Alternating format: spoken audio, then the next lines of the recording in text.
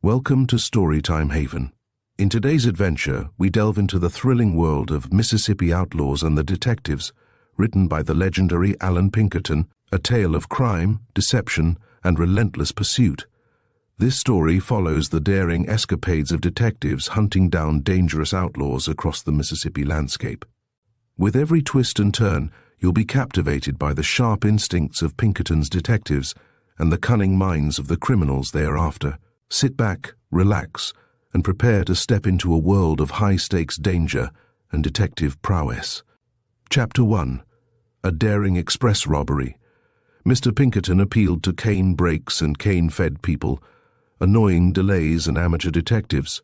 The southern and border states, since the close of the War of the Rebellion, have been the frequent scenes of extensive and audacious robberies. This has been largely owing to the sparsely settled condition of certain districts, to the disorder and lawlessness generated by the war, and to the temptations offered by the carelessness of many persons having large sums entrusted to their care in transit through lonely and desolate localities. The express companies have always been favorite objects of attack by thieves of every grade, from the embezzling cashier to the petty sneak thief. And some of the operations connected with the detection of this class of criminals are among the most difficult and dangerous that have ever been entrusted to me. Probably a no more reckless and desperate body of men were ever banded together in a civilized community than those who were brought to my attention in 1871 by the Southern Express Company's officers in Memphis, and I consider the successful termination of my efforts in this case as of the greatest value to the people of the South and West. The whole affair was conducted with such a limited force and under such adverse circumstances that I take pride in here recording the history of the affair and my connection with it. Though I maintained a general supervision of the operation, my eldest son, William A. Pinkerton, was the person having immediate charge of the matter, and to his energy, perseverance, and sagacity is mainly attributable our success. Sometime in the latter part of July 1871, an express messenger on the Mobile and Ohio Railroad was overpowered by 3 men at Moscow, Kentucky, and his safe was robbed of about $1,600. The manner of effecting the robbery was a very bold one, showing the presence of men of experience in crime. The loss was not heavy, but the company made every effort to discover the robbers in the hope of bringing them to a severe punishment as a warning to other criminals. In spite, however, of the efforts of 2 of my men, who were immediately sent to the scene of the robbery, the guilty parties escaped into the almost impenetrable swamps along the Mississippi River, and the chase was reluctantly abandoned, as it was impossible to tell where they would come out or cross the river. The amount stolen was not sufficiently large to warrant the expenditure of much time or money in the pursuit of the thieves, and my men were soon wholly withdrawn from the operation. In order, however, to guard against a repetition of such a raid, an extra man was placed in each express car to act as guard to the regular messenger. It was considered that 2 men, well armed, ought to be surely able to protect the company against further loss, and everything ran smoothly until October 21, 1871. At this time, the money shipments by express were very heavy, as a rule, and orders were given that special care should be exercised by all the employees having money packages in charge. The northern-bound train on the Mobile and Ohio Railroad was due at Union City, Tennessee, about 7:30 in the evening. At this point, the northern and southern-bound trains usually passed each other and stopped long enough for supper, the train arriving first being the one to take the sidetrack ready to pull out.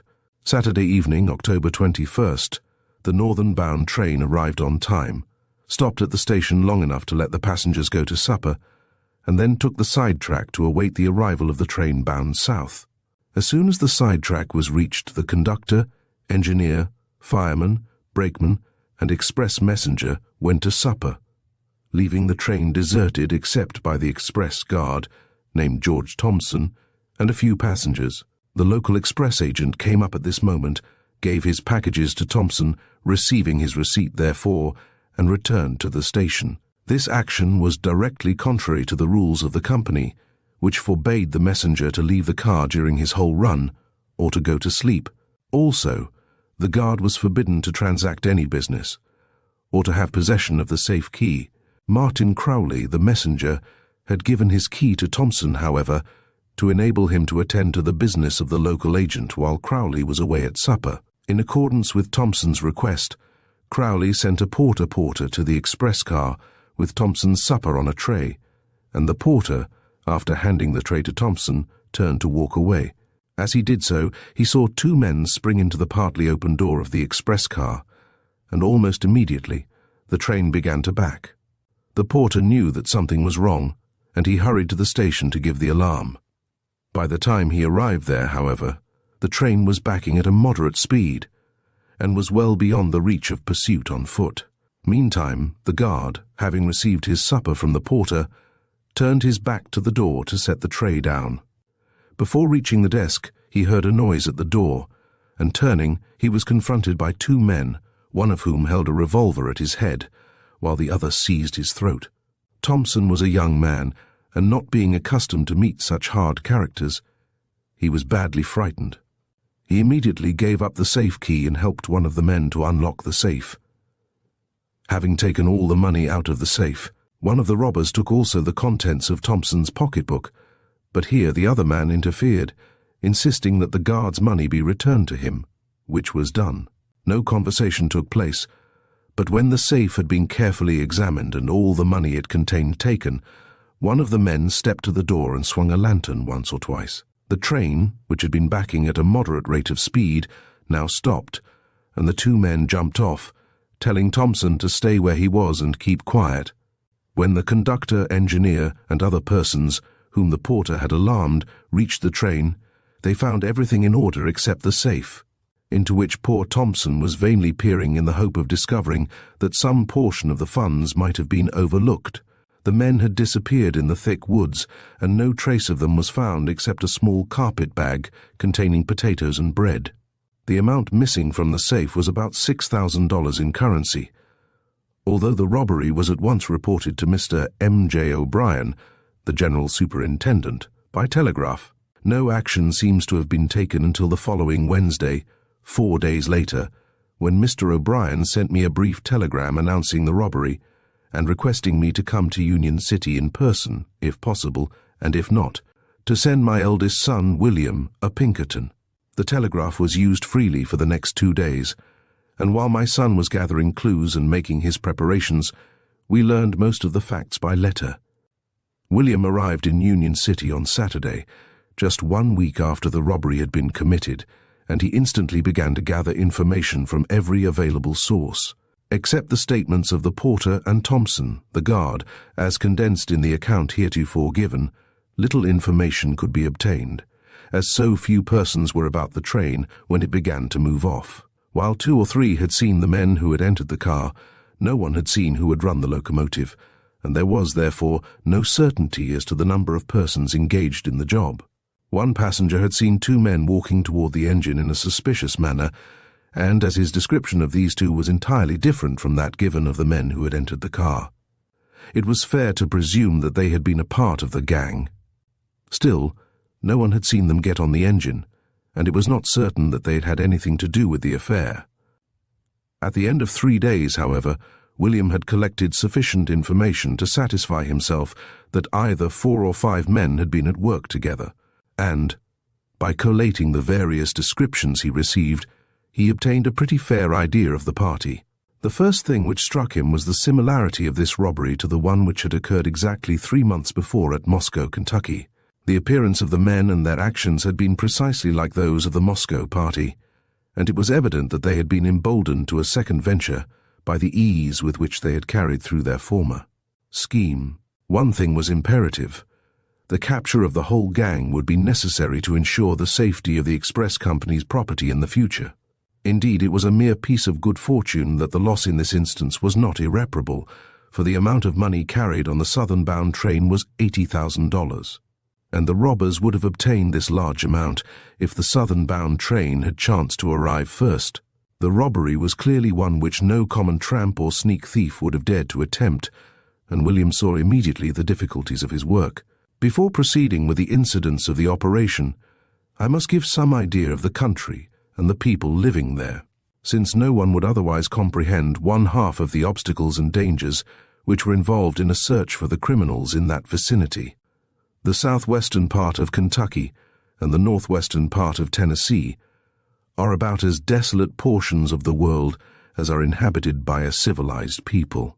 There seems to have been some convulsion of the earth at this point, which is sunk so far below the general level of the whole country as to make it a perpetual swamp. The annual overflow of the Ohio and Mississippi lays the country under water for a distance of many miles, while even in the driest season, the morasses, sunken lakes, and dense canebrakes render it almost impassable, except for people who have been thoroughly acquainted with the locality for years. The sunken lakes are natural curiosities in themselves, and although they have attracted considerable attention from scientific men, no satisfactory explanation of their causes and phenomena has been found. The country is full of game, and the water is alive with fish, so that the necessities of life are easily obtainable. The canebrakes are wonderful growths of bamboo cane, and they sometimes cover strips of country as much as 70 miles long. In the springtime, the water rises to such a height that a skiff can navigate freely above and through the tops of the cane.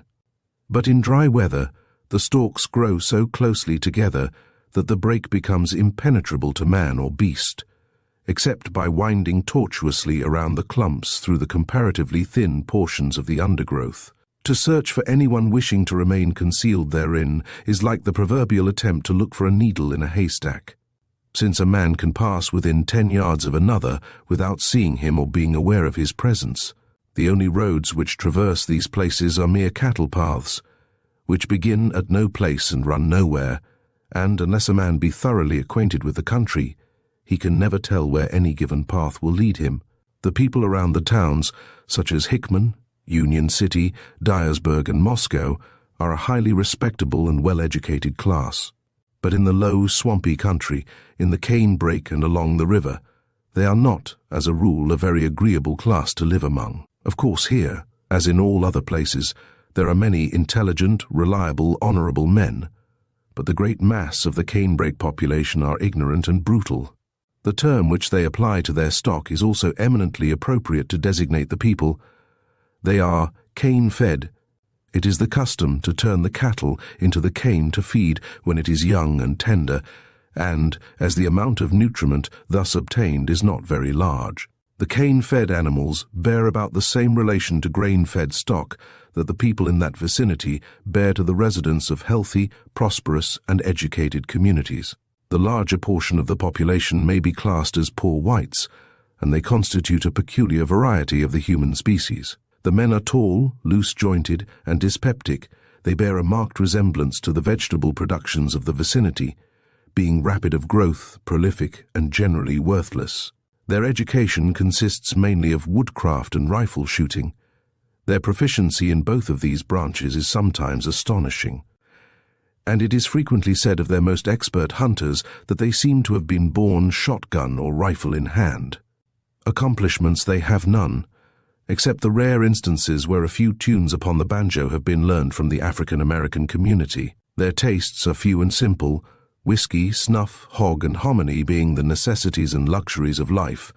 That is, whiskey and snuff are the necessities, all other things being secondary considerations. In their sober moods, they are frank, rough, and courageous, yet, even then, there is little about them to excite other feelings than those of pity and aversion.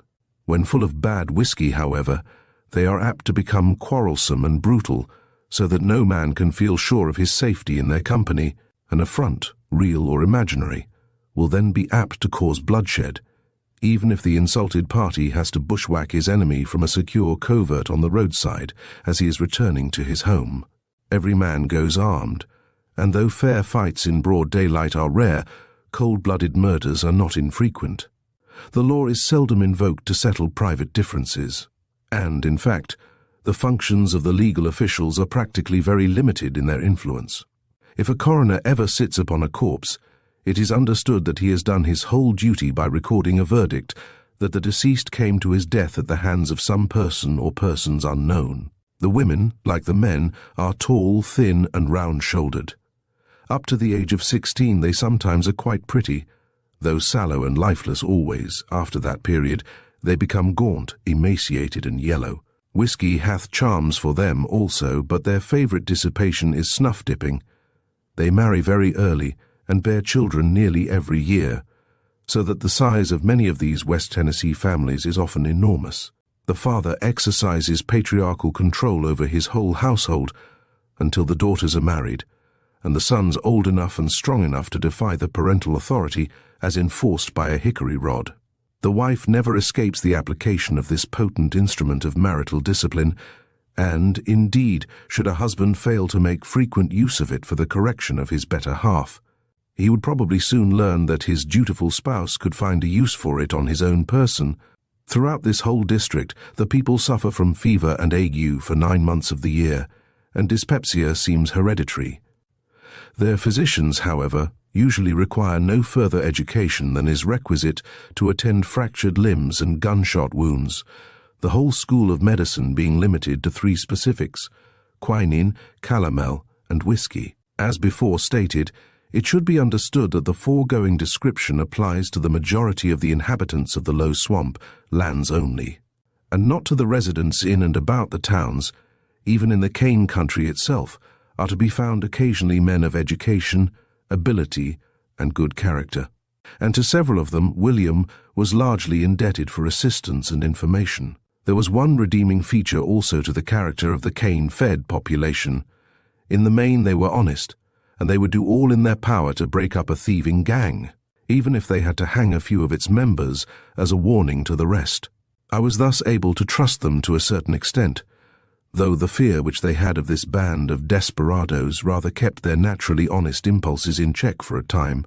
William was thoroughly acquainted with the character of the people, and he knew what a difficult task had been set before him, especially as he was allowed no other detectives of my force to assist him, the express company being desirous of conducting the operation as economically as possible. Among the large number of men employed directly by the company were 2 or 3 good men, but the majority were even worse than useless, and the expense of the affair was finally much greater than as if only my own men had been employed.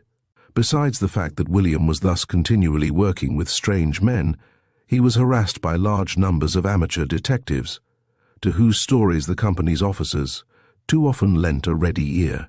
Indeed, every express agent in Tennessee, Kentucky, and Missouri seemed impressed with the idea that he was a naturally gifted detective, and many were the annoying delays which resulted from their interference. Chapter 2. Blind Trails and False Scents. A series of illustrations showing the number of officious people and confidence men that often seek notoriety and profit through important detective operations.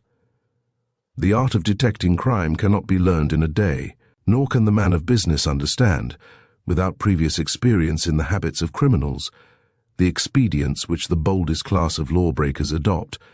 Hence none but skilled detectives can hope to cope with them. Yet often my clients insist on some certain method of procedure wholly contrary to my judgment and experience, until the total failure of their plan convinces them that there can be but one thoroughly successful mode of detection, namely, to submit the case to a skilled detective of character and standing, and allow him to act according to his judgment. The range of investigation in such a case as this robbery will often extend from New York to San Francisco, and unless one mind gathers up the clues, classifies the information, and determines the general plan, there will be continual error and delay. Such a state of affairs frequently occurred during this operation, and much time and money were spent upon matters too trifling even for consideration. The principal of a detective agency, from his long experience with criminals, learns the earmarks of different classes of men, and he is often able to determine the name of the guilty party in any given robbery by the manner in which the job was done. He can readily see whether a novice in crime was engaged, and also whether any collusion existed between the parties robbed and the criminals. And so, when he sees the traces of a bold, skillful, and experienced man, he knows that it is useless to track down some insignificant sneak thief, simply because the latter happens to have been in the vicinity. Yet neither will he slight the smallest clue if there is a bare chance that any valuable fact may be obtained from it.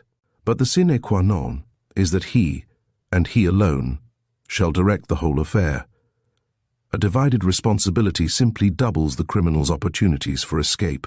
Among the many difficulties of the detective's work, none are more embarrassing than the early development of false clues. In the stories heretofore published, the direct steps leading to the detection and arrest of the criminals have been related, without referring to the innumerable other investigations, which were progressing simultaneously, and which, though involving the expenditure of much thought, time and money, proved after all to be of no value whatever in developing any evidence in the case. In this operation, such instances were of frequent occurrence, and I propose to mention a few of them to show how wide is the range of the detective's inquiries, and also the annoying delays to which he is often subjected by the inconsiderate zeal and interference of outside parties.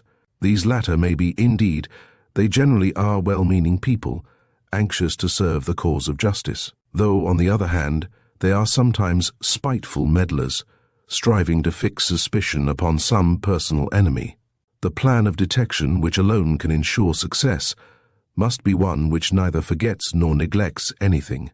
In investigating any alleged crime, the first questions to be considered are: 1. Has any crime been perpetrated, and if so, what? 2. What was the object sought thereby? The matter of time, place and means employed must then be carefully noted, and finally we come to consider: 1. Who are the criminals? 2. Where are they now? 3. How can they be taken? The fact that a crime has been committed is generally apparent, though there have been cases in which the determination of that point requires as much skill as the whole remainder of the operation.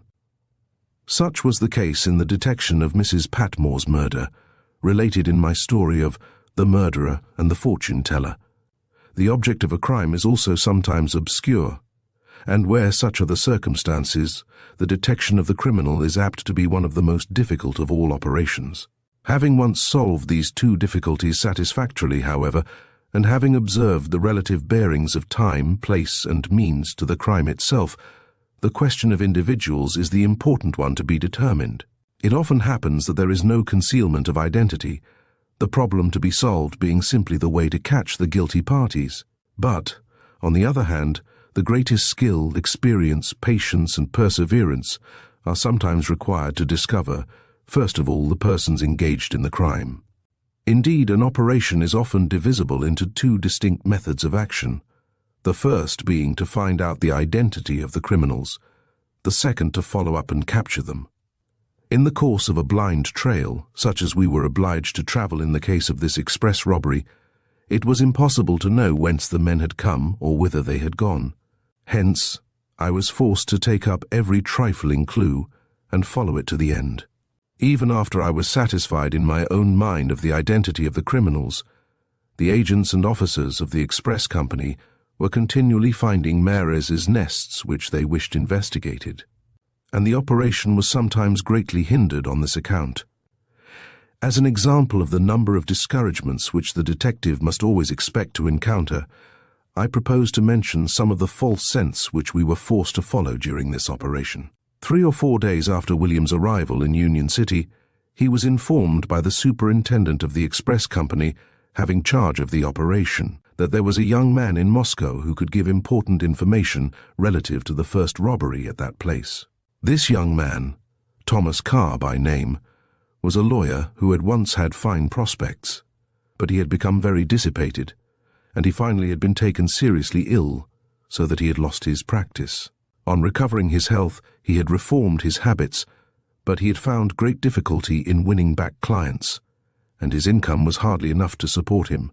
On learning that this impecunious lawyer had valuable information, William strongly suspected that it would amount to little more than a good lie, invented to obtain money from the express company. Nevertheless, he sent for the young man and heard his story. According to Carr, a man named John Witherspoon had visited him about 6 weeks before and had asked him whether he would like to get a large sum of money. Carr replied affirmatively, of course, and wished to know how it could be obtained. Witherspoon had said that the express company could be robbed very easily by boarding a train at any water tank, overpowering the messenger, and making him open the safe. Witherspoon also had said that he and several others had robbed a train at Moscow some weeks before, and that they had got only $1,600, but that they should do better next time. He had asked Carr to go to Cairo and find out when there would be a large shipment of money to the south. Then Carr was to take the same train and give a signal to the rest of the party on arriving at the designated spot. On hearing Carr's story, William sent him back to Moscow with instructions to renew his intimacy with Witherspoon and to report any news he might learn at once. In case it should prove to be of any value, the company would pay him well for his services. It is hardly necessary to add that Mr. Carr, having failed to get, as he had hoped, a roving commission as detective at the company's expense, was not heard from again.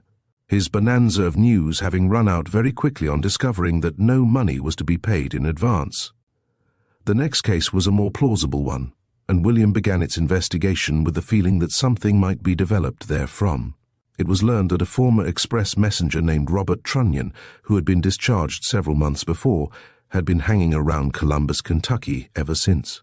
While in conversation with the clerk of a second-class hotel, Trunnion had spoken of the ease with which a few determined men could board an express car, throw a blanket over the messenger's head, and then rob the safe. The clerk said that Trunnion had made the suggestion to him twice, and the second time he had given Trunnion a piece of his mind for making such a proposition. Trunnion had then said he was only fooling, and that he did not mean anything by it. William learned that Trunnion was then engaged in selling trees for a nursery at Clinton, Kentucky, and that he was regarded as a half-cracked, boasting fool who might be anything bad if he were influenced by bold, unscrupulous men. William therefore paid a visit to Mr. Trunnion, whom he found to be a very high-toned youth, too fiery-tempered and sensitive to submit to any questioning as to his words or actions. In a very brief space of time, however, his lordly tone came down to a very humble acknowledgment that he had used the language attributed to him, but he protested that he had meant nothing. In short, his confession was not only complete, but exceedingly candid. He admitted that he was a gas-bag and a fool, without discretion enough to keep his tongue from getting him into trouble continually, and, having clearly shown that he was nowhere in the vicinity of either robbery, he asked humbly not to be held responsible for being a born idiot. William was satisfied that the fellow had told the truth, and after scaring him out of all his high-toned pride, he let him go, with a severe lecture on the danger of talking too much. On the 19th of November, when the identity of the robbers had been fully established, William was called away to Utica, Mississippi, on information received from Mr. O'Brien, the general superintendent of the express company, that a man named Santon had seen the leader of the party in that place just a week before. Santon represented that he knew the man well, having been acquainted with him for years in Cairo, and that he could not be mistaken, as he had spoken with him on the day mentioned. William found that the man Santon was a natural liar, who could not tell the truth even when it was for his interest to do so. The descriptions of the various robbers had been scattered broadcast everywhere, and none of them were represented as over 35 years of age. Yet Santon said that his man was over 50 years old, and that he had been a pilot on the Mississippi for years. This was a case, not an infrequent one, either where people talk and lie about a crime for the sole purpose of getting a little temporary notoriety. Owing to various accidents and railway detentions, William lost 3 days in going to hunt up this lying fellow's testimony. Perhaps the most impudent of all the stories brought to the express company's officers was that of a man named Swing, living at Columbus, Kentucky. He sent a friend to Union City to tell them that he could give them a valuable clue to the identity of the robbers, and William accompanied this friend back to Columbus. On the way, William drew out all that Swing's friend knew about the matter, and satisfied himself that Swing's sole object in sending word to the officers of the company was to get them to do a piece of detective work for him. It appeared that his nephew had stolen one of his horses just after the robbery, and he intended to tell the company's officers that this nephew had been engaged in the robbery. Then if the company captured the nephew, Swing hoped to get back his horse. A truly brilliant scheme it was, but, unfortunately for his expectations, William could not be misled by his plausible story, and if he ever recovered his horse, he did so without the assistance of the express company. Nevertheless, he took William away from his work for nearly a whole day, at a time when his presence was almost indispensable, Another peculiar phase of a detective's experience is that while following up one set of criminals, he may accidentally unearth the evidences of some other crime. Occasionally it happens that he is able to arrest the criminals thus unexpectedly discovered, but too often they take the alarm and escape before the interested parties can be put in possession of the facts. About 2 weeks after the Union City robbery, in the course of my extended inquiries by telegraph, I came across a pair of suspicious characters in Kansas City, Missouri. I learned that 2 fine-looking women had arrived in that city with about $8,000 in $5, $10, and $20 bills, which they were trying to exchange for bills of a larger denomination. The women were well dressed, but they were evidently of loose character, and the possession of so much money by 2 females of that class excited suspicion instantly in the minds of the bankers to whom they applied. And they could not make the desired exchange. One of the women was a blonde and the other was a brunette. They were about of the same height, and they dressed in such marked contrast as to set each other off to the best advantage. Indeed, their dresses seemed to have attracted so much attention that I could gain very little acquaintance with their personal appearance. I could not connect them in any way with the robbery at Union City, nor with any other recent crime, though I had little doubt that the money they had with them was the proceeds of some criminal transaction. Still, having my hands full at that time, it would have been impossible for me to look after them, even had I thought best to do so.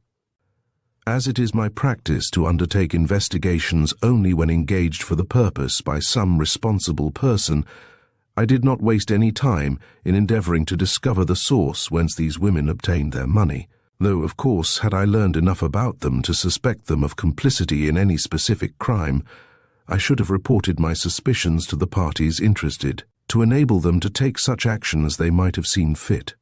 The most important of all the false clues brought out in this investigation was presented by a noted confidence man and horse thief named Charles Laval, alias Hildebrand.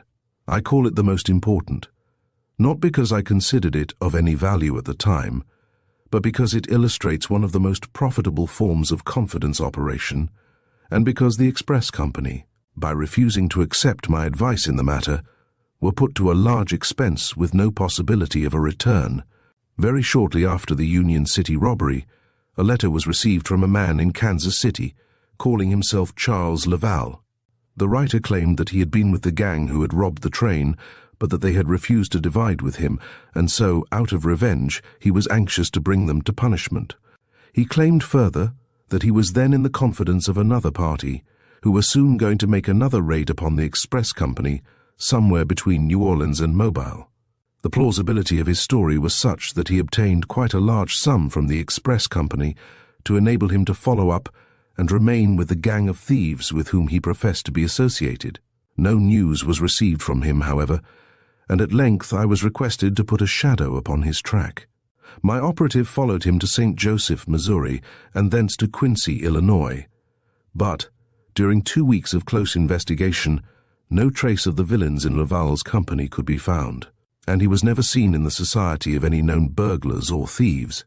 It was soon evident that he was playing upon the express company a well-worn confidence game, which has been attempted probably every time a large robbery has occurred in the last 15 years. He became very importunate for more money while in Quincy, as he stated that the gang to which he belonged were ready to start for New Orleans, but finding that his appeals were useless, and that no more money would be advanced until some of his party were actually discovered and trapped through his agency, he soon ceased writing.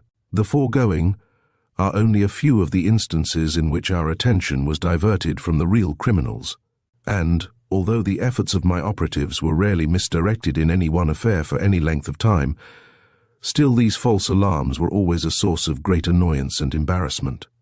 Chapter 3. Old Hicks, a drunken planter, is entertained by a hunting party, Lester's Landing, its grocery store and mysterious merchants, a dangerous situation and a desperate encounter. The unfortunate escape of 2 of the robbers. One of the most direct sources of information relative to the party was found in the person of an old planter named Hicks, who lived some distance down the track of the railroad. He was in the habit of visiting Union City very frequently, and he usually rounded off his day's pleasure by becoming jovially drunk, in which condition he would start for his home, walking down the railroad track. He had been in Union City all of Friday before the robbery, and about 10 o'clock in the evening he was in a state of happy inebriety, ready to hail fellow well met with any person he might encounter. On his way home, about 3/4 of a mile west of Union City, he saw a campfire burning a short distance from the track, and around it were gathered 5 men. They hailed him and asked him to take a drink, and as this was an invitation which Hicks could not refuse, even from the devil himself, he joined them, drank with them, and danced a hornpipe for their edification. Hicks acknowledged in his account of meeting them that by the time they had made him dance for them, he was heartily frightened at their looks and talk. He heard one of them say that they wanted 10,000 at least, but he could not tell what the remark referred to. He asked them why they were camping out, and one, who seemed to be the leader of the party, said they were out hunting. "Yes," continued another one, "I am out hunting for somebody's girl, and when I find her, we are going to run away together." At this, they all laughed, as if there was some hidden meaning in his words. Hicks described all of the men, 3 of them quite minutely, but the 4th was evidently the same as the 2nd, and the 5th was lying down asleep all the time, so that Hicks could not tell much about him. They were armed with large navy revolvers, which they wore in belts, and their clothing was quite good. The tall man, who seemed to be the leader, related an account of a deer hunt in which he had participated in Fayette County, Illinois, on the Kaskaskia River, and when he mentioned the place, the others scowled and winked at him, as if to stop him. Hicks said that they seemed to be familiar with Cincinnati, Louisville, Evansville, and other northern cities, and that they talked somewhat like Yankees. He remained with them until about midnight, when a worker came down the track. Hicks and the worker then went on together to Hicks's house, leaving the 5 men still camped in the woods. Other persons reported having seen the same party in the same vicinity several times before the night of the robbery, though some had seen only 2, others 3 and 4, but no one, except Hicks, had seen 5. The accounts given by the persons near the train when the robbery occurred did not show the presence of more than 3 persons, though possibly there might have been a 4th. The descriptions of the suspected parties were quite varied in some respects, yet the general tenor of them was to the same effect, and as no one knew who these persons were, it was quite certain that this quartet of strangers had committed the robbery. In the case of the Moscow robbery, we had strongly suspected 2 notorious thieves, named Jack Nelson and Miles Ogle, so that my first action, on learning of this second affair in the same vicinity, was to telegraph to my correspondents and agents throughout the country to learn whether either of these men had been seen lately. I could gain no news whatever, except from St. Louis, whence an answer was returned to the effect that Nelson was said to be stopping somewhere in the country back of Hickman, Kentucky. Ogle's wife was in St. Louis, and she had been seen by a detective walking and talking earnestly with a strange man a short time previous. The information about Nelson was important, since, if true, it showed that he was in the immediate neighborhood of the points where the robberies had occurred. The man seen with Mrs. Ogle might have been one of the party, sent by her husband to appoint a future rendezvous. The description of the tall, dark man, mentioned by Hicks and others, tallied very closely with Ogle's appearance. My son, William, was well advised of these facts, and as soon as he had obtained the statements of everyone acquainted with any of the occurrences at the time of the robbery, he was ready for action. His first inquiries were directed toward discovering where Nelson was staying near Hickman, and he learned in a very short time that this rumor had no truth in it. While making search for Nelson, however, he heard of a low grocery store at Lester's Landing, about 12 miles below Hickman on the Mississippi River. The store was situated 4 miles from any other house in a sparsely settled country where the amount of legitimate trade would hardly amount to $1,200 per year. It was said to be the resort of a very low class of men, and the proprietors passed for river gamblers. On William's return to Union City from Hickman, he decided to make a visit to this grocery store to learn something about the men who frequented it. Having none of his own men with him, he chose one of the express company's detectives, named Patrick Connell, to accompany him, and on the last day of October, they started on horseback, with an old resident named Bledsoe for a guide. On arriving at the house of a well-to-do planter, named Wilson Merrick, They obtained considerable information about the men who kept the store and the people who visited it. Mr. Merrick said that a man named John Wesley Lester kept a wood yard on the Mississippi, and the spot was called Lester's Landing.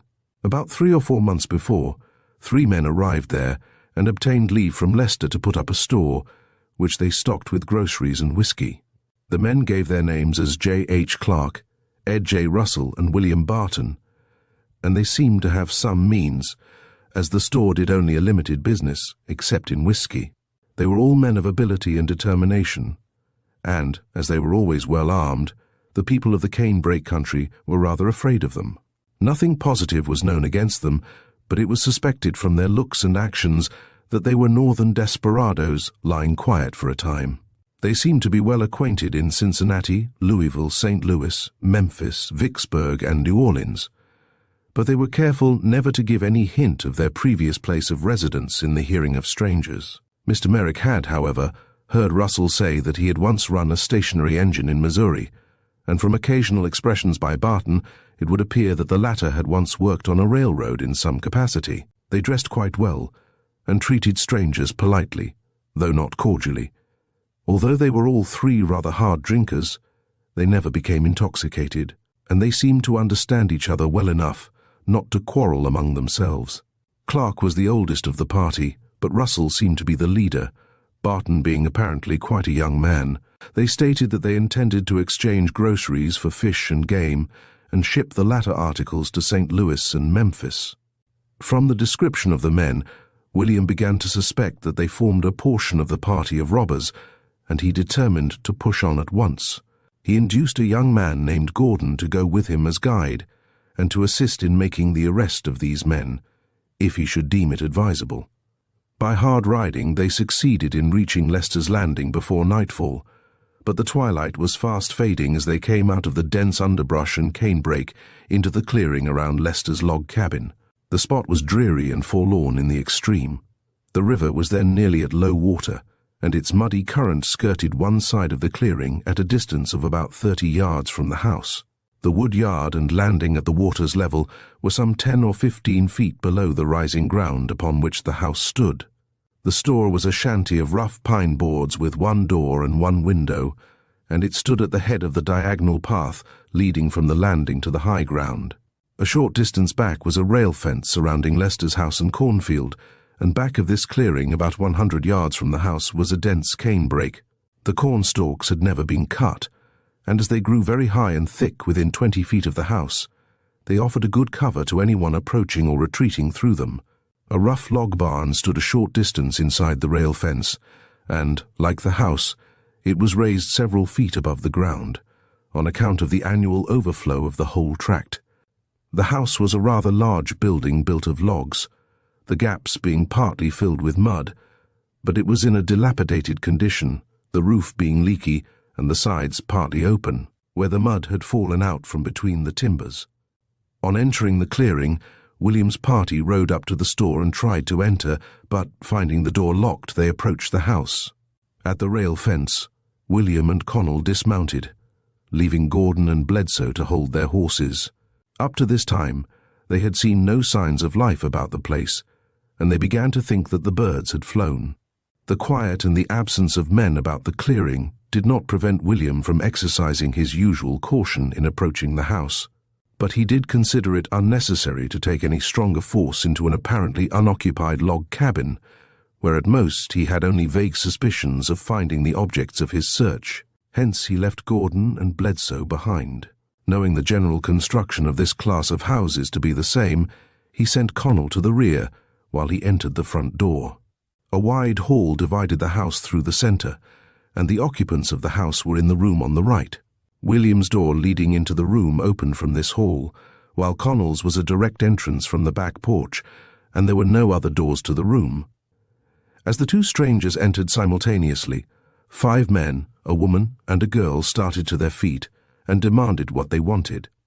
The situation was evidently one of great danger to the detectives. One glance at the men, coupled with the fierce tones of their inquiries, showed William that he had entered a den of snakes without adequate force, but it was too late to retreat, and he replied that they were strangers who, having lost their way, desired information. The scene was a striking one, and it remains as vividly in William's mind today as if it had occurred but yesterday. In the center of the room, opposite him, was a broad fireplace in which the smouldering logs feebly burned and gave forth the only light in the room. In one corner stood several shotguns, and in another 4 or 5 heavy axes. Grouped about near the fire, in different attitudes of surprise, defiance, and alarm, were the occupants of the cabin, while to the left, in the half-open door, stood Connell. The flickering flame of the rotten wood gave a most unsatisfactory light, making everyone appear shadowed and indistinct, so that William asked the woman to light a candle. She replied that they had none, and at the same moment a young fellow tried to slip by Connell, but he was promptly stopped. Another large, powerful man, whose name afterward proved to be Bertine, again demanded, with several oaths, what their business was. "I've told you once that I want some information," replied William, "and now I intend to have you stop here until I can take a look at your faces." While William was making them stand up in line against the wall, one of the largest drew a navy revolver quickly and fired straight at William's stomach, the ball just cutting the flesh on his left side. At the same instant, the young fellow previously mentioned darted out the door, Connell having sprang to William's side, thinking him seriously wounded.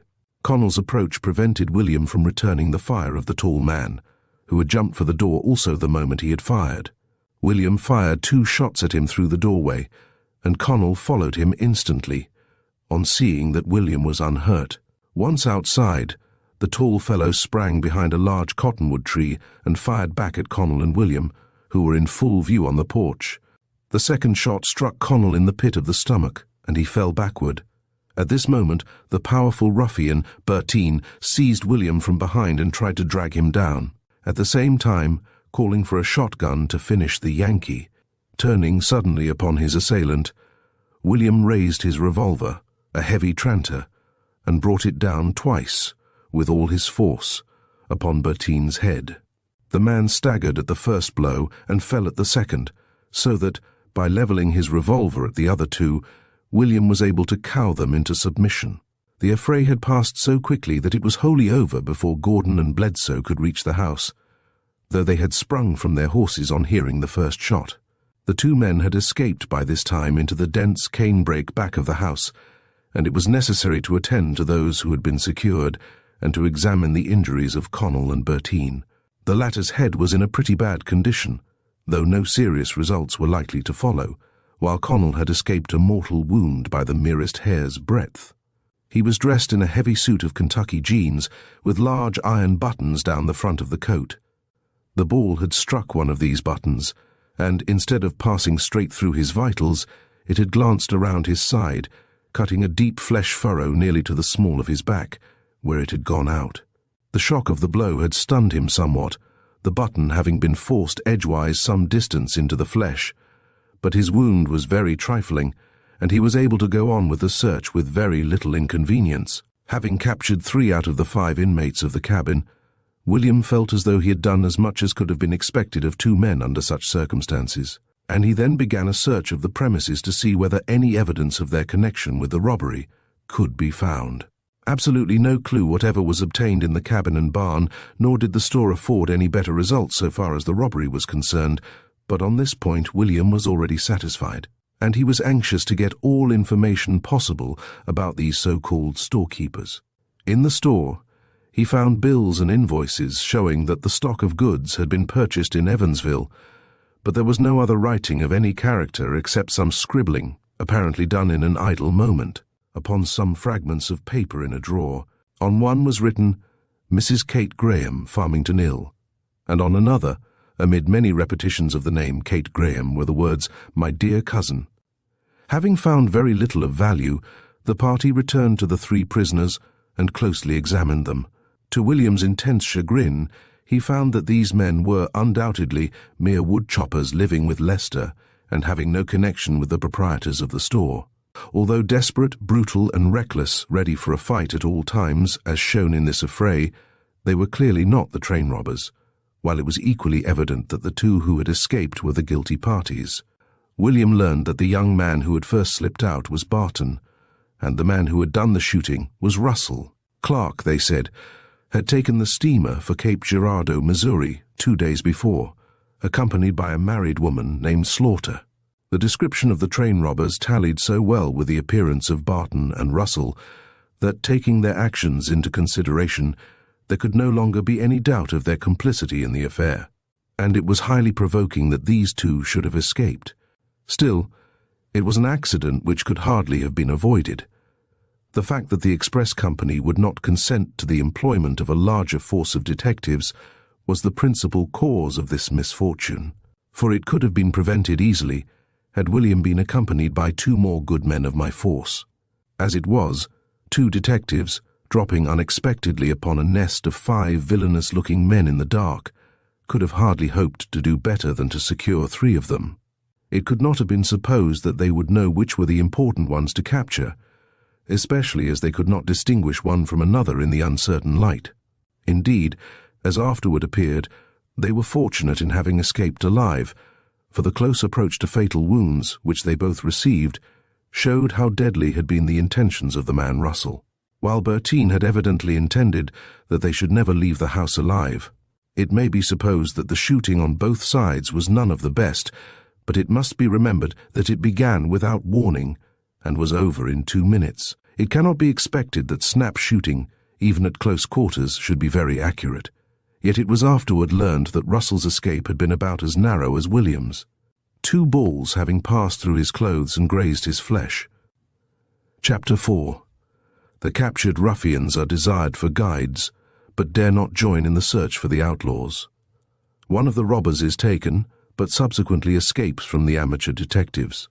Another clue suddenly fails, having searched the whole place and satisfied himself that the men captured had had no connection with the robbery or the robbers. William offered them $100 to act as guides through the canebrake to arrest Barton and Russell. They said they could not if they would, since no man could find his way there in broad daylight, much less at night. They further admitted that they dare not attempt it, as Russell would kill them if they learned of their action.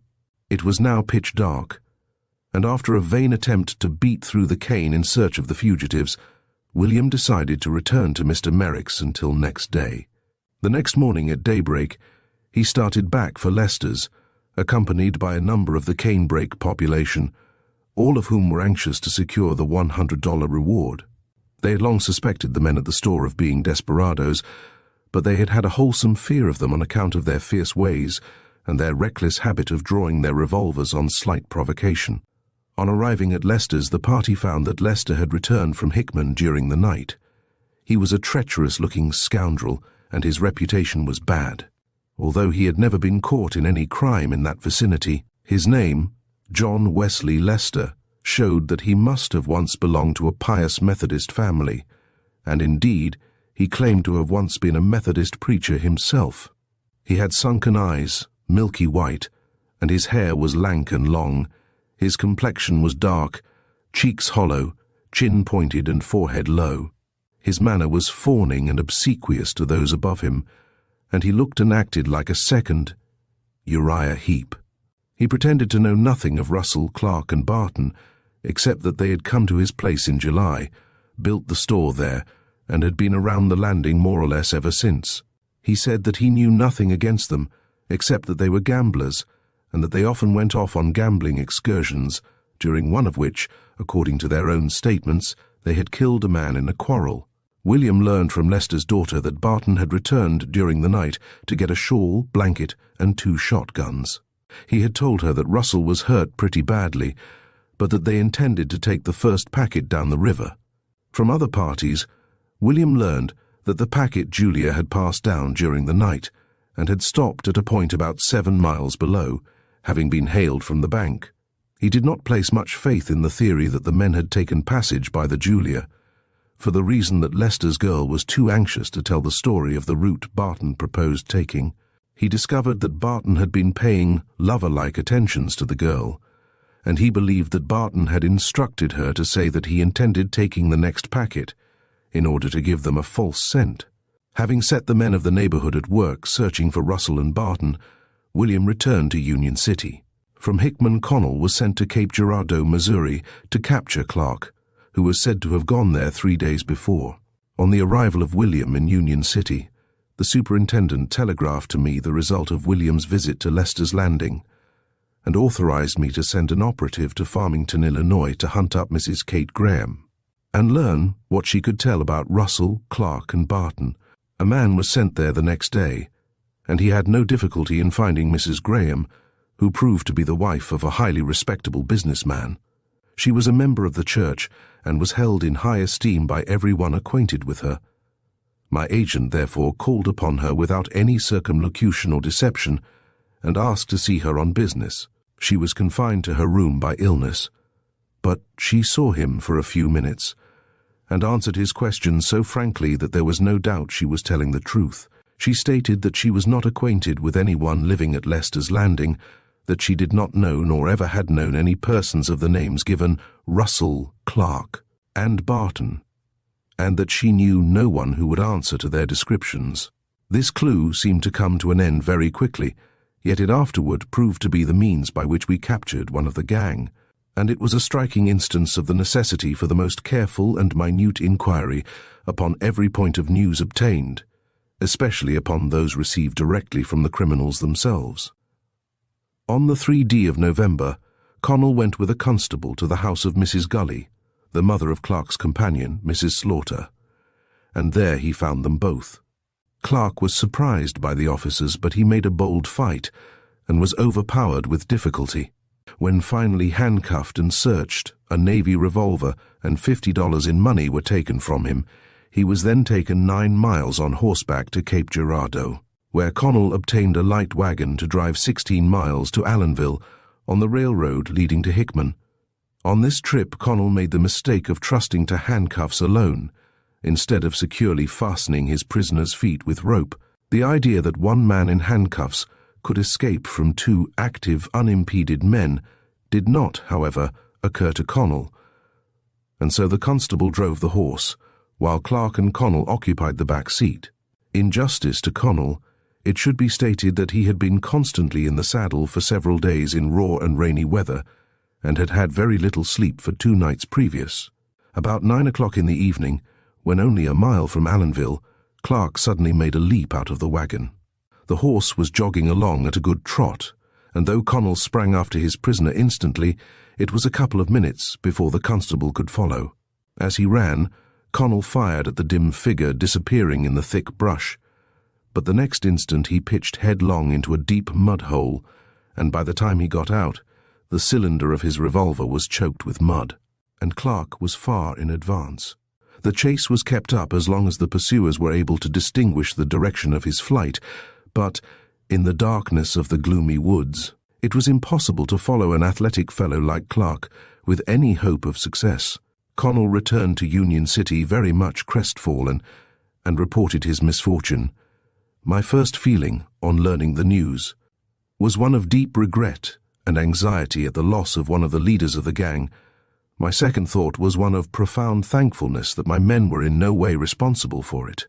The situation was an illustration of the disappointments and difficulties which are so often met in a detective's experience, and, though I felt somewhat discouraged, I was more than ever determined that none of these men should eventually escape, even though it should be necessary to follow them for months.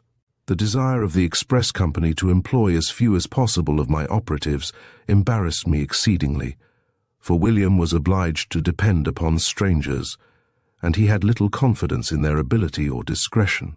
He was now satisfied of the identity of the parties he was in search of, and all that he needed was a small force of experienced and reliable men.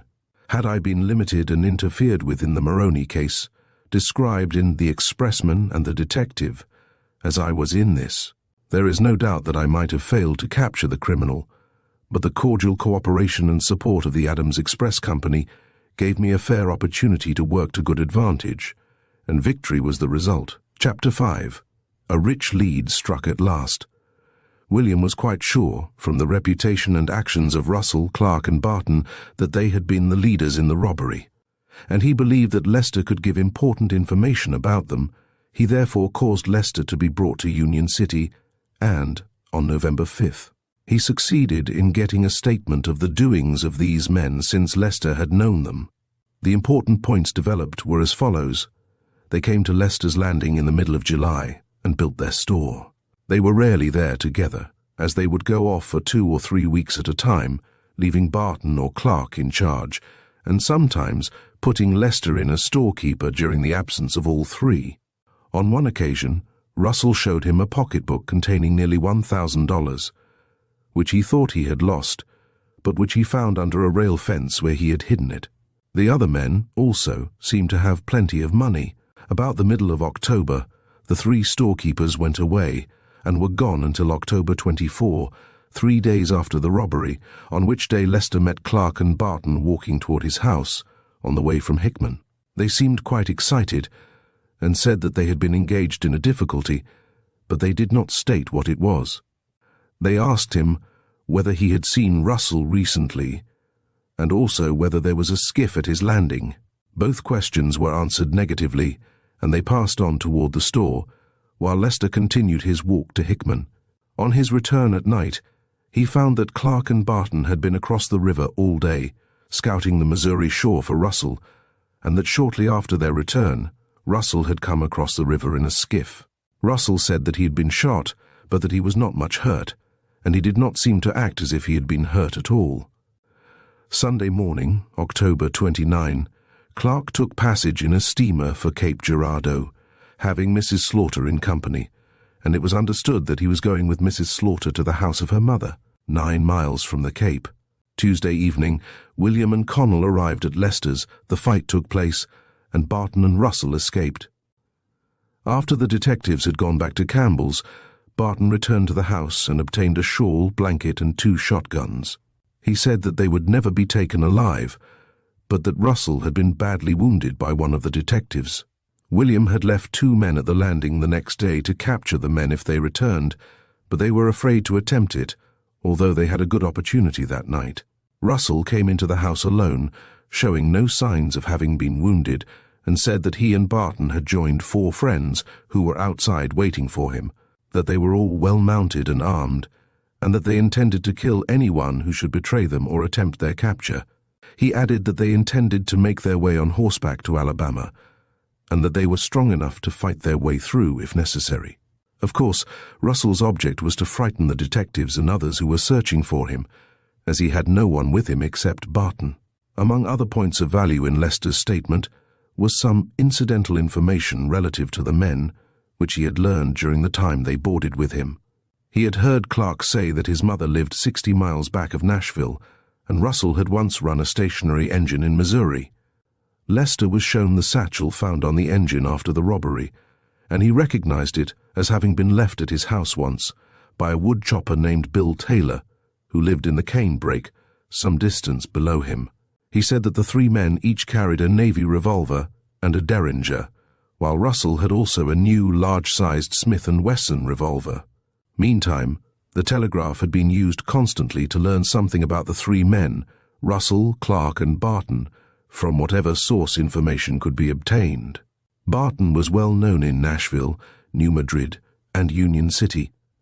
He was quite young, but he had been involved in a stabbing affray in Nashville and was regarded as a desperate character. He had been respectably brought up by Major Landis, general agent of the Nashville and Northwestern Railroad, and had been given a place in the employ of that road, with good prospects for promotion.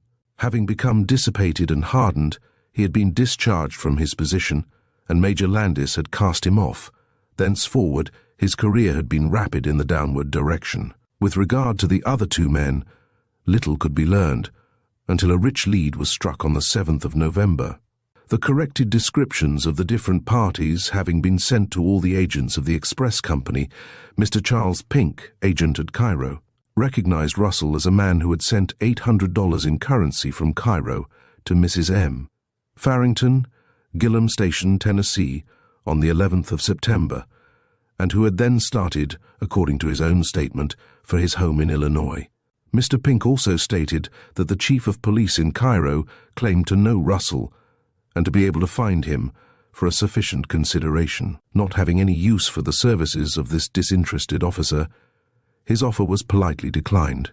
The superintendent of the express company was strongly impressed with the belief that Russell and Barton were lurking around Leicester's. And so, while William went to Nashville to see what could be learned about Barton and his companions, a number of men were hired to scour the country, hunt through the break, and guard the Mississippi ferries, while Connell and Crowley, the express messenger, were placed on the Missouri bank to scout that side of the river. I may say here en passant that, with the exception of the two named, these men were a source not only of great unnecessary expense to the company, but of vexation and hindrance to William. In most cases, their scouting consisted in riding the high roads from one tavern to another, and in order to have something to show for their work, they would bring in every species of wild and foolish rumor that they could discover or invent. As the superintendent frequently desired that these reports should be investigated, much valuable time was thus wasted. These men were not only employed without my advice, but they were retained long after I had urgently requested the discharge of the whole party, and I had great difficulty in obtaining their discharge. Even after I was positively sure that the robbers had crossed the Mississippi and escaped into Missouri. William spent one day in Nashville and then went to Gillum Station, where he learned that Mrs. Farrington, to whom Russell had sent $800 from Cairo, lived on an old worn-out farm, and passed for a rich widow. She had 3 sons, Hilary, Levi, and Peter, the latter being quite young. Hilary and Levi Farrington bore a very bad reputation, having been mixed up in all kinds of fights and quarrels for a number of years. They were suspected of horse-stealing and counterfeiting, but most people were afraid of them, and they had never been arrested in that vicinity. William here learned also that Barton had been a frequent visitor at the Farringtons, and that he was as bad as the others. While at Gillum Station, William met Pete Farrington, the youngest of the 3 brothers, and his resemblance to Russell, whose face William had seen by the dim firelight and the flash of his pistol in the cabin at Leicester's Landing, caused a sudden possibility to flash across his mind. He reasoned out the connection of the different facts about as follows. Russell was, undoubtedly, one of the Moscow and Union City robbers, and he obtained a considerable share of the plunder. 2 months after the first robbery, I find that he sent $800 to Mrs. Farrington. This establishes the connection of those 2 persons. Barton was one of the actors in both robberies also, and I find that he was formerly intimate with Mrs. Farrington and her sons, another link. Pete Farrington bears a strong resemblance to Russell, their peculiar Roman noses, with a lump in the middle, being exactly alike, and this creates a strong presumption that they belong to the same family. Now Russell and Clark were so similar in their general appearance that many people who have seen them together believe them to have been brothers. Hilary and Levi Farrington, I am told, also closely resemble each other, and they have not been seen about here for some months, they being, according to their mother's account, in Texas. The chain of evidence is very complete. What if Russell and Clark should prove to be the Farrington brothers? Chapter 6. The mother of the Farringtons, being arrested, boasts that her sons will never be taken alive. Another unfortunate blunder by amateur detectives. An interesting fate intended for the detectives. William Pinkerton captures the murderer of a worker in Union City, proving a very good fellow for a Yankee. An unfortunate publication. The Swamp and its Outlaws. The more William thought about it, the more convinced he became that his theory was correct. And he took steps to verify his suspicions by placing a watch upon Mrs. Farrington's movements. He also made arrangements to get possession of any letters that might come for her, and then, being hastily recalled by the superintendent of the express company, he hurried back to Union City. He there learned that, during his absence, Clark had talked with both Lester and his wife. The latter had warned him of his danger, and he had then disappeared in the cane brake. The men stationed at Leicester's for the express purpose of arresting any of the robbers who might come there had been either unaware of Clark's visit, or else they had been afraid to attempt his capture, and he had escaped again when almost within our grasp. William had therefore been called back by telegraph to take charge of the men engaged in beating through the cane brake, as it had been clearly demonstrated that, without a determined leader, these men were no more useful than a flock of sheep. The hunt went on for several days with no results whatever, while at the same time scouts patrolled the highways and other men kept watch upon the ferries and fords for many miles around. While this was going on, the express agent at Gilham Station was keeping a close watch upon Mrs. Farrington, when suddenly she announced her intention of going to join her sons in Texas. Instead of sending word to William at once, the agent began operations on his own account, and when Mrs. Farrington arrived at Waverly, Tennessee, he caused her arrest. She had started with 2 new wagons and a complete outfit for an overland journey of some length, so that her progress could not have been very rapid. And nothing would have been lost by waiting for instructions, but the insane desire to play detective seemed to overpower all other considerations in the minds of the company's agents, and she was arrested by the sheriff and a posse of citizens. Her salutation to the officer who stopped her settled the question of identity at once, for, on being told that she would be obliged to let him search her wagons for certain men, she replied, "Oh, yes, I know what you want. You would like to find my 2 sons and Barton for the express robbery, but you will never catch them, for they are not now in this country, and they will never be taken alive." This piece of information led the express agent to take the only sensible step of his whole proceeding. Mrs. Farrington had 2 worker families with her, some of whom had belonged to her before the war, and with the personal attachment noticeable in many of the colored people, they were now desirous of going west with her. It occurred to the agent that some of them, from their confidential relations to the family, might be able to give some information as to the whereabouts of the boys. The workers were therefore taken separately and closely examined, until one of the men was urgently persuaded to reveal what he knew. He said that Levi, Hillary, and Barton had committed the robbery, and that they had since been at Mrs. Farrington's together. According to an agreement between the mother and her sons, she was to start for Texas, passing through the swamp, on the west side of the Mississippi, and the 2 eldest sons were to meet her in the swamp, when they would determine where to go. The agent also learned that the men had arrived at their mother's house Friday evening, November 10th, and that a man who had gone there to sell her a wagon had been met by Hillary Farrington with a shotgun. On seeing that it was a neighbor, however, Hillary had lowered his gun and allowed him to come in. It was also learned that the 3 desperados had been seen at the house of the Farringtons' uncle, named Douglas, on Hurricane Creek, about 10 miles from Waverly. Again, on Monday, they had been noticed at Hurricane Mills, making their way to Fowler's Landing, on the Tennessee River between Florence and Johnsonville, 14 miles from the last-named place. It was evident that they intended to strike across the country below Reel's Foot Lake and cross the Mississippi at some point between Columbus and Memphis. The men were all well mounted and armed, and they had changed their personal appearance somewhat by altering the arrangement of their hair, whiskers, and beards. The arrest of Mrs. Farrington was a most unfortunate blunder, since it disclosed to the criminals how close had been their pursuit, while little really important information was obtained. It was a good illustration of the danger of taking any decided step in a criminal investigation before knowing to a certainty that some good result would be obtained. The parties thus learned that we were not only aware of their identity, but also that we were very close upon their track, and the danger, as well as the difficulty of the case, was largely increased. These men were desperados of the most reckless type, and they would not have hesitated a moment to lie in ambush and kill their pursuers if they had found it possible to do so. In order to intercept the fugitives before reaching the swampy country near the Mississippi, the number of scouts and patrolling parties was increased by the superintendent of the express company, and 2 men, named Ball and Bledsoe, were engaged to follow Mrs. Farrington on horseback until her sons should join her in the swamp. This would have been a sensible and necessary move if the right kind of men had been employed, but the selection of untrained men for the delicate and important work of shadowing such an experienced gang of villains was risky in the extreme.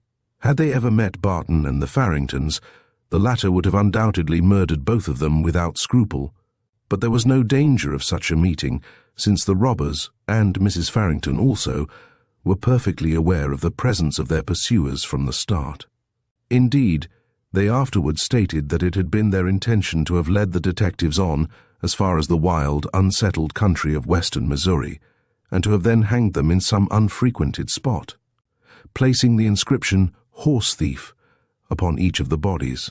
Subsequent events prevented them from carrying out this plan, but there was no doubt that they would have taken that or some other equally daring means of ridding themselves of pursuit. The manner in which Ball and Bledsoe exposed their intentions wherever they went showed the inexperience of both men in such work, for along the whole route over which they passed, they were known as officers tracking a band of thieves, and we afterward learned that, while they were innocently and unsuspectingly following Mrs. Farrington, two of the men, Barton and Clark, were almost continually watching them. However, they had been started on their mission by the superintendent before William could make any other arrangements, as he was away at Leicester's Landing when the chase began. From William's reports to me, I saw the uselessness of maintaining such a body of men in the work of scouting, watching ferries, and beating the cane-brake, for the reason that no good could come of it. I knew that if the robbers could escape from Leicester's Landing and make their way to Gilham Station once, they could do it again. Clark, or Hilary Farrington, had been at Leicester's early Thursday morning, while guards were stationed all about. Yet on Saturday morning he was at his mother's farm, and no one had even seen him on the way. This convinced me that they had such a knowledge of the country as to make it impossible to stop them by any system of guards or patrols, and I therefore wrote several letters asking that the superintendent discharge this expensive force at once, and allow me to manage the whole operation by my own plans, and with my own men, while William therefore was at work with indefatigable energy and perseverance, scouting and following up all the reports brought in by the vast army of volunteer detectives in the company's employ. We were both satisfied that the method adopted was useless, and that even the ferry guards would discover nothing. Knowing the character of the three desperadoes, I had no doubt of their sagacity in avoiding observation and pursuit. They would never try to cross without knowing positively whether the ferry was guarded, and if there should be any real danger, they would undoubtedly steal a skiff and make their horses swim across the river, a feat of no great risk in the then low condition of the water. About this time, an incident occurred which added greatly to William's popularity in Union City, and gained for him the respect and kindly feeling of the community. On Sunday, two roughs, having drank enough bad whiskey to be absolutely fiendish, began to beat an old and inoffensive worker whom they happened to meet. A merchant named Blakemore, who was passing at the time, stopped to remonstrate with the ruffians, when one of them turned and plunged a knife into his stomach, inflicting a wound which caused his death next day. The murderer was the terror of the town, and so great was the fear of him that he would have probably escaped, had not William appeared on the street, as he rushed away flourishing his bloody knife, and threatening to kill anyone who should stand in his way. The sight of William's heavy revolver levelled at his head, backed by the certainty which he saw in William's face that death or surrender was his only alternative, caused him to choose the latter. And he was lodged in jail to await his trial for murder. The people of the town were quite enthusiastic over the way in which William had brought the fellow to bay, and then compelled his surrender. And they even went so far as to say that he was a good fellow, a very good fellow indeed for a Yankee. On the 20th of November, an unfortunate publicity was given to our operations by the publication in the Union City Journal of a long history of the Farringtons, showing their whole career of crime, and terminating with an account of their latest exploit, as developed by our investigations in and about Union City. It is unnecessary to state the source whence this information was derived, further than to say that it was not obtained from any member of my force. It was a very dangerous piece of news to be published, since it might have wholly overthrown all our plans, besides involving the death of 2 or 3 men engaged in the operation. Fortunately, the robbers were undoubtedly across the Mississippi by that time, and beyond the reach of newspapers for some weeks at least. On the same day that this matter was published, Mrs. Farrington crossed the Mississippi River at Bird's Point, opposite Cairo, and the fact was reported to William and to me by telegraph. We had previously learned that Mrs. Farrington had relatives in Springfield, Missouri, and in Dade County, in the same state, and the probabilities were that, instead of going to Texas, she was going to visit in one of these places. Meanwhile, though my opinion was that her sons intended to rejoin her somewhere, either in the swamp or at her place of destination, I had no certainty that such was their intention, and bearing in mind the warning they had received by her arrest at Waverly, and possibly by reading the newspaper article previously mentioned, I felt that every clue must be carefully traced, even though it might lead in an exactly opposite direction from that in which our previous suspicions had caused us to look. My correspondents and agents in Louisville, Cincinnati, St. Louis, and New Orleans were, therefore, kept on the alert to capture the men if they should venture into those cities, while I held 3 determined men ready to go at once in pursuit of Mrs. Farrington, in case she should take the route through the swamp. It will be remembered that one of the workers accompanying Mrs. Farrington had stated that her sons were to join her in that swamp. Now, there were 3 possibilities about this statement. First, the worker might have lied. Second, he might have been so informed by the old lady on purpose to give a false scent in case he should be questioned. And third, while their intention might have been to meet there, subsequent events might have altered their plans. Still, thinking the subject over carefully, I decided that she would not take so difficult a course unless she really intended to meet her sons there. My reasons for so thinking were based upon the nature of the place, and to comprehend my solicitude about the swamp, a description of it will be necessary. The swamp is more than 70 miles long by about 35 miles wide, and, as a piece of bottomless ooze, its superior cannot be found in the United States. There are just 2 roads crossing it, one running from Hall's Ferry at Point Pleasant, Missouri, and the other from Mitchell's Ferry, 35 miles below. These roads are mere bog paths in themselves, being heavily overlaid with underbrush and corduroy logs, yet they afford the only means of crossing this vast morass. The period of the annual overflow turns it into a turbid, sluggish lake, the roads being then deeply buried under water. But even in the driest seasons, the greater portion of the swamp is a bottomless slime of mud and putrefying vegetation. Large tracts of thickly wooded land are contained within the limits of the swamp, and these constitute a semi-substantial basis for the 2 roads which run through them. But even these clumps are impassable at most seasons, except along the artificially constructed roads. Sometimes, for miles and miles, nothing but the rankest of swamp vegetation is seen, growing in wild profusion and covering the treacherous ooze with a close network of leaves and branches, until the surface looks firm enough to be taken for solid ground. But should any unfortunate traveler venture to cross such a spot, his limbs would be clogged by these clinging water plants.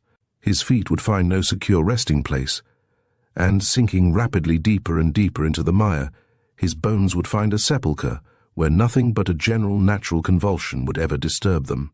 Still, there are occasional islands of firm ground through this section, and these have become the resort of lawless characters of every nationality and degree of crime. Over the entrance to the swamp might be placed, with perfect truthfulness, the motto, "Who enters here leaves hope behind." Each man is a law unto himself, and he must maintain his rights by the strong arm and the ready shot gun.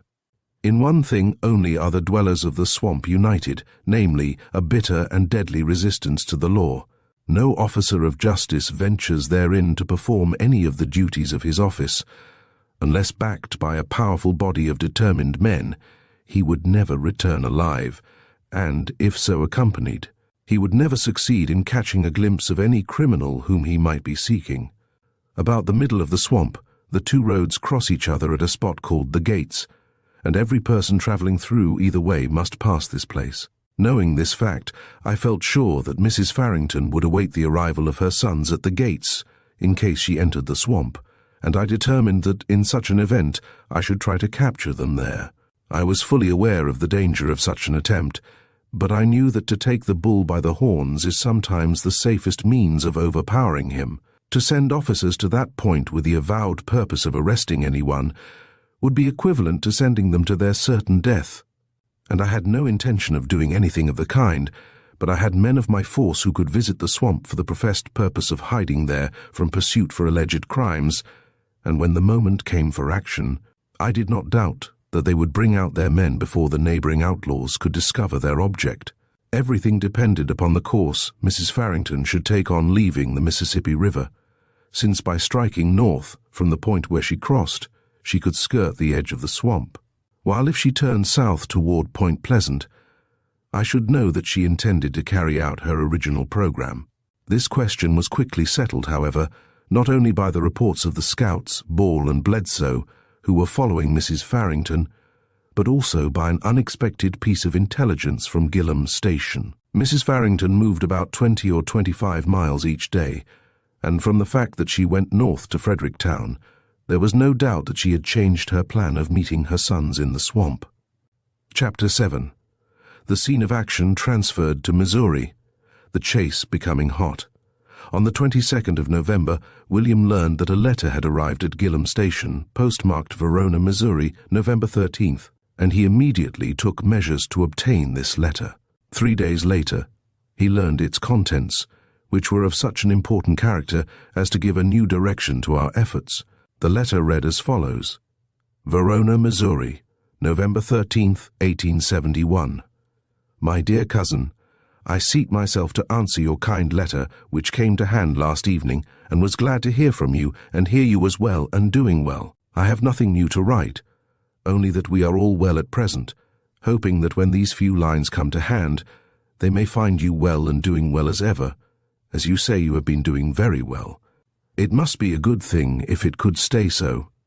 Sometimes it was well and sometimes it wasn't, but I hope it will stay so. As you say, it is a soft thing, as soft as things gets to be. I would like to see something like that, you bet. You talk like it can't be beat. That is the thing to take in. I think, and I know you think it, for I saw your name. I guess I did see you. You know Mr. Crapmel?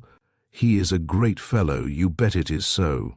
I have nothing more to write at present, as you said you were going to start out here. You said you was coming by here. Cousin, if you do come by, we don't live where we did when you were here. We live 2 miles nearer Verona.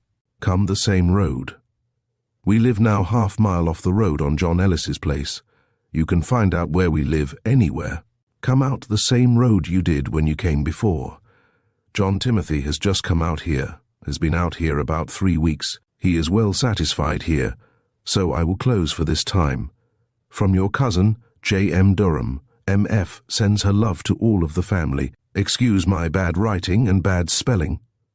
It was evident that Mrs. Farrington had previously written to her cousin, informing him of her intention to visit him soon, and this letter was intended to direct her to the new location. The allusions in the letter to the good thing, in which she was engaged, showed that the writer had been made aware of the Farringtons' success as express robbers, and that he quite approved of their operations.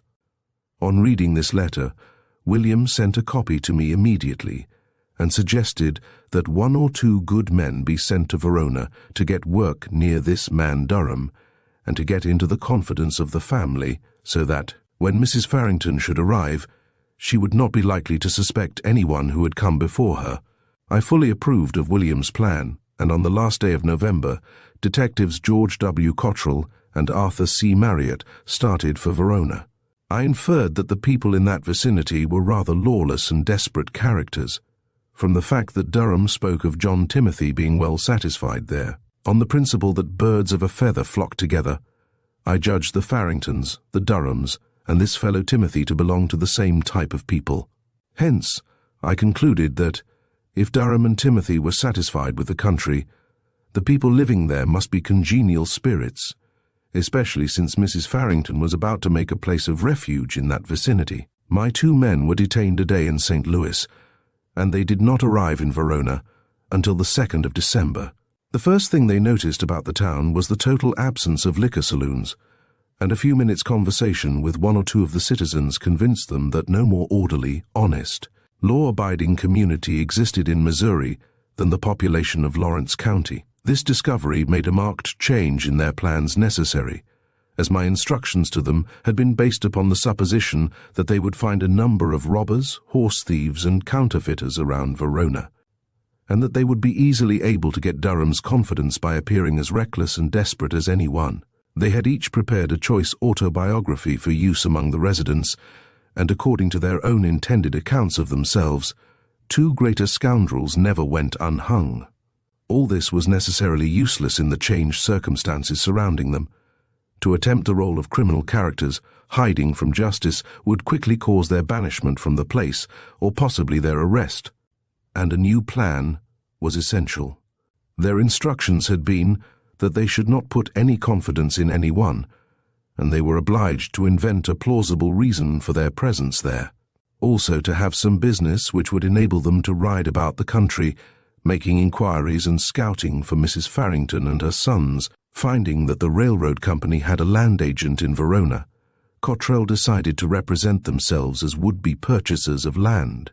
This would give them an excuse for going all over the county, examining different farms and unimproved tracts. They were introduced to Mr. Purdy, the land agent, by the hotel clerk, and from him they obtained a map of the county. It was then agreed that Mr. Purdy should go out with Cottrell and Marriott on Tuesday, December 5th, to look at some pieces of property which the railroad company wished to sell. During Sunday and Monday, both of the detectives were trying to learn where Durham lived, but no one seemed to know. Neither could anyone tell them anything about John Ellis, upon whose farm Durham had said he was living. The idea that Mrs. Farrington was rapidly pushing west toward Durham's place made Cottrell very anxious to begin operations as quickly as possible, since, if she should arrive before the detectives were established in the vicinity, there would be great difficulty in working into her confidence, as she would instantly suspect their true character. Whereas, if she should find them already there, she would have no possible occasion to distrust them. They therefore thought best to confide the real object of their visit to Mr. Purdy, the land agent, and to ask his advice and assistance. Mr. Purdy had been an officer in the Union Army during the War of the Rebellion, and had settled in Verona at the close of the war. He was evidently an honorable man, who would always be found on the side of law and order, and as he was very popular in Verona, he would be able to give them a great deal of assistance in capturing the Farrington party. On communicating with me by telegraph on this point, they stated the facts briefly, and I authorized them to confer with Mr. Purdy on the subject, at the same time forwarding full instructions by letter. On Tuesday, therefore, they told the whole story to Mr. Purdy and showed him their credentials. He was quite astonished at their revelations, but he was very hearty and sincere in his expressions of goodwill toward them, and he promised to aid them in every possible way. He knew John Ellis quite well, having sold him the farm on which he was living, and he had heard of Durham, who hired a small portion of the Ellis farm. He said that if force should be necessary to capture the Farrington party, he could raise 50 determined men in 10 minutes to help the officers. He said that after the war, Verona had been a very bad place for a short time, but that, as Eastern men began to settle there, the respectable people had tried to drive out the hard cases. This had been slow work at first, but they eventually had been completely successful. They not only had driven out the dangerous characters, but they had closed all the liquor saloons also. And now, having once got rid of them, they would take care not to let any of that class of people back again. Mr. Purdy was called away for a day or two on business, but he promised on his return to go with the detectives to Durham's place, and meantime, he said he would speak of them as gentlemen who intended buying land in that section, and who wished to ride over the country until they found a place which satisfied them. During the next 3 days, therefore, they learned nothing new, their time being occupied in scouting the road along which they expected Mrs. Farrington to come. Thus the first week of December passed, and the operation was not progressing very favorably anywhere. Ball and Bledsoe had reported Mrs. Farrington's route up to the 30th of November, and she had moved quite rapidly up to that date, but nothing had been learned since. And I expected to hear of her arrival at Verona every day. She had gone from Cairo to Frederickstown, Missouri, and thence to Ironton. Then, instead of following a direct road, she had struck up north to Potosi, in Washington County. Again taking a westerly route, she had passed through Steelville, Crawford County, and on the 30th of November she had camped at Waynesville, Pulaski County. Beyond this, we knew nothing of her movements, although by the 8th of December she had had ample time to reach Verona. William had spent this week in following up a clue received from Louisville, Kentucky.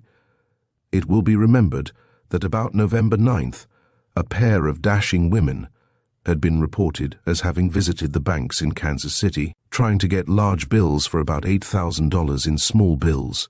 I had not believed the story at that time, and therefore had taken no steps to follow them.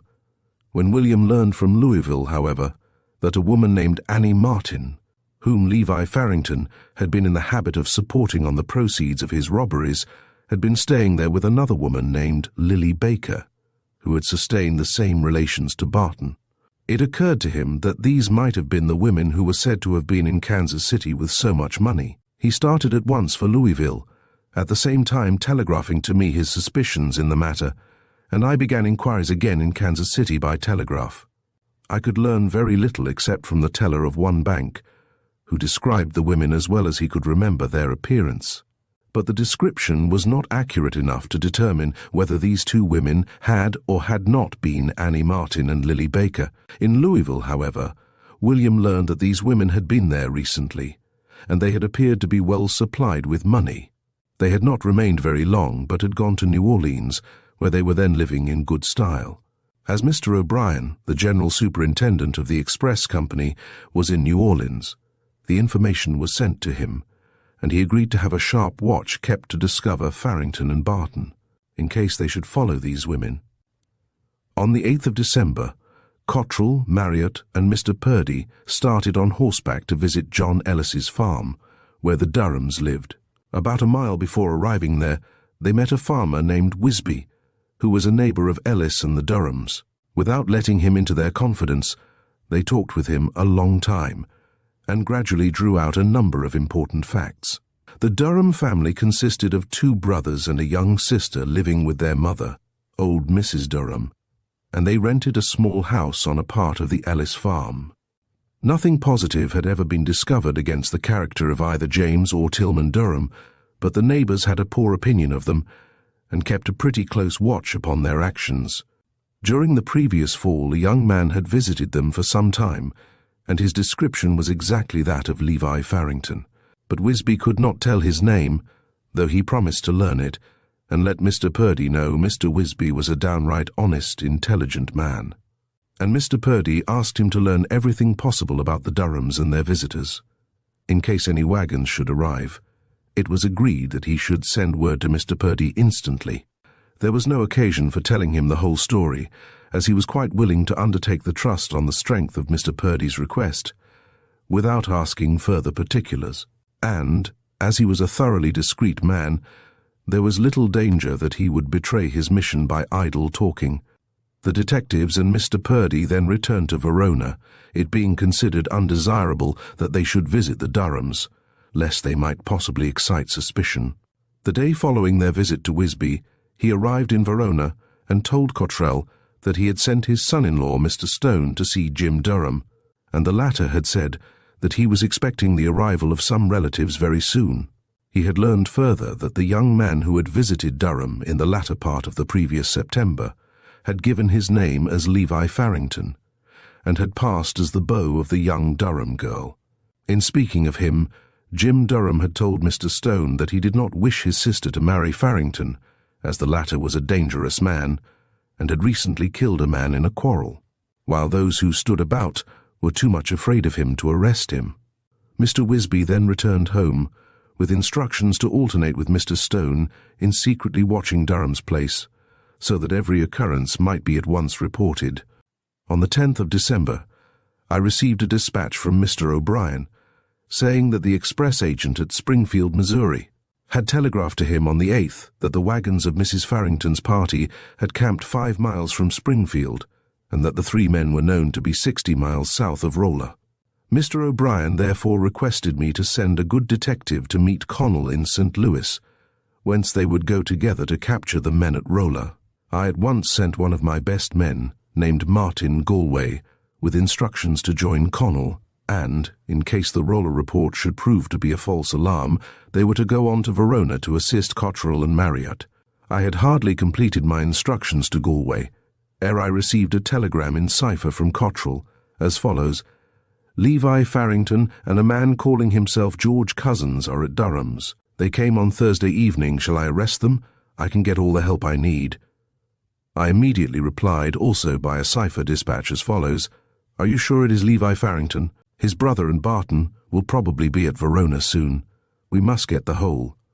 I think they will come from Douglas County. Probably Connell and Galway will be with you by Monday or Tuesday night. They can identify the men. Mrs. Farrington will be at Durham's by Sunday night or Monday morning. Keep a cool, clear head and advise with Purdy. Have written by mail tonight. Keep me posted. William will arrive by Tuesday." At the same time, I wrote full instructions to Cottrell, ordering him to keep a close watch upon the men at Durham's, but to take no action until William should arrive, unless they attempted to go away. I did not alter Galway's instructions, but I telegraphed to William to start for Verona at once, to take charge of the operations there. The chase was now becoming hot, and a few days would decide the question of success or failure. I had reason to believe that the Outlaws would not be taken without a desperate resistance, and I was anxious to have William present to direct the attack. On Sunday, the 10th, Cottrell and Marriott rode out to see Wisby, who met them just outside of Verona, and informed them that Levi Farrington had arrived at Jim Durham's late Thursday night, accompanied by a young man named George Cousins. They did not receive my reply to their telegram announcing this fact until late that day, and so they could do nothing towards satisfying themselves as to Levi Farrington's identity until next morning, when they visited Wisby at his own house. Mr. Stone, Wisby's son-in-law, had met a man named Smothers, who worked for Jim Durham, and Smothers had told him all about the two men who had just arrived. According to their own account, they had left Mrs. Farrington at Ash Grove, in Greene County, where she was going to buy a farm, Levi having given her $5,000 for that purpose. Levi and Cousins were on their way to Kansas, where they intended to settle down to raise cattle. Levi's brother was said to be at Lester's Landing for the purpose of selling off a stock of groceries which they owned there. Both men were well armed, having 3 Navy revolvers and a shotgun. When this news was transmitted to me by telegraph, I decided that this man Cousins must be Barton, and that Hilary Farrington might possibly be at Lester's Landing, as they said. I therefore telegraphed to William, who I knew would be in St. Louis that day, en route to Verona, that he had better take Connell and Galway back to Lester's to capture Hilary, while Cottrell and Marriott undertook the arrest of Levi and Barton at Durham's. I also sent a dispatch to Cottrell to take no steps for their arrest until after William should have captured Hilary. William, having previously thoroughly examined the contents of the store at Lester's, knew that they were not worth over $200, and he telegraphed me to that effect, suggesting that it was improbable that Hilary should run so much risk for so small a sum. On learning this fact, I coincided with him and ordered him to go on to Verona, as I had originally intended. I desired that he should keep the Durham place carefully watched until the arrival of the other Farrington, who, I believed, would soon join the rest of the party.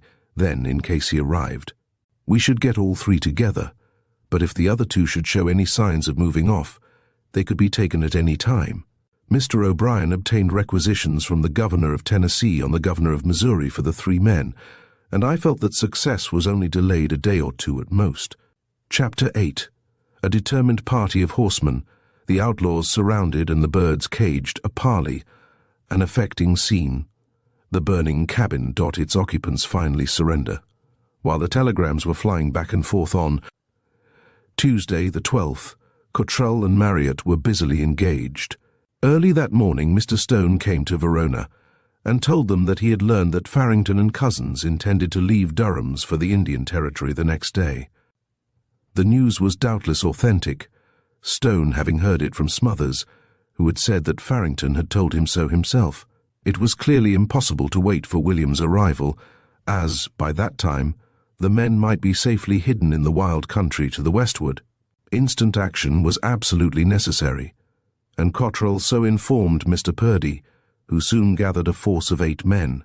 Very little would have been needed to obtain even a larger number of recruits, for, had Mr. Purdy and the detectives publicly told the story of the men whom they wished to capture, there would have been plenty of eager volunteers, all anxious to aid in ridding the country of such a band of outlaws.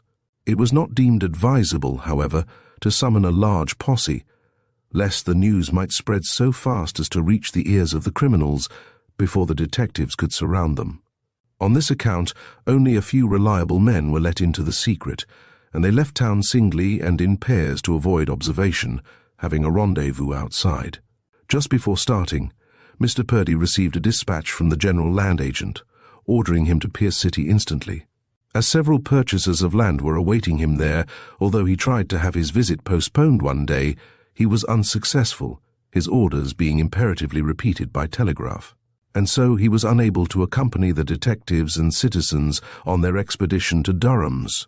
The party of 8 met the detectives outside the town, and they were joined on their way by 3 others who lived on the road.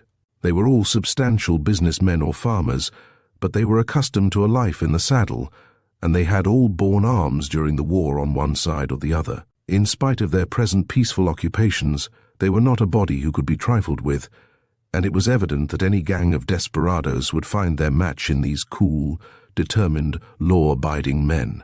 A few miles from Verona they met a young lady riding a large brown mule, but none of the men in the party knew her. Cottrell felt sure, however, that she was Durham's sister, and that she was riding Farrington's mule. The descriptions he had received of the girl from Stone and Wisby coincided exactly with her appearance, while the mule could not be mistaken. He therefore sent a man back to watch her, lest she should have taken alarm at so large a cavalcade of armed men. She rode on to Verona, however, without showing any signs of uneasiness, and the scout soon overtook the party. On arriving 1 mile from Wisby's, Marriott went on to Stone's house with 6 men, while Cottrell went to Wisby's with the other 5. Stone and Wisby soon gathered a number of the neighbours, among whom was John Ellis, who owned the house and land where the Durhams were living. He was a very highly respected citizen, and was not at all displeased at the idea of getting rid of his semi-disreputable tenants. The management of the affair was then unanimously voted to Cottrell, and the party rode rapidly toward the Durham house. It was situated at the edge of a clearing, with underbrush and woodland close to it on 3 sides, so that great caution was necessary, lest the villains should see them approaching and escape into the woods. At a reasonable distance from the house, therefore, the party divided, apart, under Marriott's direction, dismounting and making their way to the rear of the house on foot. When sufficient time had elapsed to enable the latter party to surround the house, Cottrell, with the remainder, dashed up to the front of the house and spread out, so as to make sure that no one should escape. As they approached, a man, who proved to be Jim Durham, appeared on the porch and asked what they wanted, to which Cottrell replied that he wanted the men in the house. The words had hardly passed his lips ere Barton sprang into the open doorway with a navy revolver levelled at Cottrell. But, seeing that the latter, as well as several others, had him covered, he shut the door quickly and started for the back of the house. By this time, however, the cordon of guards had drawn close around, and, as he emerged at the rear, he found himself confronted by 6 determined men, who ordered him to surrender.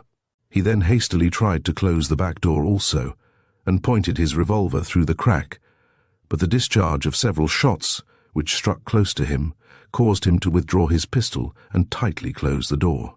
It was evident that the birds were caged at last, and it was now only a question of time when they would be taken. As it was only 1 o'clock in the afternoon, there were still 4 hours of daylight to conduct the siege. Jim Durham, when he saw the rifles and revolvers of so large a force pointed at him, was thoroughly frightened, and he begged piteously that they would not shoot him.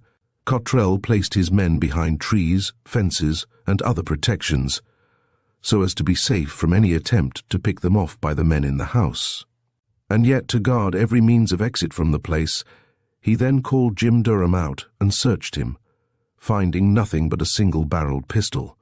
He then sent Jim to the door of the house to summon the men inside to surrender, telling them that he was determined to have them alive if possible, but if not, dead. They refused to surrender, saying that they would kill any man who should approach the house. When Durham brought back their answer, Cottrell sent word that he would give them 5 minutes in which to decide whether they would yield peaceably or be burned out and shot to death.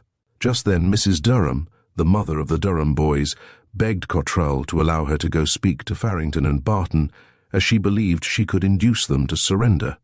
Accordingly, she went to the front window and implored them not to have the house burned down, as all her household goods would be destroyed. They replied that they might as well die inside as to come out and be shot down.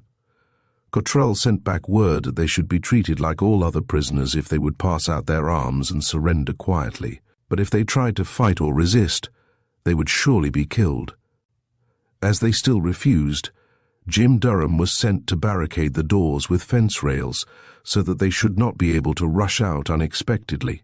He whined and complained that the men inside would shoot him, but he was obliged to go, and though they did threaten him, he was able to crawl up and lay the rails without getting within range. The house was a solid log cabin with only 2 doors and very few windows, so that it was possible to approach it in 1 or 2 directions without exposure to a fire from within.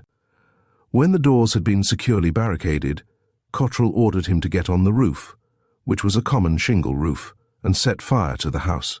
Mrs. Durham was carrying on at a great rate, first begging Farrington to surrender, and then praying to Cottrell not to burn her property. John Ellis, to whom the house belonged, gave full permission to burn it, and a fire was built in the open air to make brands to set it afire. Mrs. Durham was allowed to make one more appeal to the ruffians inside, but they would not listen to her entreaties. They asked her, however, what kind of a looking man Cottrell was, and what he wanted to arrest them for. Cottrell was standing near enough to hear the question, and after Mrs. Durham had described his appearance, he told them that he wanted them for an express robbery, that he would treat them kindly if they should yield peaceably. But if they should refuse this, his last offer, he should set fire to the house and shoot them down as they ran out. He said he had no wish to kill them, but that he was determined they should not escape, rather than allow them to get away. He would have them shot on sight, but they would be protected and brought to trial if they would surrender. To this they replied that they intended killing some of their besiegers first anyhow. Finding further parley useless, therefore, Cottrell gave the order to burn the building, and Durham was forced to carry the embers and brands to burn his own premises.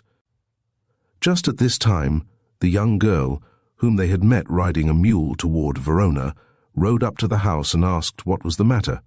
As Cottrell had surmised, this was Miss Durham, and she was very much frightened at what she saw.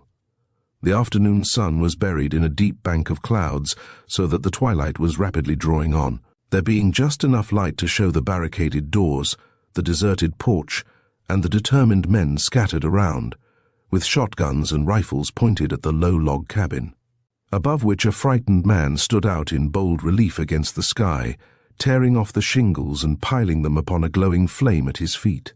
Everything was now hushed in deathly silence, and it needed no explanation for anyone to understand that a bloody tragedy was about to occur if that flame should be allowed to envelop the building. It was now the prison of its 2 occupants, but only a short time would elapse before it would be their tomb. On seeing the situation, Miss Durham asked to be allowed to speak to the men, as she said she knew they would listen to her. On Cottrell's refusal to hold any more parley with them, she burst into tears, threw her arms around his neck, and implored him to let her speak to Barton just once, if only for 5 minutes.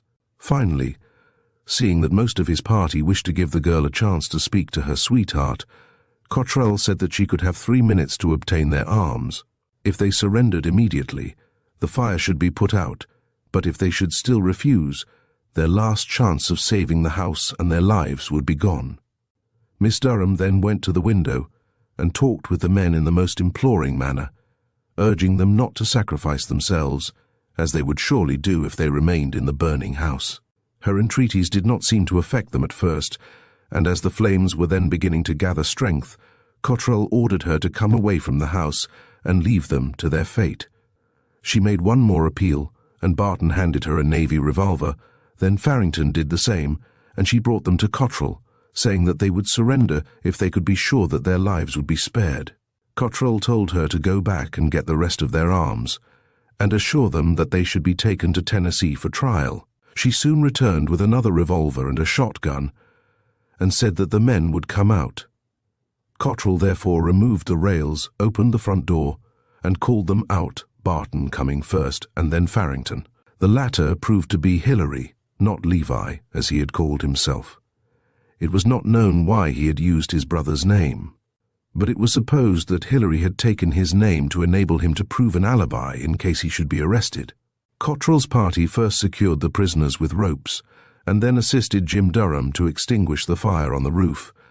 The latter was quite rotten, and it had burned so slowly that very little damage had been done.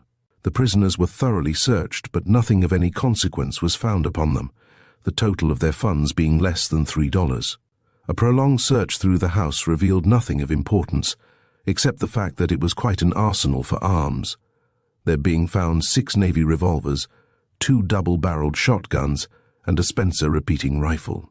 The siege had lasted nearly 3 hours, and, another hour having been spent in searching the house and saddling their animals, it was nearly dark by the time they started for Verona. Farrington and Barton were carefully tied upon the horse and mule respectively, and, after thanking the neighbouring farmers for their assistance, Cottrell took the road back, accompanied by the 11 men who belonged in and about Verona.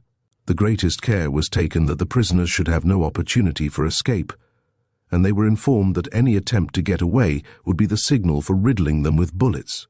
While riding along, Cottrell learned from Barton that the party had been very lucky in finding the 2 men in the house, since their usual custom had been to spend the days in the woods, coming in only at night to sleep.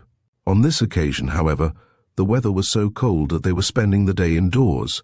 When asked why they had not surrendered before, they both made the same reply, namely, that they believed the posse of citizens intended either to shoot them immediately or to hang them after a trial by lynch law. On arriving in Verona early in the evening, the prisoners were securely tied up with ropes, and Cottrell alternated during the night with Marriott in watching them. A blacksmith was also called up, and shortly after midnight he completed 2 pair of leg shackles with which they were fastened together. My men were greatly fatigued, having ridden a large number of miles every day for a week, and the excitement of the affair added, of course, to their prostration. But they resolutely paced the floor in alternate 4-hour watches, determined that no possible loophole for escape should again be afforded to such daring villains as these 2. The result of the expedition was, of course, transmitted to me in telegraphic cipher at once, but the arrest was kept secret for the time, in order to prevent a knowledge of it coming to Levi Farrington, who was still at large. According to Barton, Levi was concealed somewhere in Tennessee, but this statement was proof positive that he was not in Tennessee at all. Since Barton's object in telling anything about him was evidently intended to mislead us, hence, no faith was put in his story, and other steps were taken to capture Levi. William arrived in Verona on the morning after the fight, and he prepared to return with the prisoners to St. Louis by the noon train. It was supposed that Levi Farrington was also on his way to the rendezvous at Durham's farm, and that he would probably approach by the direct road through Douglas County. Cottrell and Marriott were left, therefore, to attend to Levi and the old lady, whose whereabouts were still uncertain. William saw most of the citizens engaged in the affair, and heartily thanked them for their aid. Being questioned as to whether they should receive the reward of $1,000 offered by the express company for the capture of the 2 Farringtons and Barton, he informed them that he considered them entitled to it, and that he should recommend its payment, but that the matter would be decided by the officers of the company. I may here anticipate events somewhat to state that the company paid the citizens and farmers a liberal amount for their services in capturing the robbers, and a settlement was made which was satisfactory to all parties. William left Verona about noon of the day he arrived, taking Hilary, Farrington and Barton with him, under guard of Galway and Connell. On arriving in St. Louis, he separated the prisoners in order to induce Barton to confess, and, after a long conversation, in which he showed Barton how conclusive was the evidence against all 3 of the men, he obtained a very full confession, of which the greater part is here given exactly as it was taken down from Barton's lips. Chapter 9. Barton's Confession. The express robberies and the outlaws' subsequent experiences fully set forth therein. A clue that had been suddenly dropped, taken up with so much profit that, after a desperate struggle, another desperado is captured. "I am 22 years of age," said Barton, "and my native place was Columbus, Mississippi. When quite young, I left home and took to following the army. About 5 or 6 years ago I moved to Normandy, Tennessee, and lived with the family of Major Landis, and 2 or 3 years later, I went to work on the Nashville and Northwestern Railroad as a brakeman, remaining as such over 2 years. About 3 years since I formed the acquaintance of Hilary and Levi Farrington at Waverly, Tennessee. These are the men otherwise known as J. H. Clark and Edward J. Russell. Afterward I opened a saloon in Nashville, and Levi Farrington visited me there several times. Last April or May he was arrested on suspicion of counterfeiting, but as there was no case against him, he was discharged. After a short time I went down to visit Levi at Mrs. Farrington's. She lived at the head of Tumbling Run Creek, 12 miles back of Gillam Station. Hillary was in jail at Memphis at that time, charged with murder and horse stealing. When he got out of jail, Levi, Hillary, and myself all made a trip to Little Rock, Arkansas, gambling by throwing 3-card Monte, and we won about $1,300. We then returned to Gillam Station, where we remained until the 21st of July this year. During this time, Levi, who frequently rode back and forth on the express trains, spoke of the feasibility of robbing them. On the morning of July 21, Levi, Hillary, and myself left Gillam Station for the purpose of robbing the express train at some of the stations either on that road or on the Mobile and Ohio Railroad. At Union City we changed cars and arrived at Moscow just after dark. The plan was that we all three should enter the car and overpower the messenger, but Levi and Hillary were the only ones who entered. I remained on the platform of the first passenger coach and kept watch. When the train was passing the water tank, they slacked up the speed, and we all jumped off and struck for the woods. The messenger had nothing whatever to do with this robbery, so far as I was ever informed. As I said before, we struck into the woods and reached the river just above Hickman, where we stole a fisherman's skiff, and all three of us started down the river. Finding that we were pursued, we left the skiff on the Tennessee shore, near Island number 10. We then took the river road and walked back as far as Lester's Landing, arriving there about dinner time, July 23. Levi divided the money, giving me 1/3 of $1,000, which was all, he said, in the safe, although I always believed there was more. So far as I know, neither of the Farringtons had ever met Lester before, and I am sure that I had never set eyes on him until we went to his place at this time. On account of the spot being so lonely and isolated, Hillary proposed that we put up a store there, as it would be a good cover for our actual business. We started the store and applied to the postmaster to establish a post office, to be known as Lester's Landing. Our object in this move was, of course, to give an added color of respectability and bona fide business to our transactions. From this time until the middle of October, I remained at the store nearly all the time.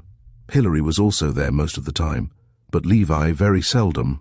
During one of the latter's western trips, he said he had been out to see his Aunt Durham.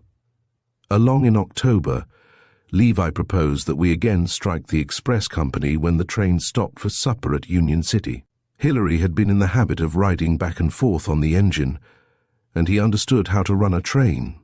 Levi suggested that we take a man named Bill Taylor into the robbery with us. He was then employed chopping wood for Lester, and when Levi approached him on the subject, he agreed to go. Levi left Lester's a few days before the robbery. Hillary and I did not leave until the 19th, when we went up to Columbus by steamer, taking along a large quantity of fish. Having sold our fish, we took the train for Union City, where we arrived the same evening. On getting off the train, we met Levi and Bill Taylor on the platform, and the only conversation which took place was when Levi asked why we had not arrived sooner, to which we replied that we came as soon as we could. The next morning we met again, having slept in separate places so as not to attract attention, and went down the road some distance toward Hickman. While camped in the woods that evening, about 10 o'clock, an old man named Hicks came along with a bottle of whiskey and stopped at our campfire quite a time. There were present Hillary, Levi, myself, and Bill Taylor. We remained in the woods all that night. The next day, we moved further into the woods toward Hickman, and at night, just at dark, we came back to Union City. We had been there only a few minutes when the up train came along.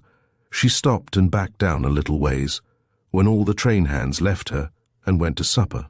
Hillary and Taylor then boarded the engine, and Levi and myself jumped aboard the express car. The messenger was eating his supper when we went in, and seeing Levi point a derringer at him, he exclaimed, "Don't shoot me!" "I will surrender."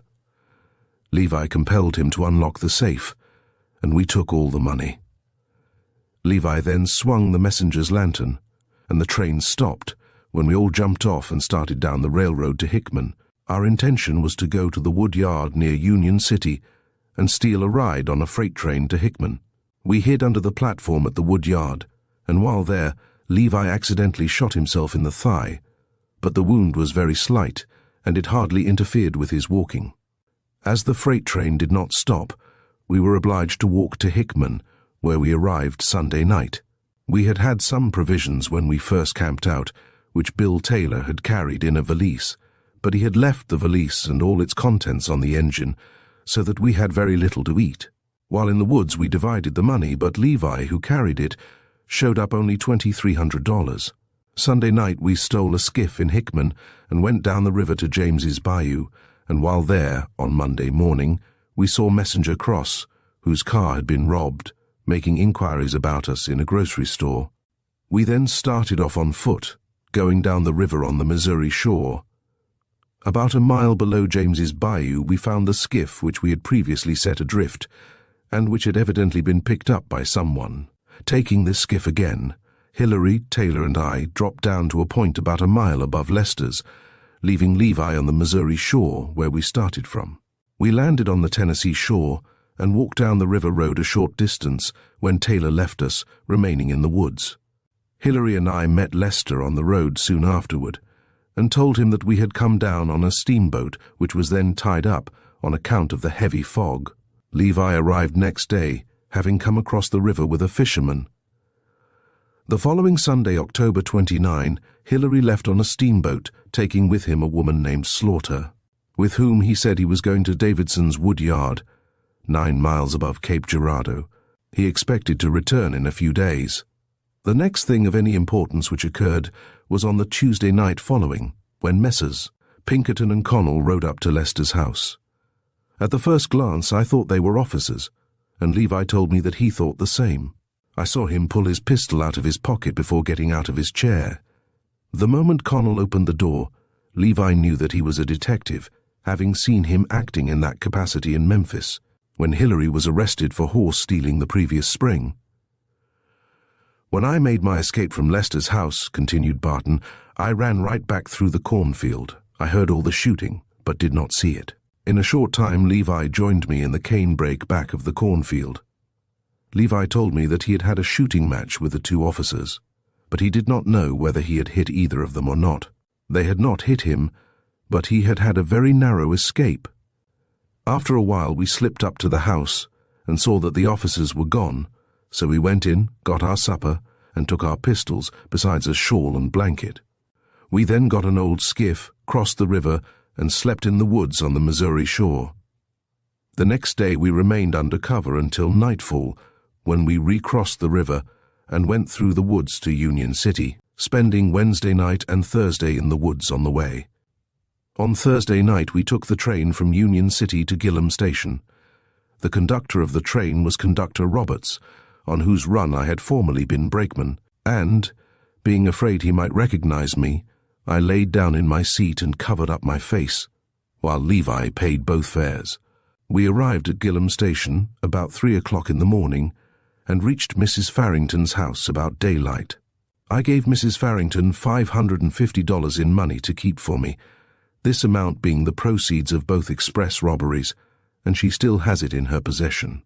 Before leaving Lester's, Hillary had given most of his money to Levi to take to their mother to keep for him, and Levi left with her nearly the whole of his share of the plunder also. We had been at Mrs. Farrington's a week when Hillary arrived. Before this, we all thought that the officers had captured him, and we were quite surprised to see him safe.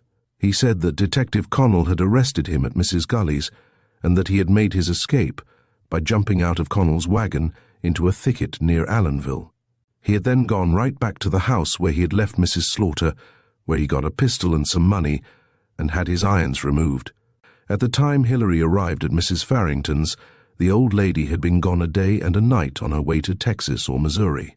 It was understood that Levi and I were to meet her somewhere on the road, or at Holton's farm, near the line between Lawrence and Dade counties, Missouri. The day after Hillary arrived, we started for Missouri. I was riding a sorrel horse, Hillary, a chestnut sorrel horse, and Levi, a large brown mule. We spent 2 days at the house of Mr. Douglas, near Mrs. Farrington's, and then crossed the Tennessee River at Cuba. We crossed the Mississippi River by the last ferry boat on Friday evening, November 10th, at Hall's Ferry, opposite Point Pleasant, Missouri. We saw no men on guard at the ferries. We struck right out through the swamp to Bloomfield, where Levi left us. He said he was going to Farmington, Illinois, as that was a good place to keep under cover. After he left us, nothing important occurred until our arrest. We knew where Mrs. Farrington was every night, and also knew all about the two men who were following her. We did not mind letting them follow her, as they could not have captured us, and we could have shaken them off at any time if we had wanted to do so.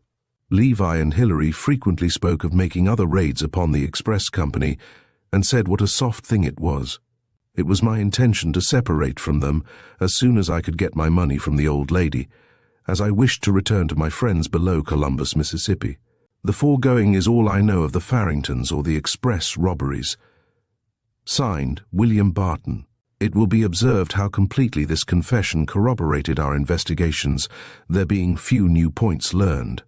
The information that Mrs. Farrington had possession of nearly all the stolen money was valuable, and I sent instructions to Cottrell at once to attach all of her property in the name of the Southern Express Company, if it could be done. But the most important feature brought out was the hiding place of Levi Farrington, which was given as Farmington, Illinois. It will be remembered that William found at the store at Lester's Landing some pieces of paper, upon which was scribbled, Kate Graham, Farmington, Illinois, that I sent a detective to that place to see Mrs. Graham, that the latter answered, with every evidence of truthfulness, that she did not know Russell, Clark, or Barton, and that the clue was dropped immediately. From Barton, however, William learned that Mrs. Kate Graham was a cousin of the Farringtons, and that, being a highly respectable and conscientious woman, she knew nothing of their aliases nor of their crimes. It was there that Levi Farrington had gone to hide. Barton's confession was made on the 14th, and William instantly sent me a cipher dispatch containing the important features of it. By the evening train of that day, my other son, Robert A. Pinkerton, took passage for Farmington, accompanied by Detective W.T. Brown of my force. They arrived there about noon the next day, and soon learned that Levi Farrington was staying with his relatives. Having presented letters of introduction to one or two influential men, Robert obtained an introduction to the city marshal, who promised to give all the aid in his power to arrest Farrington. About 2 o'clock they saw the latter coming down the street, and by previous arrangement, Robert allowed Levi to pass him, both walking toward Brown and the marshal. Levi Farrington was a very powerful man, standing 6 feet in his stockings, with a frame and muscles in proportion to his size. Remembering the desperate character of the man, Robert did not deem it advisable to give him any chance to draw a weapon or show fight. He therefore followed Farrington closely until he was about 10 feet from the marshal, and then, springing at him, he pinioned the desperado's arms by clasping him tightly around the body just at the elbows. Farrington did not stop to question the cause of this proceeding. He knew the reason of his seizure well enough, but, gathering his whole strength, he made one jump away from the 2 officers who were approaching in front, and landed nearly in the middle of the street, taking Robert along with him.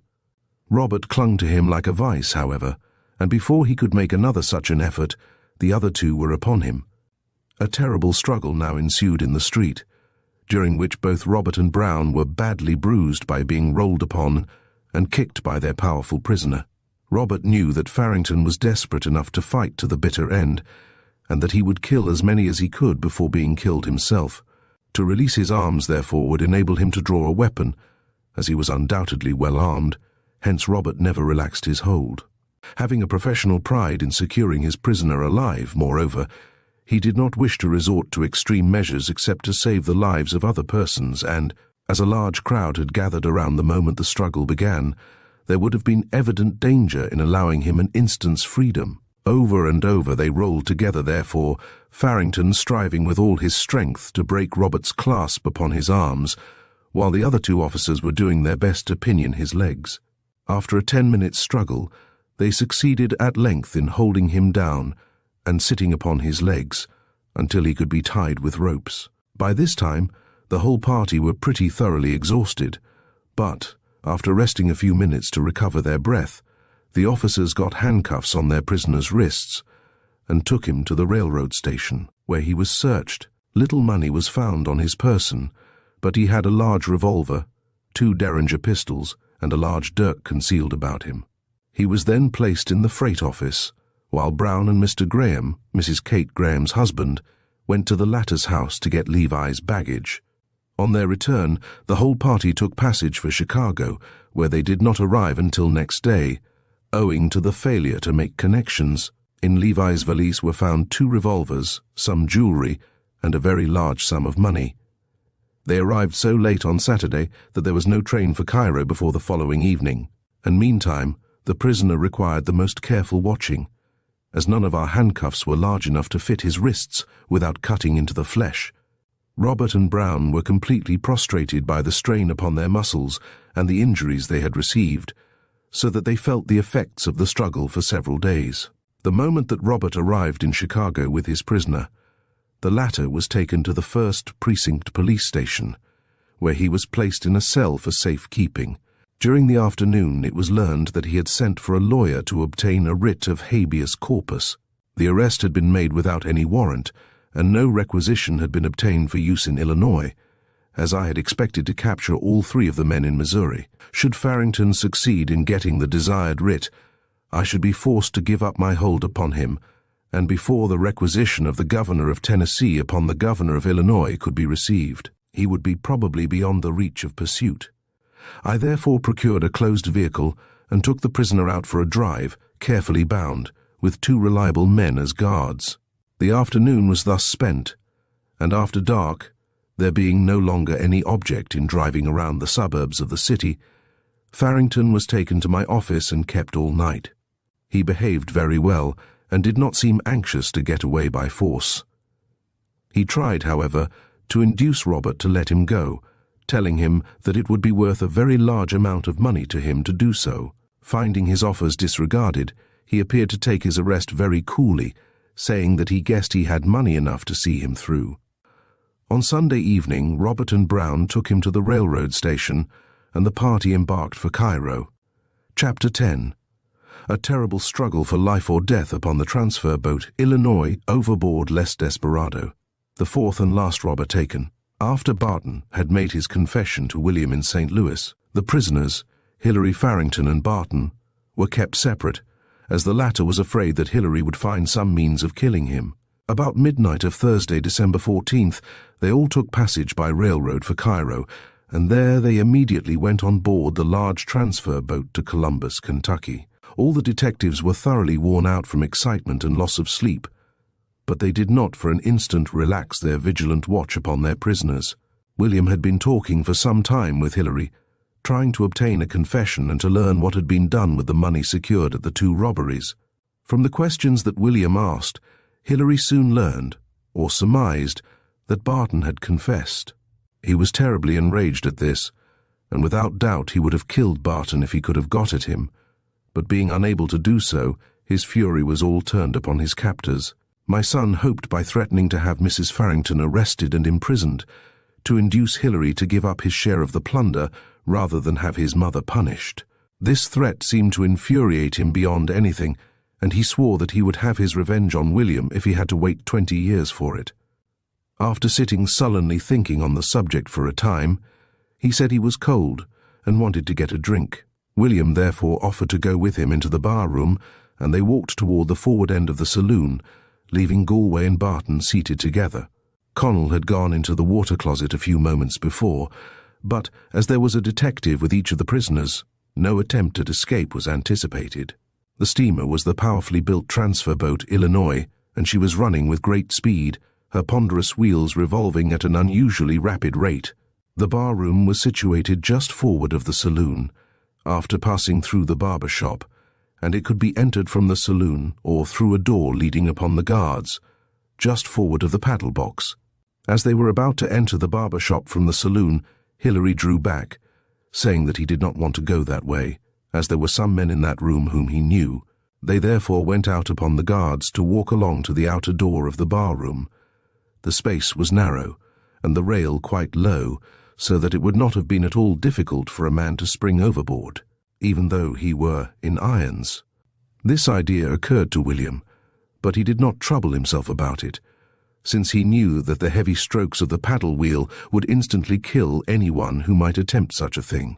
William wore a loose-fitting sack coat with large pockets, in one of which he carried a heavy army revolver, which he had taken from Hilary, his own revolver being in his belt. In walking, it was his habit to put his hand on the butt of this army revolver, which protruded somewhat from the pocket. On reaching the door, however, he took his right hand from the pistol to turn the knob. This was a careless action, of which he never would have been guilty had he been less fatigued mentally and physically, but, being so used up as to act almost mechanically, his habitual thoughtfulness was momentarily absent, and he was caught off his guard for an instant in a manner which nearly cost him his life. It should be understood that the scene which ensued occurred so rapidly as to occupy less time in its passage than is required to read about it, and that during those few seconds a struggle of life and death was going on. Hardly had William's hand touched the doorknob ere he felt the pistol drawn out of his coat pocket. He knew there was but one person who could have done it, and that person was a perfect devil thirsting for his blood. Turning like a flash, he seized Farrington by both wrists, just as the latter was trying to cock the pistol. Then there was a terrible contest. The pistol was in Farrington's hands, which were held so close together by the irons as to make it impossible to wrench one away from the other. It was pointed directly at William's head, and should Farrington succeed in cocking it, William's death would be instantaneous. All his energies, therefore, were directed toward keeping Farrington's hands far enough apart to prevent him from drawing back the hammer. The space was too narrow to permit of such a struggle without one party or the other being forced back upon the rail, and, in a moment, William had lifted his lighter antagonist from the deck, pressing him against the railing, and at the same time shouting for assistance. In response to his call, Connell came running out in dishabille, with his pistol in one hand and his pantaloons in the other. At this moment, the cold muzzle of the pistol was pressed against William's temple, and he heard the click of the hammer as his desperate prisoner succeeded in drawing it back. He made a violent plunge forward, ducking his head as he did so, and simultaneously the pistol exploded close to his ear, the ball ploughing a little furrow in the scalp, while the powder scorched his neck and hair. Staggering back, stunned and dizzy for a moment, he was caught by Connell, who asked whether he was much hurt. He soon gathered his senses, and finding his wound to be only trifling, he asked what had become of Farrington. Connell pointed overboard, and no further answer was necessary. No man dropping in front of those wheels could have lived for an instant, and even had he not been struck, he could not have kept himself up in the rapid current, then running filled with fine ice. By this time the bar-room, barber-shop and saloon had been emptied of their occupants, and the boat had been stopped to see whether the man could be picked up, but as this was clearly hopeless, the trip was soon resumed. Connell's arrival had been most opportune for William, since he had caught the weapon the moment it was discharged, and succeeded in changing the course of the bullet sufficiently to save William's life. Thinking, however, that William had been killed, Connell had struck Farrington on the head with his pistol almost simultaneously with the explosion and the blow. Aided by the plunge which William made forward in endeavoring to dodge the pistol shot, had sent Farrington over the rail into the water, where he was undoubtedly killed the next instant by the paddle wheels. The fact of the man's death was so absolutely certain that no person could doubt it, if acquainted with the circumstances. Yet there were not wanting people who insinuated that he had been allowed to escape by jumping overboard and swimming ashore.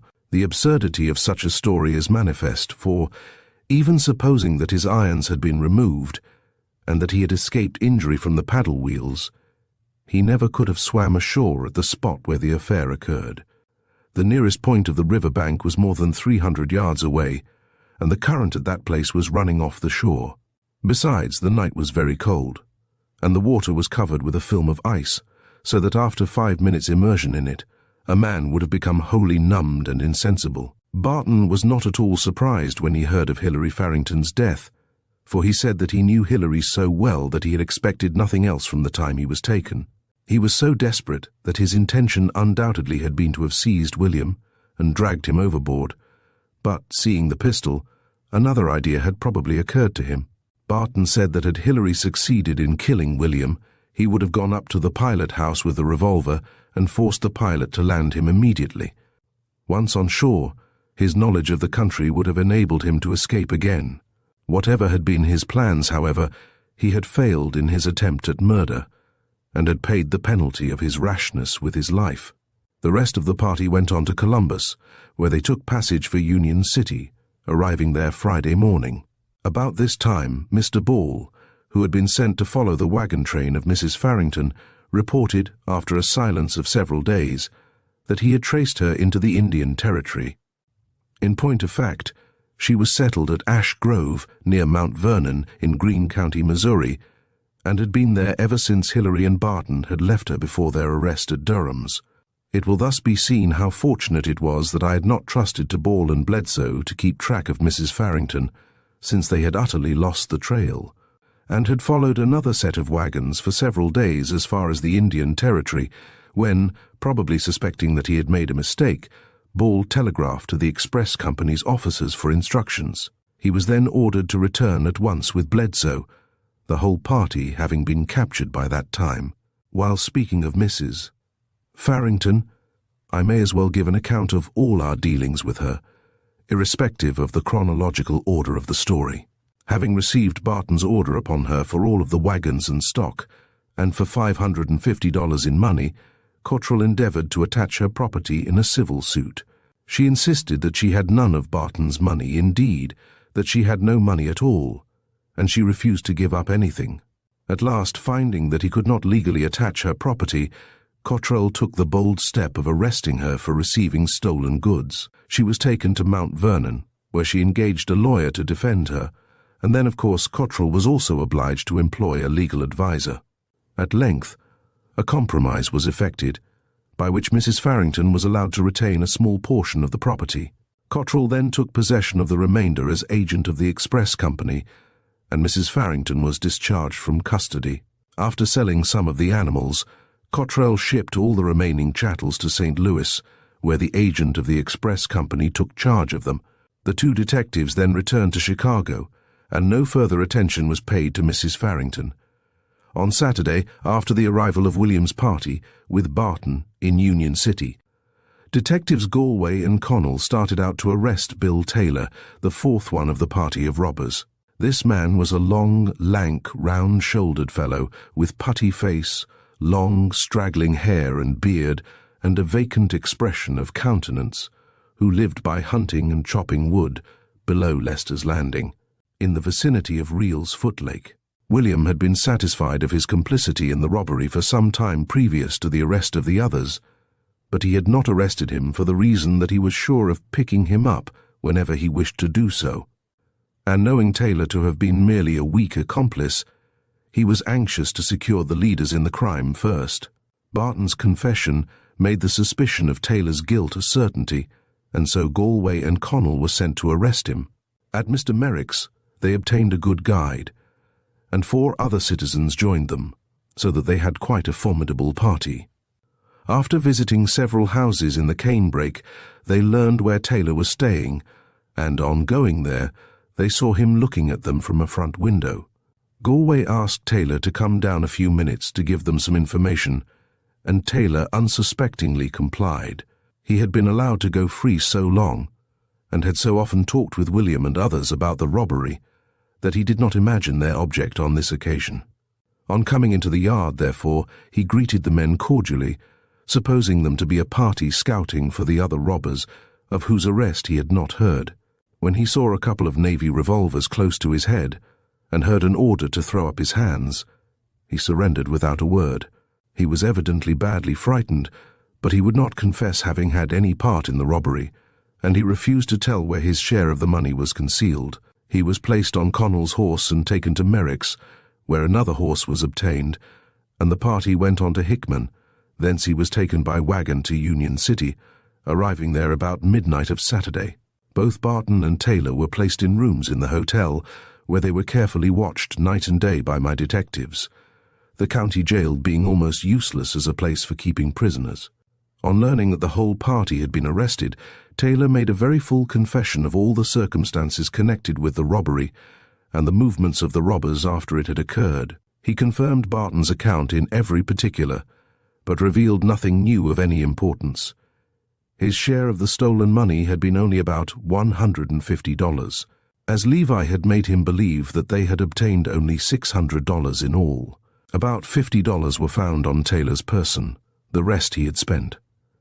He said that Levi Farrington had hidden all the checks, drafts, and unnegotiable paper underneath an old log in the woods, but that he could not tell where the log was, nor find it, since it was not marked in any way, nor had they taken any bearings by which to remember it. He gave an account of the evening when Hicks, the tipsy planter, came to their campfire, which agreed exactly with the previous statements of Hicks and Barton. But one slight remark in his confession seemed to account for the fifth man mentioned by Hicks. Taylor said that during most of the time Hicks was at their camp, one or two of the party were lying on the ground with their feet toward the fire, and that there was a log of wood lying beside them. Now, it is probable that Hicks was just drunk enough to be unable to tell the difference between a man and a log, especially as, in his description of the men, he gave the appearance of Hilary Farrington twice as belonging to different persons. Hicks's vision was somewhat uncertain that night, evidently. Chapter 11. The last scene in the drama approaching. A new character appears. The citizens of Union City suddenly seem to have important business on hand. The vigilantes and their work, their bullets and Judge Lynch, administer a quietus to Levi Farrington and David Towler. The end. The last scene in this drama seemed about to end in the complete defeat of the whole gang of villains and the triumph of law and justice, when a new character came upon the stage, and the curtain fell upon a bloody tragedy. That substantial justice was done cannot be denied, though the manner of its execution was beyond and outside all forms of law. It was a striking instance of the manner in which an outraged community, particularly in the West and South, will arrive at a satisfactory settlement of important questions without the intervention of courts, juries, or lawyers. The court of Judge Lynch makes mistakes occasionally, but it rarely admits of an appeal from its decision. Robert arrived in Union City with Levi Farrington on Monday, December 18th, and he took his prisoner to the hotel for safekeeping with the others. They were kept in separate rooms, and a detective remained with each of them constantly. William spent several hours with Levi Farrington, trying to induce him to tell where he had hidden the stolen papers, and also what he had done with his share of the money, of which he had undoubtedly retained the greater part. Finally, he agreed to return all the papers, and about $2,500 besides, on condition that he should receive a sentence of only 5 years in the penitentiary on entering a plea of guilty. Having agreed to this arrangement, William went to his room, which was a large one, with several beds occupied by Robert, Brown, and Connell. As the men of my force were all pretty well used up, Taylor and Barton were placed in the same room, with Galway guarding them, while Farrington, being such a desperate fellow, was put in another room, with 3 of the Union City policemen as guards. Soon after the arrival of Robert with Levi Farrington, a man named David Towler tried to get admission to Farrington's room. On being denied, he was very insolent, and he insisted on seeing Farrington alone. Finding that this would not be permitted, he went away cursing the officers and swearing to be revenged. His actions naturally attracted the attention of the police and caused him to be regarded with a great deal of suspicion as a probable member of the Farrington party of robbers. About 11 o'clock that night, a policeman named Benjamin Klein discovered this man Towler with a drawn revolver, skulking behind a car standing on the side track near the depot. He immediately called for the railroad company's night watchman, and the two approached the thief to arrest him. The man instantly shot Klein through the lungs, and then shot Moran, the watchman.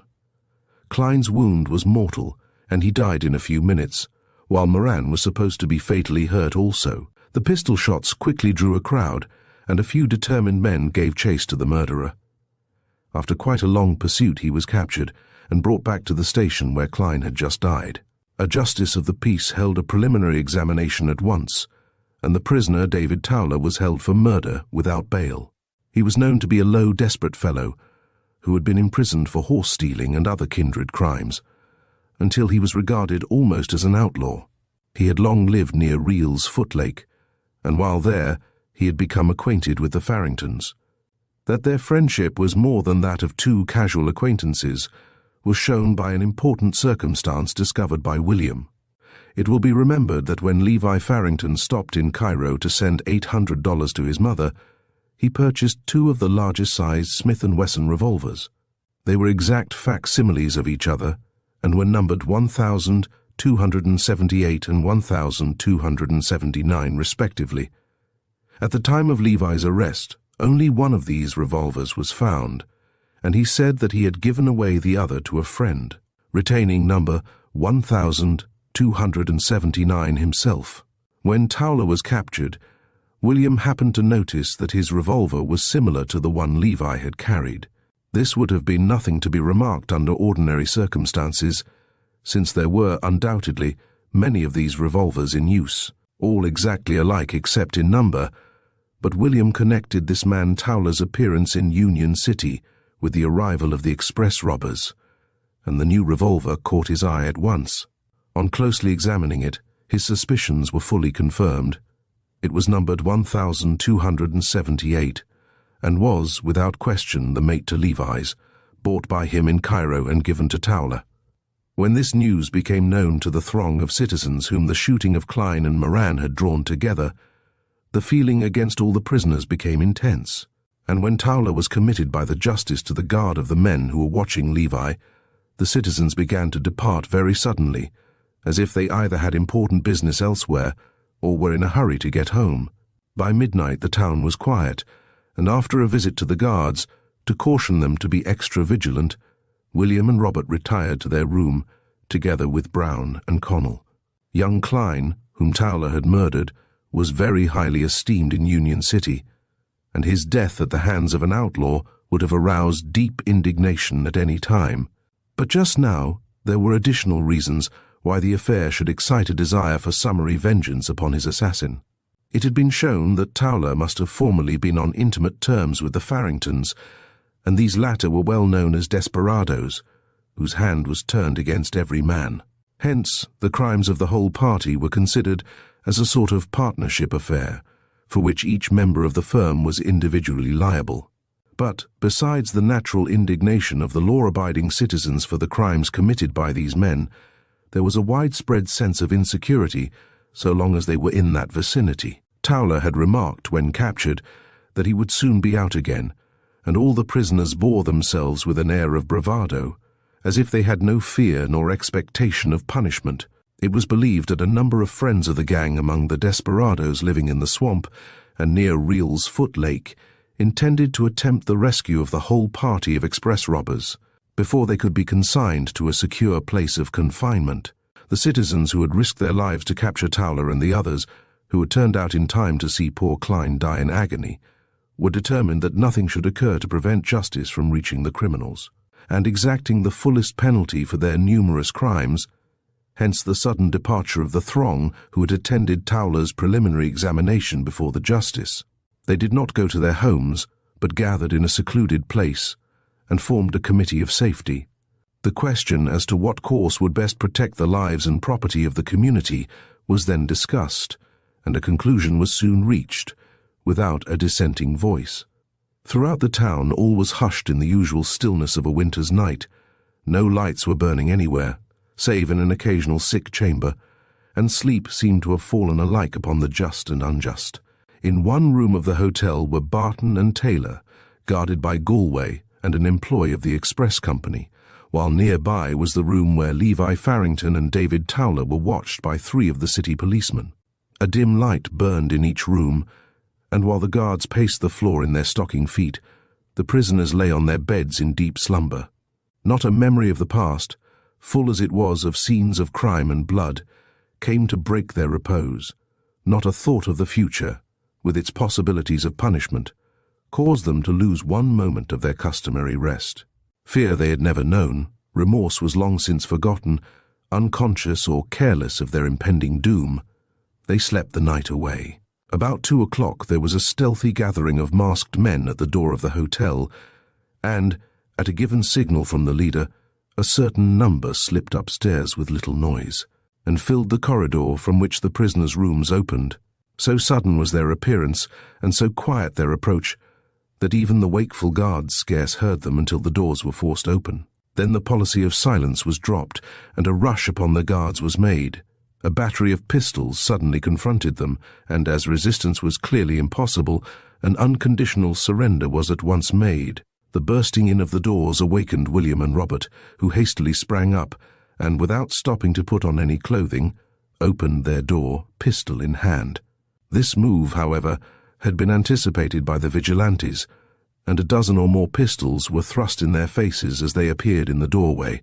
"Go back, Pinkerton, we don't want to hurt you," said one of the men outside, and they were pushed back into the room, while the door was hastily closed in their faces.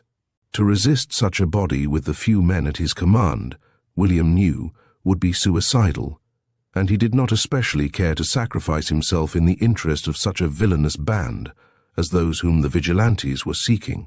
The 4 detectives, therefore, dressed themselves and remained in their room, awaiting further developments. Having overpowered the guards, the leader of the vigilantes ordered the removal of Towler, and, as the latter was hustled out of the door, Levi Farrington knew that his hour had come. Standing up and facing the remainder of the crowd, who had withdrawn to the further side of the room, he defied them all and told them to fire away. A volley of pistol shots was the reply to his words, and a rattling fire continued for 2 or 3 minutes. When it ceased, Levi Farrington was no more, his body having been struck by more than 30 balls, almost any one of which would have been instantaneously fatal. His body was left where it fell, and the room was soon deserted as the party hastened after the detachment which had Towler in charge. The whole affair was over in 10 minutes, and when the detectives again left their room, none of the masked party were to be seen. Levi Farrington's body was found in his room, but no trace of Towler could be discovered. Finding that the excitement was over, the detectives returned to bed, leaving Barton and Taylor still carefully guarded.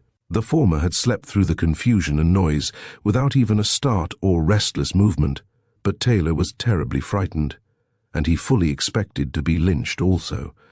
The next morning at breakfast, William was informed that the body of Towler had been found hanging to a tree near the graveyard, and on going to the spot, they found him as represented. At the coroner's inquest, little testimony could be obtained further than that one man had been shot to death and the other hung by parties unknown, and the verdict was rendered accordingly. There was naturally considerable excitement over the affair for 2 or 3 days, but the general verdict was, "Served 'em right." However violent had been their taking off, there were few who did not feel that society demanded their death, not only as a punishment for their past crimes, but as a means of security in the future. Believing that a sentence to the penitentiary was wholly inadequate, and that their escape therefrom was not only possible, but probable, the citizens preferred to take no risks of future robberies and murders by these desperadoes, and they therefore took the most effectual method of preventing their occurrence. Their action was illegal, it is true, but then it was just, which is a more important consideration sometimes. On the following Friday, Barton and Taylor had their preliminary hearing before a justice, when they waived examination and were committed for trial in default of bail in the sum of $10,000 each. Upon the representation to the justice that the county jail was an unsafe place to confine the prisoners, permission was obtained to remove them to the jail in Memphis. The proper papers were made out, and the transfer was made under William's management. The death of Levi Farrington made the recovery of the missing checks, papers, and money an impossibility, since neither Barton nor Taylor were able to conduct the officers to the place where they were hidden. Barton gave the company a bill of sale of the goods in the store at Leicester's Landing, however, and an assignment of all debts due the firm, from which about $500 or $600 were eventually realized. Robert and Brown attended to this matter and returned to Chicago. William was on duty until the 2 remaining prisoners were safely lodged in jail in Memphis, and then, having settled up all the business of which he had had charge, he also returned home. At the next term of court in Obion County, Tennessee Barton and Taylor pleaded guilty of grand larceny, and were each sentenced to 5 years' confinement at hard labor in the penitentiary. Thus, out of a party of 4 engaged in this robbery, 2 were finally brought to trial and appropriately punished, while the other 2 would have been so punished also. Had not a higher penalty been demanded by the circumstances of their cases, aggravated by their own brutal and revengeful dispositions, no reminiscence, in my experience, shows a more striking illustration of the certainty of retribution for crime than does the career and fate of these outlaws of the Southwest. The end. Don Pedro and the Detectives. Chapter 12. A fraudulent scheme contemplated. A dashing Peruvian Don and Donna, a regal forger, Mr. Pinkerton, engaged by Senator Muirhead to unveil the mystery of his life. The Don and Donna Morito arrive at Gloucester. Personnel of Gloucester's first families. The history of crimes against prosperity is of vital interest to the public. The ingenuity of thieves, burglars, forgers, and confidence men is active and incessant, so that their plans are often successful even against the experience and precautions of men of the most wary and cautious character. This seems to be especially true when the amounts at stake are large, for petty attempts to defraud are so frequent that when a criminal plays for a large sum, the suspicion of the capitalist is wholly allayed by the improbability that a mere swindler should undertake an operation of such magnitude. Indeed, in many cases the cupidity of the victim is so great that the sharper hardly offers the bait ere it is swallowed by some confiding simpleton. Hence, as a warning for the future, the lessons of past frauds possess no small degree of interest and value to the world. And as there is no portion of society free from the depredations of these schemers, their various wiles and snares cannot be exposed too often. More than 20 years ago, the city of Gloucester was one of the most thriving cities of the West. Controlling the interior trade to a large extent, its interests were of the most varied character, and its inhabitants were already distinguished as being more cosmopolitan than those of any other city in the Union except New York. They had imbibed, perhaps, some of the genius of the prairies, and their scorn of petty methods of doing business, their breadth of charity and hearty hospitality, were as boundless as the great plains of which the city was the business center at that time. Among such a people, a plausible adventurer had a fine field of operation, and I was not surprised when I was asked to go to Gloucester in the latter part of the winter to investigate the character of some persons who were living there. The application came from Senator Muirhead, a man whom I had long known, both in his public and private life. His suspicions were of the vaguest possible character, and a hasty examination of the case failed to convince me that they were well-founded. Yet he was convinced in his own mind that there was a fraudulent scheme in contemplation, and his positive conviction had great weight with me. The senator's interest in the case had led him to make extensive inquiries into the antecedents of these parties, but he was unable to trace them further back than their arrival in New York several months before. There they had suddenly appeared in society with a great display of wealth, stating that they had been traveling in Europe for some time and were gradually making their way back to Peru, where they lived. Don Pedro P.L. de Morito and his wife, having enjoyed life in New York for several months, now proposed to spend at least a year in Gloucester, and it was this couple whose character was suspected by the senator. Indeed, he felt sure that, at least, they were traveling under assumed names, and certain coincidences led him to believe that they were adroit swindlers of the most capable, dangerous type. He had discovered a chain of circumstantial evidence which needed only one link to make a clear connection between certain crimes and these fascinating Peruvians, and it was for the purpose of discovering this link that he had requested my aid. In brief, his suspicions were that after innumerable frauds in other countries, this plausible pair had settled in Gloucester to add to their ill-gotten wealth by some new scheme of villainy. His theoretic history of the man, derived from various sources, mainly newspapers in which crimes had been described bearing the same style of workmanship, was as follows.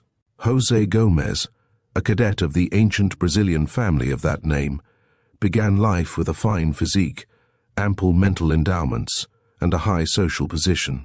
He was the heir expectant of a valuable estate, and no pains were spared upon his education. As he grew to manhood, however, his habits became such as to excite the gravest apprehensions as to his future, and by the time he was 30 years of age, he was a reckless libertine, gambler, and spendthrift. Finding that his source of supplies was about to be cut off by his family, he obtained large sums of money by means of forged paper, with which he fled from Rio de Janeiro to Lima, Peru. His whereabouts were not discovered for a long time, but when the information was received, the Brazilian government made an effort to obtain his extradition. He was living in fine style in Lima, under the assumed name of Juan Sanchez, and in some way he was warned of his danger. Before any steps had been taken to expose or arrest him, he perpetrated another series of forgeries, by which he obtained a large amount of money and then wholly disappeared. The aggregate of his forgeries was so great that a considerable notoriety attached to the case, and the facts were published in full in the leading newspapers of this country. About the time of the great rush to California, after the gold discoveries there, a gentleman known as Don Jose Michel appeared in San Francisco, where he lived in regal splendor. Indeed, his extravagance was so great as to make him conspicuous even among the reckless throng who filled the Golden City. After wasting a fortune with a prodigal hand, however, he suddenly vanished, and although little was known positively on the subject, it was commonly understood that he had swindled a number of bankers and capitalists by worthless notes, drafts, and checks, many of which were wholly or partly forged. The men thus defrauded kept the matter quiet, both because they were ashamed to acknowledge how easily they had been imposed upon, and because they hoped to facilitate the capture of the criminal by working in secret. The incidents were related to Senator Muirhead in a casual conversation with a friend who had recently returned from the Pacific coast, and the description given of Don Jose Michel tallied exactly with that of Juan Sanchez and Jose Gomez. By an odd coincidence, the month after the departure of Don Jose Michel from San Francisco, a brilliant gentleman of nearly the same name appeared in Quito, Ecuador, where he pursued a course so exactly similar in character to that of Gomez, Sanchez, and Michel that it was not difficult to imagine that that ubiquitous person was identical with the elegant Don Pedro Michel who created such a brief excitement in Quito, terminating with forgery and a hasty flight. About 2 years previous to the time of which I write, a wealthy Brazilian arrived in London and became a great favorite in society. His wife was a beautiful Spaniard, and her exquisite taste, courtesy, and knowledge of the world were highly appreciated by the select circle of aristocracy into which she and her husband were soon admitted. Don Jose Arias was the name of this gentleman, and he was soon known in nearly every drawing-room in Belgravia. He was introduced by the Brazilian charge d'affaires in the absence of the minister resident, and this semi-official guarantee of his position in Brazil gave him a passport everywhere. It was not strange, therefore, that such a handsome, refined, and agreeable couple should be cordially and hospitably received, especially as their wealth was undoubtedly enormous, while their manners showed that they had been born in the purple of aristocracy. It was a sad shock to society when it was learned that Don Jose and Donna Maria had absconded suddenly, taking with them about £50,000 sterling, obtained by forgery. It was then learned that the Brazilian legation had been the victim of forged documents also, though the intimate acquaintance of Don Jose with the policy and statecraft of Brazil in many important affairs had contributed largely to his success in deceiving the young diplomat who was temporarily in charge of the legation. It was not until more than a year after this occurrence that Don Pedro Pel de Morito arrived in New York with his beautiful wife, Donna Lucia. They did not stop long in New York after their arrival, but spent the latter part of the summer in the White Mountains in a very retired manner, although they lived in the best style that the place afforded. In August, they made a hasty trip to Washington and back to New York again, where they began a more pretentious mode of life than they had chosen theretofore. Don Pedro kept a yacht elegantly fitted up, and his horses were the best that money could obtain. His bachelor suppers were models of Epicurean perfection, and when his wife gave a reception, everything was in the best taste and style.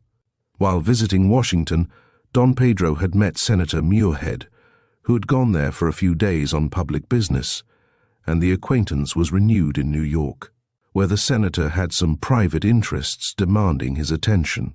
Something had led the senator to connect Don Pedro with Gomez, Sanchez, Michel, and Arias, and though the idea was a vague one in his mind, it was sufficiently fixed to cause him to institute inquiries into Signor Morito's antecedents.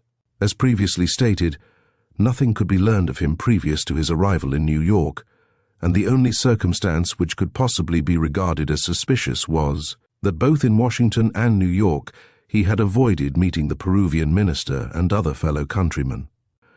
The peculiarity of the case interested me, and, after a long conversation with the senator, I agreed to unravel the slight mystery surrounding the parties, and to make a complete review of their past history so far as it might be possible to obtain it. No harm could result from such a course, whether they were honest or the reverse, and so, having decided upon a simple plan, I returned to Chicago to select the persons to represent me in Gloucester. My preliminary survey of the field had brought me into contact with many of the most fashionable people in Gloucester, and, as I foresaw that my operatives would be called upon to move in the best society while engaged in this investigation, I obtained as extended information about the members of the crème de la crème as possible. Since many of them will figure conspicuously in the incidents of this story, a brief description of the leaders will be necessary. One of the wealthiest men of Gloucester was a bachelor named Henry O. Mather. He was about 50 years old, but he still retained much of the fire of youth, and he was one of the most popular members of society. At an early day in the history of the Great West, he had settled at Gloucester, where he had invested largely in unimproved lands, and by forethought and good judgment in his speculations, he had rapidly increased his property in extent and value, until, at this time, he was one of the few millionaires west of the Alleghenies. About 3 years previous to the time of which I write, he had invested largely in the new railroad schemes then organized, and his importance as a railway magnate was recognized throughout the whole country. His reputation as a shrewd businessman made him a species of authority among his fellow townspeople, and few persons would have ventured to distrust the safety of any enterprise in which he was actively interested. Indeed, so complete was the confidence of most men in him that it was not considered necessary in buying real estate to trace the title further back than to Henry O. Mather, a deed from him being considered as secure as a patent from the government. Personally, he was a very agreeable man, being gallant without affectation and brilliant without priggishness. His figure was of medium height, compactly built, and he carried himself with an erect bearing and springy gait, which greatly aided in deceiving strangers as to his age. His hair was brown, turning gradually to grey, and he wore full grey side whiskers. His features were quite pleasing except the mouth, which was rather large and sensual. On the whole, he was a man with uncommon ability to please when he felt disposed to exert himself, and his great wealth was an additional charm which society was not slow to recognize. He owned a large house, occupying the whole of a square in the most fashionable part of the city, and his sister-in-law was installed as its mistress. Richard Perkins was an Englishman who had long lived in Gloucester, where he owned the largest brewery in the West. He was of middle height, but being quite fleshy, his gait was a kind of waddle, the reverse of elegant or dignified. His smooth, round, jovial face was strongly expressive of an appreciation of the good things of this world, and he rarely denied himself any indulgence that passion craved and that money could procure. It was while Mather and Perkins were on their annual visit to New York that they met Signor Morito and his beautiful wife, Donna Lucia. The distinguished foreigners soon made a complete conquest of both the Western gentlemen, who invited them in the most cordial manner to visit Gloucester at their earliest convenience. The delights of New York society were enjoyed for several months by these wealthy and aristocratic foreigners before they were able to keep the promise made to Mather and Perkins, for they were entertained by the old Knickerbocker families of Manhattan in a princely style. They were the guests of the most exclusive circles of the city, and everywhere they displayed such perfect courtesy, good breeding, and savoir-faire, that it was evident they were accustomed to wealth and high social position. They had elegant apartments in the leading hotel of the city, and their cash expenditures showed the possession of an unlimited fortune. They finally tore themselves away from New York, arriving in Gloucester during the comparatively dull season of Lent. Here their fame had become known in society through the incessant praises of Mather and Perkins, and their reception into the highest circles was coincident with their arrival. The unanimous verdict of those who made their acquaintance was that Gloucester had never entertained two more thoroughly pleasing guests than the Don and Donna Marito. Don Pedro was about 40 years of age, but he had all the brilliancy and ease of a man of 30. His figure was very fine, being slightly above the medium height, erect, compact and muscular. His hands and feet were small and elegantly shaped, but were not effeminate. His rich olive complexion was in admirable harmony with his soft black eyes and deep red lips. His face was a good oval without being unmanly, and his black, glossy hair was beautifully curly and wavy. He wore side whiskers and a long moustache, beneath which his smile, the ladies said, was faultless.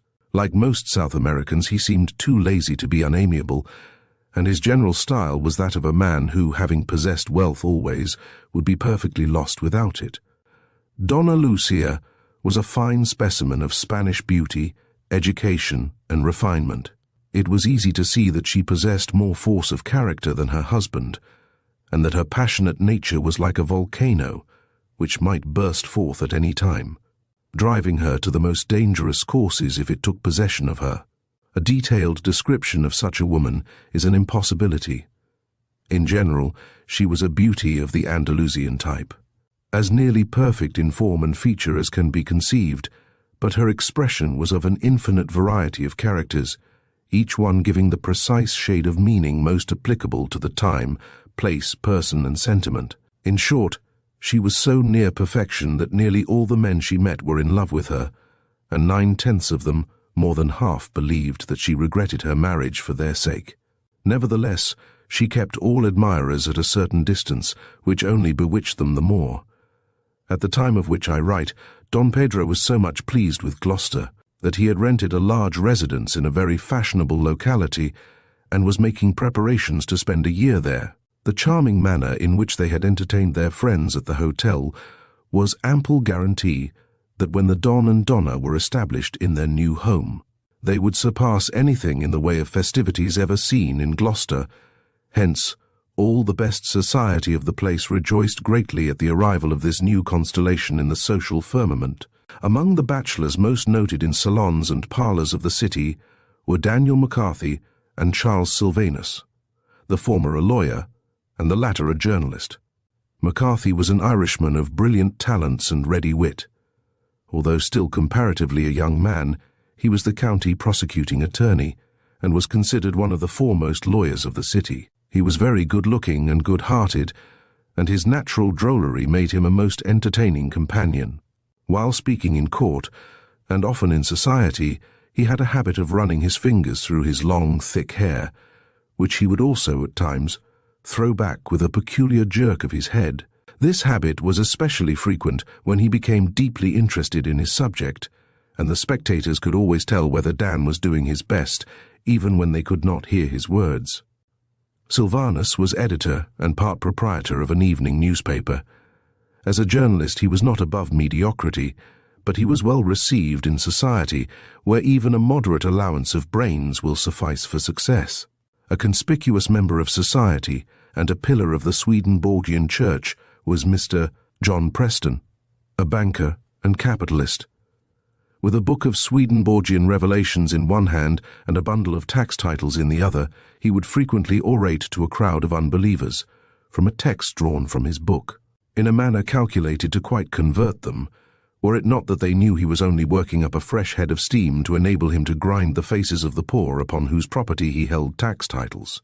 In fact, many people were of the opinion that this man was a dangerous character, in spite of his pretense of piety, his ostentatious charity, and his assumption of the role of a professional philanthropist. They insinuated that a man could afford to give largely to an astronomical society, a college, an academy of sciences, and other objects of education, when he'd appropriated many thousands of dollars belonging to the school fund to his own use, that he could easily contribute freely to his church, when he used the church property in his own interests and managed the society to suit himself, and that there was no great amount of philanthropy in giving a few $100s to miscellaneous charities, when he made 10 times the amount in shaving notes at usurious interest and acquiring land, by means only one remove from actual theft.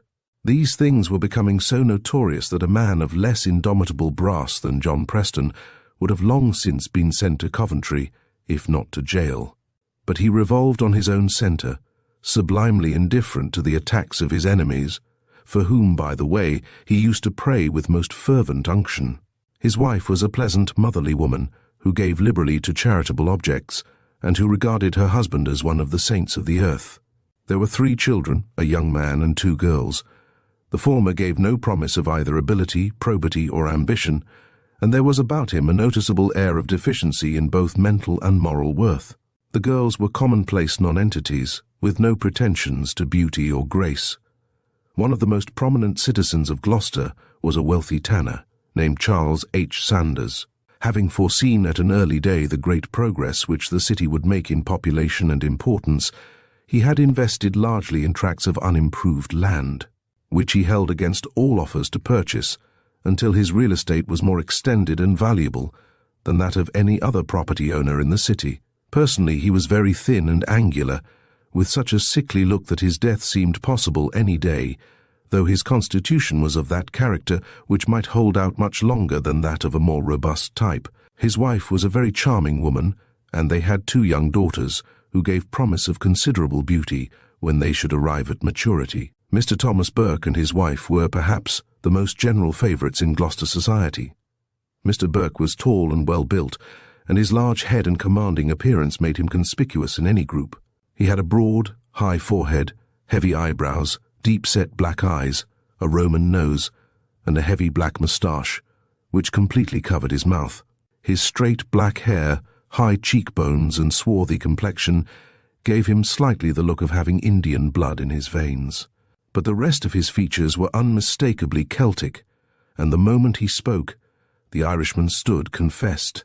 He was a man of such extensive reading and general information that few persons excelled him in conversation. His wife was also cultivated and intelligent, so that either as guest or hostess she was equally agreeable and popular. They had a large family of bright and interesting children.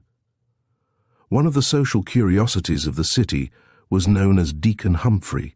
He was a striking instance of the importance which self-complacent mediocrity can obtain in a newly settled community, in spite of ponderous stupidity. His large head gave him his only excuse for professing to have brains, and his air of preoccupation made him in appearance the personification of wisdom. Indeed, a witty journalist, who had sounded the depths of Humphrey's ignorance, once said that no man could be as wise as Humphrey. No better condensation of this character in a few words could be made. He was part proprietor of a morning newspaper, and at times, to the dismay of the other stockholders, he aspired to the editorial tripod.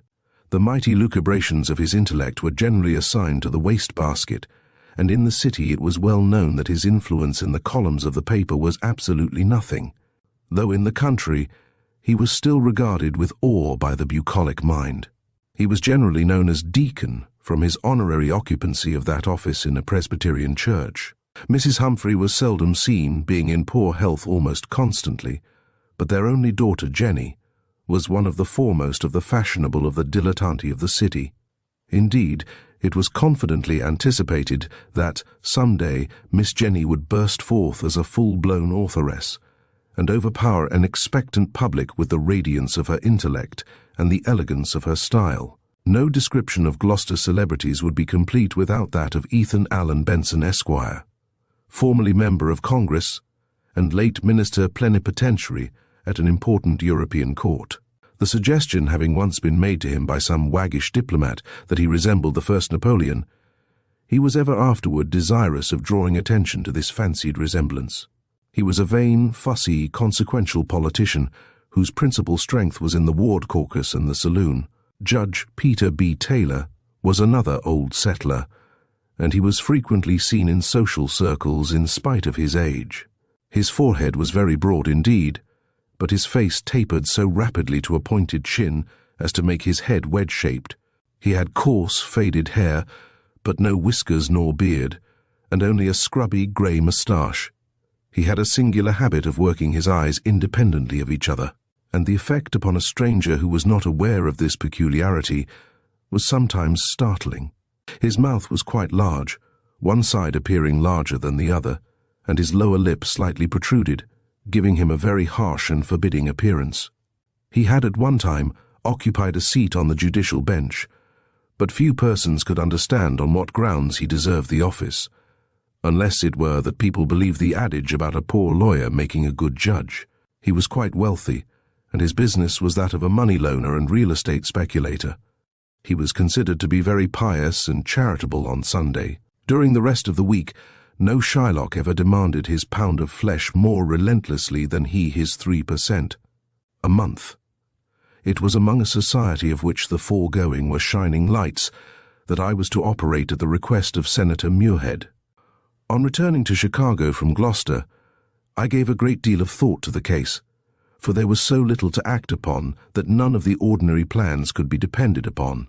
During his stay in this country, Don Pedro had apparently acted in a perfectly honorable manner toward every one, and it would be impossible to proceed against him legally in the United States for crimes committed elsewhere.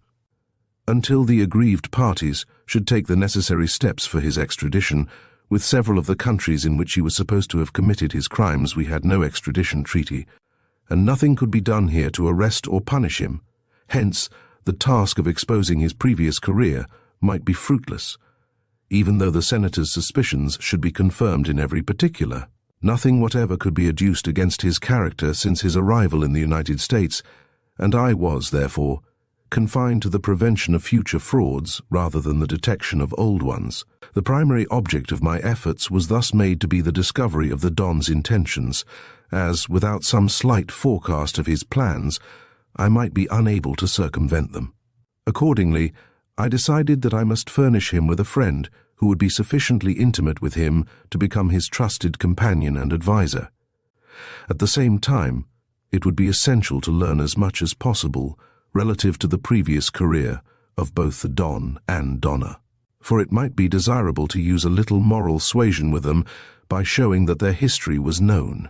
This plan would involve no injustice to them, for, if innocent of wrongdoing, they would never know that they had been under surveillance, while, if guilty, they deserved no consideration. Chapter 13. Madame Sevier, widow of Chicago, and Monsieur Lesparre of Bordeaux also arrive at Gloucester. Mr. Pinkerton, as a labourer anxious for a job, inspects the Morito mansion. A tender scene, resulting in profit to the fascinating Senora. Madame Sevier is installed as a guest at Don Pedro's. My first action in this affair was to detail a man to shadow Don Pedro and the Donna, until the detectives chosen for the more difficult portions of the work should be in a position to take notice of all their movements. As 3 detectives would require some little preparation to gain the position I desired them to fill, I hastened to select them and give them their instructions. For this mission I detailed a married couple who had been several years in my employ. Mr. and Mrs. Roselle were natives of France, and as they had been constantly in my service, almost from the time of their arrival in this country, I felt sure they would not be recognized as detectives by anyone in the city of Gloucester. They were people of more than average intelligence and education, with a natural refinement which would be especially desirable in the prosecution of this case. In a few days all their preparations were completed, and they went to Gloucester by different routes. Mrs. Roselle was not handsome, but she had a good figure, and she was very attractive on account of her dashing, spirited ways, and because she could assume a deep interest in every one whom she met. She spoke English with so slight an accent that it was only noticed as an added charm to her winning conversation. I instructed her to represent herself in Gloucester as Madame Sevier, the widow of a lace merchant lately of Chicago, where he had carried on a moderate business.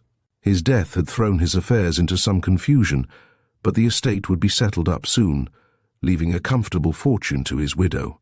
Madame Sevier did not like the climate of Chicago, and therefore she had decided to remain in Gloucester until her business affairs were settled, when she would probably return to her relatives in France. I intended that she should mix in society as much as would be consistent with her character as a widow, and that she should endeavour to become intimate with Donna Lucia. Mr. Roselle was to make a slight detour, arriving in Gloucester from the east.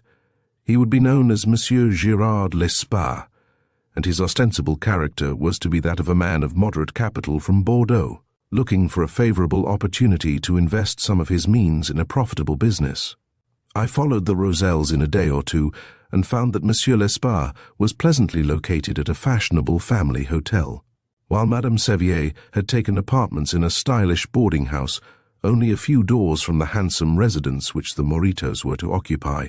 This was quite satisfactory, and I turned my attention to the examination of the reports made by my shadow.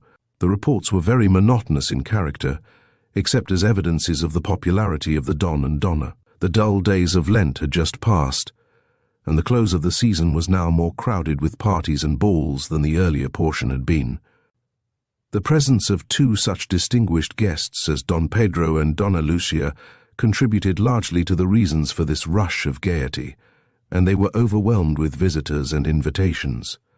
Mr. Mather had set the example by giving a large dinner party in their honour, followed in the evening by a grand ball, and they had so charmed the other leaders of society that no entertainment was considered complete without the presence of Don Pedro Piel de Morito and his beautiful wife.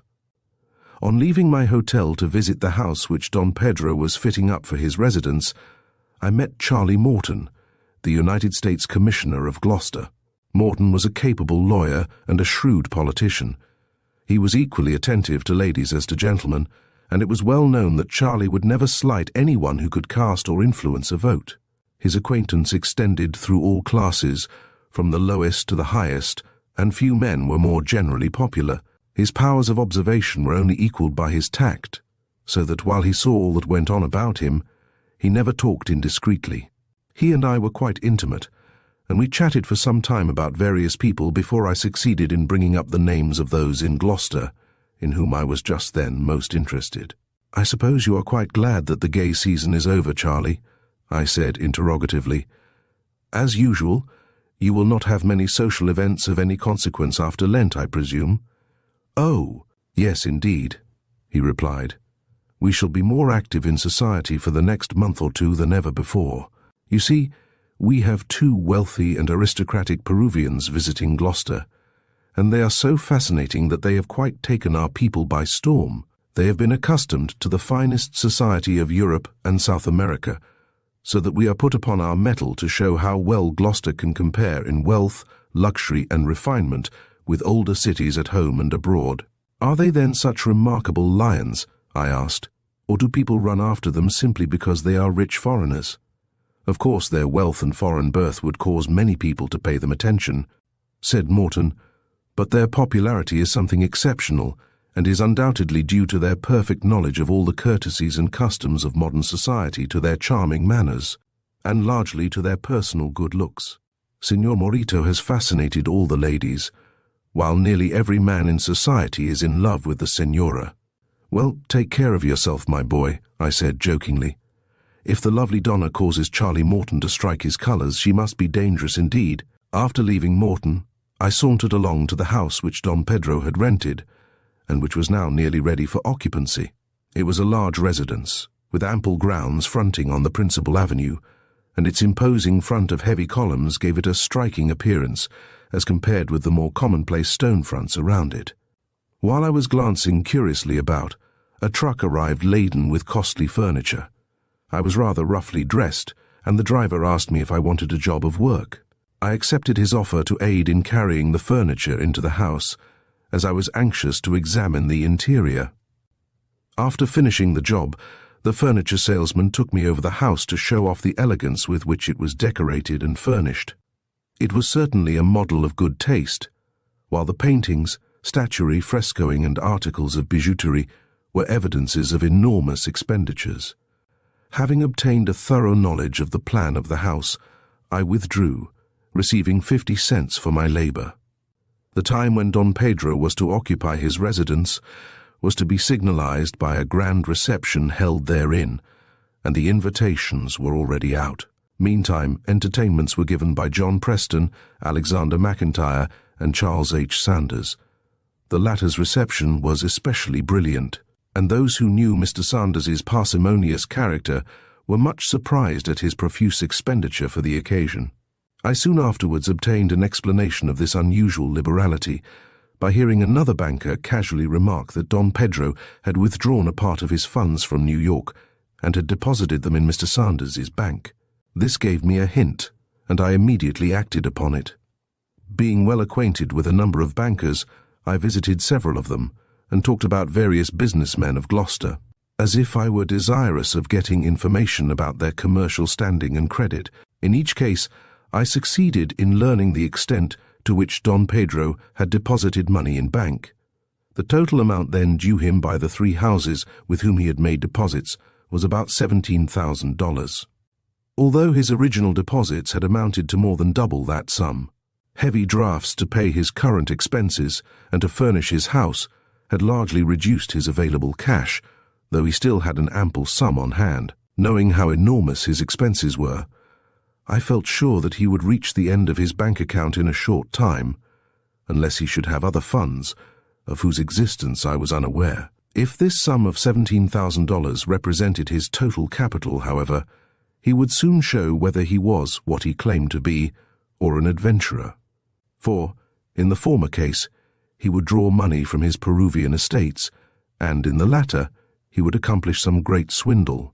I was, therefore, anxious to put my detectives at work as quickly as possible to enable me to learn something definite of his intentions. Madame Sevier was making quite rapid progress in her new quarters.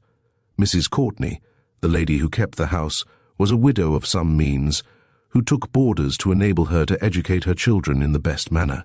She was highly regarded by every one, and her visiting list included all the most fashionable people in the city. She soon became greatly interested in Madame Sevier, and through her assistance the Madame made the acquaintance of a number of the families living in the neighborhood.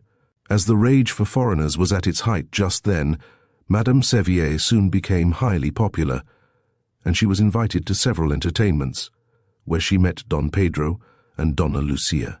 The latter, finding that Madame Sevier was to be her near neighbor in her new residence, became very intimate with her, especially as Donna Lucia was desirous of reviving her knowledge and practice of the French language. Consequently, when Don Pedro's arrangements were all completed and the new house occupied, Madame Sevier used to drop in for a few minutes' chat every day. As she was a very capable manager, she was frequently able to give Donna Lucia valuable hints about her household affairs, especially with reference to the approaching reception. Ever since the arrival of the Moritos, Mr. Henry O'Mather had been a constant attendant upon the Donna. His attentions had not been so publicly marked as to have created scandal, but he had been so assiduous in paying his regards that he was much more intimate than Mrs. Grundy would have thought strictly proper. He was in the habit of calling very frequently, and he often took the Don and Donna out for a drive. Sometimes the party would consist wholly of ladies, and occasionally the Donna accompanied him alone. In short, he became a sort of intimate friend of the family, welcome at all times, without the necessity of invitation or ceremony. One day, Madame Sevier went in to see Donna Lucia in the afternoon, and was told by the servant that she would find the Donna in the library. Without permitting the servant to announce her, she passed on toward the room mentioned, but, as she approached the door, hearing voices within, she paused a moment to see who was with Donna Lucia. The room was in a very retired part of the house, and she was able to take a position close to the partly open door, without the probability of being noticed by anyone. She was thus enabled to overhear a highly interesting conversation between the Donna and Henry O'Mather, who had evidently arrived only a moment or two before her. "You are not in good spirits today, Donna Lucia?" questioned Mather sympathetically. "No, Mr. Mather, I have my troubles at times, like other people, but I try not to let others see them." "Then you do not care for sympathy, Signora," said Mather with a tender sigh. "I see that you have been in tears, and it grieves me to think that I cannot save you from the painful things which cause you to cry." "Oh, Mr. Mather, I do appreciate your kindness, I assure you," said the Donna, also sighing deeply. "I am almost tempted to ask your advice, for I feel that you are truly my friend, but I am afraid you will think I have been naughty in having exposed myself to such annoyances." "No, indeed, my dear Donna," replied the millionaire, quite enraptured at this evident token of her confidence in him. I know that you are too lovely to be anything but an angel, and I shall be only too happy to give you advice upon any subject that you confide to me." As the conversation was becoming highly interesting, the tones of the parties being of a really lover-like tenderness, Madame Sevier took a hasty glimpse through the door and saw that she could watch as well as listen, unperceived. Martha was standing beside the Donna, bending over her and looking into her face, while she had her head half turned away, as if in coy indecision. "Well, Mr. Mather, why do you address me always so formally? Can you not call me Henry?" asked Mather boldly. "How would it sound if anyone should hear me?" said the Donna, casting down her eyes and playing with her watch chain. "But when we are alone, no one can hear you," replied Mather. "Won't you call me Henry when we have an occasional tete-a-tete?" "Well, then you must be very discreet, Henry," answered she, looking up, blushing and hesitating as she spoke. "I will be discretion itself," said the now wholly infatuated Mather, with a look of triumph, and to show that he accepted the conditions of the agreement, he sealed it by raising her hand to his lips. "Oh, fie, fie," she exclaimed. "Is it thus that you show your discretion? I shall be obliged to retract my promise if you become so rash. Now, sit down beside me, and be more polite in future." "I will not be so hasty again, my dear Donna, but my pleasure was so great that I was somewhat beside myself. Now tell me what it was that caused your troubles." "Well, Mr. Math—" "No, not Mr. Mather. Recollect your promise," interrupted Mather, as he saw she hesitated to call him by his first name. "Well then, Henry, I have been very thoughtless and extravagant, and I do not know what to do. You see, I have always spent money for everything I needed without regard to cost, for my own fortune was ample for everything, and Pedro would give me any amount that I might desire. But last month, a draft for £6,000, which was sent me by my trustees, was lost on the way, and so I have used up all my own funds. Having run up several large bills in New York, I asked Pedro to pay them, and he did so, but he said that, having ordered his factors to send him no more money until his arrival in Callao, he should be somewhat embarrassed until he heard from them again. His sudden determination to fit up and occupy a residence here has exhausted all his available funds except a few $1,000s for current expenses, and he requested me not to make any large purchases until one of us should receive a remittance from our estates. Well, you see, I expected surely to have received a large sum before now, and so I made purchases without regard to consequences. The result is that I am deeply in debt, my money has not arrived, and I am afraid to tell Pedro, because he will not forgive me for running in debt and disobeying him. Unfortunately, I have done both these things, and I am momentarily in fear that some of the bills will be sent to him. Now, my dear Henry, you see that I have good cause to look sad and cry."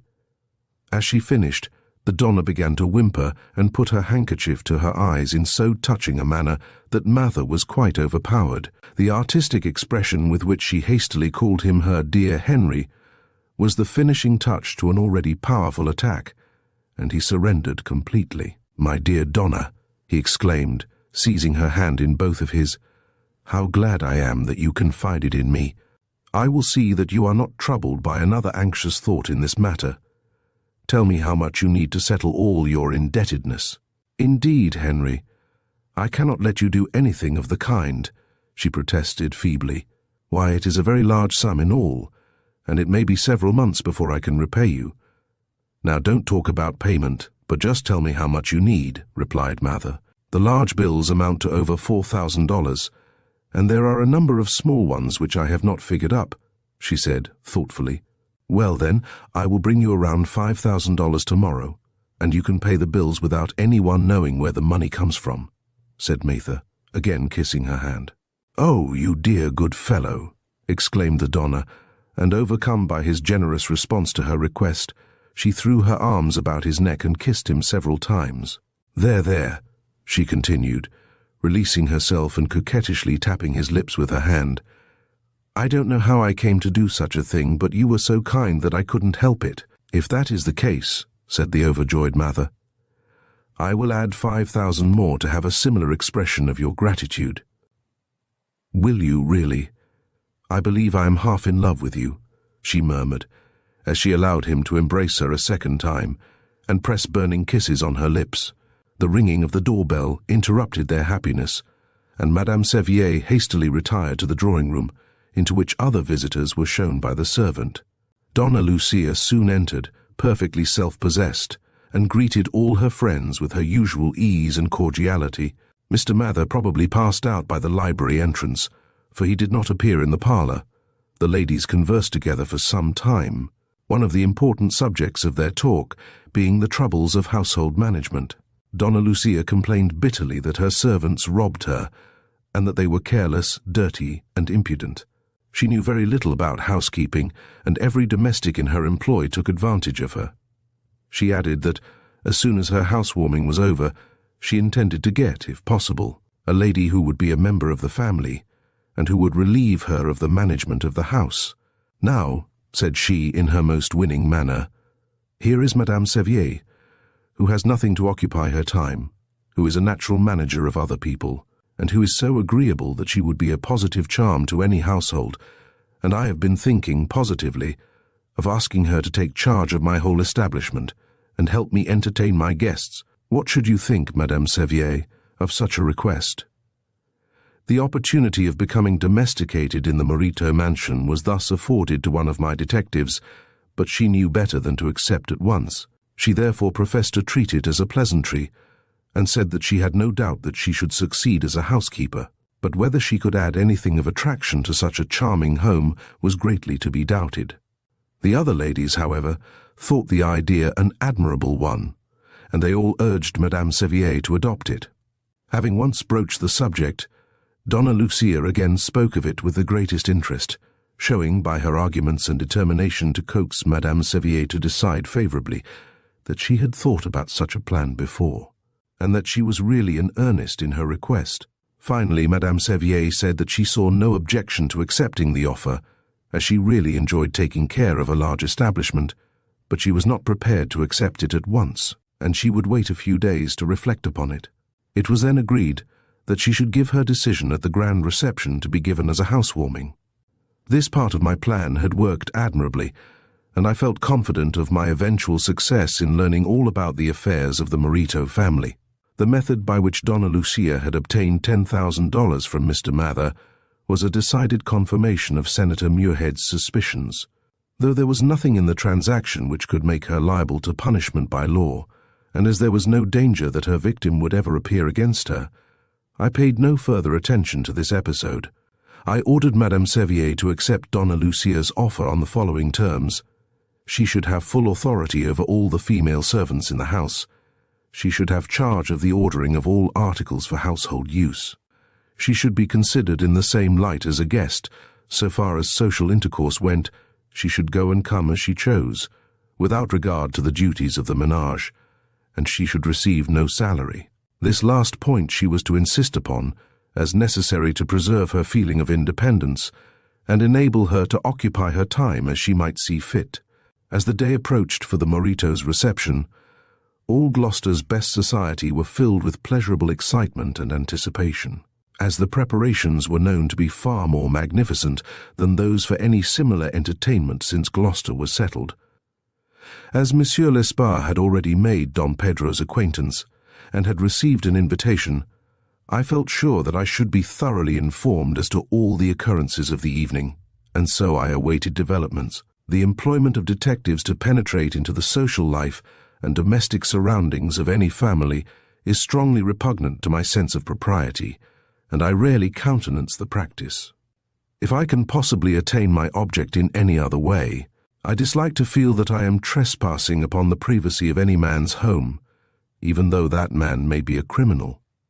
The idea of introducing a spy into a household is opposed to the spirit of our free American institutions, violating as it does the unwritten law that a man's house is his castle. Hence, I never resort to such a measure, except in extreme cases. I saw, however, that there was no other means of protecting the interests of my client, Senator Muirhead. He was acting disinterestedly in the case, to save his constituents from being defrauded, and I could only prevent the threatened swindle by learning in advance the exact plan of operation proposed by the suspected person. I was careful, however, to employ my most discreet and cautious agents, in order that I should quickly learn whether the senator's suspicions were based on fact. In case I should find that the suspected parties were innocent, I was determined to withdraw instantly. They would not then suffer any injustice, for my employees would keep their discoveries secret from everyone except myself, and no one would ever know that they had been the objects of suspicion. Chapter 14. Monsieur Lesparre, having a retentive memory, becomes serviceable to Don Pedro. Diamond Fields and droll Americans. A pompous judge in an unfortunate predicament. The grand reception closes with the happy arrangement that the gay Signor and Signora shall dine with Mr. Pinkerton's detectives on the next evening. The day of the reception was unusually pleasant, and at nightfall the full moon rose to add her splendor to the attractiveness of the evening. The Morito mansion was ablaze with wax candles, gaslight being considered too common for use on such an occasion. From the street to the door was a passageway of double canvas, with an opening at the sidewalk to prevent interference with passers. This opening was brilliantly lighted, and was hung with flags, pennants, and flowers, artistically arranged so as to give the guests a charming prospect when alighting from their carriages. The rooms of the house needed no decoration beyond that, already given by the frescoes and paintings adorning the walls and ceilings. Nevertheless, flowers were abundantly distributed about the spacious apartments. The beautiful conservatory contained a superb fountain, whose jets and sprays gave forth exquisite odor and rippling music. Everywhere throughout the house, the most artistic grouping of furniture, pictures, and statuary could be seen, and the variety of taste displayed was only equaled by the unity of arrangements as a whole. At 10 o'clock, the guests began to arrive, and as the throng of carriages became thicker, it seemed as if the house would be overcrowded. This did not happen to any noticeable degree, however, as the whole of 2 floors were thrown open to accommodate the guests. The music was furnished by the best musicians of the city, and the supper was a miracle of Epicurean excellence, Delmonico having sent one of his chief assistants from New York to superintend its preparation. Never had Gloucester seen an affair where such elegance and good taste had been displayed. Even the smallest details were perfect, and the Don and Donna received innumerable congratulations and good wishes from their guests. During his brief stay in Gloucester, Monsieur Lesparre had been very active in forming acquaintances, and he was already well known in society. He had a very retentive memory, and, when once introduced to any gentleman, he immediately took pains to learn everything possible about him. By careful observation and perseverance, he had learned the general history of a very large number of the leading people in society, and his droll comments and half-sarcastic criticism of them, expressed sotto voce to the Don on various occasions, had caught the latter's attention. The Don therefore frequently singled out Lesparre for a companion in society, in order to obtain information about the social and business standing of various people. "You see, my dear Lesparre," said the Don, "I am such a poor judge of character that I am liable to be imposed upon unless I know something about the previous history of people who seek my friendship. And, as I have a miserable memory for faces, names, places, and everything else, it is a great pleasure to find someone who can keep me posted as to the status of the people I meet. You must let me see as much of you as possible, for being both foreigners, we ought to have a common bond of sympathy." "It will give me great pleasure," replied Lesparre. "Of course our friends here are very attentive, but then, you know, they lack the polish one meets in European salons, and they are too apt to obtrude their business into their social relations." "Exactly. I agree with you perfectly, and it is for that reason that I enjoy a conversation with a gentleman of continental education and tastes. It is wonderful how keen these Americans are in their pursuit of the almighty dollar. Why, only a week or 2 ago, I happened to mention to Mr. Mather and a few others that some of my estates in the Peruvian Andes contained extensive diamond fields, when they began to upbraid me for not working them and adding to my already ample revenue. They seemed positively shocked when I told them that I saw no reason for increasing my income, as I had as much money as I could use now. They insisted that I was doing a positive wrong to my fellow mortals in refusing to burden myself with a new enterprise, and I assure you they were quite in earnest in their remonstrances. Ah, how droll they are, Monsieur Lesparre. Yes, indeed, I have found the same spirit "Even with reference to my humble means," replied Lesparre. "They want me to invest in something right away, and I have very many disinterested offers of advice, but they cannot understand my delay, and they think I am throwing away so many good chances by waiting. Now, I should be content to settle down for a year before investing, just to examine at length all the openings offered me. But I doubt whether I could afford to do that, unless I could obtain a satisfactory salaried position, and I feel that that is impossible. There are very few such positions as I would be willing to accept, as I do not care to be tied down to regular duties."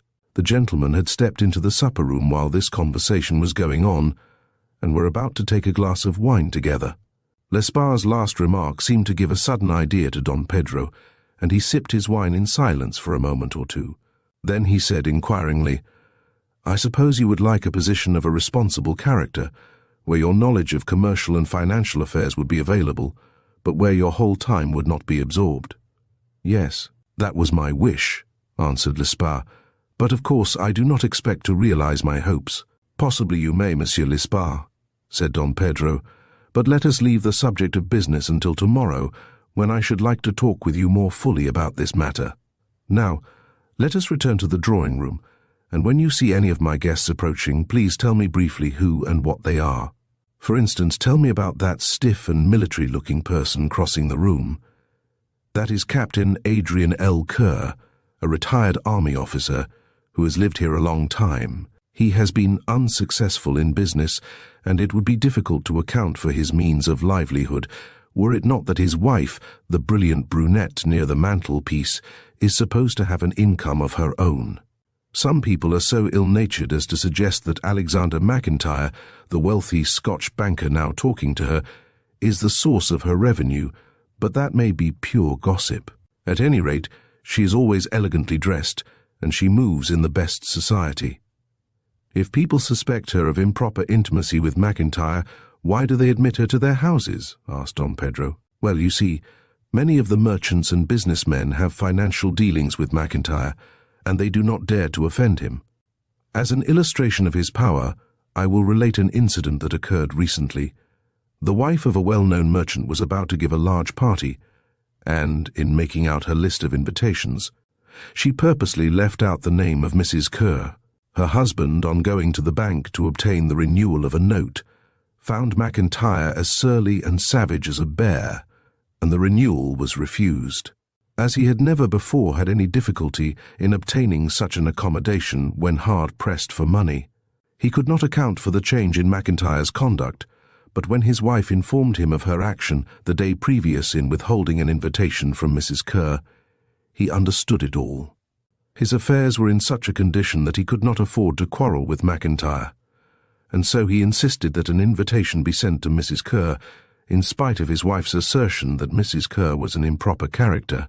He was willing to admit that fact, but he preferred to submit to her presence, rather than to be seriously crippled in business.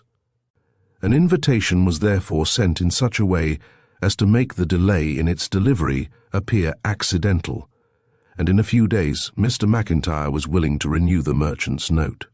"Well, she certainly does carry things with a high hand," replied Don Pedro, smiling. "I wonder how she would have retaliated upon me if I had struck her name off my list tonight. However, it is not my business to question her character, and if my wife is satisfied to receive her, I shall not interfere." As the Don finished speaking, the music sounded the preliminary notes of a quadrille, and he hastened to find a partner. Among the guests were Mr. and Mrs. Arlington, whose minds were of such opposite characters as to keep them continually quarrelling. He was a wealthy banker of austere manners and puritanic tastes, while she was a butterfly of fashion, fit only to be petted, kissed, and caressed. She was all gaiety and life, he, all piety and gloom. Her pleasures he considered sinful, while his recreations were to her the most painfully melancholy observances that could be devised. While he believed that she was a child of wrath, a creature of the world, the flesh, and the devil, she was equally satisfied that he was on the highway to fanaticism and hypocrisy. Under these circumstances, it was not unnatural that she should seek her friends among those who mingled in fashionable society. nor that her husband should consider it necessary to follow her into the gay world in order to keep a watch upon her. Her most attentive cavalier was a young bachelor named Harry Bertram, who seemed infatuated with her. Indeed, their preference for each other's society was so marked that the tongue of scandal had already begun to wag, although no overt act could be cited against them. The Don, on leaving Lesparre, chanced to meet Mrs. Arlington, and she readily accorded him the pleasure of dancing with her. In the same set were Daniel McCarthy and Donna Lucia, Charles Sylvanus and Madame Sevier, and Mr. Mather and Mrs. Simon. In the adjoining set were Mr. Benson and Miss Jenny Humphrey, Alexander McIntyre and Mrs. Kerr, Harry Bertram and Mrs. Sanders, and Judge Robert Morgan and Mrs. Middleton. Judge Morgan was a remarkable-looking person at any time, but his appearance was especially noticeable in a dancing set, the incongruity of his presence in such a scene being irresistibly comical. He was about 50 years of age, but his face was smooth and unwrinkled. Though he was of the medium height, his great size gave him the look of a short man, which effect was partly increased by his long arms. He was very broad and fat, his stomach projecting to an absurd degree. At the same time he stood very erect, so that a profile view gave him a general resemblance to a loggerhead turtle set on end. His eyes were small and treacherous. His cheeks were puffy and flabby. His mouth was large and sensual. His hair and whiskers were brown and fine, but they always seemed unkempt. He wore closely fitting black clothes, and he was fond of displaying an unusual amount of jewelry. He had obtained the office of judge of the criminal court by currying favor with the very classes most likely to be brought before him for trial, and his judicial ermine was not considered free from the foulest stains. His private life was, in many respects, a counterpart of his official conduct. Though married to an agreeable woman, he was a notorious libertine and profligate. Still, he held his position in society and was admitted to the acquaintance of the most reputable people in the city. Hence, he frequently appeared at balls and dancing parties, where he always tried to act like a light and graceful youth.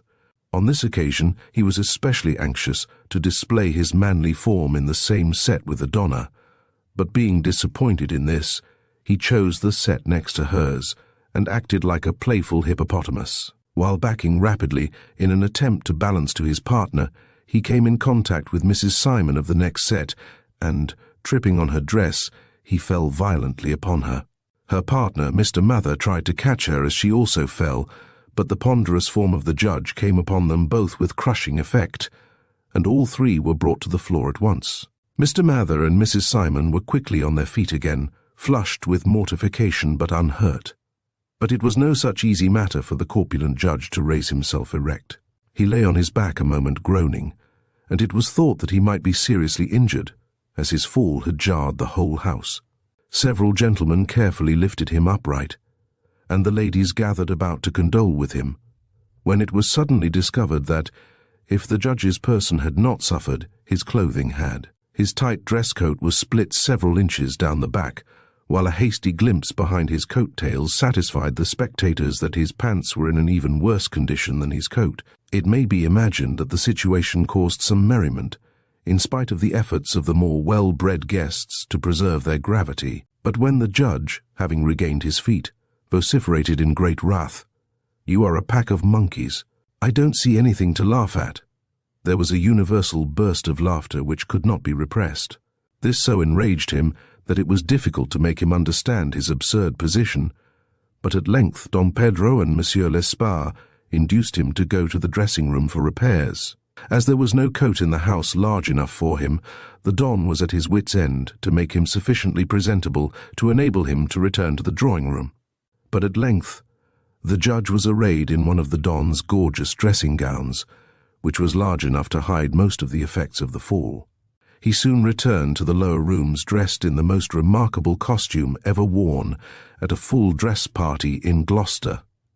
With the exception of this accident, the evening passed off with the most perfect success, and the unanimous verdict was that there had never been a more thoroughly enjoyable entertainment given in the city. During the evening, Madame Sevier informed Donna Lucia of her willingness to take charge of the Marito establishment and agreed to begin her reign the next day. Donna Lucia was delighted at this news, and willingly accepted all the conditions, though she insisted for some time on giving Madame Sevier a liberal salary. Finding that Madame Sevier was resolute in her refusal to receive pay, the Donna informed her friends that she had invited Madame Sevier to live with her, and that the Madame had kindly agreed to assist her in entertaining her numerous guests. It was not until nearly daybreak that the more indefatigable revellers became weary of dancing and flirting, so that the Donna was quite exhausted when the last guest had departed. Madame Sevier remained to the end, as she intended occupying her room in the Morito mansion at once, instead of returning to her boarding place. Donna Lucia left orders that she was not to be disturbed until 5 o'clock in the afternoon, but Madame Sevier decided to get up at 12 o'clock, in order to superintend the work of clearing away the decorations and debris of the ball. The Don had invited Monsieur Lesparre to dine with him at 6 o'clock, and so it was arranged that they should all meet at that hour. Chapter 15. Madame Sevier and her work. Unaccountable coquettishness between man and wife. A startling scheme, illustrating the rashness and gullibility of American businessmen and the supreme assurance of Don Pedro. Disaster approaching the Gloucester capitalists. Other suspicions aroused. The story of Mr. Warne, English diplomatic agent. A new move. Madame Sevier began her work of reform in the household as soon as she was dressed that afternoon. Finding that they now had a mistress competent to control them, the servants showed a greater willingness to be useful, though some of them were inclined to be lazy and impudent as before. The Madame made mental notes of everything, took charge of the keys to all storerooms and closets, and clearly demonstrated that she was able to manage the house according to her own ideas. The cook, thinking she was indispensable, and that she could act independent of control, was very impertinent to Madame, and she evinced an insubordinate spirit that created a good deal of trouble. Seeing that prompt and severe measures were necessary, Madame Sevier paid this woman her wages and discharged her without a moment's warning. The effect upon the other servants was most satisfactory, and although the Madame was obliged to make some minor changes afterward, she was never again annoyed by impertinence or presumption. The dinner for that day was prepared by the assistant cook, under Madame Sevier's direction, and when the Don and Donna came down from their chamber, they were delighted to find that the house was in perfect order, showing no signs of having been the scene of revelry and dissipation the night before. During dinner, at which Monsieur Lesparre was the only guest, Don Pedro, after complimenting Madame Sevier very highly upon her success in bringing order out of chaos, turned to his wife and said, "Lucia, your selection of a companion and adviser has been so fortunate that I am more than ever disposed to follow your example. What do you think, Monsieur Lesparre? Cannot you serve me as confidential secretary and financial agent as satisfactorily as Madame Sevier assists my wife?" "Indeed, Don Pedro," replied Lesparre gallantly, "if you impose upon me the task of equaling so accomplished and charming a lady as Madame Sevier, you will probably be disappointed in everything I do." "Bravo, bravo, Monsieur Lesparre," cried the Donna. "You will certainly be successful in paying delicate compliments at least. Yes, Pedro, I think you ought to secure Monsieur Lesparre's services at once. When you have nothing for him to do, he will be an agreeable companion for us. What say you, Madame Sevier?" "I quite agree with you," replied the Madame, casting down her eyes coquettishly. "But I prophesy that Monsieur Lesparre would find his position an onerous one if he should be under obligations to pay me compliments." "Ah, the obligation would be unnecessary," said Lesparre. "The difficulty would be to avoid doing so constantly." The Don and Donna smiled at each other significantly, thinking that they saw the incipient signs of a mutual attachment between these two, and that it was not unreasonable to imagine that a wedding might result therefrom. How little they imagined that these apparently distant acquaintances were, in fact, already man and wife. After dinner, the Don and Lesparre repaired to the billiard-room to smoke, while the ladies entered the drawing-room to receive visitors. "Monsieur Lesparre," said the Don, as they lounged back in luxuriant easy-chairs, "what do you think of my suggestion at dinner? I should really like to obtain your services as private secretary, and I will gladly give you such a salary as will make you independent of other labor. While you are attending to my affairs, you will naturally become well acquainted with many businessmen, and will be able to investigate a number of enterprises, so that you will be better able a year hence to invest your capital to advantage. Your offer is truly liberal, replied Lesparre, puffing his cigar thoughtfully, and I feel disposed to accept it. What would be my duties? Well, I will explain what I wish fully, and then you can judge how the position would suit you, answered Don Pedro. In the first place, I wish a financial agent, a man whom I can trust, who will attend to all my affairs. You see, I detest the details of business. I desire to live free from the vexing annoyances consequent upon the providing and disbursing of money. My estates produce as much as I can use, and I do not trouble myself to inquire whether they might not yield more. I am accustomed to buy whatever I wish, but I hate to bother my head to know whether I have enough on hand to pay for my purchases. Hence I want my secretary to attend to such matters for me. There is another thing in which you could be of the greatest service to me, for, while it is an affair of great importance, involving large interests, I am positively too fond of my own ease to give it the attention which it deserves. I know I can trust you not to repeat the slightest portion of what I am about to tell you, for it is not desirable that it should be talked about, unless the enterprise is successfully carried out.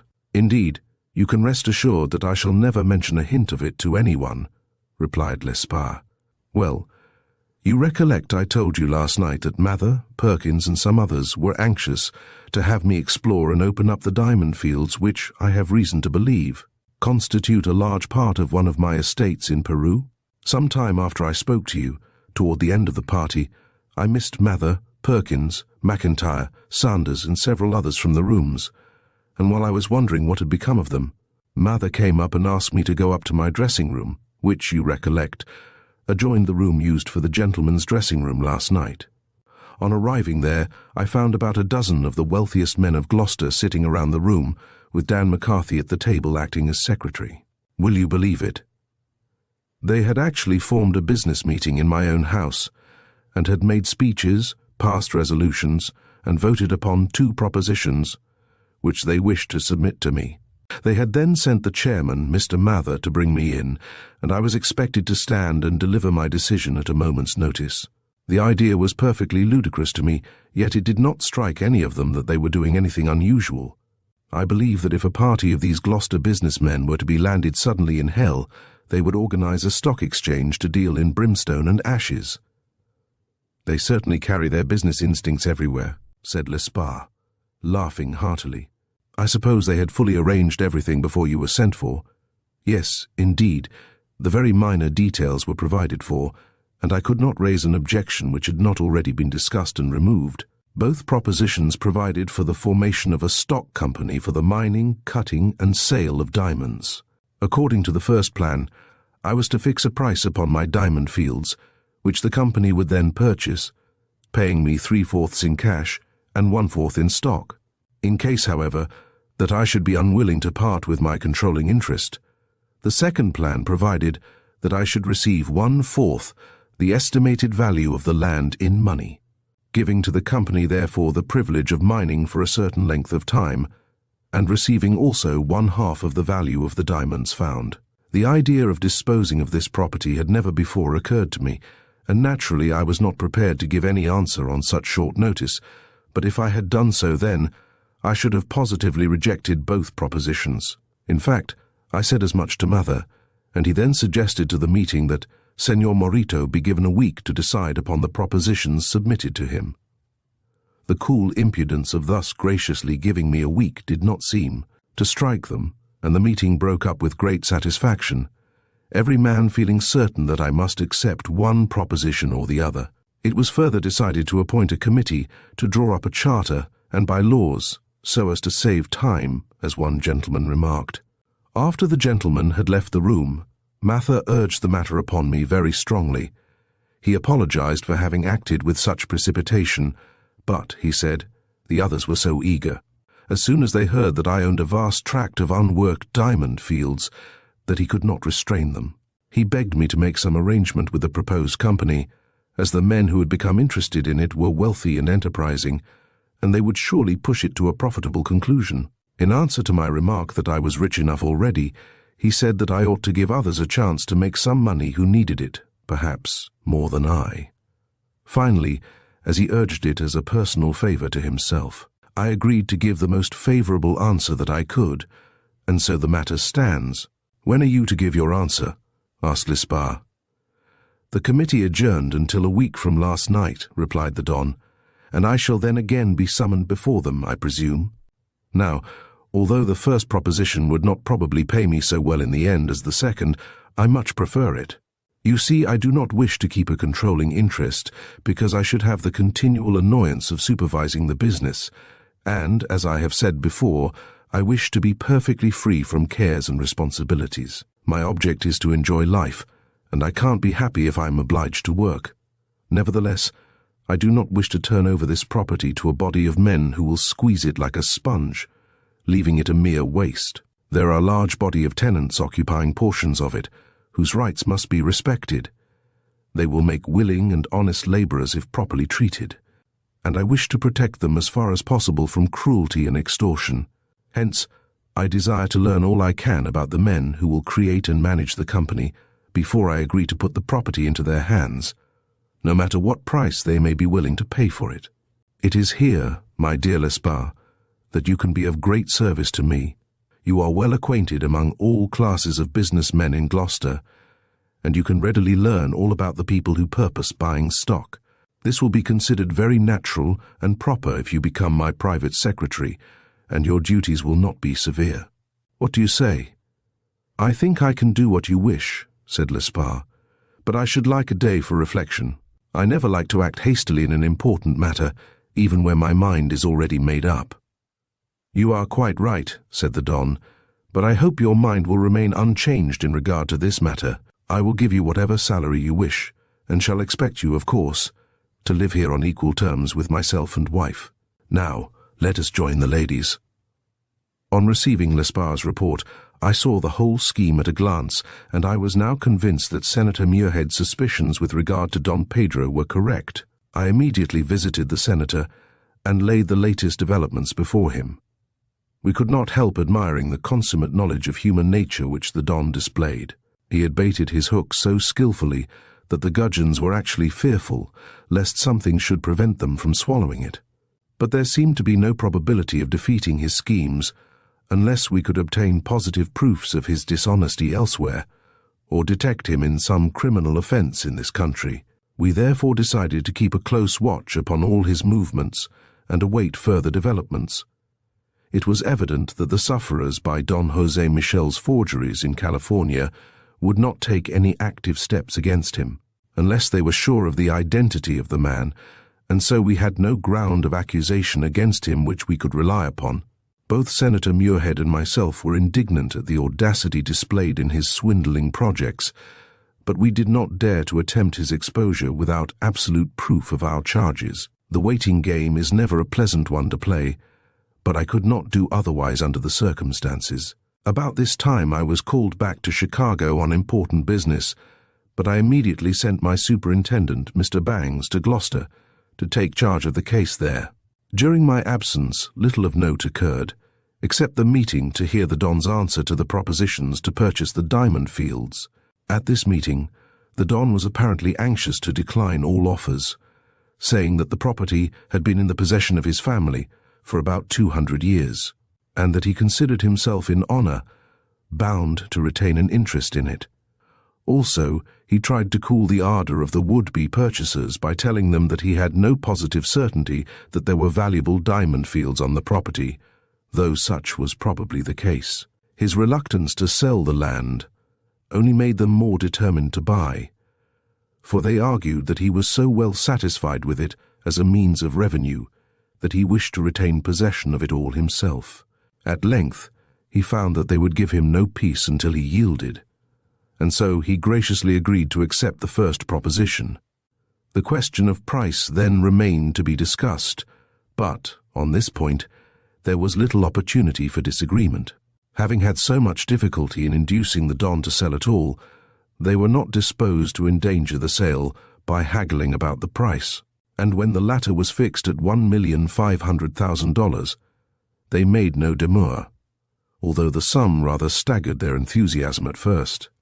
This effect was only momentary, however, for the vivid anticipations of dividends in proportion to this price quickly banished their fears, and they hastened to subscribe the amounts required.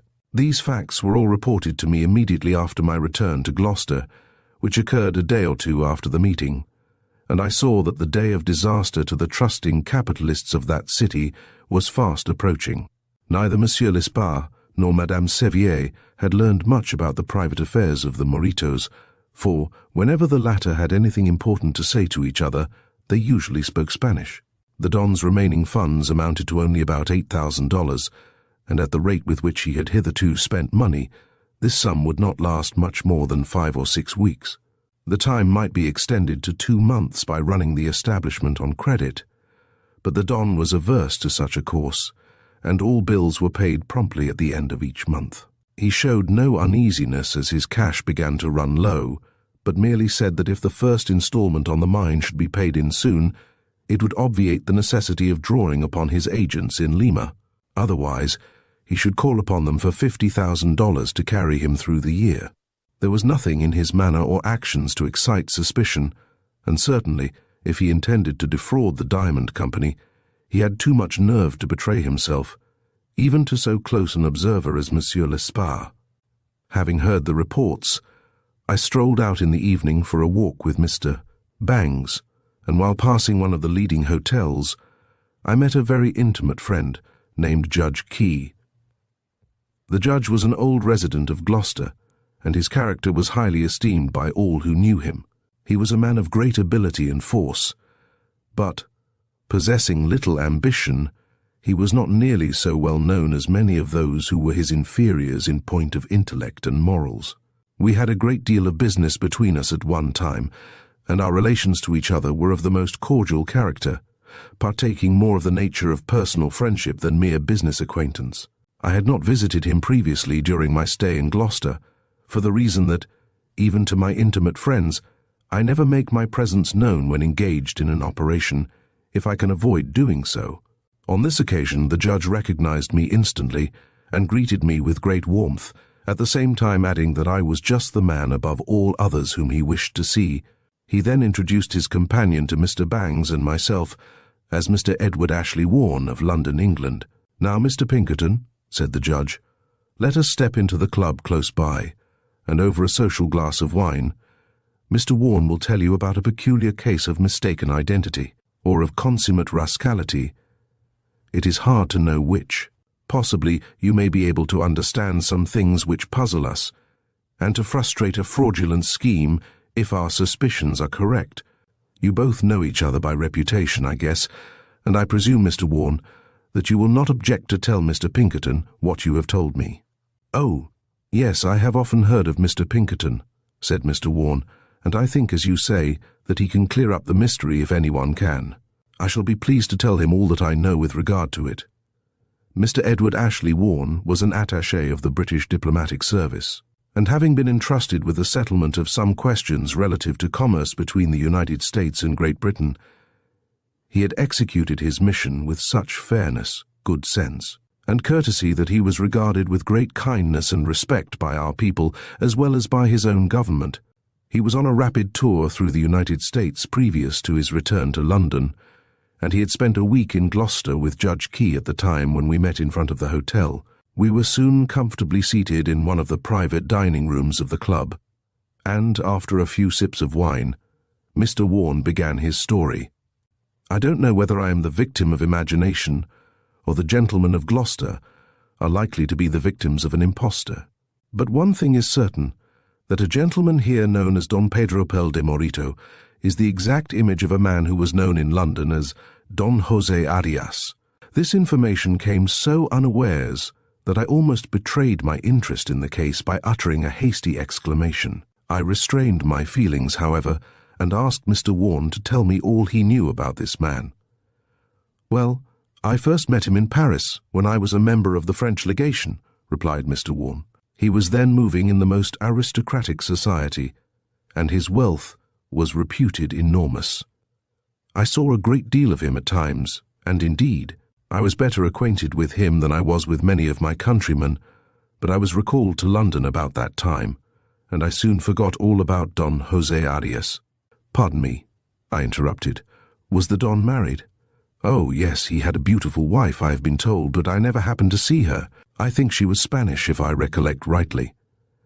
One day after my return to England, as I was entering the Foreign Office, I met Don Jose coming out, and he seemed delighted to see me. He said that he had come to spend some months in London, and he hoped to enjoy my society frequently. I was then engaged in studying a very difficult diplomatic question, and I was unable to give any time whatever to society. I therefore expressed my regrets that I should be obliged to decline all invitations, and after some further conversation, we separated. I often heard of him in connection with social events in the best circles, and on 1 or 2 occasions I met him in the street. But I did not renew our former degree of intimacy, for the simple reason that I did not have the time to do so. Just before I left London on the mission for which I had been preparing myself, I was astonished to learn that Don Jose Arias had proved to be a scoundrel of the most dangerous character. He had not hunted small game, it is true, but this was probably a part of his whole scheme. So far as I could learn, he had left no unpaid bills in the hands of tradesmen, but he had taken enough out of bankers and capitalists to pay his tradesmen's bills for half a century. The aggregate fraudulently obtained by him was never known, for many of his victims refused to state their loss, but it was surmised that he obtained as much as £40,000 or £50,000 sterling in London alone, while several Paris bankers also suffered heavily. I was not specially interested in the affair, and it had wholly passed from my mind, when suddenly, while walking in the streets of this city last week, I came upon Don Jose Arias again. He wore his hair differently from his old way in London and Paris, having now full side whiskers, whereas then he wore only moustache and goatee. But I could not be mistaken, and I said to Judge Key, "There is a man who forged paper to an immense amount in London less than 2 years ago." "Impossible," replied the judge. "He is a very wealthy man, moving in the best society in the city." The judge then vouched for him with such earnestness that I began to believe that I was mistaken, but I determined to meet him face to face, to see whether there could be 2 persons so nearly resembling each other. Unfortunately, he had an opportunity to see me before I saw him when I next met him, so that I lost the chance of surprising him into betraying himself. He appeared to glance at me casually, as any stranger would do, and then went on with his conversation without hesitation or embarrassment.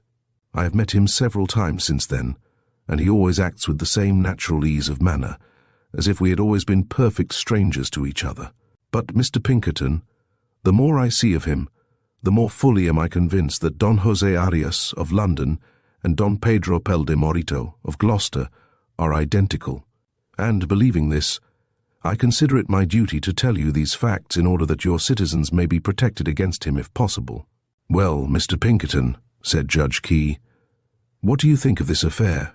Mr. Warne does not admit that he can be mistaken, and there are some corroboratory evidences that he may be right, yet it seems incredible.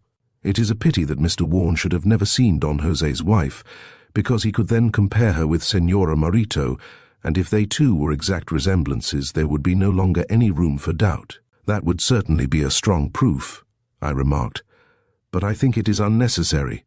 The suspicion you have spoken of, Mr. Warne, has already been raised by another gentleman in this city, and I have been requested to discover whether or not it is correct." "Why, you astonish me," exclaimed Judge Key, "for Mr. Warne has not mentioned the subject to anyone but me, and I have never even hinted anything about it except to you gentlemen. Nevertheless, I have suspected for some time that this Don Pedro was an impostor, and have been trying to obtain positive proof of my opinion, in order to save many persons here from being swindled by him." "You are acquainted with Senator Muirhead, Judge?" "Oh, yes, quite well. He has taken enough interest in the affairs of his constituents to place in my hands the task of exposing this man, Don Pedro, in his true light." "That seems very kind and disinterested on the part of our senator," said Judge Key with a quizzical smile, "but I will venture to say that his interest has been excited more by the Don's marked attentions to Mrs. Muirhead than by the fear that some of his constituents would be defrauded." Of course I took no notice of this remark, although I was quite convinced that such was the fact, but as the senator was my client, It would have been eminently improper for me to discuss his motives, and so I turned to Mr. Warne. "As you have already met this man under another name, Mr. Warne," I said, "can you not go with me to meet Senator Muirhead and tell him what you know about him?" "I must beg you to excuse me, Mr. Pinkerton," he replied. "You see, I am in this country in an official capacity, and, while I am personally perfectly satisfied of the truth of the statements I have made to you, I cannot prove them. Hence, I must be careful not to involve myself in a difficulty which would compromise my position as a diplomatic agent of Great Britain. I shall immediately give to the police, on my arrival in London, a description of this man, and I presume that prompt action will be taken to ensure his arrest and extradition, in case his offences should come under the extradition treaty. But as this is a question upon which the decision of both governments may be required, the delay may enable this man to escape. I will use all my influence with the London authorities. You will readily see, however, that personally I cannot appear here as an accuser against him." I recognized the force of Mr. Warne's objection and did not press him further, but Judge Key agreed to visit the senator as soon as the latter should return to the city. When I left Mr. Warne, we had agreed that any British official who might be sent to identify and arrest Don Pedro should communicate with me the moment he arrived in this country, so that we could work together for the same object, though my whole duty in the case would be to protect the interests of my client, Senator Muirhead. I then returned to my room with Mr. Bangs and made a new move. I saw that more than 2 months would elapse before any news could be expected from London, as Mr. Warne would be somewhat delayed in his return home, and meantime, the Don would probably obtain a large advance payment for his fictitious mines. If anything should occur to prevent us from sending him to England, he might succeed in getting away with his plunder before we could find any new grounds upon which to hold him. I therefore instructed Mr. Bangs to write to the proper authorities in Peru, Brazil, and Ecuador, describing Don Pedro and his numerous suspected aliases accurately, and asking that some steps be taken by his victims to bring him to justice. It was true that we had no extradition treaties with those countries, but nevertheless, he might be arrested and frightened into surrendering himself voluntarily. The letters were dispatched at once, and duplicates were also forwarded by the next steamer. There remained nothing further for me to do except to keep a strict watch upon the Moritos to see that they should not slip off, suddenly, with a large sum of money. The Diamond Company were in such haste to bind the bargain with Don Pedro, by making him a large payment, that there could be no hope of preventing the partial success of his scheme. Whether I might not be able to force him to disgorge afterward was uncertain, but I determined to use every means in my power to accomplish such a result. Chapter 16. The third detective is made welcome at Don Pedro's. The Signor is paid the first $500,000 from the great Diamond Company. How Don Pedro is working his diamond mines. Very suspicious. Preparations. The Don describes his proposed fête champêtre. One evening, as the members of the Morito family were about to retire, Monsieur Lespard noticed a nervousness and abstraction in Don Pedro such as he had never shown before. Thinking that something new might be learned by overhearing the conversation between the Don and Donna when they should be alone, Lespard, instead of going to his own room, slipped into an unused closet adjoining the Don's dressing room, and communicating therewith by a door which was kept locked. There was a transom over this door, and, by climbing to one of the shelves, Lespard could hear all that was said in either room of the Don's bedroom suite. He had hardly taken this position when the two entered their apartments. "See what a handsome necklace that old fool Mather sent me today," said the Donna. "Yes, it is very elegant and valuable," said Don Pedro, with a yawn. "But what we most need is money. However, I do not imagine we shall have any difficulty, for I expect a large sum in a few days from the stockholders in this Diamond Company. Still, you may as well get all you can out of Mather and the others, for we must keep up our present style of living to the end." Just at this moment, the shelf upon which Lespard was sitting gave a loud creak, and he had only just time to slip down and regain his own room before the Don came out to see what was the matter. Fortunately, there was a large pet cat in the hall, and she received the credit of having made the noise. The next day, on hearing Lespard's report, I decided to place still another detective in the Marito mansion. And so I instructed Lesparre to recommend the employment of a young man to assist the butler and to do general work about the house. As I expected, Don Pedro acquiesced in the suggestion and told Lesparre to engage such men's servants as he considered necessary. Accordingly, I at once telegraphed to Chicago to have a young fellow named George Salter sent to Gloucester at once. He was a very intelligent French-Canadian, and I chose him because of his slim build, his ingenuity, and his capacity as an eavesdropper.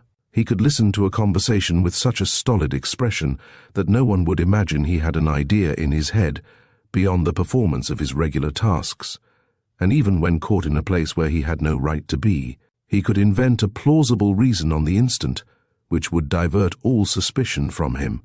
On his arrival in Gloucester, he was sent to ask employment of Monsieur Lesparre, and of course the latter was so pleased with him as to engage him at once. He made himself very useful in the house, and soon became popular with every inmate. A few days later, a meeting of the stockholders of the Diamond Company was held, and it was agreed to make a payment of $500,000 at once, another like sum when the title deeds should be delivered, and the balance within 1 year from that time. This arrangement was satisfactory to the Don, and the sum of $500,000 was paid over that day in the checks of the different original subscribers. The meeting then appointed a committee of 2 to visit Peru and examine the property. There was some difficulty in selecting 2 gentlemen who would be willing to go, and yet who would be satisfactory to the others, but Deacon Humphrey and John Preston were finally chosen. Either of these gentlemen was willing to go anywhere at others' expense, and it was believed that John Preston was too well versed in fraudulent practices to let anyone else do any cheating. Hence he was sent to investigate the mines, and Deacon Humphrey was sent to see that John Preston should not steal them. They were not to depart on their mission, however, until the title deeds were received from Peru and delivered to the directors. Don Pedro passed the checks over to Lesparre and informed the meeting that he had already sent to Peru for the deeds, and that the directors should be informed the moment they should arrive. Thereafter, all business matters relative to his interest in the mines would be attended to by Robert Farrington, Esquire, who would be his attorney, in fact. The deeds would be directed to Mr. Farrington, and that gentleman would deliver them to the directors, receive the second payment, and give his receipt therefor.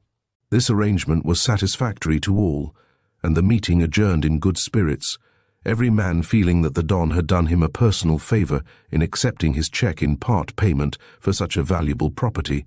The Don, having endorsed the checks, instructed Lesparre to present them at once for payment, each at its own bank, and to bring the money to the house.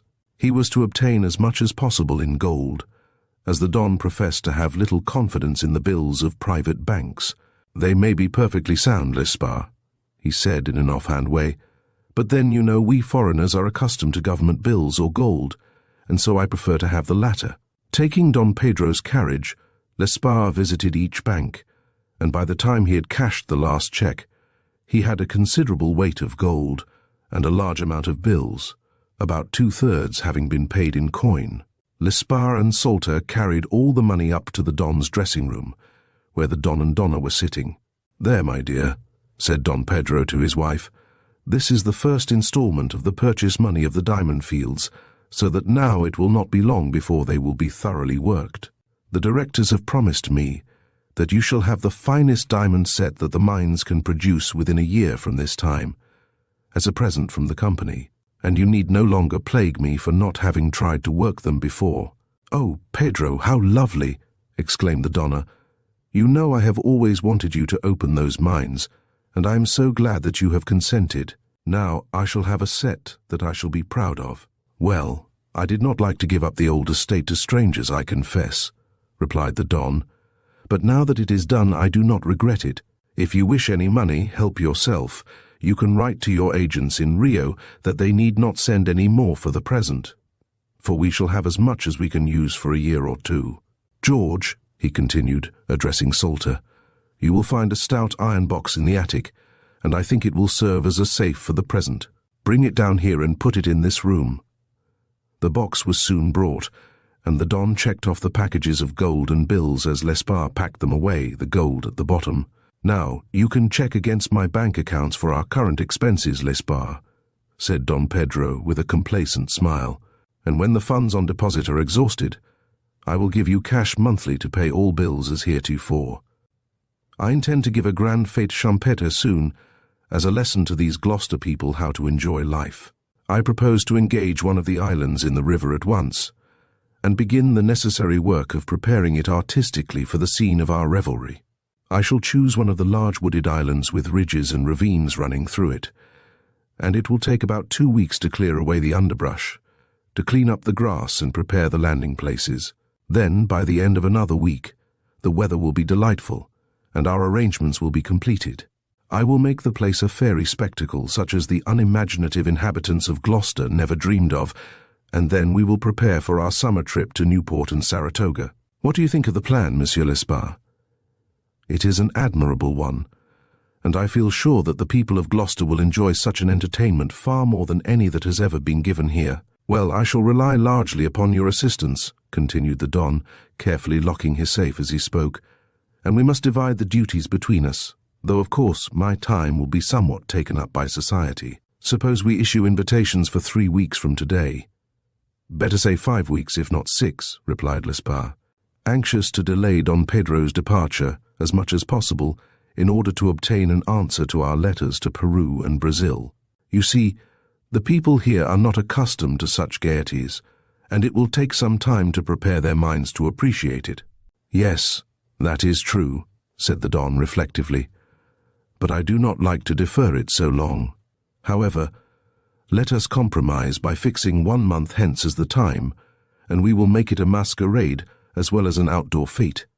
The guests will then have ample time to prepare their costumes, and we can give that as a reason for issuing the invitations so long in advance." The Don was in no special hurry to escape with his plunder, but neither was he desirous of remaining too long in the vicinity of his victims. Hence, although he had no suspicion that his schemes had been discovered by anyone, he fixed an earlier date than that suggested by Lesparre, in order to prevent the probability of any accident occurring to mar his plans. Lesparre immediately ordered the cards of invitation, and in a few days all Gloucester was in a state of pleasurable excitement over the news of the coming event. Never had such a commotion been created in the placid waters of society as was raised by the delicate cards of invitation to Senora Morito's fête champêtre and bal masque. The number who received invitations was enormous, including every individual having any claims to be regarded as a member of good society. From that time forward, Lesparre was so busy with the preparations for the fete that he was able to see very little of the rest of the family except in the evening. The Don and Donna and Madame Sevier continued their usual round of dissipation and gaiety, however, and all went merry as a marriage bell. Still, there were some curious features of their conduct which I regarded with suspicion. Every day the Don gave Lesparre a large sum in bank bills to be exchanged for gold, and the coin was then locked up in the iron safe. Then the Don and Donna held frequent conversations in Spanish, during which it was easy to see by their manner that they were discussing an affair of great importance. Madame Sevier found a newly purchased traveller's guidebook in the Donna's bureau, and from various marks and turned pages it was evident that it had been carefully consulted with reference to an ocean voyage. These things led me to the conclusion that the Don was preparing for a journey, and the fact that he made no mention of it, even to Lesparre, showed that he intended to go secretly. To all his acquaintances he spoke freely of his contemplated tour of the watering places during the summer, but he always promised to spend the following winter in Gloucester. Without fail, hence it was clear that he was playing a double game, to deceive someone. I could only wait further developments, and heartily wish for advices from Peru or England. In company with Judge Key, I called upon Senator Muirhead, on the return of that gentleman from the session of Congress, and we discussed together the best plan to pursue, to foil the schemes of Don Pedro. The senator was very anxious to proceed against him immediately, with the intention of showing him up in his true character, and thus saving his victims from any further loss. "Indeed, Senator Muirhead," I replied, "I am as desirous to arrest his fraudulent operations as yourself, but I want to be sure of success before I do anything, and I do not see my way clear to act just now. At present, we can prove nothing whatever against him. In fact, The only charge we could make would be that of obtaining money under false pretenses. Now, what evidence could we bring to substantiate the accusation? There is no judge living that would hold him on my or your individual opinion that he has sold mines which do not exist, and we should have nothing else to offer. Yes, but you forget his forgeries in other countries, interrupted the senator.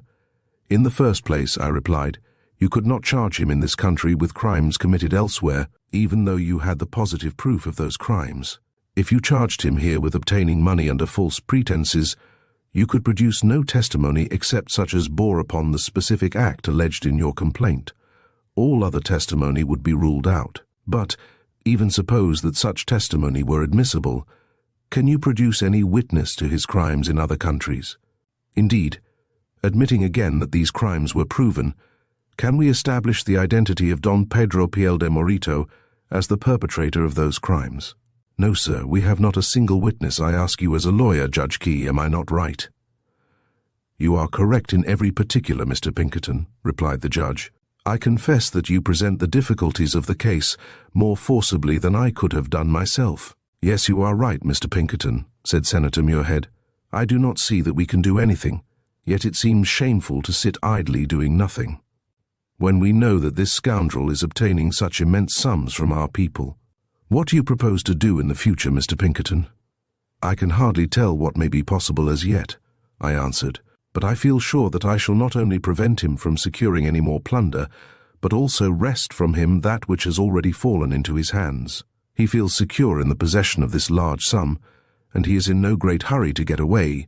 He will undoubtedly remain until after his fête champêtre at least.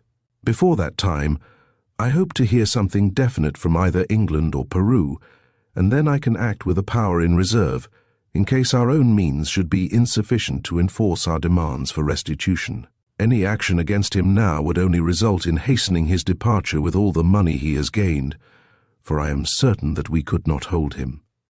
Well, I see that nothing can be done now, said the senator despondently, but do not lose sight of this man for a moment, Mr. Pinkerton, for he seems an adept in all the tricks of crime. Never fear, Senator Muirhead, I replied cheerfully. I feel sure that we shall eventually not only bring his career here to a hasty close, but also recover the money which he has fraudulently obtained. When we parted, the senator was a little more hopeful, though he said that he should not be at all surprised if Don Pedro outwitted us after all. The loss to the senator's friends would of course be very large, but perhaps the lesson would not be a bad thing for them. They would know better thereafter than to part with their money so foolishly. That same evening the Don and Donna, Monsieur Lespard and Madame Sevier, were engaged for the evening at a dancing party given by Judge Peter B. Taylor. Knowing of their intentions to attend this party, I saw an excellent opportunity for Salter to examine the private apartments of the Don and Donna.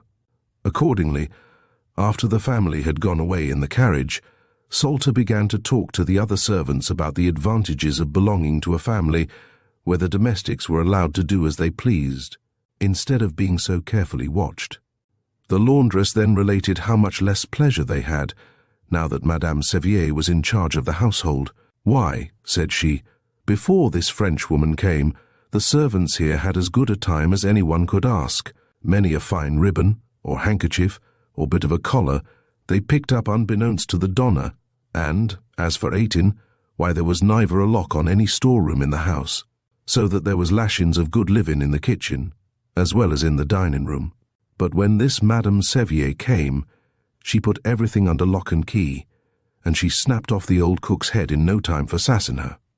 Just so with the men, this Lespard, the Don's private secretary, is as close with the men as the madam is with the women. The butler used to often bring a nice bottle of wine into the kitchen for us to be merry over, but he can't do it now. Well, I believe I can find something to drink by a little search, said Salter, with a knowing wink at the laundress and chambermaid. You wait here, and I'll see what I can do to provide a glass of wine all round. Oh, would you dare? Asked the handsome chambermaid, looking at Salter admiringly. Ain't you afraid you'll be caught? No, indeed. I believe I can get a bottle of port out of one of the rooms upstairs without anyone ever discovering its loss. Anyhow, I'm going to try, so you all stay here while I make search. Accordingly, Salter went straight to the Don's room, to which he had a key. Having received from Lespard an impression of the locks of the house several days before, I had had a skeleton key made, which would open almost any door about the place. While apparently engaged in cleaning the doorknobs, it had been a very easy matter for him to take in wax a complete impression of the wards of all the door locks, without attracting suspicion. He now had no difficulty, therefore, in entering the Don's room, where he found that the Don had removed his iron chest from his dressing room to his chamber, it being placed at the head of the bedstead. On trying to lift the box, he found that it was very heavy indeed, requiring all his strength to stir it. This was due, of course, to the coin which had been put into it, and Salter's testimony, therefore, corroborated Lespard's. Salter then, in accordance with my instructions, carefully bored holes through the door leading into the closet in which Lespard had once listened to a short conversation between the Don and Donna. He arranged these holes so that they would not be detected by the eye, and having thus prepared an excellent place for listening to the occupants of the chamber suite, Salter returned to the kitchen. On the way, he opened the dining-room sideboard and captured a bottle of port wine, with which he entertained the other servants in fine style. Meanwhile, the Don and his party had been received with the utmost cordiality by Judge Taylor and his wife, who felt quite proud to be the first to entertain such distinguished guests after the sale of the diamond mines and the issue of the invitations to the Don's grand fete. Everyone had talked about the affair, but no one felt exactly sure what a fete champetre was, and so United States Commissioner Charlie Morton determined to ask the Don himself what his entertainment would be. Accordingly, as Don Pedro approached with Mrs. Arlington on his arm, Morton greeted him pleasantly and said, "Don Pedro, everyone who has received an invitation to your fete champetre is dying of curiosity to know what it means, and so I am going to take the liberty of asking you to explain it. I freely confess my own ignorance, and I know that there are a great many others no better informed than I am, who would be ashamed to admit that fact. But I cheerfully acknowledge that I have never attended one, and I don't know how I shall be expected to dress nor to act. So please tell me all about it, and I will promise to spread the news among my acquaintances." "My dear sir," replied Don Pedro politely, "I admire your frankness, and I shall take pleasure in explaining the principal features of our fete champetre. It was the Donna Lucia's desire and mine to devote one day to enjoyment, and we therefore decided upon giving an entertainment in the open air which should combine every species of gaiety and social recreation. It is our intention to embark in the forenoon and proceed by steamer to one of the large islands in the river. There everything will be prepared for outdoor enjoyment. There will be boats and bathing houses, swings and archery grounds, billiard tables and bowling alleys. In short, opportunities will be provided for the gratification of everyone's tastes. About 5 o'clock a dinner will be served, the menu for which will include every procurable luxury of the table, and after dinner, the evening will be spent in dancing on the open platforms or in enclosed ballrooms, according to the preferences of the guests, while magnesium lights and colored lanterns will give all possible brilliancy to the scene. Dazzling displays of fireworks will be given at intervals during the evening, and when we finally leave the island on our return to the city, a grand illumination of the whole island will take place as we steam off into the darkness. Quite a group had gathered around while the Don was speaking, and as he closed, there was a general murmur of admiration. The whole affair was planned on a scale of such magnificence as to appear almost too wonderful to be believed, but the Don had shown such fertility of invention previously that there was no doubt he was quite equal to creating a scene of oriental splendor such as had never before been witnessed in this country. "Well, I admit frankly," said Charlie Morton, "that we Americans must learn the art of enjoying life from foreigners, and I think there is no doubt that Don Pedro is a most adept master of its mysteries. Is there not something said in the invitations about appearing in masks, Don Pedro?" "Oh yes, I forgot to say at first that there will be much amusement in requiring every guest to be dressed in fancy costume and to wear a mask. The masks will not be removed until the dinner is served, and then, at a given signal, the guests will expose themselves in their own characters." The Don's description of the intended program for the fete was soon repeated through all the fashionable circles of Gloucester, and the expectation of the whole city was raised to a high pitch. No other social event had ever created a like excitement, and it was the theme of conversation at all times and in all places. The day following the tailor's party, Don Pedro seemed to have determined to get rid of as much paper money in exchange for gold as possible. And during the day he sent more than $20,000 to be exchanged. Of this amount Lesparre and Madame Sevier handled the greater portion, but even the young man, Salter, was entrusted with $3,000 in paper, for which he obtained gold at a trifling discount. This method of exchanging money was repeated several times, it being evidently the Don's intention to retain nothing but gold in his possession, and as he had already obtained the greater portion of his plunder in coin. It was not long before he had accomplished his object. Meantime, the preparations for the fete went on apace, and the time of the Don and Lesparre was quite fully occupied in planning and arranging the details. The senator called to see me daily, and his constant urging somewhat excited me, so that I became nervous and apprehensive myself. Still, no news came from abroad, and I could do nothing.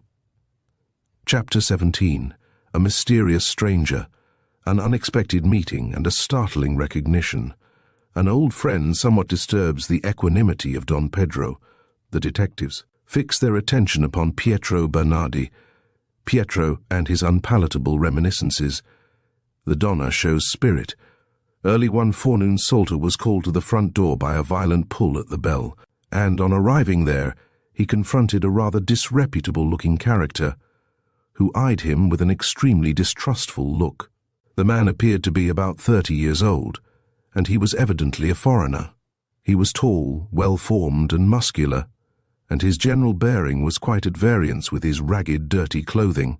He had black hair and moustache, a swarthy complexion, small feet and hands, the latter soft and well-shaped, and his dark eyes were piercing and brilliant. "Good morning," he said to Salter with a haughty nod. "Is Don Juan at home?"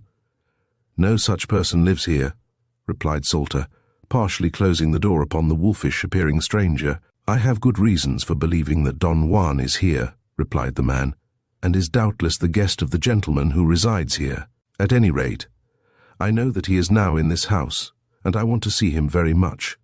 He would be equally glad to see me if he knew I were here." And so saying, he pushed Salter aside and entered the hall.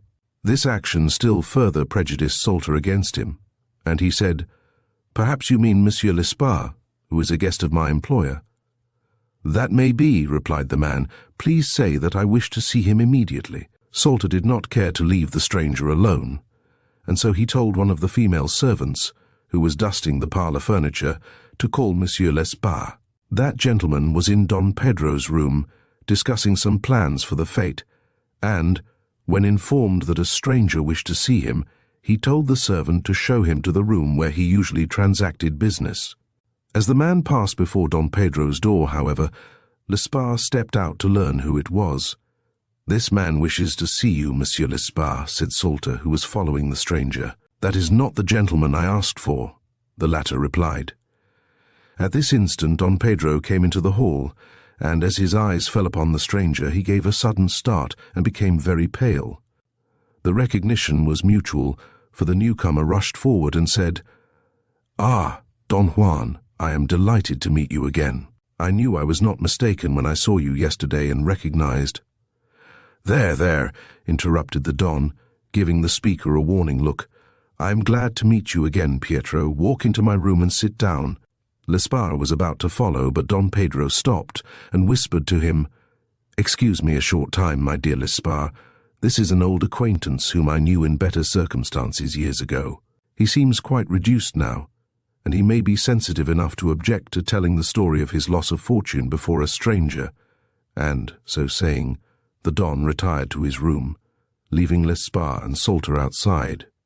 The latter immediately hurried into the closet, where he could hear the whole conversation within the room. "Well, Pietro," began the Don, "where are you from? You have not been fortunate, it is evident, but how did it happen?" "You are right, I have had bad luck," replied Pietro. "It is the old story. I have had thousands of dollars at times, and have lived like a prince, and again I have been badly treated by Dame Fortune.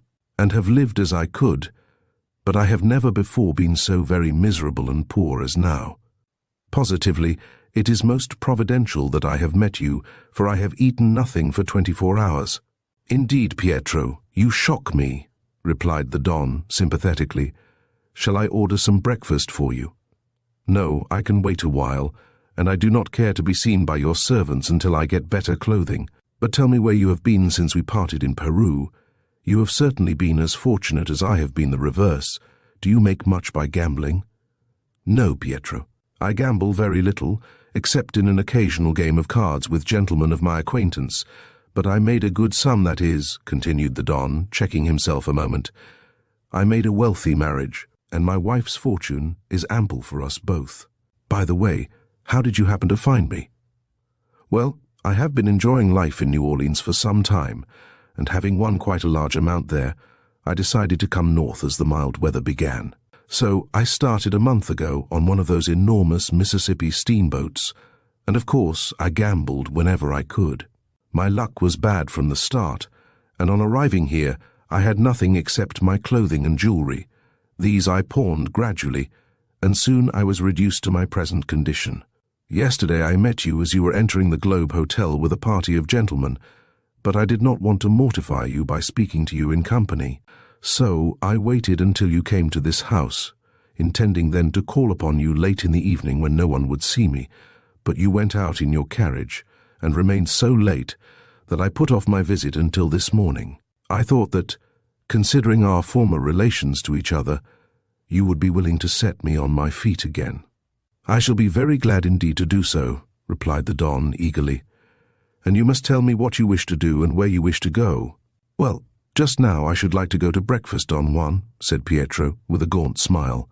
But I have no money to pay for my meal. Don't call me Don Juan, my dear friend, said the Don. I have adopted another name for use in this country, and of course no one knows me except as Don Pedro Piel de Morito.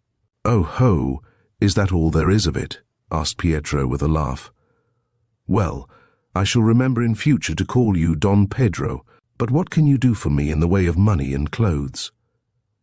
I will give you $50 at once, and you can get a new outfit yourself. Then, when you call again tomorrow morning, we will talk over your future plans. I have a very important engagement to keep in about 15 minutes, so I must ask you to excuse me now. But I can't get any respectable suit of clothes and underclothing for $50, replied Pietro. Well, here are $50, said the Don, handing a roll of bills to Pietro, and my secretary, Monsieur Lesparre, will give you an equal amount. You will then have enough to satisfy your immediate wants, and we will arrange the rest tomorrow. So saying, the Don called Monsieur Lesparre and introduced the stranger as Pietro Bernardi, a fellow countryman in distress. The Don was quite pale and nervous, and though he did not show any marked signs of agitation, a close observer, like Lesparre, could readily see that his new visitor was anything but a welcome one. I wish you to give Signor Bernardi $50, Monsieur Lesparre, said the Don, and order breakfast for him here, if he wishes it. I am going out immediately, as I see the carriage is waiting for me, but I shall return at lunchtime. Au revoir, gentlemen. Call about 9 o'clock tomorrow, Pietro. The Don then went to his carriage, and Pietro followed Lesparre to his business room, where he received an additional $50. Pietro quickly stowed the money away in his pocket and walked abruptly out of the house, saying, I'll not trouble you to prepare breakfast for me, as I can get it downtown just as well. The moment Pietro was gone, Lesparre called Salter out of the closet and sent him out on an errand. Ostensibly, of course, his real duty was to shadow Mr. Pietro Bernardi and report the occurrences of the morning to me. Salter kept his man in view until he was seated at a popular restaurant table, and then, knowing that some time would be required before the Peruvian's appetite would be satisfied, my detective hurried to my office and made his report. As it would not be safe to detain Salter long away from his duties at the Morito residence, I decided to keep a watch upon Bernardi myself until Mr. Bangs could send me a man from Chicago. Having sent a telegram to Mr. Bangs, I went to the restaurant at once, being joined by Judge Key on the way. Together we entered the restaurant, and I quickly discovered Bernardi still lingering over his breakfast. We each ordered a cup of coffee, and I informed the judge of the new developments in the case, as brought out in the conversation between the Don and Bernardi. "My opinion is," I said, in a tone audible only to the judge, "that this man, Bernardi, knows some important facts relative to the past life of Don Pedro, and if we can pump this information out of him, we may thereby obtain valuable assistance in our endeavors to outwit the Don. Now it shall be my aim to learn all that this man knows, for it may give us the means of proceeding against Signor Morito immediately. But even if it should not, we may need such information very much. You see, it is not impossible that we may be forced to use threats to make him disgorge, for I shall not let him escape with his plunder without a struggle, even though no news whatever should come from Peru or England. At present, however, we will devote some time to this Pietro Bernardi, and see what he can tell us." The judge fully concurred with me, and said that, as I might be too busy to see Senator Muirhead, he would call upon that gentleman and tell him the latest news. We accordingly sipped our coffee slowly until Bernardi was ready to go, and then I followed him at a little distance, while the judge went to call upon Senator Muirhead. Bernardi slowly sauntered down the street, smoking a cigar, and soon reached a large retail clothing store. I remained in the street watching the entrance of the store about an hour, when, as I expected, Bernardi came out in a neat business suit complete, but wearing the same old boots and hat. These articles were soon replaced by new ones, and after a bath and shave, Signor Bernardi was a very different-looking person from the rough customer who had visited Don Pedro in the morning.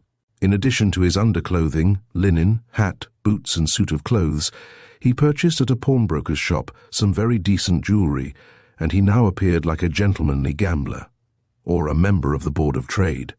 He did not conclude his business arrangements until he had engaged a boarding place and bought a trunk, which was sent to his lodgings. He then appeared to have relieved his mind of all care, and he spent the afternoon playing pool and billiards in a fashionable saloon. After dining at a restaurant, he went to a minstrel entertainment, after which he returned to his lodgings to retire for the night. When I went to bed at 11 o'clock, after having followed Bernardi most of the day, I realized that the duties of a faithful shadow were sometimes excessively wearying.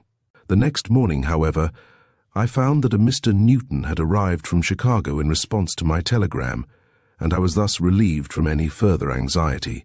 He was a cool, shrewd fellow of attractive appearance and pleasing manners, so that he was peculiarly fitted to obtain the confidence of a man like Bernardi, and it was on that account that I had selected him for the work. He had no difficulty in tracking Bernardi to Don Pedro's residence, and having seen him admitted there, Newton hurried back to report to me. I then instructed him to follow Bernardi until he should have an opportunity to make his acquaintance.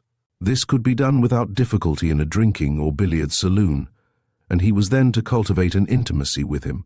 On asking to see Signor Morito, Bernardi was at once admitted, and as soon as the Don closed his door, Salter slipped into the closet to listen. "Ah, you are looking much better this morning," said the Don, as he scratched a match and handed it to Bernardi to light his cigar. "Yes, I am feeling much better too. This seems quite like old times, doesn't it? As I sit here and puff your fragrant Havanas, I could almost imagine you were again in the real estate business in Peru. Ha, ha, that was a speculation that paid well, eh? Pietro, you must be careful not to drop a hint of those times to anyone, or I should be ruined," replied the Don. "I am in good society here, and I hope to make a little money out of a scheme I have on hand, but it is still quite uncertain whether I shall succeed, and my expenses in engineering the affair are fast eating up all my capital. Now, I shall be happy to assist you as far as I can, but it will be on condition that you leave town, for if you should get tipsy and begin to talk about me, I should lose everything. Next month, I may realize my hopes, but I am playing a risky game, and I cannot afford to jeopardize it. What do you want?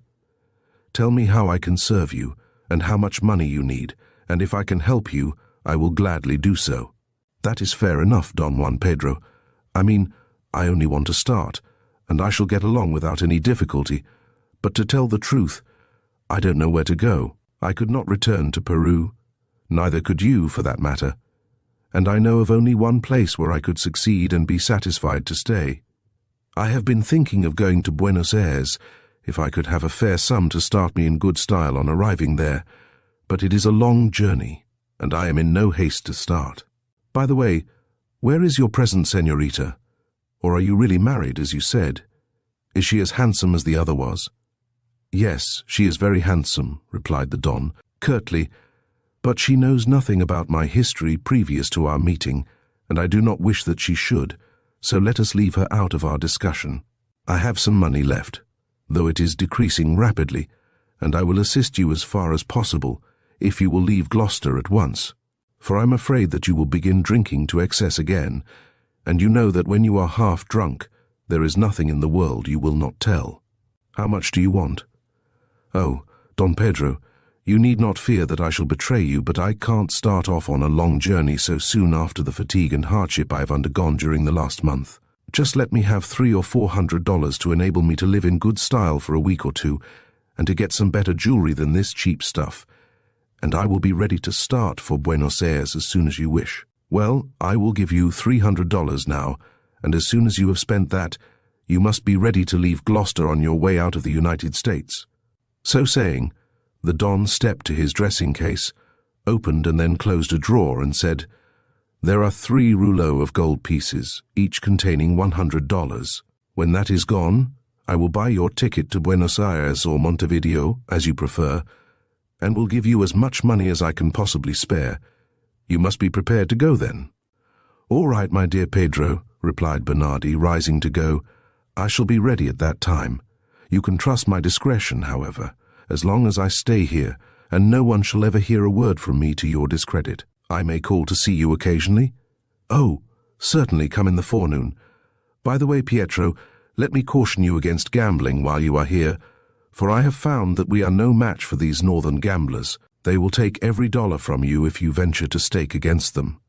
You will surely lose, and then you will want me to supply you again, but I tell you frankly I will not do it. I have hardly money enough to carry through my scheme, and if you choose to betray me, you can do so, but it won't do you any good whatever. Whereas, if you are faithful to me, I can spare you a reasonable sum to start you afresh in Buenos Aires. Never fear, Don Pedro, I shall be mute as an oyster." And so saying, Bernardi took his leave.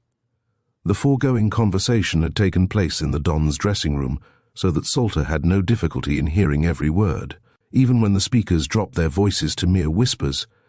But there was another listener in the Don's bedchamber, who was equally successful in overhearing all that had been said. The Donna, having heard of the arrival of this mysterious Pietro Bernardi the day before, was anxious to know who he was and what he came for. Accordingly, she placed herself at the keyhole of their chamber door leading into the Don's dressing room, and when Pietro had gone, she entered the Don's presence. "Who was that person, Don Pedro?" she asked, with a sharp tone to her voice, foreboding no good to her already nervous and irritated spouse. "Oh, his name is Pietro Bernardi, and I formerly knew him in Peru. He was quite a fine young fellow then, but he has taken to gambling, drinking, and general dissipation, so that it is very unpleasant to have him turn up here as an acquaintance. Is that the only reason why you dislike to see him, Signor Morito?" asked the Donna, her manner becoming more clearly inquisitive and hostile. "You are too anxious to get rid of him for that to be the sole cause of your annoyance at his presence. Well, my dear Lucia, the fact is that he knows enough about me in the past to be a very dangerous person to have around just now, for he might expose me to the people here and ruin our schemes upon the Diamond Company. Why did you not tell me about this? There must be no secrets which I do not share, for I do not intend to be deserted by you as you have deserted others before. No, no, Don Pedro," she continued passionately. "I heard every word of your conversation with this man, and you must understand that you cannot treat me like a doll, to be thrown away when you are tired of me. I am able and anxious to help you in all your plans, but I must have your full confidence. You know that I love you, and you say that you return my love, but sometimes I distrust you. You deserted a señorita in Lima, and some day you may try to desert me, but I warn you that I would follow you to the ends of the earth, and I could easily find it in my heart to kill you if you played me false. As the Donna uttered these words, her determined tones clearly showed that she would have no hesitation in executing her threat. The Don had no reply to offer, and finally the Donna closed the conversation by saying, "This is our first approach to a quarrel, and I hope it will be the last. You know that I am fearfully excited by any suggestion of the possibility of losing you, and this man's words and sneers have made me almost beside myself. But recollect, I am not without friends, for there are plenty of rich men here who would be delighted to obey my lightest whims if I would permit them, and if you should ever desert me, I would tell all I know of you, and invoke their aid to bring you to punishment. Now let us go along together, without any secrets apart from each other in the future, and we shall have no occasion to quarrel again." The Donna then left the room, and went out to drive with Madame Sevier, leaving the Don alone. Salter quickly slipped downstairs, but was summoned back by the ringing of the Don's bell. On entering the dressing-room, Salter found his employer seated in a large easy-chair, looking quite pale and agitated. "I wish you would bring me a decanter of brandy and a glass, George," said the Don. "I don't feel very well, and I think a sip of cognac will do me good." Salter obeyed orders, and then went to Lespar's room to report the conversations which he had overheard while concealed in the closet. Lespar soon went into the Don's room to talk over the plans for the fete, but Don Pedro was in low spirits and did not care to converse. He ordered his horse to be brought to the door, and was soon galloping down the avenue as a relief to his depressed nerves. Lespar immediately came to my office, reported what Salter had told him, and then went about his duty of preparing the island to receive the guests on the day of the fete. Chapter 18. Pietro Bernardi and the detective become warm friends. A tete-a-tete worth $1,000. When Pietro Bernardi left the Morito residence, he sauntered downtown in a leisurely manner, with Newton carefully following at a safe distance. Bernardi was evidently vain of his personal appearance, for he was dissatisfied with his ready-made outfit, and entering a fashionable tailoring establishment, he was measured for a complete suit of clothes. The rest of the forenoon was spent in buying shirts, underclothing, trinkets, and toilet articles of quite an expensive character. After a hasty lunch at a restaurant, Bernardi walked to the post office, where he met a man whose appearance indicated unmistakably the professional gambler. They seemed to be old acquaintances, and after taking a drink together, they conversed for some time in low tones. Finally they separated, and Bernardi went to his lodgings. About 6 o'clock he reappeared, and Newton followed him to the post office again, where the gambler, who was waiting in the morning, was met apparently by appointment. The two men walked a short distance together, and then disappeared up a stairway, which Newton was certain led to gambling rooms. He waited outside nearly an hour, undecided what to do, but at length he went upstairs among a crowd of young sports who seemed to know the ways of the place, and he was allowed to pass in with them unquestioned. He found Bernardi just rising from the dinner table, which the proprietors of the gambling house were in the habit of setting for their regular patrons. The faro table was in full blast, and Bernardi was soon seated at it with the air of an old habitué. He was thenceforward so deeply interested in the game as to pay no attention to anything else, and, as he was unusually lucky, his pile of gold pieces rapidly increased. Newton took a position at his elbow and watched the game in silence for some minutes. At length, seeing Bernardi win a large stake, he said in a familiar tone, "You are unusually lucky tonight, and I see you play for all the game is worth." Keeping his eyes intently fastened upon the dealer's box, Bernardi replied carelessly, "Yes, this is a game where a man must put down his money freely if he wants to win." The next turn of the cards was doubly lucky for Bernardi, and as he raked in his winnings, he glanced up at Newton, scanned his face a moment, and said, "I think I have met you in New Orleans, have I not?" "Very likely, for I have often been there, but I do not recall your name, though your face is quite familiar to me." "Why, certainly," continued Bernardi, apparently quite pleased at the idea of meeting an old New Orleans acquaintance. "My name is Pietro Bernardi, and I have often seen you in the rooms of French Joe on Magazine Street." "Oh, yes, I used to go there a good deal, and we must have met frequently. Let us take something for old acquaintance' sake." This was taking a short cut to Bernardi's friendship, and as the two stood before the sideboard clicking glasses together, a stranger would have supposed them to be old cronies, as indeed Bernardi actually believed to be the case. Newton instantly saw that Bernardi's frequent drinks during the day and his later potations in the evening had rendered him somewhat intoxicated. He was not drunk, for he had a perfect comprehension of his actions, but he had drunk enough to be very happy, and he probably saw in Newton's face a hazy resemblance to someone he had known in New Orleans. He soon returned to the faro table and, taking his seat, asked Newton whether he intended to do any betting. "No, not tonight," Newton replied, yawning. "I am very tired and restless, and I make it a rule never to bet when my nerves are shaky." "Well, that is a mighty good rule," said Bernardi, as he put out a pile of gold pieces. "If you will only stick to that plan, you will be sure to win. I can always feel when luck is with me, and if I could only make up my mind to stop when I know that I cannot win, I should be as successful as could be wished. But sometimes I get obstinate when the cards begin to run against me, and then I buck against fate until I lose all." Having an absorbing interest in the game, Bernardi talked very little after this, but about 11 o'clock he counted his winnings, and finding that they amounted to more than $200, he decided to withdraw. In company with Newton, therefore, he left the room and entered a bar room below. They drank and chatted together a short time, and then separated, Bernardi going to a well-known house of ill repute, while Newton carefully dogged his footsteps unseen. Knowing that Bernardi intended to spend the night where he was, Newton returned to his own lodgings. They had agreed to meet at the post office about 11 o'clock next day, and Newton knew that his services would not be required before that hour. About 11 o'clock in the forenoon, Newton and Bernardi met at the post office, as agreed, and after a morning dram together, they went to a restaurant for breakfast. "How did you enjoy yourself yesterday evening?" asked Newton as they were finishing their meal. "Oh, very well indeed. I met a young lady whom I used to know in New Orleans, and she was very lovely, but I shall never meet one like my señorita. She was the most beautiful woman living." And, as he spoke, Bernardi sighed deeply and became moody, silent, and abstracted. "Yes, I recollect having seen her with you once in New Orleans," replied Newton, on a venture.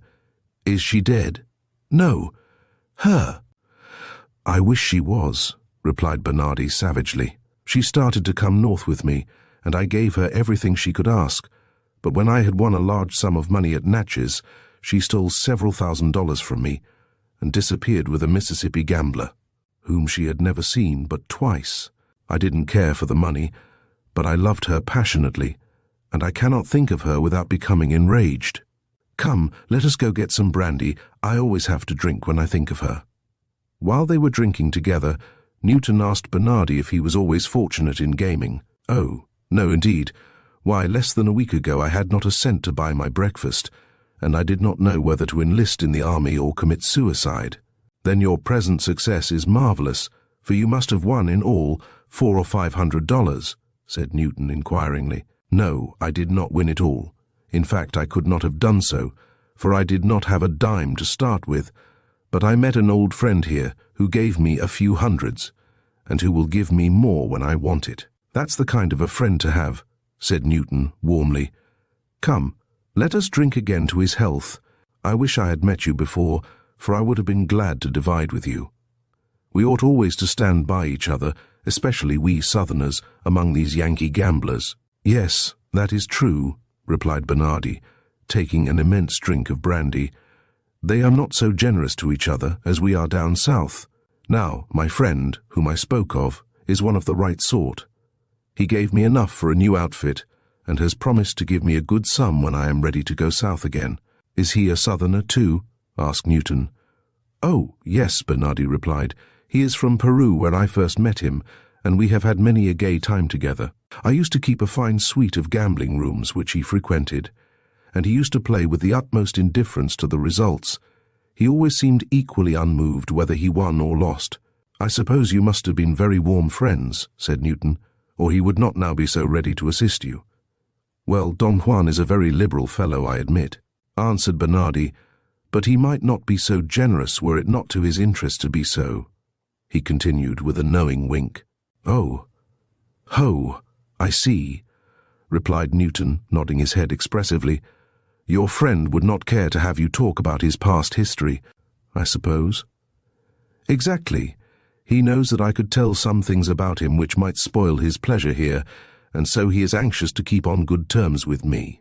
However, he needn't fear me as long as he treats me decently, for I do not wish to injure him, and when I am ready to go, I shall get a good sum from him to start me in business elsewhere." "Suppose he should refuse to give you anything more, or have you arrested for blackmailing him?" suggested Newton. "I'd like to see him try it," Bernardi exclaimed with a volley of oaths. "I guess two could play at the game of swearing out warrants, and when the account was balanced, his imprisonment would be 20 times as long as mine. No, I have no fear that he will attempt such a thing." "I merely spoke of it as a possibility," said Newton, "in order that you should be on your guard. A man with wealth and position might succeed in crushing a friendless poor man, in spite of the latter's protestations. However, if any such thing should happen, you can depend upon it that I will work for you until you are released." "That's right, my friend," replied Bernardi, as he called for another drink of brandy. "If I should suddenly disappear without warning to you, don't fail to search for me everywhere, and I will see that you are handsomely rewarded. If Don Juan should attempt any treachery, I should have him at my mercy as soon as I should get free, and together we could squeeze a large sum out of him." Newton spent the day with Bernardi, and they became quite inseparable. After driving about the city for an hour or two, they attended a matinee performance at one of the theatres, and then had a long and sumptuous dinner at a fashionable restaurant. In the evening they went to the gambling rooms where they had met the night before, and Bernardi was soon absorbed in the game of faro. His luck still clung to him, and on leaving the place at midnight, he had won $300 more. As before, Bernardi went to enjoy the society of his New Orleans charmer, and Newton went to his own lodgings. After Newton had made his report to me, early the next morning, I told him to continue his intimacy with Bernardi, and to pump him as thoroughly as possible relative to Don Pedro's past history. Soon after his departure to meet Bernardi, Senator Muirhead and Judge Key entered, and we discussed the possibility of doing anything with this new witness, Pietro Bernardi. "Would it not be possible to frighten him into telling all he knows of Don Pedro?" asked the senator. "I hardly think we could," I replied.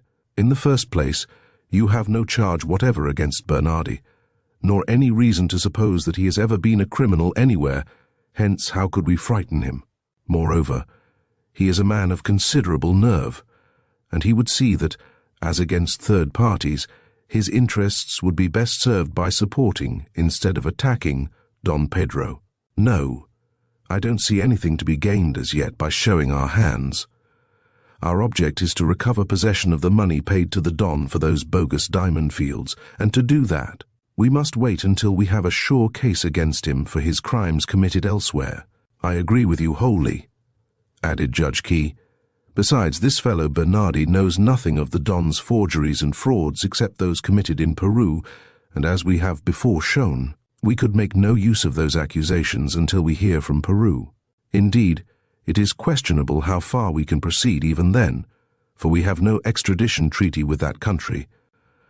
"Well, I do not mind that very much," I replied, "for my chief dependence is upon the moral effect upon Don Pedro. I think that we can so work upon him as to obtain his consent to go to Peru voluntarily, rather than to be detained here until a requisition arrives from England. He knows that if he be sent to England, he will be transported for a long term of years, whereas in Peru he may avoid conviction altogether, or purchase his escape after conviction." "But can we make him give up his plunder?" asked the senator anxiously. "I think we can," said I.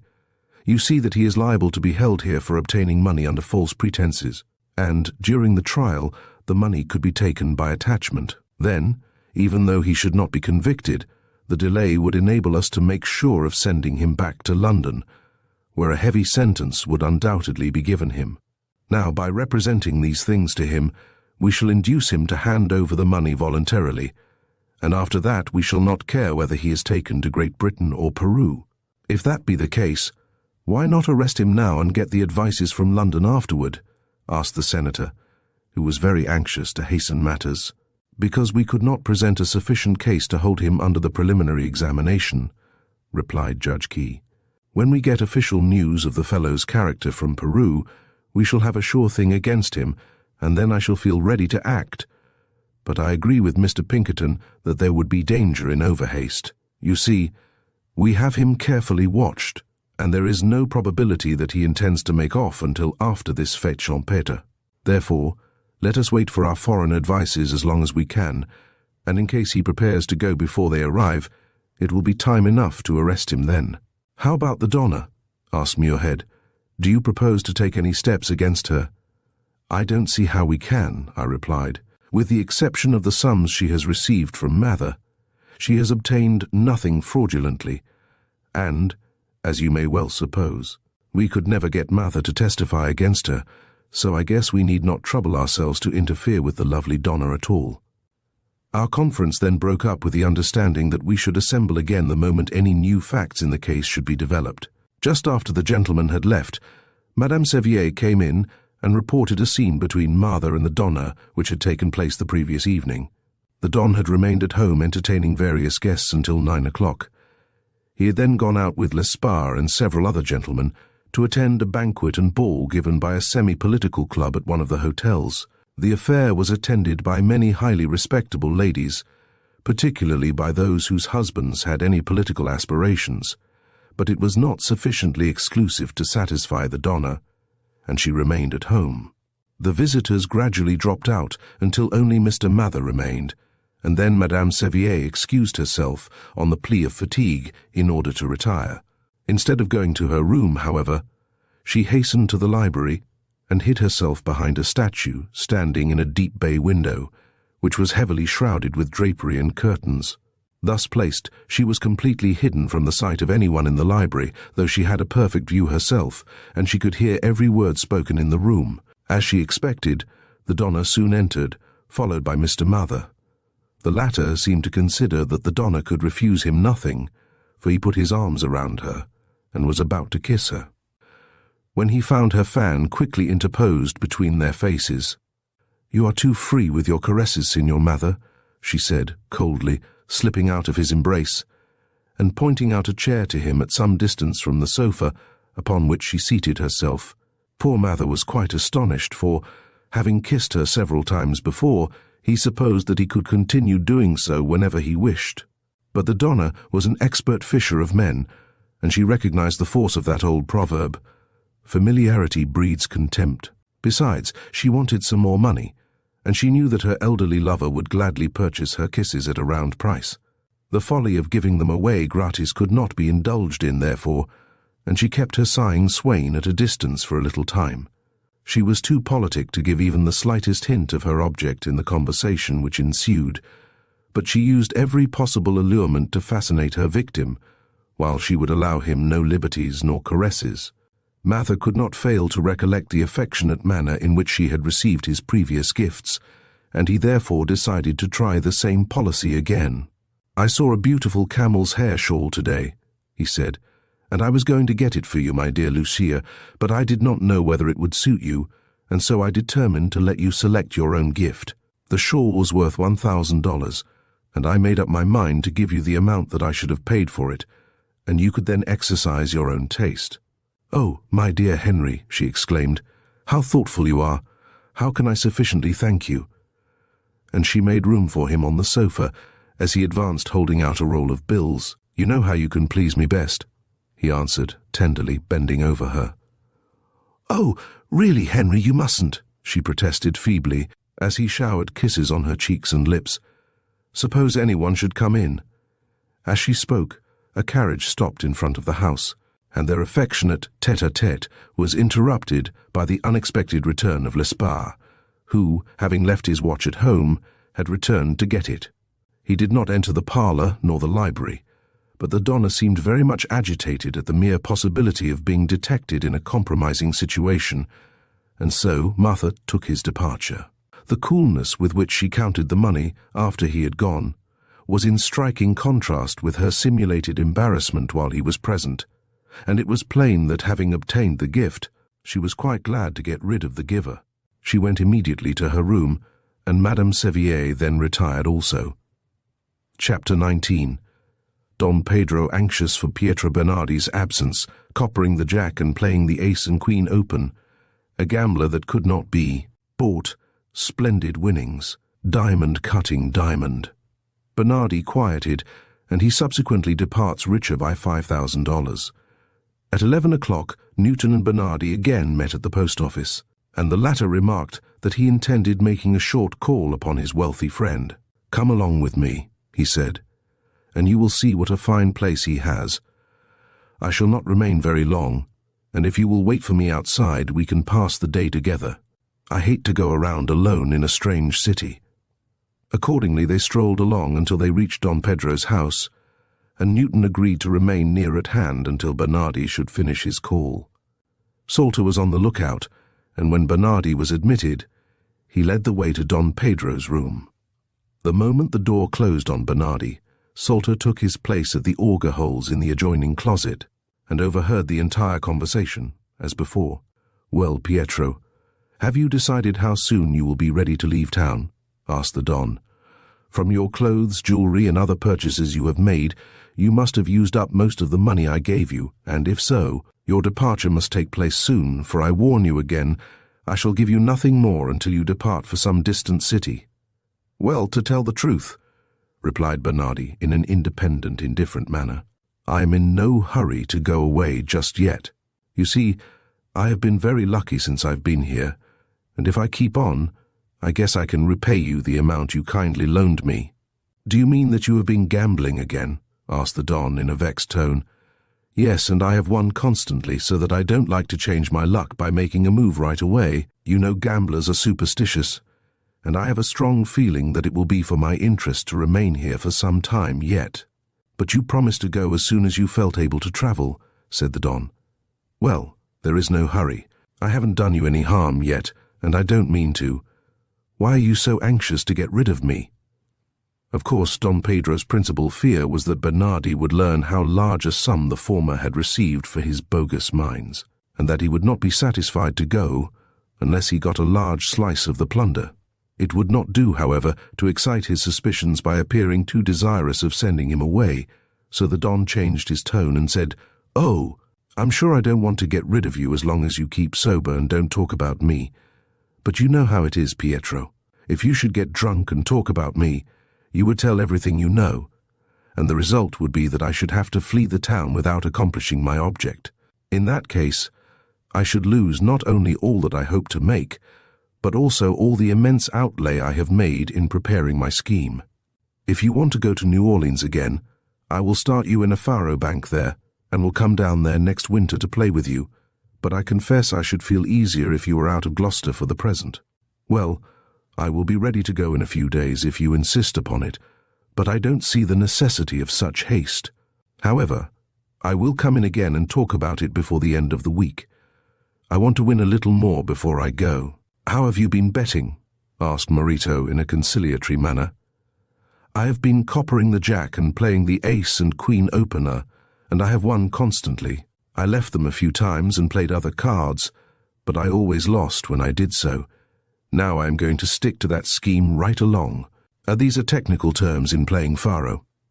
The player meant that he was in the habit of making one bet that the jack would be a losing card all the time, and another that the ace and queen would be winning cards. "Where are you playing?" asked the Don carelessly. "I generally go to Dave Carter's in Mahogany Block, for I think he deals a square game." "Yes, I suppose so," said Marito. "As much so as any of them, but they are all sharpers here, and they may have been letting you win on purpose, thinking that you had a large sum in reserve, which they hope to catch hereafter. If you will take my advice, you will stop while you are ahead. You know from your own experience as a banker that the bank always wins in the end. Well, I shall try a few more games, and then I shall be ready to talk with you about going south. I want to run my luck while it is good," and so saying, Bernardi rose to go. "All right, Pietro," said Don Pedro.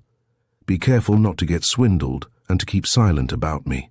The moment Bernardi was gone, the Don rang his bell violently and sent for Monsieur Lesparre. When the latter entered the Don's room, he found his employer in a more disturbed and excited condition than he had ever before indulged in, and evidently he meant mischief to someone. "Lesparre, that fellow Bernardi, of whom I spoke to you the other day, has been here again," burst out the Don. "I gave him a considerable sum of money to set him on his feet again for old acquaintance' sake, expecting that he would return to his friends in the south, or at least behave like a decent gentleman, but he has returned to his old habits of gambling and drinking, so that at any moment he may come here and mortify me before a party of my guests, or worse still, claim me as his friend when arraigned in a police court for drunkenness, etc. He promised to leave town as soon as the money I gave him was gone, and I was to give him then a respectable sum to start him in business elsewhere. But he has won considerably at the faro table, and he is now independent of me, and therefore declines to keep his promise until he is ready." "Would he go, do you think, if he should lose all he has?" asked Lesparre. "Oh, yes, indeed, he would be forced to yield to my terms then, and I should give him nothing until he started. How would it do to suggest to the proprietor of the gambling rooms that it would be doubly for his interest to fleece this man? I think it could easily be done if the bank were so disposed." "I have no doubt of it, especially as I know the way he intends to bet all the time," replied the Don. Eagerly, "he coppers the jack and plays the ace and queen open. It must be a pretty poor dealer who cannot stack those cards with such a stake in view. Suppose you drop a hint to Dave Carter, or to the dealer tonight, before Bernardi goes there." "I will go down at once," replied Lesparre, "and I will promise him $300 additional if he wins all that Bernardi has. That is not too much, is it?" "No, indeed," exclaimed the Don. "I would gladly give 500 if necessary." Lesparre arrived at the gambling rooms about noon, and at that early hour no one was present except the proprietor and one of the dealers. Lesparre obtained an interview with the proprietor alone, and then asked him if he would like to make $1,000. "Oh, yes," he replied, in an indifferent way. "I should have no objection, although it would not be such a novelty that I need take a great deal of trouble about it. The bank often wins more than that in a single evening. Well, there is a South American who has been playing here recently, against whom I have a bitter grudge. He has about $600 now, most of which he has won here. He has one regular system of playing coppering the jack and playing the ace and queen to win, and you can easily fix those cards so as to clean him out. In one evening, the moment you have done that, I will give you $500 more." The gambler fixed a keen look upon Lesparre for a moment, and then replied that he was no gudgeon to bite such a stale bait as that. He added that they played a square game, and if a man won, he was welcome to his winnings, but that no trickery would be resorted to against any patron of the house. Lesparre was obliged to withdraw, feeling that he had made a mistake in proposing the plan so openly. That evening, after a day spent in playing billiards and driving about, Bernardi and Newton again entered the gambling saloon. Bernardi did not make any bets for some time, but stood watching the game in silence, apparently guessing as to the winning and losing cards to determine whether he was in luck. Finally, he bet $50 on the ace and lost. This was followed by $100 on the same card, which again lost. He waited a few deals, and then placed $200 on the queen to win, and $100 on the jack to lose. The cards fell as he had hoped, and gathering in his stakes and winnings, he began betting in earnest. His luck was wonderful, and as all his bets were for $50 or more, he soon had quite a large sum. Presently he stopped betting and went to the bar with Newton. They talked and drank together for some minutes, but Bernardi was not ready to leave just then. His winnings were already quite sufficient to cause the proprietor to regard him with a considerable degree of interest, and when he returned to the faro table, a seat was given him at once. He made no bets for some minutes, but at length he asked, "What is your limit tonight?" $500 was the reply. Bernardi then placed $400 on the 9 spot, and a moment later he was again a winner. He now seemed satisfied, for he presented his chips for payment and received cash therefor. The proprietor then invited Bernardi and Newton to drink with him, and while standing at the sideboard, the proprietor asked Bernardi whether he had many acquaintances in the city. "No," replied Bernardi. I have very few. Why do you ask? Because one of them is your enemy, or else he was trying to play a trick on the bank this morning, continued the proprietor, watching Bernardi narrowly. He came in about noon and wanted the cards put up so that you should be cleaned out of all your money. The devil, you say? Ejaculated Bernardi. Why did he want to clean me out? That I can't say, but he told me that he had a bitter grudge against you, and that he would give a great deal to injure you. I do not know anyone here who could say that of me, replied Bernardi thoughtfully. There is only one man in the city who knows me intimately, and I do not see why he should wish me to lose, even if he did hate me. Was he a South American like myself?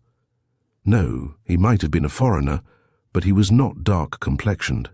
Well, I cannot imagine who it could have been, mused Bernardi, and I guess I need not be afraid of him if he goes to work in that roundabout way. However, I am obliged to you for the information, and I will take care that he does not drop on me unexpectedly. So long. As Bernardi walked down the street with Newton, he was evidently deeply abstracted, for he muttered to himself in Spanish and swore at intervals in quite an excited manner. Finally he said aloud, I don't know what to think about this story. It may be that this gambler made it up to shake my nerves, or to cover some plot against me, but I have a sort of feeling that Don Juan is at the bottom of it. I don't fear him one bit, but I want to solve the mystery, and if he has been plotting against me, I will have my revenge upon him. But no, I can't see what he could gain by it, and I think perhaps this gang despair of breaking my luck, and are planning to rob me by force. That seems reasonable, replied Newton, for then you would attribute the act to this unknown enemy, and they would escape suspicion. Still, he continued, anxious to lead the conversation back to Don Pedro as a subject, your first supposition may be the correct one, and your pretended friend may be scheming to ruin you, but why should he want me to lose money? Persisted Bernardi. He knows that I should come to him for more, and that he would be obliged to give it to me. Perhaps he would like to get rid of your presence, cautiously suggested Newton, and if you were penniless, he could insist upon your departure as a condition upon which alone he would give you money. Caramba! I believe you are right, my friend, Bernardi exclaimed furiously, and if I find that it is so, I will make Don Juan, or Don Pedro as he calls himself now, regret the day he played me false. Don't be over hasty, counselled Newton, for the whole story may be a gambler's lie after all. Oh, I will investigate it carefully, answered Bernardi, and when I am satisfied about the truth of the matter, I will consult with you as to the best course to pursue. It is a good thing to have a friend to advise with, especially among such a gang of thieves as seem to hang round these rooms. Meet me tomorrow as usual, and I will go see my friend again. The men then separated and went to their respective lodgings for the night. In the morning they met, took breakfast together, and afterwards sauntered down to visit Don Pedro. As before, Bernardi was conducted straight to the Don's room, and Salter again stationed himself in the closet to listen. So you are still successful, was the first remark he heard. Yes, moderately so, replied Bernardi, but it is strange how cards run sometimes. Well, you ought not to be astonished at anything after your long experience in gambling. Oh, I'm never astonished, said Bernardi, who had drunk a good deal of brandy before and after breakfast. But I was thinking how lucky it was that I changed my mind last night about playing those 3 cards, the Jack, Ace, and Queen. How so? Asked Marito. Well, if I had played the Jack coppered and the Ace and Queen open last night all the evening, I should have been entirely cleaned out. What do you think of that? I think you were very lucky in having played elsewhere, replied the Don. But what's the matter with you? What makes you look at me so strangely? I want to find out whether it was you who sent a man to tell Dave Carter, the gambler, how I was playing, and to ask him to fix the cards so that I should lose all I had. Bernardi's voice was husky with liquor and anger, and he had evidently worked himself up into a great rage, but in spite of his partial intoxication, he was very determined, and his tones foreboded no goodwill to the Don. In a contest of words, however, he was no match for his opponent, and Don Pedro instantly took the most effectual method for quieting his visitor's suspicions. My dear Pietro, he began contemptuously, I gave you credit for more common sense than you seem disposed to claim for yourself. Why should I want you to lose? On the contrary, I would like to see you win enough to start in business for yourself, and repay me what I have loaned you. For I assure you that I much prefer to have you spend your money than mine. I have none too much for my own wants, and if you could repay me, I should be delighted. What is the reason for your question?" Bernardi did not reply for 2 or 3 minutes.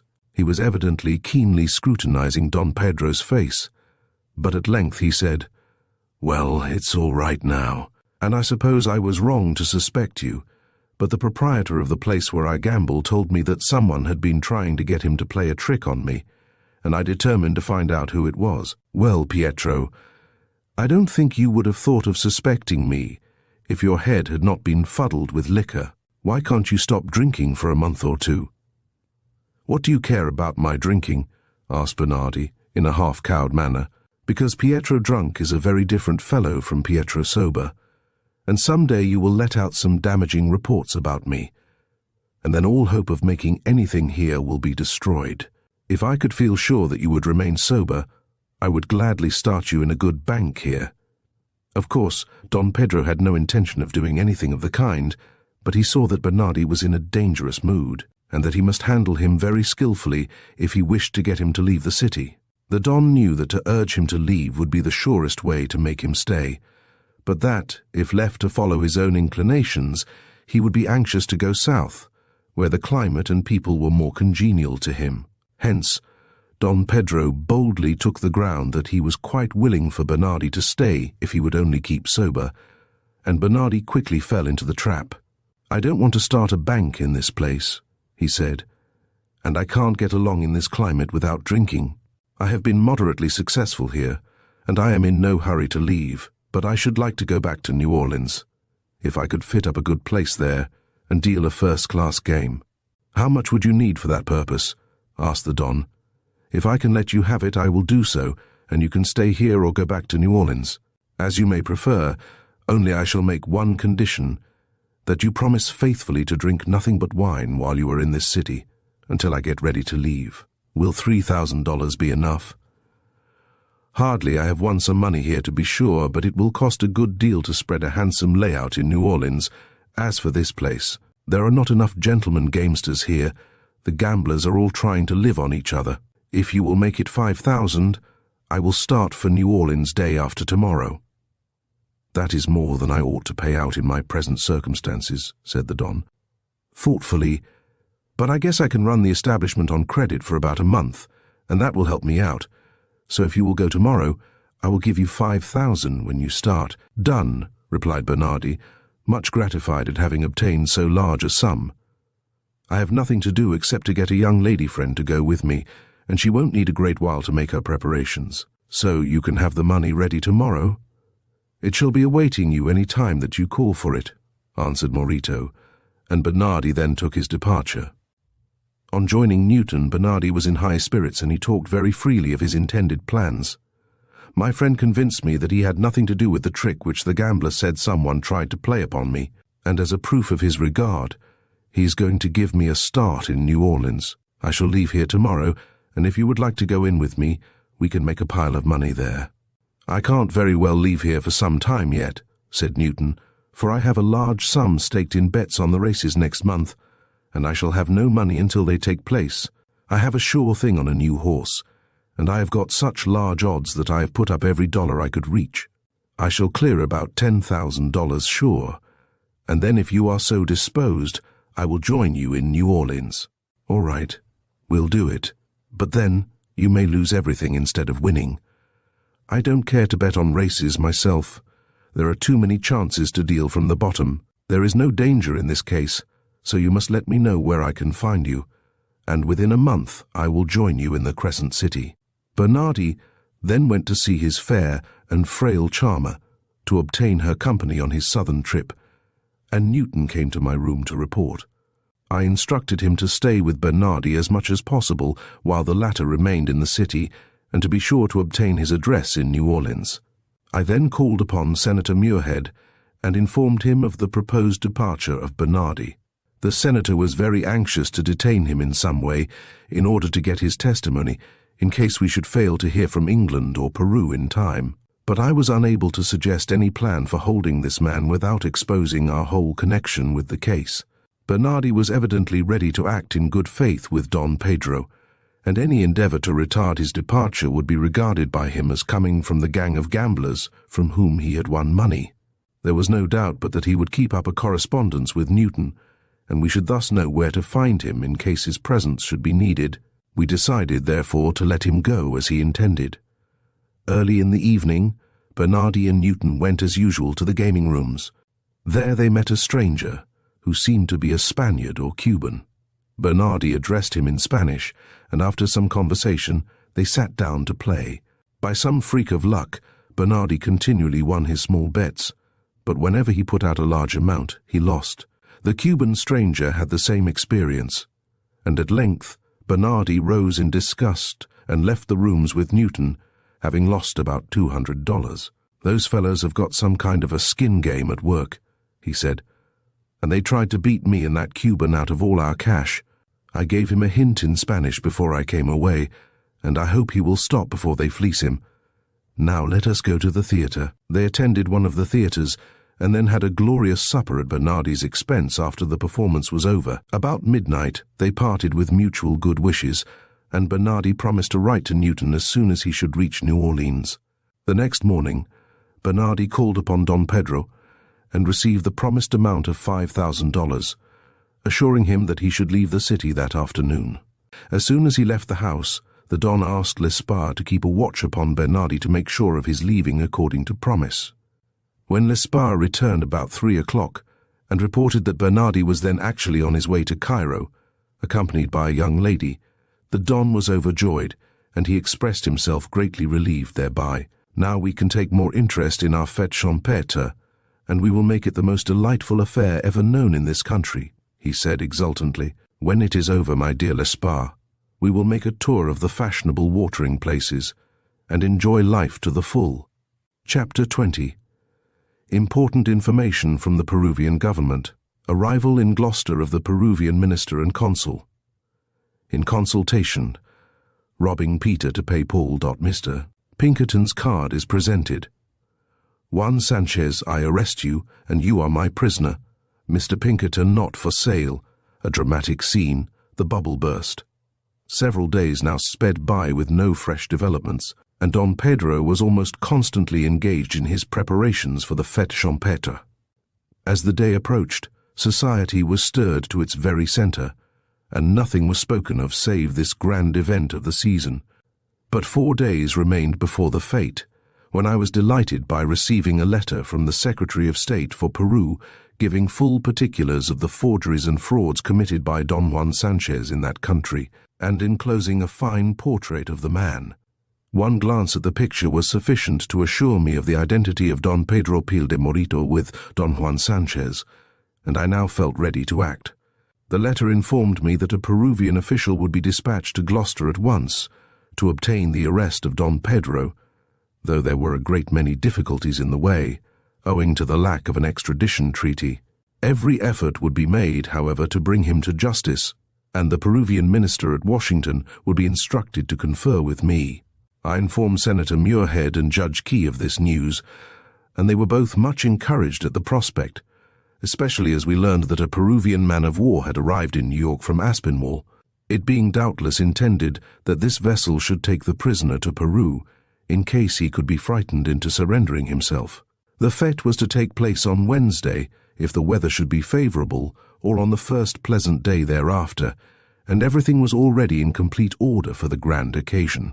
A large and elegant steamer had been chartered to convey the guests to the island, and she was to make several trips during the day for the convenience of businessmen who could not go early. There remained nothing further to be done, except to pray for fine weather on the important day.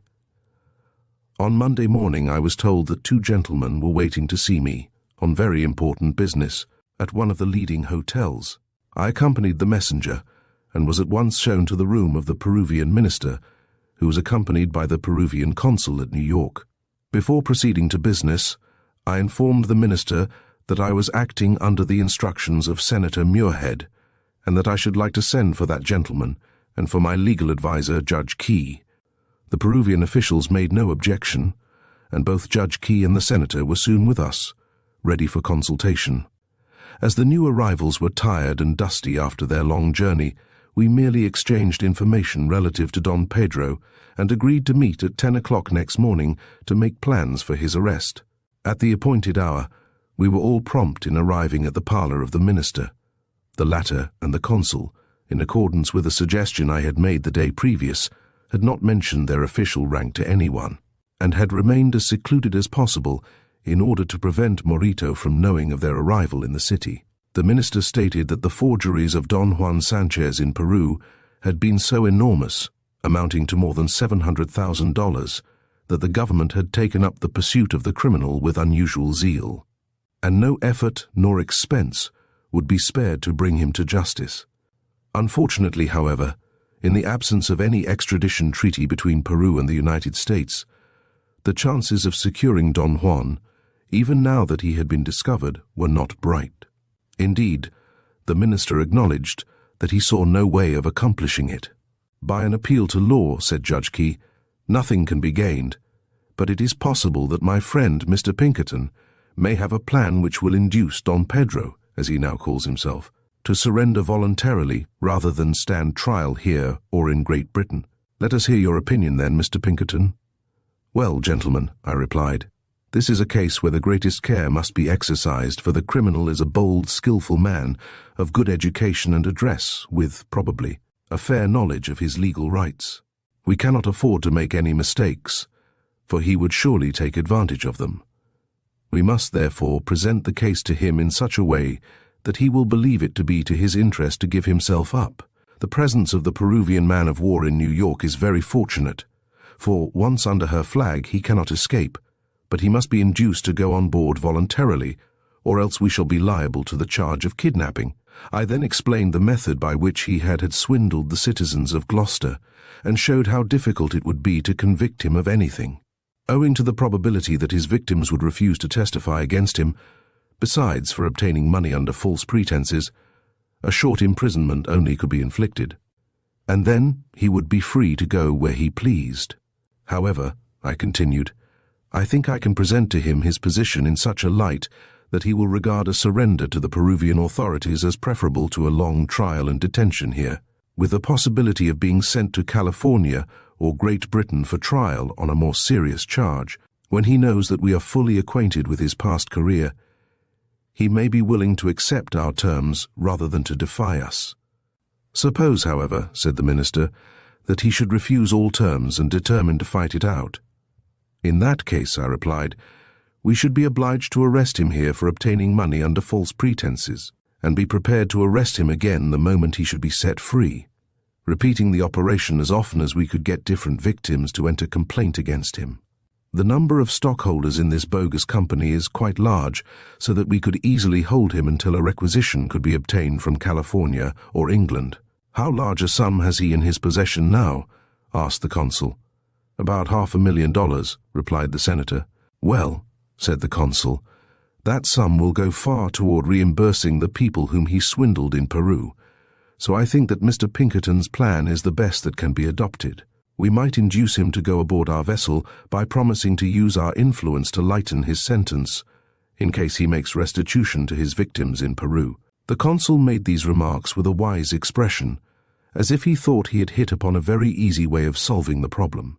The senator, Judge Key, and I exchanged looks of astonishment and amusement at this cool proposal to take our citizens' money to reimburse the Peruvians.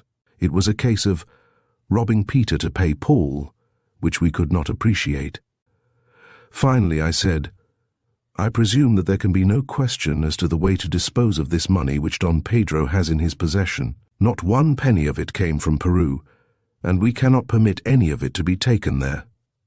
On arriving here, Don Pedro had only a few $1,000s, which he obtained in England by forgery. This sum he has already used up, and the only money in his possession has been obtained by the sale of his fictitious diamond fields in Peru.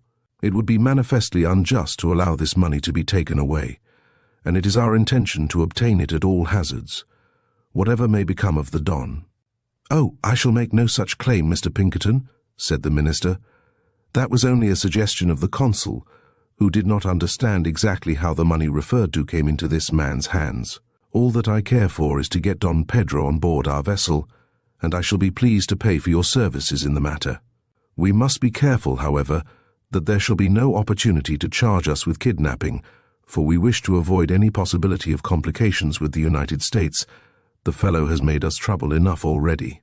"I will arrange that matter satisfactorily," I replied.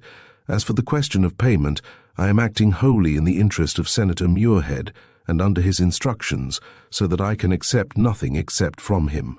We spent an hour or two more in preparing papers and arranging the details of our plans, the conclusion being that we should make the arrest that evening, about 7 o'clock, when there would be few or no visitors at Don Pedro's house. As I had supposed, there was no charge whatever against the Donna, and my only intentions with regard to her were to see that she did not carry off any of the money belonging to the Diamond Company's stockholders, nor assist the Don to escape. It was decided to send Don Pedro to New York immediately, in case he yielded to our terms, and the Donna would be at liberty to go or stay, as she might see fit. On returning to my office, I found Bangs and Lespard awaiting me, and the latter said that he believed the Don and Donna intended to take flight immediately after the fete. They probably desired to finish their career in Gloucester in a blaze of glory, and as they would not be expected to receive visitors for 2 or 3 days after the fete, they would have a good start before their departure would become known. I told Lespard to see that Madame Sevier and Salter kept a close watch for the remainder of the day, and in case any attempt should be made to remove the box containing Don Pedro's coin, he must send Salter to me instantly with the news. I also suggested that the servants be kept out of the way that evening, so that no one should know of our visit. Lespard departed to attend to his duties, and I remained to complete the details of my plans with Mr. Bangs, who had arrived from Chicago with 2 detectives in obedience to my summons. About 6 o'clock, Senator Muirhead and Judge Key arrived, and a more nervous man than the former I never saw. In a few minutes the Peruvian minister and consul arrived, and we proceeded in carriages to Don Pedro's house, the senator remaining at the hotel, however. We left the carriages a short distance away, so as not to attract attention, and, while Mr. Bangs's 2 men stationed themselves to watch the house, the rest of my party ascended the steps and were admitted by Salter. "The family are still at dinner," said Salter, "but they are finishing the dessert, and I presume Don Pedro will go to the billiard room after dinner to smoke as usual." "Give him my card as he leaves the dining room," I said, "and tell him that I am waiting to see him in the drawing room."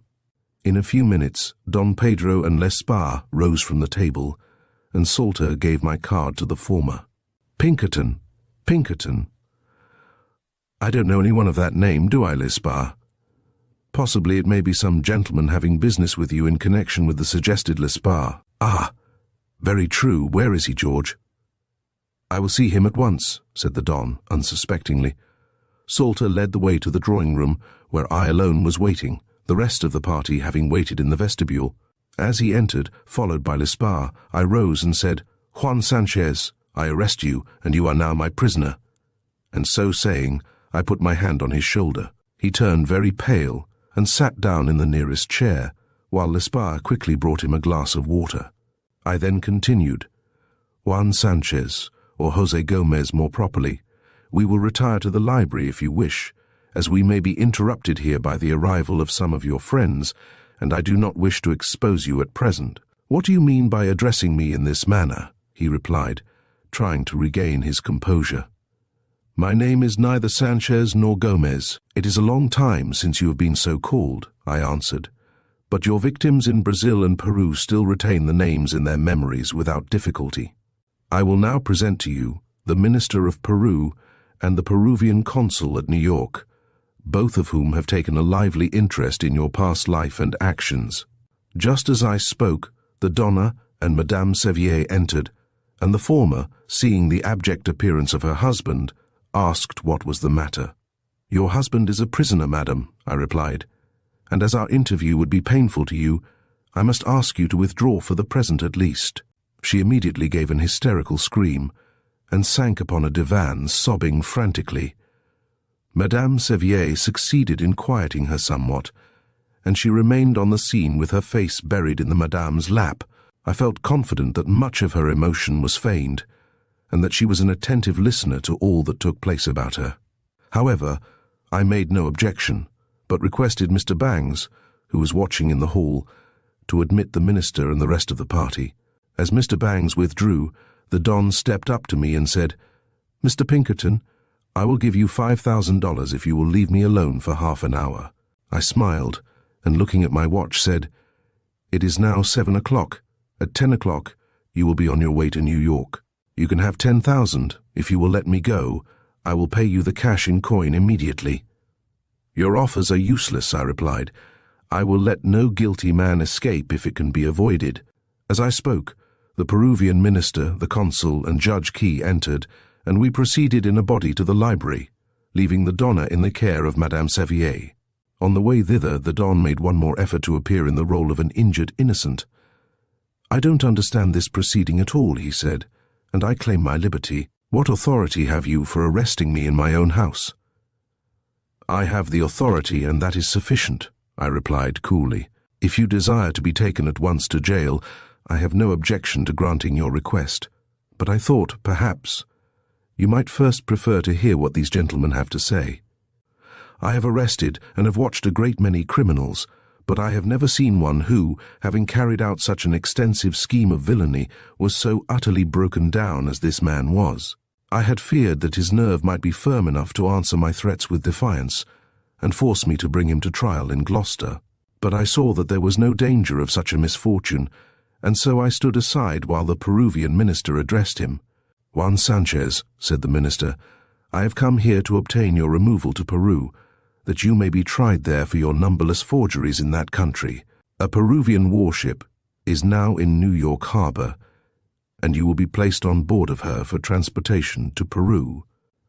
Mr. Pinkerton's superintendent will proceed with you tonight." The Don was speechless for a moment, and then glancing up he said in a sullen voice, "I want to know what I am charged with, and by what right you send me to Peru.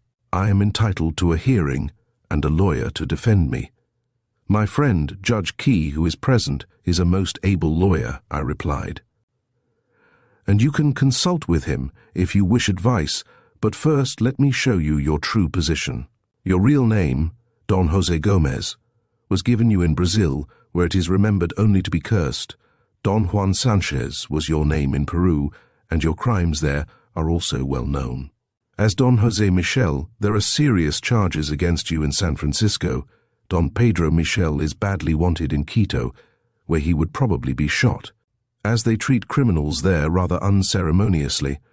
And Don Jose Arias would undoubtedly be transported for life if the London detectives should discover his present hiding place. To say nothing of a lively interest which the French gendarmes take in the same person.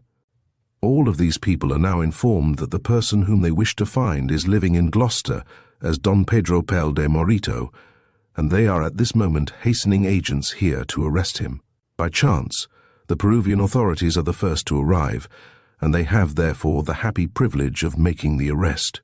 Now, as you are probably aware, the minister will have some difficulty in obtaining an order from Washington authorizing me to send you to Peru, for want of an extradition treaty. But while you are under arrest here, we can easily get warrants from either California, England, or France, and then you can take your choice between being shot by vigilantes in California, transported to Van Diemen's Land by England, or sent to work in the galleys by France. This is your present situation, and I am perfectly indifferent which course you prefer.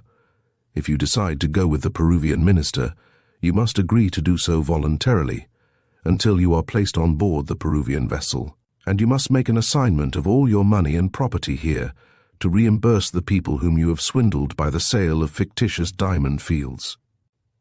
If you are willing to comply with these conditions, you will sign all the necessary papers at once, and you will leave for New York tonight before the English extradition writ arrives. If you refuse these conditions, I shall hold you until that writ, or one from California, arrives." The Don was evidently in no mood for defiance.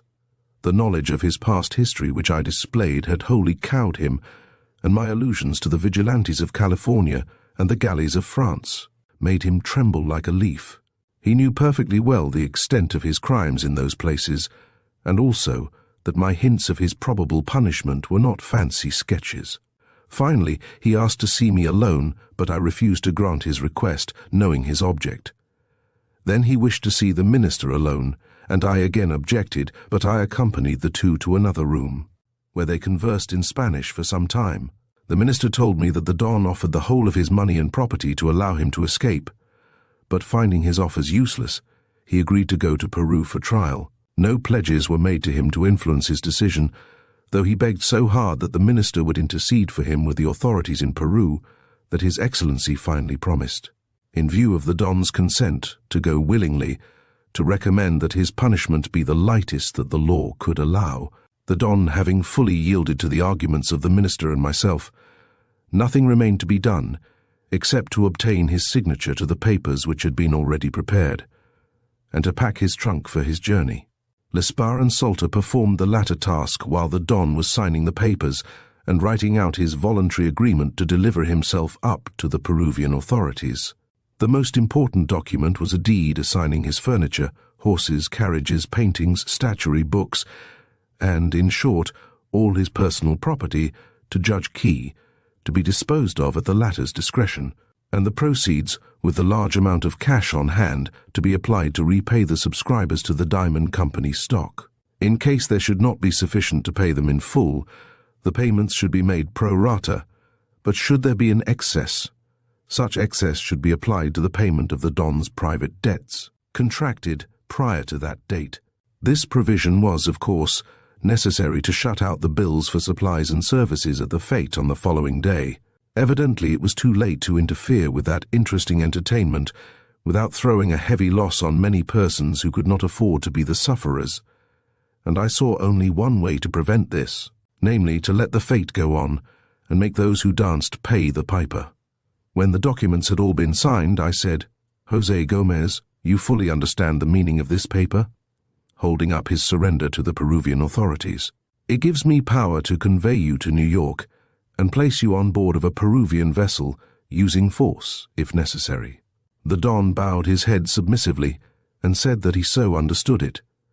The acknowledgment of the deeds was then made by Judge Key, who was a notary public, and our success was complete. The Donna was then informed that her husband would be taken east that night, and she professed to be much affected. I told her that there was no charge against her, and that she could go with her husband, or stay in Gloucester, according to her own wishes. She said that she would go with him if Madame Sevier could accompany them.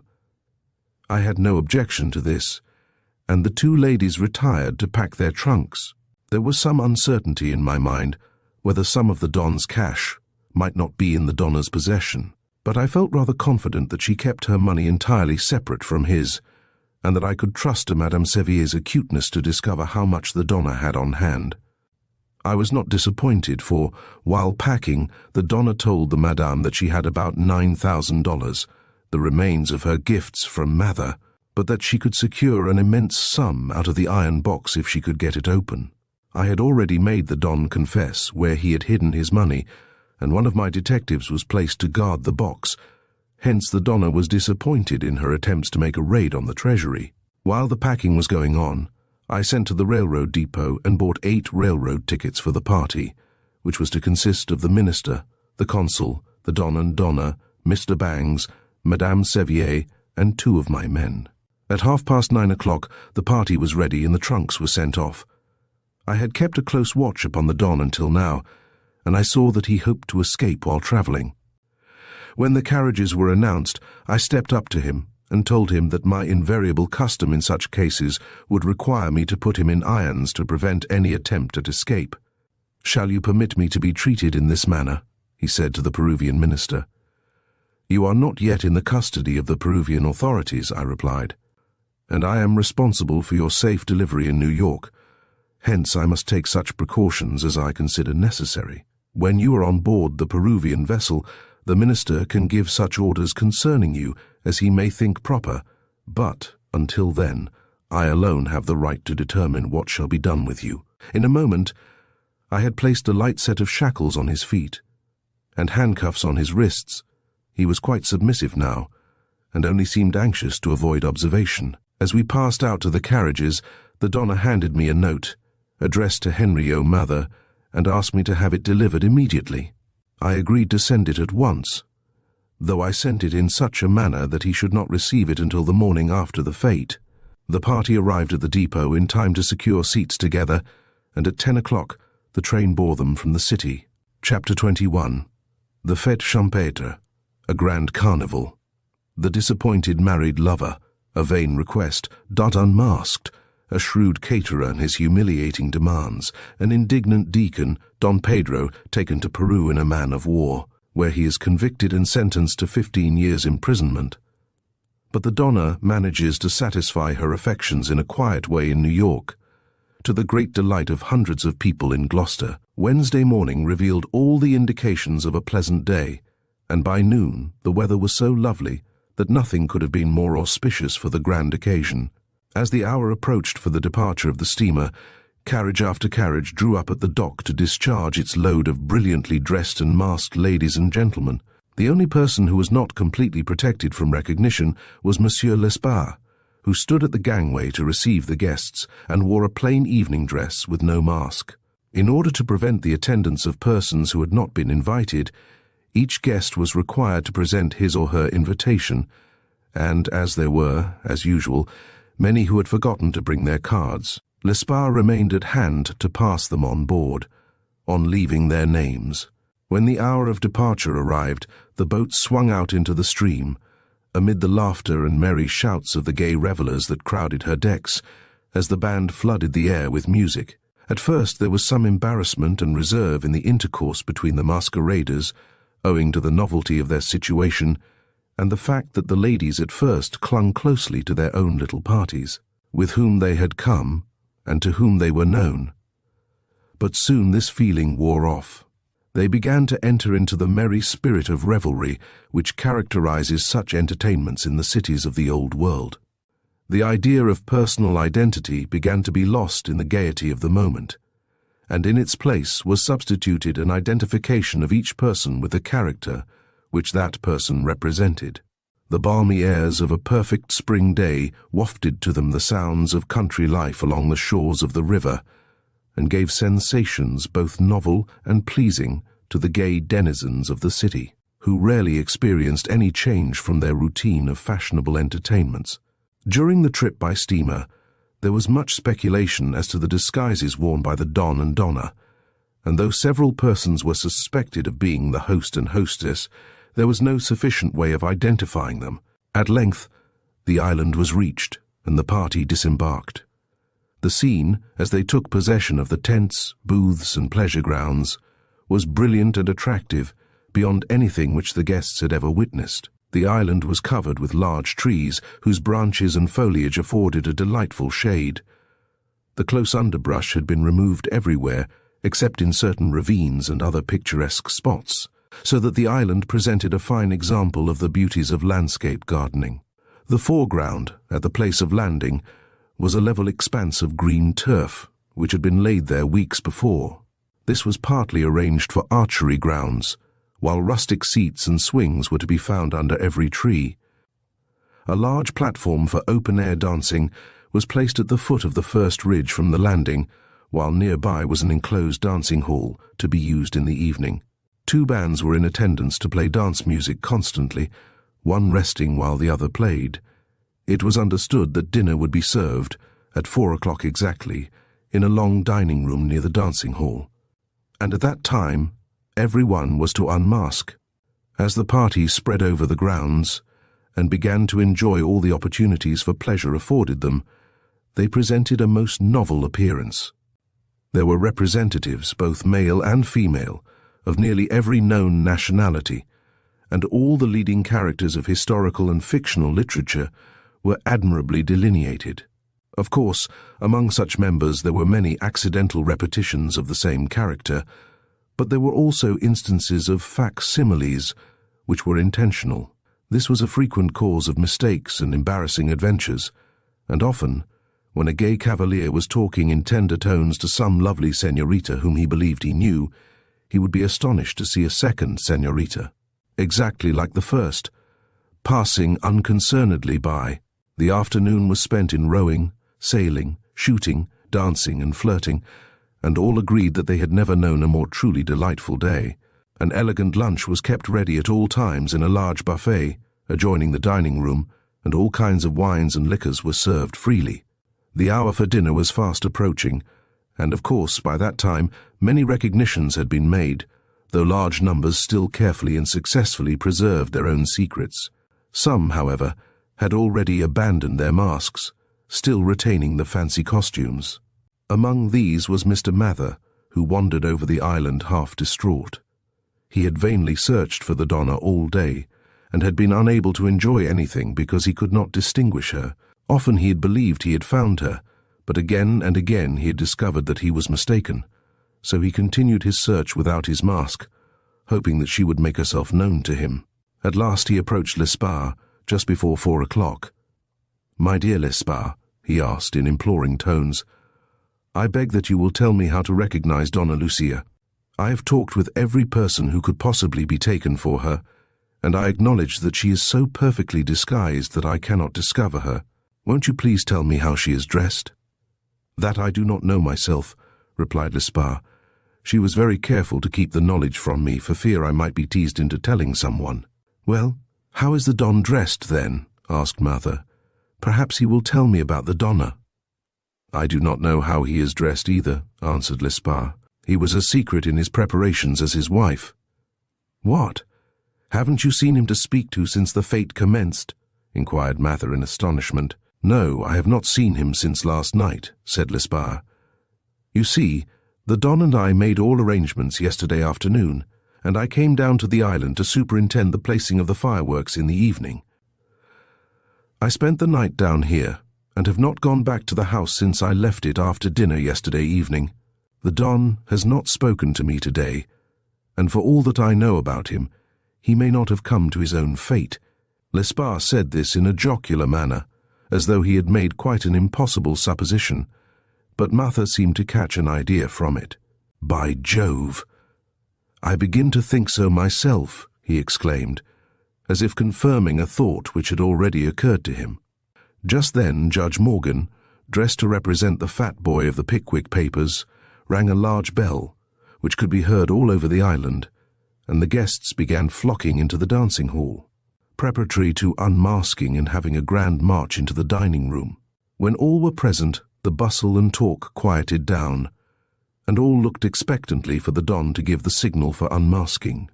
Several of the intimate friends of the host had assembled on the dais at the head of the hall, and each of these looked at the others to see which among them was the Don.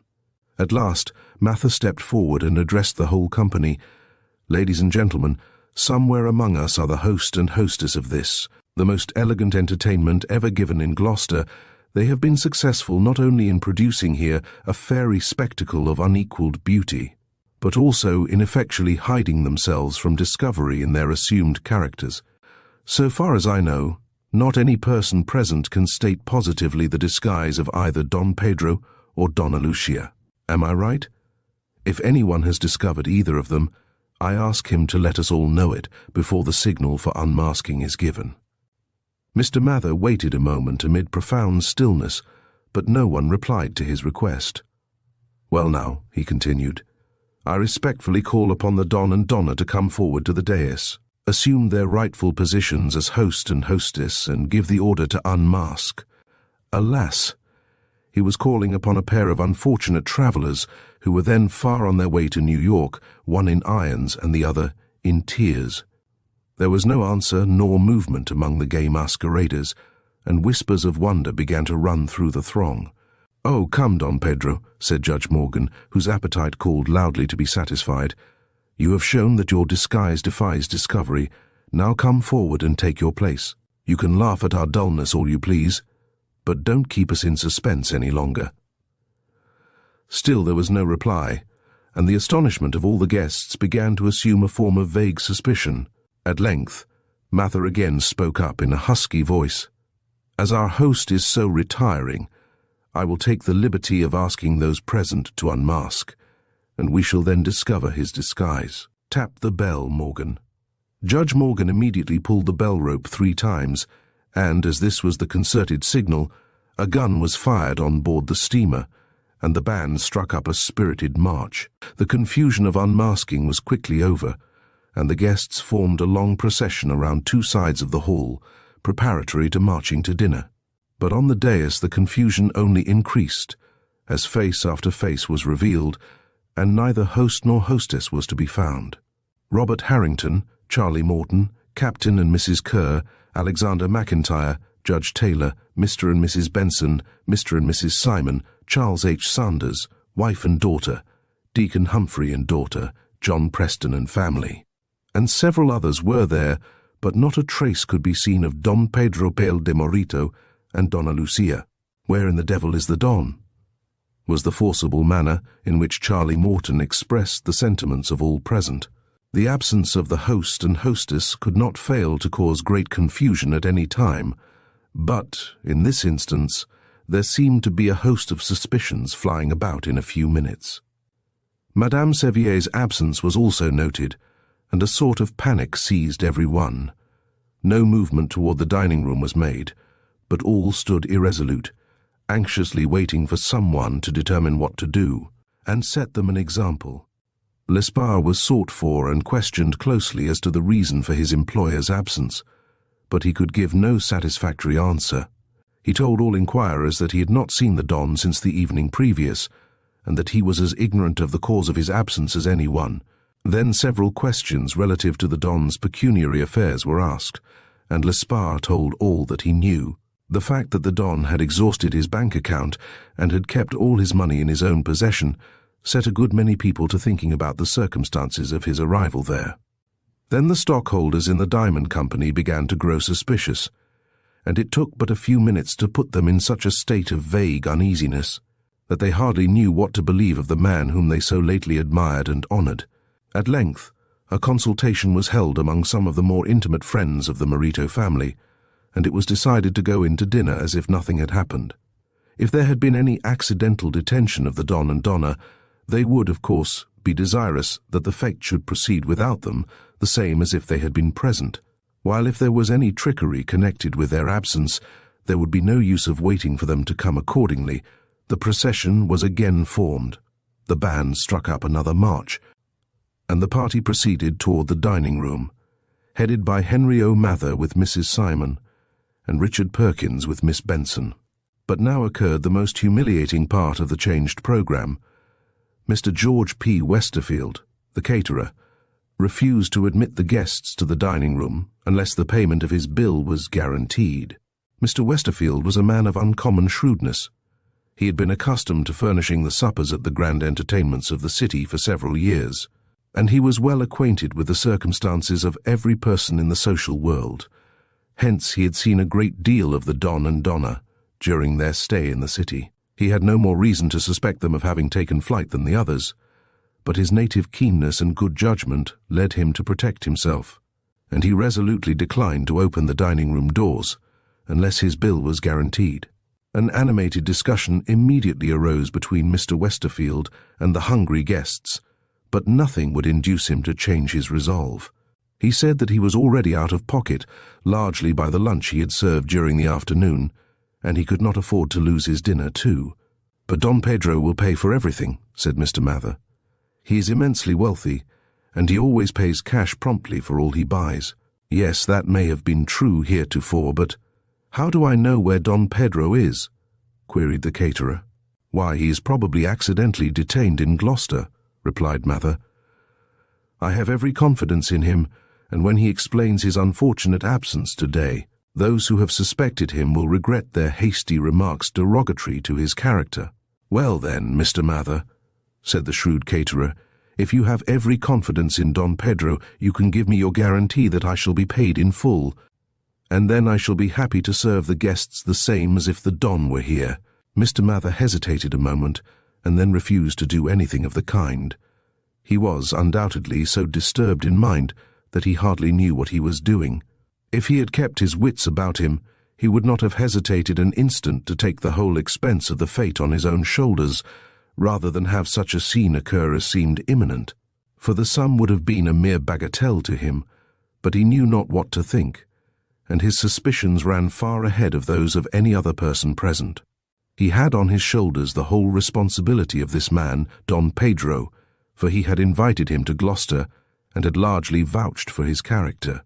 Hence, if Don Pedro should prove to be a swindler, a great deal of blame would fall upon Mather. This feeling contributed largely to confuse and annoy him, while his passion for the Donna was another cause of embarrassment. He therefore acted in a most nervous, uncertain way, and seemed quite unable to decide what to do. Mr. Westerfield's proposition was reasonable enough, and he was willing to accept the guarantee of any other gentleman of known responsibility. But singularly, there was not one among all who had been intimate with the Don who would make himself liable for the cost of the dinner. Consequently, the caterer refused to admit the throng into the dining room. By this time, every one was worked up into a state of righteous indignation. The apprehensions of the owners of Diamond Company stock were the first causes of the feeling against the Don, and the disappointing termination of the long-anticipated fete was another fruitful source of bitterness. As people's appetites began to call loudly for dinner, it became evident that the caterer's demands must be satisfied in some way, and finally it was agreed that the dinner should be paid for by those who partook of it at the rate of $10 a plate. This amount was to include the lunch and wine already furnished, and also all the provisions for dinner, with the remainder of the wine provided under the contract with Don Pedro. Under this agreement, the dinner was served in the best possible style to the long array of famished and irritated masqueraders. It was not a very cheerful meal, for too many of the participants were preoccupied with thoughts of their possibly lost investments in the stock of the Diamond Company. But, under the influence of excellent viands and good wine, there was a slight reaction in the feelings of the younger members of the party, and when the last course had been served, they proposed to go on with the entertainment the same as though nothing had happened. On entering the dancing hall, therefore, the greater portion of the young people prepared to enjoy the evening in dancing. But here again an obstacle presented itself. The bandsmen had taken alarm from the action of the caterer, and they refused to play unless their account was settled. Not a note would they sound until their demands were satisfied, and so the gentlemen contributed, jointly, enough to pay them in full also. The troubles and annoyances of the later portion of the fete were soon forgotten by the greater number of the butterflies who formed the assembly, and as they floated off to the strains of a beautiful waltz, they unanimously decided to spend the evening in a delightful dance. Meantime, however, many of the more staid and elderly guests, having decided to go home immediately after dinner, had gone down to the steamboat landing to embark.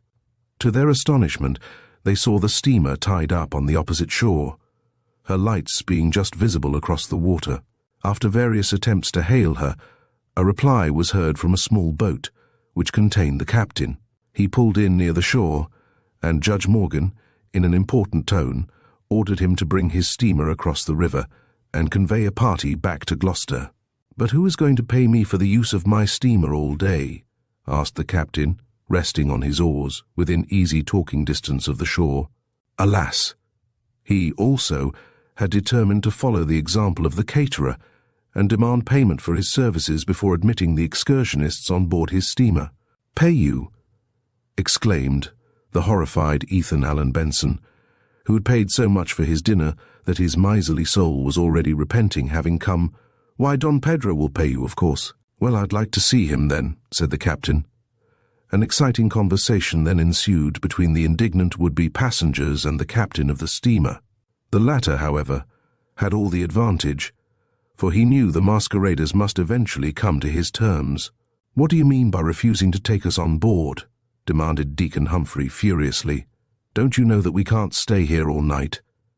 "I presume not," said the captain, "and I don't suppose you will do so, but I must have payment for the use of my steamer.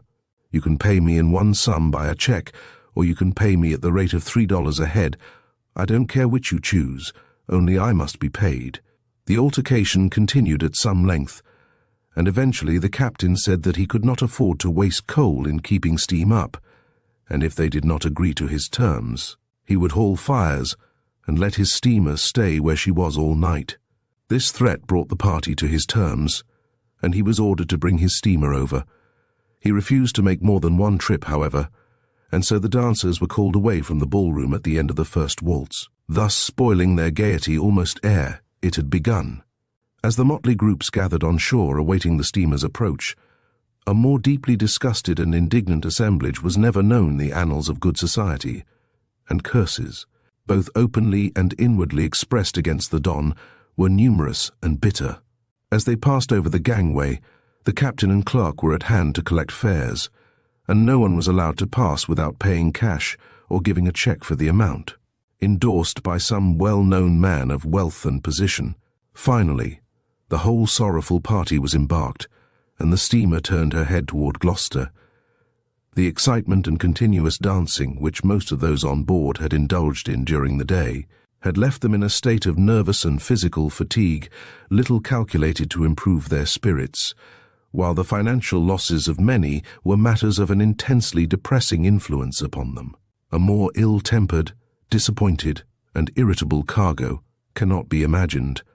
Their troubles were not ended even on their arrival at the wharf in Gloucester, for being so much earlier in returning than they had expected, no carriages were in attendance, and the ladies were obliged to wait on board while their escorts went to the livery stables to order carriages to take them home. Thus ended the fête champêtre, which had been anticipated so fondly as a new departure in the social world of Gloucester. In this, however, it was a success, for, certainly, its like had never been seen before, and the guests were profoundly hopeful that they never should see its like again.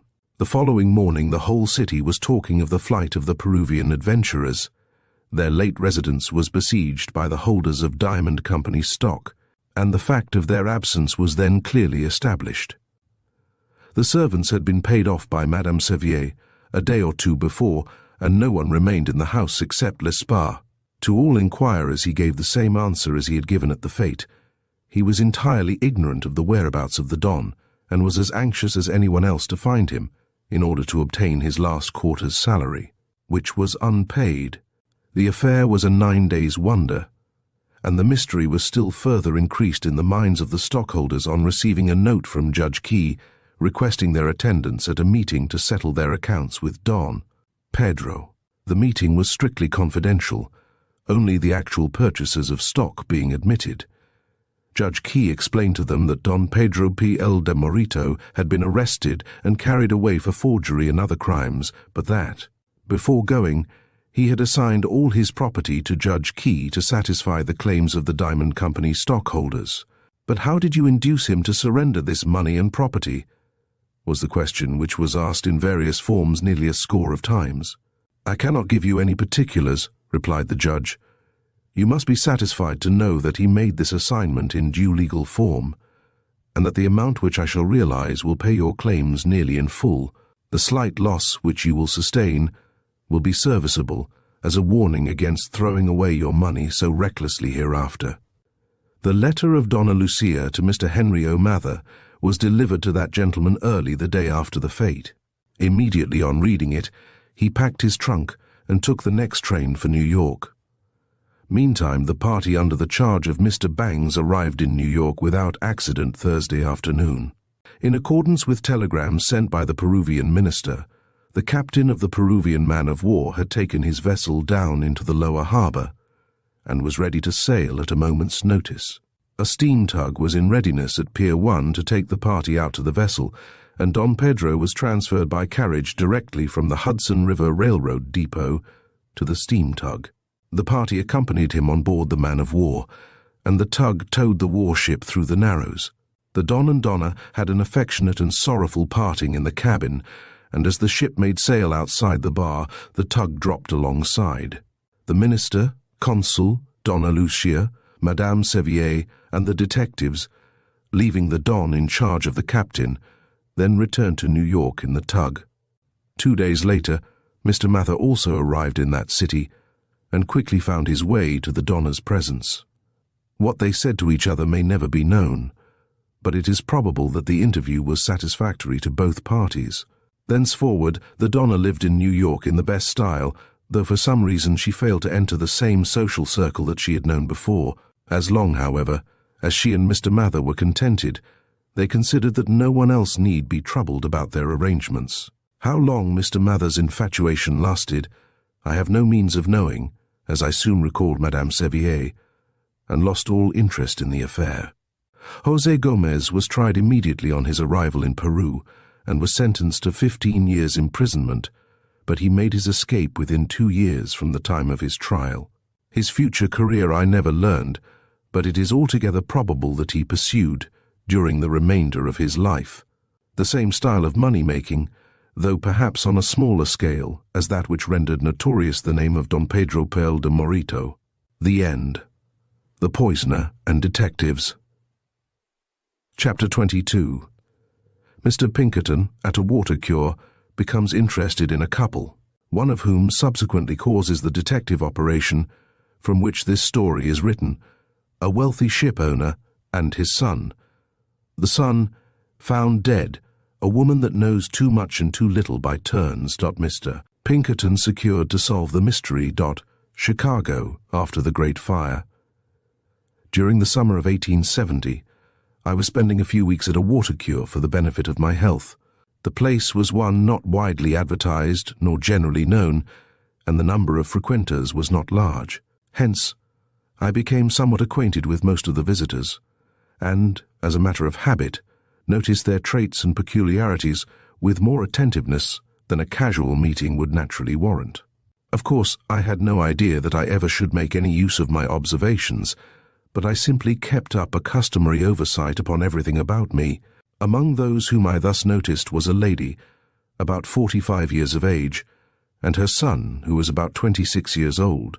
The mother, Mrs. R.S. Trafton, was a pleasant woman, well-preserved, and comparatively youthful in appearance.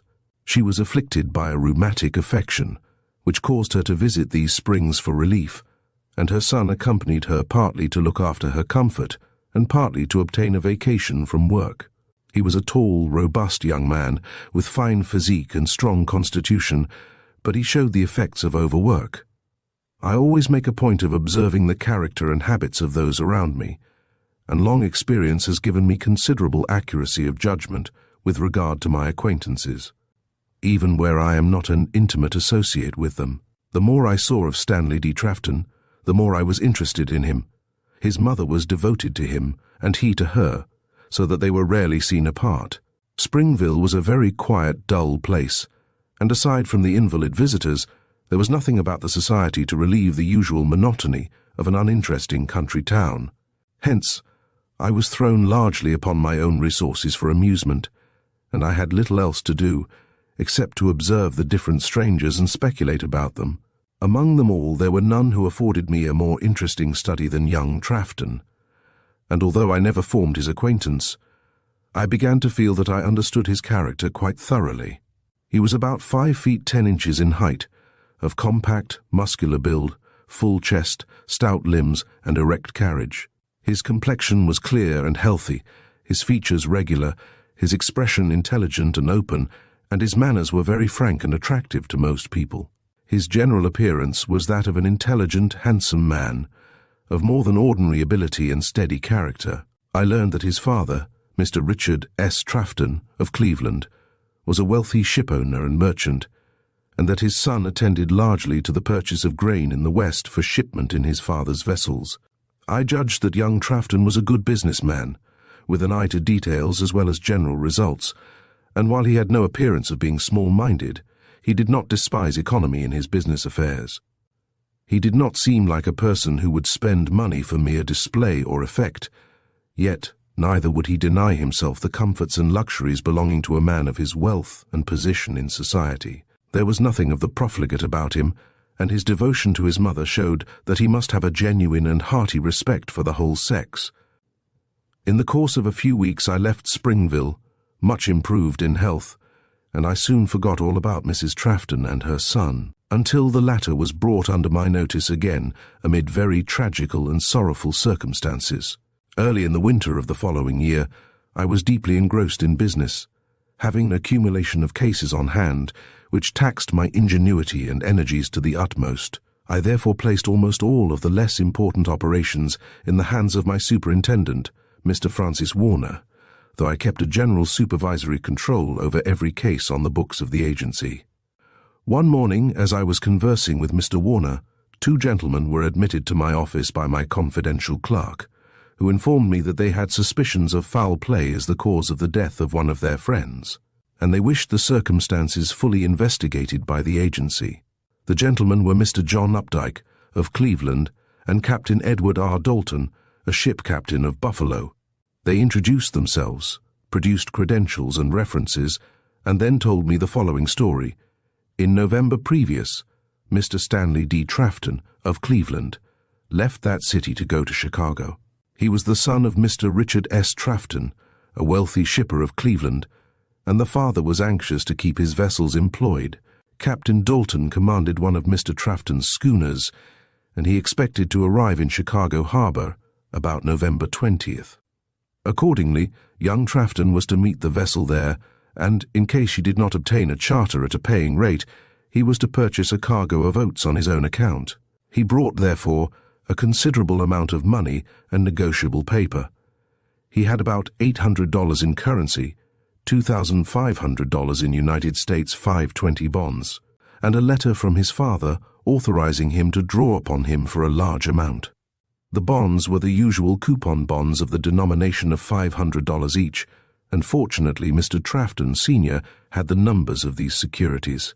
Stanley Trafton arrived in Chicago November 22 and found the schooner awaiting him. He tried to obtain a room in one of the hotels, but he soon gave this up as a hopeless task, for the reason that there was no hotel in the city, which was not already crowded almost to an unsafe degree. He then took up his quarters on board the schooner, getting his meals at a restaurant. This was not at all pleasant, and he finally discovered a place where furnished rooms were to let near one of the hotels. He therefore announced to Captain Dalton that he had taken a room at 92 West Madison Street. They met each other every day, however, and at last, seeing no profit to be made by purchasing grain in the then condition of the market, Mr. Trafton informed the captain that he might sail for Cleveland on Friday, December 1st. On Thursday he visited the captain and promised to return on board again that evening. He failed to do so, however, and the schooner sailed next morning. 5 days afterward, Captain Dalton received a dispatch sent by a firm of commission merchants in Chicago, announcing that Stanley D. Trafton had been found dead in his bed. Mr. Updike, who was a warm friend of the family, and Captain Dalton then visited Chicago, arriving December 8th. They found the body of Mr. Trafton at the morgue awaiting claimants, together with a quantity of valuables which had been in his possession when he died. There were 2 520 bonds, one being torn in 2 pieces, a set of diamond studs, a small amount of loose change, and 3 $100 bills. A coroner's inquest had been held, and a verdict of death by congestion of the lungs had been rendered. The circumstances of young Trafton's death, as related by the officials in charge of the body, created considerable suspicion in the minds of Messrs. Updike and Dalton, who therefore proceeded to investigate the affair. In the first place, they were well aware that $1,500 in bonds and nearly $500 in currency were missing. Secondly, they learned that Trafton had been found dead in bed Friday morning, December 1st, only about 18 hours after he had left Captain Dalton in perfect health. Accordingly, Mr. Updike and Captain Dalton visited his late lodging place, which was kept by a woman named May Sanford. The building was a 2-story frame residence, which, like thousands of others after the Great Fire, had been rearranged for business purposes. The lower floor was occupied as a furniture store, while the second floor was also partly occupied by business offices. A covered stairway on the side led to the upper story, and, while the front hall bedroom, the front parlor and the next room back were used as offices, the rear portion was occupied by Mrs. Sanford, who rented most of her rooms as sleeping apartments. On stating their object in calling, the 2 gentlemen were admitted to Mrs. Sanford's sitting room, and she then gave her account of the circumstances connected with young Trafton's death. She stated that she met him first on the street, and recognized him as an old acquaintance who had been intimate with her husband and herself when they lived in Buffalo, that he stopped and talked with her for a time, and learning that she had furnished rooms to let, he said he would rent one. He stayed there 5 days, and on the 6th, which was Thursday, November 30th, he came to his room in the evening and complained of feeling unwell. He had been drinking very hard all the week, and she said that this evening he was quite drunk. He complained that he could not keep anything on his stomach, and asked Mrs. Sanford to cook something nice for him. Accordingly, she boiled a chicken, but he could not eat it, and he then went to bed. During the evening, she heard him snoring very loudly as she passed his door, but she thought nothing of it, and went to bed at 11 o'clock. About 7 o'clock next morning, she knocked at his door, but he made no answer, and she pushed the door open, the bolt being a very slight one. She then found Mr. Trafton lying diagonally across the bed, with his head hanging down and froth on his lips. Becoming alarmed at his appearance, she called in a gentleman named Taylor G. Pratt, who occupied her back parlour as a real estate office and sleeping room.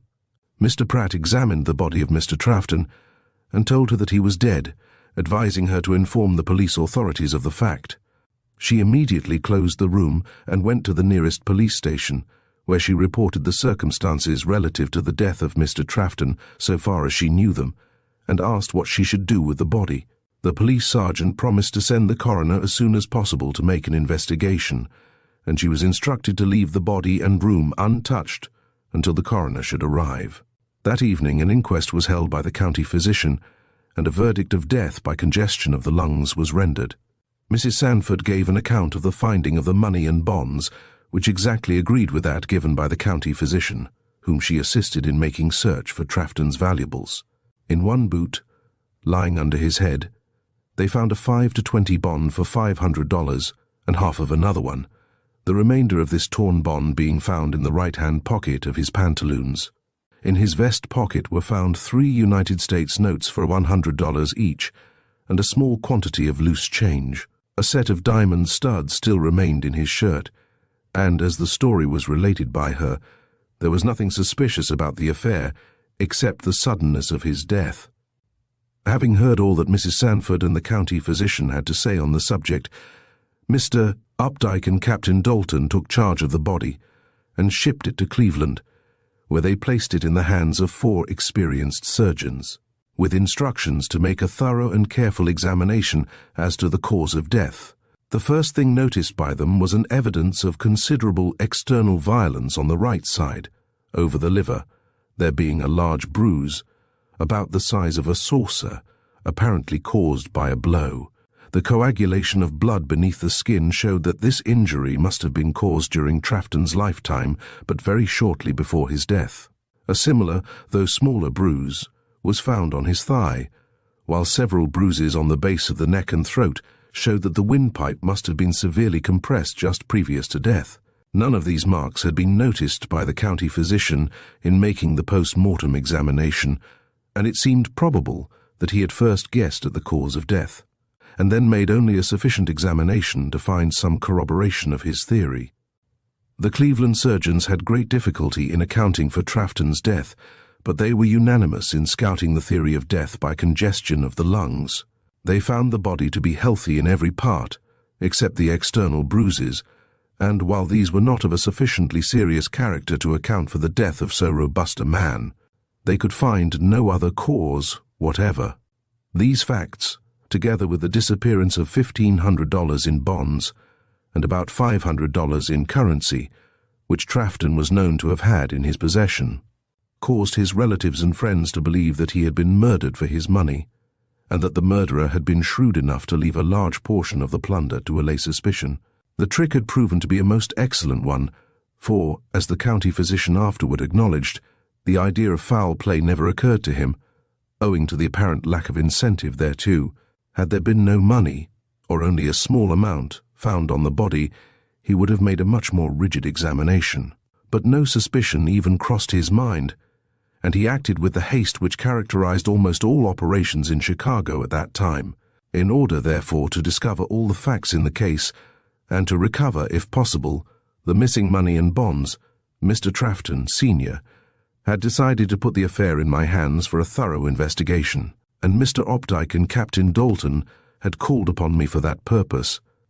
Having heard their statement, I asked a number of questions which elicited the following additional information. On returning to Chicago the second time, they had again visited Mrs. Sanford and found that she had taken every particle of furniture out of the room where Trafton had died. At the time of their call, they saw a policeman whom she called Charlie, with whom she seemed to be very intimate. She said that Charlie was the first person to see Trafton after she found he was dead that morning, he having been sent over by the sergeant as soon as she reported the fact. This story contradicted her former statement that she first called Mr. Pratt into the room. Moreover, the sergeant of police had told them that the policeman did not go to the room at all, but merely took the number of the house and went away. At this interview, Mrs. Sanford gave them the blank power to draw upon Mr. Trafton, Sr., saying that she had found it at the foot of the bed since their former visit. She also showed them a gold coin, which she said young Trafton had given her as a keepsake. Both gentlemen recognized this coin as one which Trafton prized very highly for some reason, he having refused to part with it even to his mother. It seemed hardly possible that he should have given it to a chance acquaintance like Mrs. Sanford. During this conversation, she claimed to have lent Mr. Trafton $325, though she did not seem greatly disappointed when they refused to repay her that amount. Mr. Updike gave her $25, however, to pay for Mr. Trafton's board and lodging, and to recompense her for her trouble.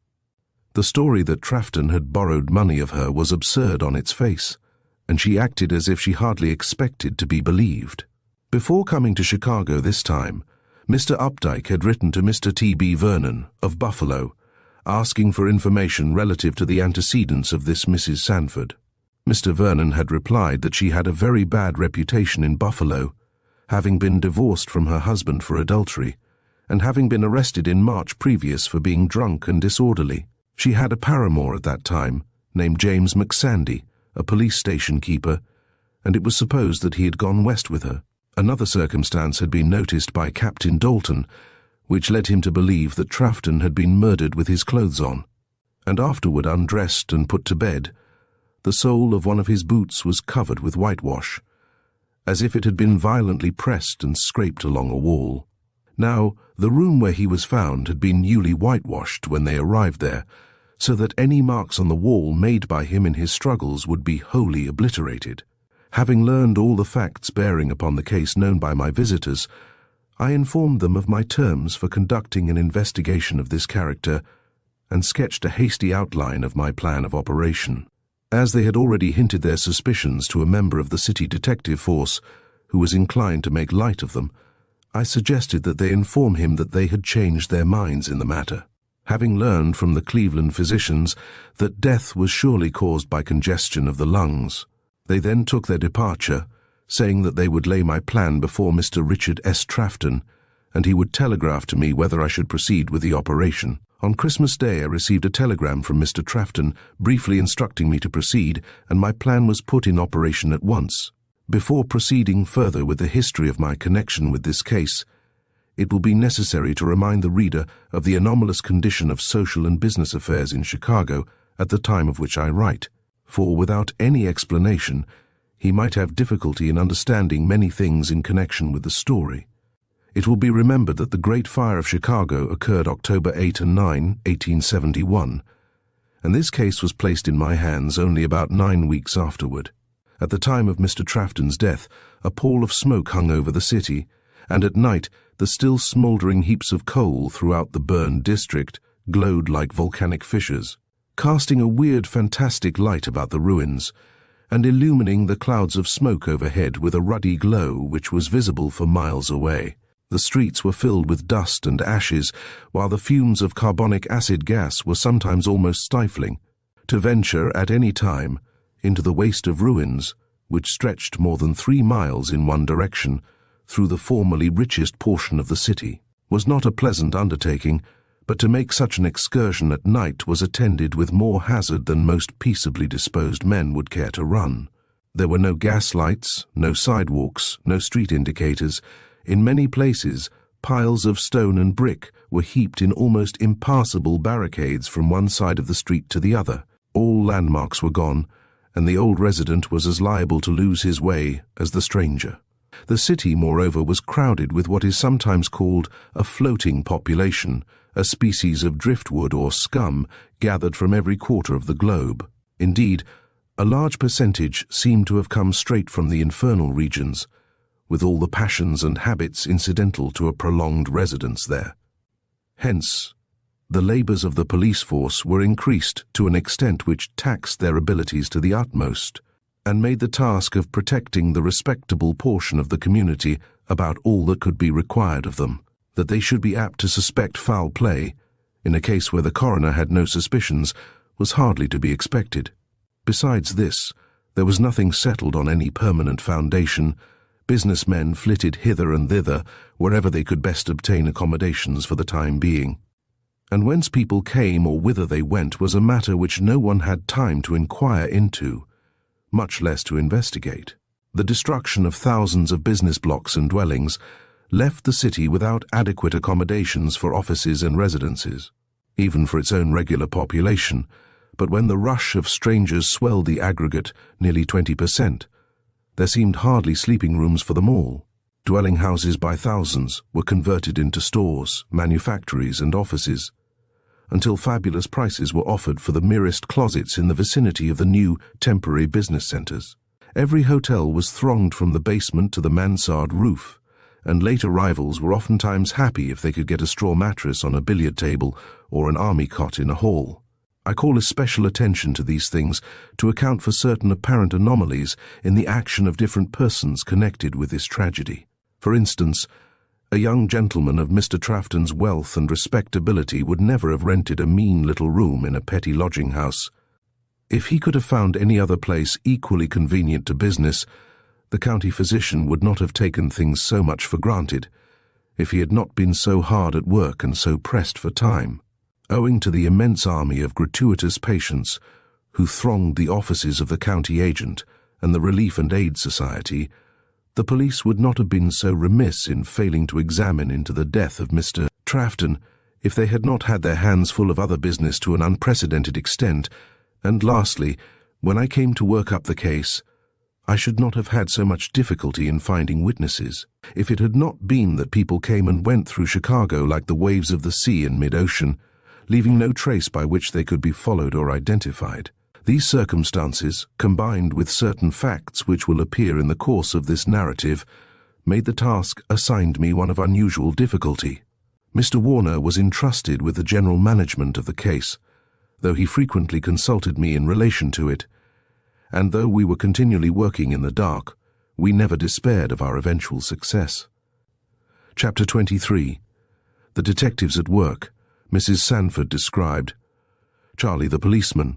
Mrs. Sanford develops interest in government bonds. Chicago relief and aid benefits. Mrs. Sanford's story of Trafton's death. A nice little arrangement. Mrs. Sanford explains to the detective her method of quieting people. Ingham makes a raise. Mrs. Sanford fears being haunted, but is not easily frightened. The day after Christmas, a tall, well-built man called at number 92 Madison Street and asked for the lady of the house. Mrs. Sanford soon entered the sitting room, and the stranger said that having seen the sign, "Furnished Rooms to Rent," he had called to engage lodgings. He introduced himself as John Ingham and said that he was a bookkeeper, temporarily out of employment. Mrs. Sanford received him with great cordiality and seemed much pleased to have him as a lodger. She said that she had no suitable room just then, but that a married couple were about to leave, and then Mr. Ingham could have their room. She then showed him through the house. The two front rooms were occupied by an insurance company, and the back parlour was used as a real estate office and sleeping room by two brothers named Pratt. At the head of the stairs was a small bedroom, through which it was necessary to pass to obtain admission to the rear part of the house. The passageway from this bedroom to the sitting room was made by partitioning off a small entry from the back parlour. There were 4 doors in this sitting room. One opened from the entry. At the opposite side was one which opened into another entry. The third was adjoining this second door, and it opened into the large bedroom occupied by the married couple. The 4th door led into Mrs. Sanford's own room. At the end of the back entry was an unfurnished room and a kitchen. The front bedroom was occupied by two young women who worked in a bindery, and their accommodations could hardly have been very agreeable, as every one was obliged to pass through their room on the way to the other rooms in the rear. Mrs. Sanford was a good-looking woman, about 32 years old. Her features were quite pretty, and her expression was pleasing. She was very plump, and her skin was smooth and soft. She had brown hair, a nose slightly retrousse, and a pleasant smile. Her eyes, however, were a bluish-grey, cold and watchful as those of a hawk. She might have been called handsome but for the effects of dissipation, which were plainly visible in her face. She had a pleasant voice, and she was naturally easy in her manners. If she was in a good humour, she could be quite fascinating, and almost any stranger, after talking with her for a few minutes, would feel satisfied that she had once occupied a social station far above that in which she was now placed. She had a good education, and very frequently she would give evidences of having had a wide range of really good reading. At times, her recitations and declamations, wholly from memory, were exceptionally fine, and, but for her two ruling passions, she might have been an actress of a high rank. She had two controlling vices, one natural, the other acquired. Her greed for money was inborn, and it seemed to absorb at times every other faculty, while the habit of using morphine had become so fastened upon her that she could not shake it off. She was a most contradictory medley of compounds, however, and while her thirst for money seemed to overpower all other considerations with her as a general rule, on some occasions she would be as wasteful and careless of expense as the most prodigal woman in the world. But when she had set her mind on the acquisition of any particular money or piece of personal property, there was no length to which she would not go to attain her object.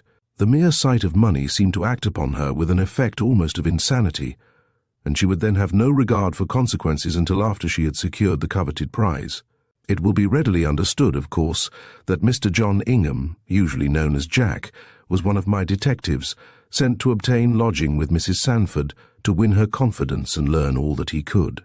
Ingham agreed to take the large room in the rear, but he wanted to come immediately. Mrs. Sanford agreed, therefore, to make up a bed for him on the sofa in the sitting-room until the departure of Mr. and Mrs. Graves, who were then occupying the back room. Having agreed upon the terms, Ingham went away, promising to return that night. Accordingly, he came in again about 9 o'clock in the evening, and found that Mrs. Sanford was entertaining a policeman. He was a rather good-looking fellow, and was in full uniform, except his star. He remained until nearly 12 o'clock, and when he went out, Mrs. Sanford followed him to the door, with many affectionate caresses and tender remarks. After he had gone, she began to converse very confidentially with Ingham, telling him that she was engaged to be married to Charlie, the policeman. "Don't you think a policeman is good enough to marry?" she asked. "Oh, yes," replied Ingham, "and your Charlie seems to be a fine fellow." "Well, he is awfully fond of me," she continued, "and he spends all his time off duty with me, but I don't know whether I care to marry him. What do you think about it, Mr. Ingham?" "You ought not to be in any hurry about it," he replied, "for you might see someone whom you would like better." "Oh, I have had a number of offers lately," she said, laughing. "I have had to work hard for a living, and have saved up quite a good sum. And, besides that, my father sent me $2,000 a short time ago, so that I have a snug little fortune. But Charlie doesn't know anything about it, and I shan't tell him until after we are married." After some further conversation, she said that she was hungry, and wished she had someone to go to the nearest restaurant with. Ingham volunteered to act as her escort, and they went out together. While eating supper, she suddenly asked whether government bonds were good property to invest in. Ingham replied that they were very good indeed, since the interest was payable in gold, and there were no taxes to pay upon them. "Well, suppose you should lose them?" she queried. "Could anyone who found them make use of them without being discovered?" "Yes, I think so," said Ingham. "There is no means of learning how they came into the bearer's possession." "Did you ever own any?" she inquired. "No, but I used to cash the coupons for my employer in Louisville, and I know a good deal about them." "What business were you in there?" she asked, with a considerable show of interest. I was bookkeeper for a wholesale liquor firm, and the senior partner used to put all his money into government bonds. Why did you leave Louisville? She continued, seemingly desirous of learning as much as possible of his history. Oh, well, I got hard up, he replied evasively, and there was some mistake in my accounts which I couldn't explain satisfactorily, so I thought best to go out of town for a while. You know we are all liable to mistakes when we are hard up. Yes, indeed, I understand, she replied, in a satisfied tone of voice.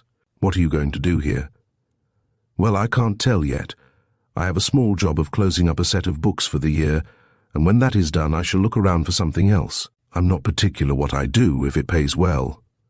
Perhaps you could get employment from the Relief and Aid Society, she said, and then you could get lots of nice things for me. This man, Graves, whose room you are to have, is employed there, and he steals enough to keep the woman who is with him in good style. Why, aren't they married? Asked Ingham.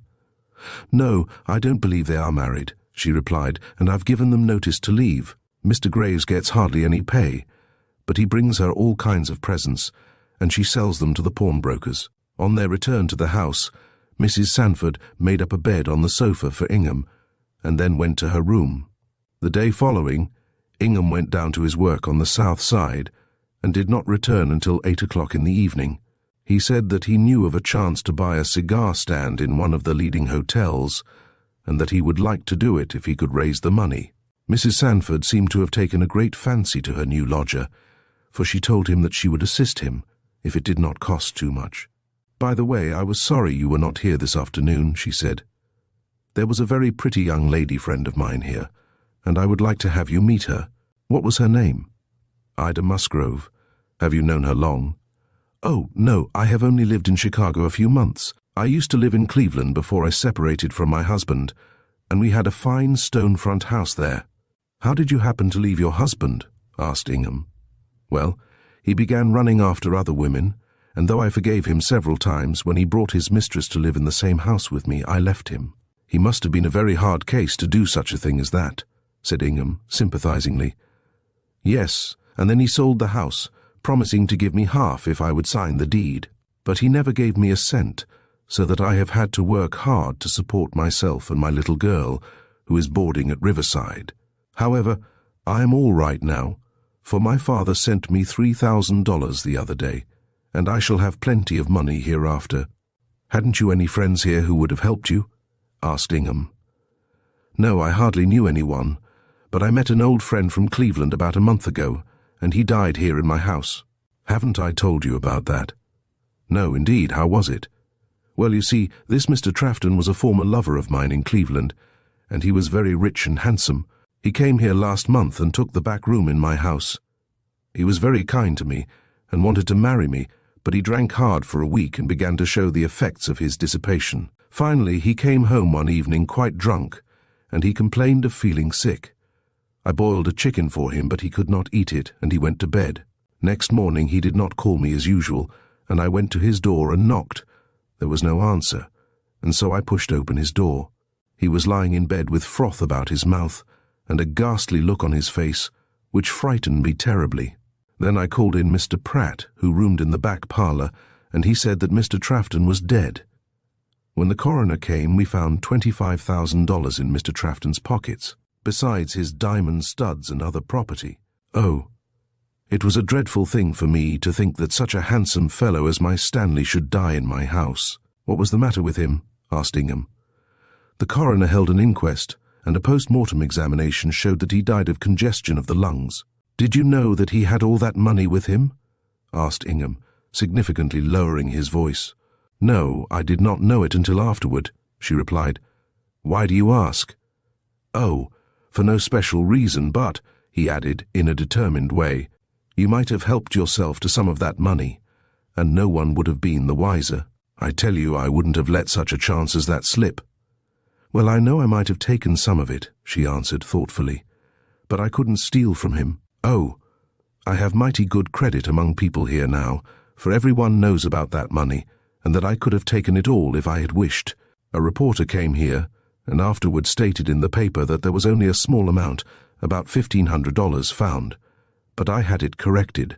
She prattled on for some time about her intimacy with Mr. Trafton until she was interrupted by a noise in the hall bedroom. On going to see what was the matter, she found the two bindery girls in great excitement, as they had been awakened by a strange man in their room. Ingham also went to the door, when Mrs. Sanford told him to get his revolver, as she wanted to shoot any man who should try to break into her rooms. No one was found, but the lower hall door was open, and Ingham went down to lock it. On his return, Mrs. Sanford said that she had a revolver, and that she knew how to use it too. It was about midnight before they retired, but Mrs. Sanford seemed to consider it quite an early hour. The next day, Ingham was again absent until evening, and Mrs. Sanford scolded him a little for not staying more time with her. He replied that he had been out looking for a chance to make a raise. "What kind of a raise?" she asked. "Oh, any kind," he replied. "I'm not particular, provided I can get enough to pay for the trouble. If I knew of any good hiding place, I could get a lot of valuable goods some night without much work, and with no danger. You can bring them here, and I will hide them so that they will never be found," she replied in a whisper. "That will be a pretty hard thing to do, for these policemen and detectives can find almost anything if they want to. I shouldn't like to bring any plunder here and then have it found in your house, for you would then be punished for receiving stolen goods. Never you fear about me. I know some sharp tricks if I am a woman. I can hide anything you bring, and if they get after you, I can hide you too." Ingham then told her about various criminal devices for obtaining money, which he had practiced in New York several years before, and called her attention to the ease with which they might rob strangers by the panel game. She was very much interested, and said that she could easily get hold of some fellow with plenty of money, make him drunk, and then rob him. "How I wish you had been here when Mr. Trafton died, for you could have got away with $10,000 or $15,000 without any difficulty whatever." "Yes, it would have been a good chance," he replied, "but I guess we can do nearly as well, if you will be true to me and help me." "You can depend upon me for anything," she answered with great determination, but adding suddenly in a cautious tone, "That is, anything except murder, you know. I shouldn't like to do that. But I would protect you even if you should kill a man, not willfully, you understand. But if you should be obliged to do it to save yourself, I should not blame you very much." "I am determined to make a raise soon," said Ingham, "but I don't know whether I can trust you." "How so?" she asked, as if greatly surprised. "I am afraid you will give me away to that policeman whom you think so much of." "You need not fear anything of the kind," she said, leaning forward and speaking slowly and emphatically. "I can help you a great deal, and I would never betray you to anyone. I don't think so much of Charlie as I pretend to." Soon afterward, she had to go into the unfurnished room to get something, and she asked Ingham to hold the light for her. "Why can't you hold it yourself?" he asked. "Well, to tell the truth, I don't like to go into that room alone," she replied, trying to laugh in an unconcerned way. "Why not? You aren't afraid of anything, are you?" "No, not afraid, but I have never felt like going in there since Mr. Trafton died there. I cannot help recollecting the way he looked when I first saw him hanging over the bedside, with the froth on his lips. I took out all the furniture on that account, but I'm going to furnish it again next week, as I can get a good rent for it." Ingham went with her as she requested, and he noticed that all the time she was in the room overhauling a trunk containing the things she wanted, she was very restless and nervous. Several times when she heard a sudden noise, she would start and turn pale, as if much frightened. Presently the two girls occupying the front room came in and said that they should leave next day. As they were afraid of a man coming into their room, as one had done the night before, Mrs. Sanford was evidently not sorry to have them go, and they soon went to bed. Ingham and Mrs. Sanford then talked together about their plans for getting money for some time. Her whole mind seemed bent upon one object, to obtain money, and she seemed to have no scruples whatever as to the means employed. "Don't you know of any wealthy fellow who carries considerable money about with him?" asked Ingham. "Oh, yes, I know 2 or 3 who come here to do business, and I expect one from Canada next week. He always has plenty of money with him, so that I have no doubt we could get a big sum out of him." "Does he ever drink?" he asked. "I don't want to tackle a sober man if I can help it." "That needn't trouble you," she replied in a whisper. I can give him something to keep him quiet." "How can you do that?" he inquired, with apparent astonishment. She then showed him a bottle of morphine, and said that she always kept it for her own use, and that she knew how to give just enough to produce a deep sleep. They finally agreed to lay their plans together and to make a big haul at the first opportunity. Ingham went out again on his prospecting tour next day, but when he returned, in the evening, he had not discovered any good place for a robbery. He told Mrs. Sanford, however, that he thought he could get a quantity of counterfeit money at a very low price, and that they could pass a great deal of it, if they were skillful. She liked the idea, and said that she could pass it on a great many people who would never recollect where they received it. She also said that she had a good place to hide it, and that some time she would show him where she had hidden some property when the police were looking for it. "Oh, how I wish you had been here when that man died with $18,000 in bonds in his pockets," she exclaimed. "You could have helped yourself to all you wanted." "Yes, indeed," he replied. "I should have made myself rich for life. But could you have disposed of the bonds without being suspected?" she asked. "Wouldn't his friends catch you if they had the numbers of the bonds?" "Oh, that wouldn't make any difference. There are millions of dollars afloat of these bonds, and they cannot be traced any more than money. His bonds were all for $500 each, and they had little tickets on the end, which could be cut off for the interest," she said. "I saw them when the coroner was examining them. Yes, they were undoubtedly 520 bonds, and were worth their face in gold. Well, another time, if we get such a chance," she said, "we will take enough to make ourselves comfortable, and leave the rest to remove suspicion." On the following day, Ingham returned to his room at Mrs. Sanford's about 3 o'clock in the afternoon, and she told him that the two girls and Mr. and Mrs. Graves had left. She said that she had a great fuss with the latter, and that they went away in a state of high wrath against her. Besides this, she had had a quarrel with Charlie, the policeman, who had sided with Mrs. Graves during their quarrel. Mrs. Sanford said further that Charlie had acted very meanly in not making her any Christmas or New Year's present, and she didn't care whether he came there again or not. She said that Mrs. Graves had left her trunk to be called for, and that there was no doubt she had stolen some of Mrs. Sanford's towels and other things. She then went to the trunk, opened it, and took out a number of articles, which she said belonged to her. She took the articles into the kitchen and secreted them in a hole in the floor where she was able to take up a board. Ingham thought it rather strange that she should hide these things, if they were her own property, but he said nothing on the subject to Mrs. Sanford. About 5 o'clock a young lady called to see Mrs. Sanford, and they seemed very intimate with each other.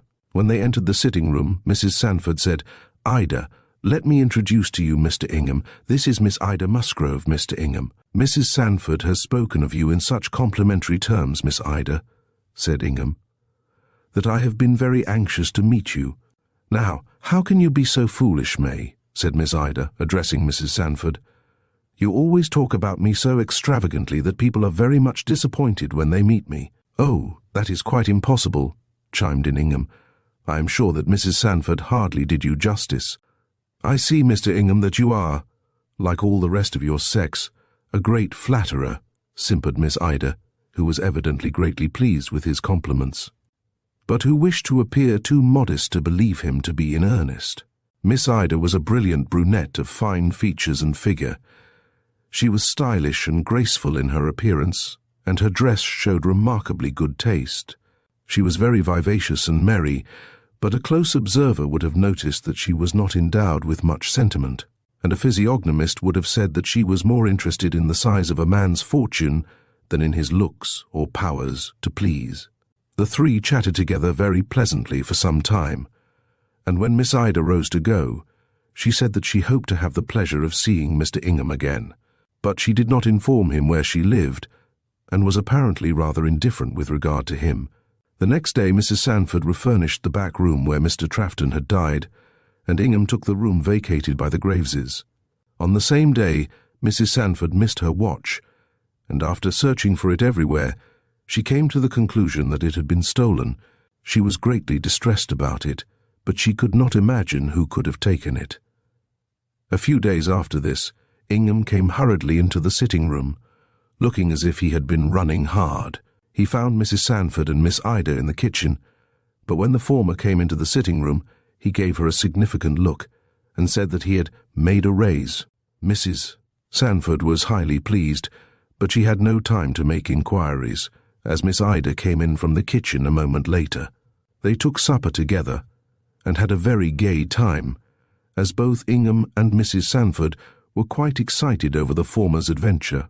After Miss Ida had gone home, Ingham gave Mrs. Sanford $10 and told her that he and another man had followed a stranger into the burnt district just at dusk, and while the other man choked the stranger.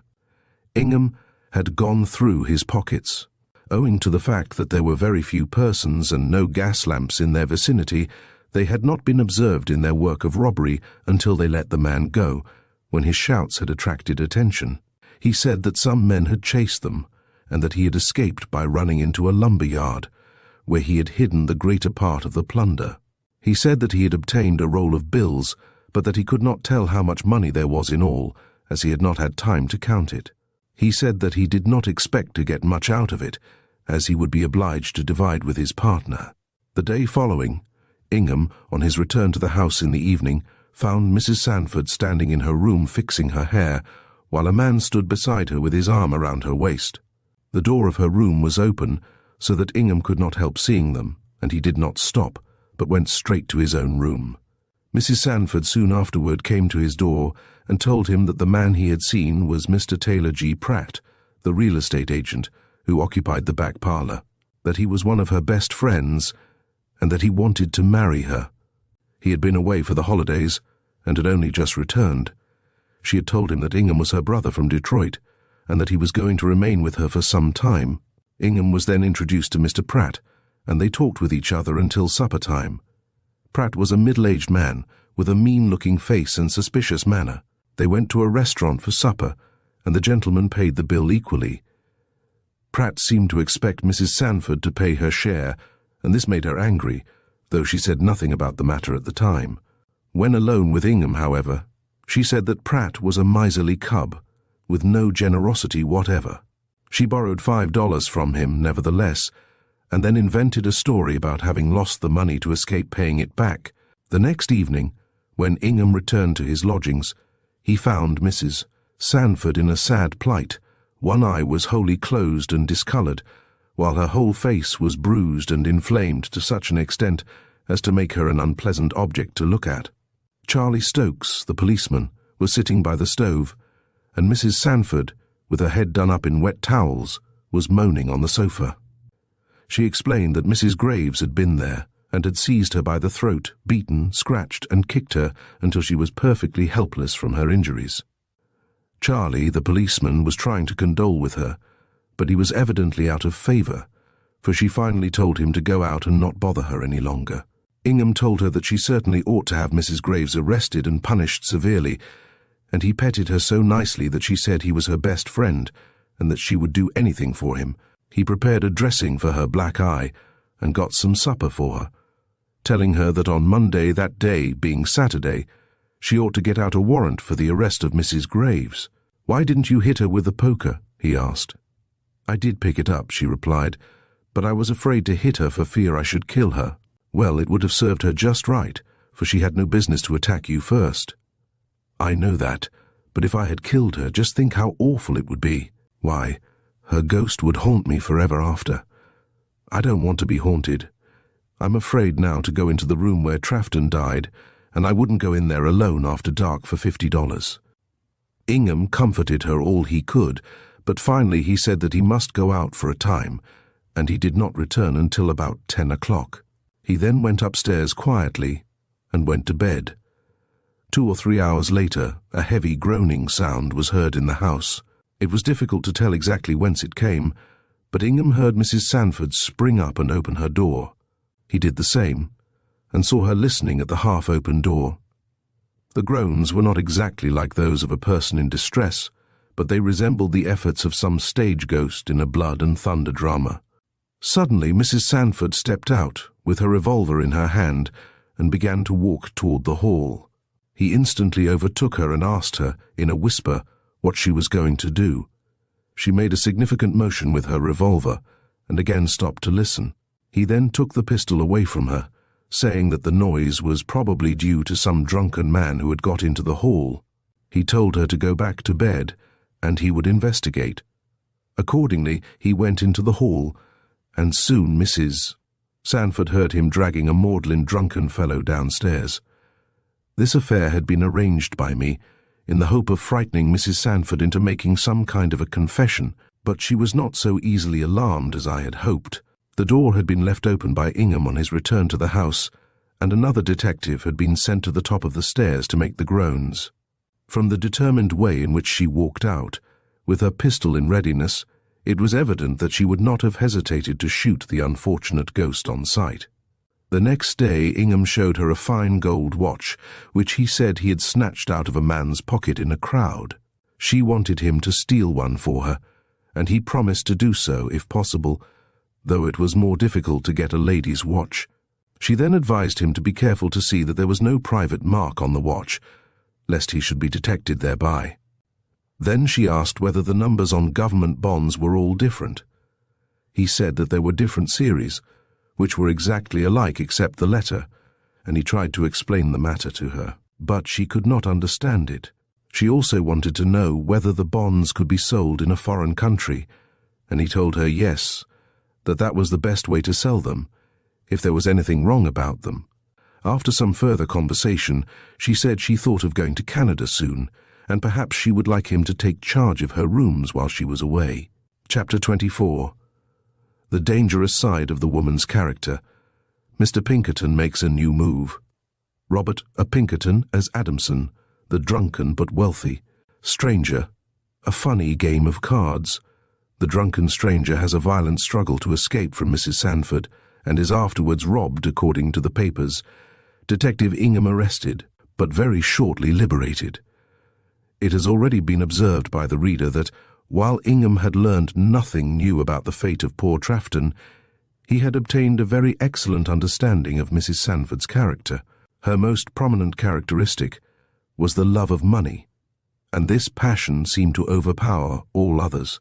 Her language and manners at times showed that she had once been a member of good society, while her reading and declamations from Shakespeare and other poets gave evidence of great natural talents. Combined with her greed for money was a strong element of sensuality, and though she usually granted her favors only where she expected a large pecuniary reward, still at times she was apparently as prodigal in that regard as if she had no care whatever for money.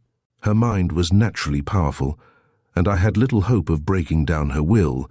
She would evidently show fight to the last, and all that I could hope would be to learn enough secretly to ensure her conviction without her confession. She was as shrewd as if all her life had been passed in evading the toils of the law. Even in her sleep, or when pretending to sleep, she would talk with great freedom. But, as she never gave any intelligence of importance on such occasions, I put little faith in the soundness of her sleep. In her readiness to assist Ingham to hide his plunder, I saw the dangerous side of this woman's nature strongly revealed. If she was so willing to act as an accomplice in one crime, why not in another? As she had been so successful in her encounter with Trafton, might she not be glad to carry out the same scheme again? At least, there would be no harm in putting an opportunity before her, and her actions in one case might give some clue to those by which she had succeeded in the former affair. Yes, that will be a good plan, I soliloquized. I will send a young fellow there with a large sum of money, and he will get drunk. Then, if she tries to rob him, I shall be certain that she did the same with young Trafton. I therefore arranged that Ingham should pretend that he had made the acquaintance of a stranger from the East, who had a large sum of money. He was to tell Mrs. Sanford that he would bring the stranger to her rooms to spend the evening. The stranger would be rather drunk when he arrived there, and they would give him more liquor, until he should be quite drunk. If she should then try to rob him, he would get away as well as possible, and Ingham would go after him. In a little while, Ingham would return and show her a package of bonds, stolen from the stranger, and tell her that he had knocked the man down with a brick before robbing him. The next morning, a notice would appear in the papers to the effect that a stranger had been found in the burnt district, lying on the ground in an insensible condition, having been knocked down and robbed. Ingham was instructed as to his part in the affair, and next day he told Mrs. Sanford that there was a young fellow downtown whose acquaintance he had made, who had a large amount of money with him. Ingham said that the man's name was Adamson, and that he was a gambler in good luck. He wanted to bring Adamson to the house that evening, and she was very anxious that he should come. I entrusted the stranger's part to my son, Robert Pinkerton, who assumed the name of Adamson for the occasion. Accordingly, the two detectives met at my office, and Adamson was given $500 in $50 bonds. They then went to Mrs. Sanford's house, and, on arriving there, Mr. Adamson was quite unsteady on his legs.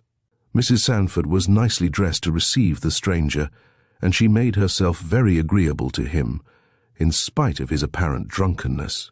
They played cards together for a time, and then Adamson proposed to play euchre with Ingham 7 points for $5 a game. While they were playing, Adamson became quite reckless, and he threw down his cards with such a look of drunken gravity as to be quite amusing. He lost almost every game, and, at length, he wanted to go out for a drink. Mrs. Sanford told him to go on with his game, and she would get what he wished. "What do you want to drink?" she asked. "Anything except water," he replied. "What do you know about water?" asked Ingham. "I don't believe you can tell how it looks." "Thar's a lie. I know how to tell water as well's you." "I hick. Can Alice tell water? It looks just as like gin. Get us some gin."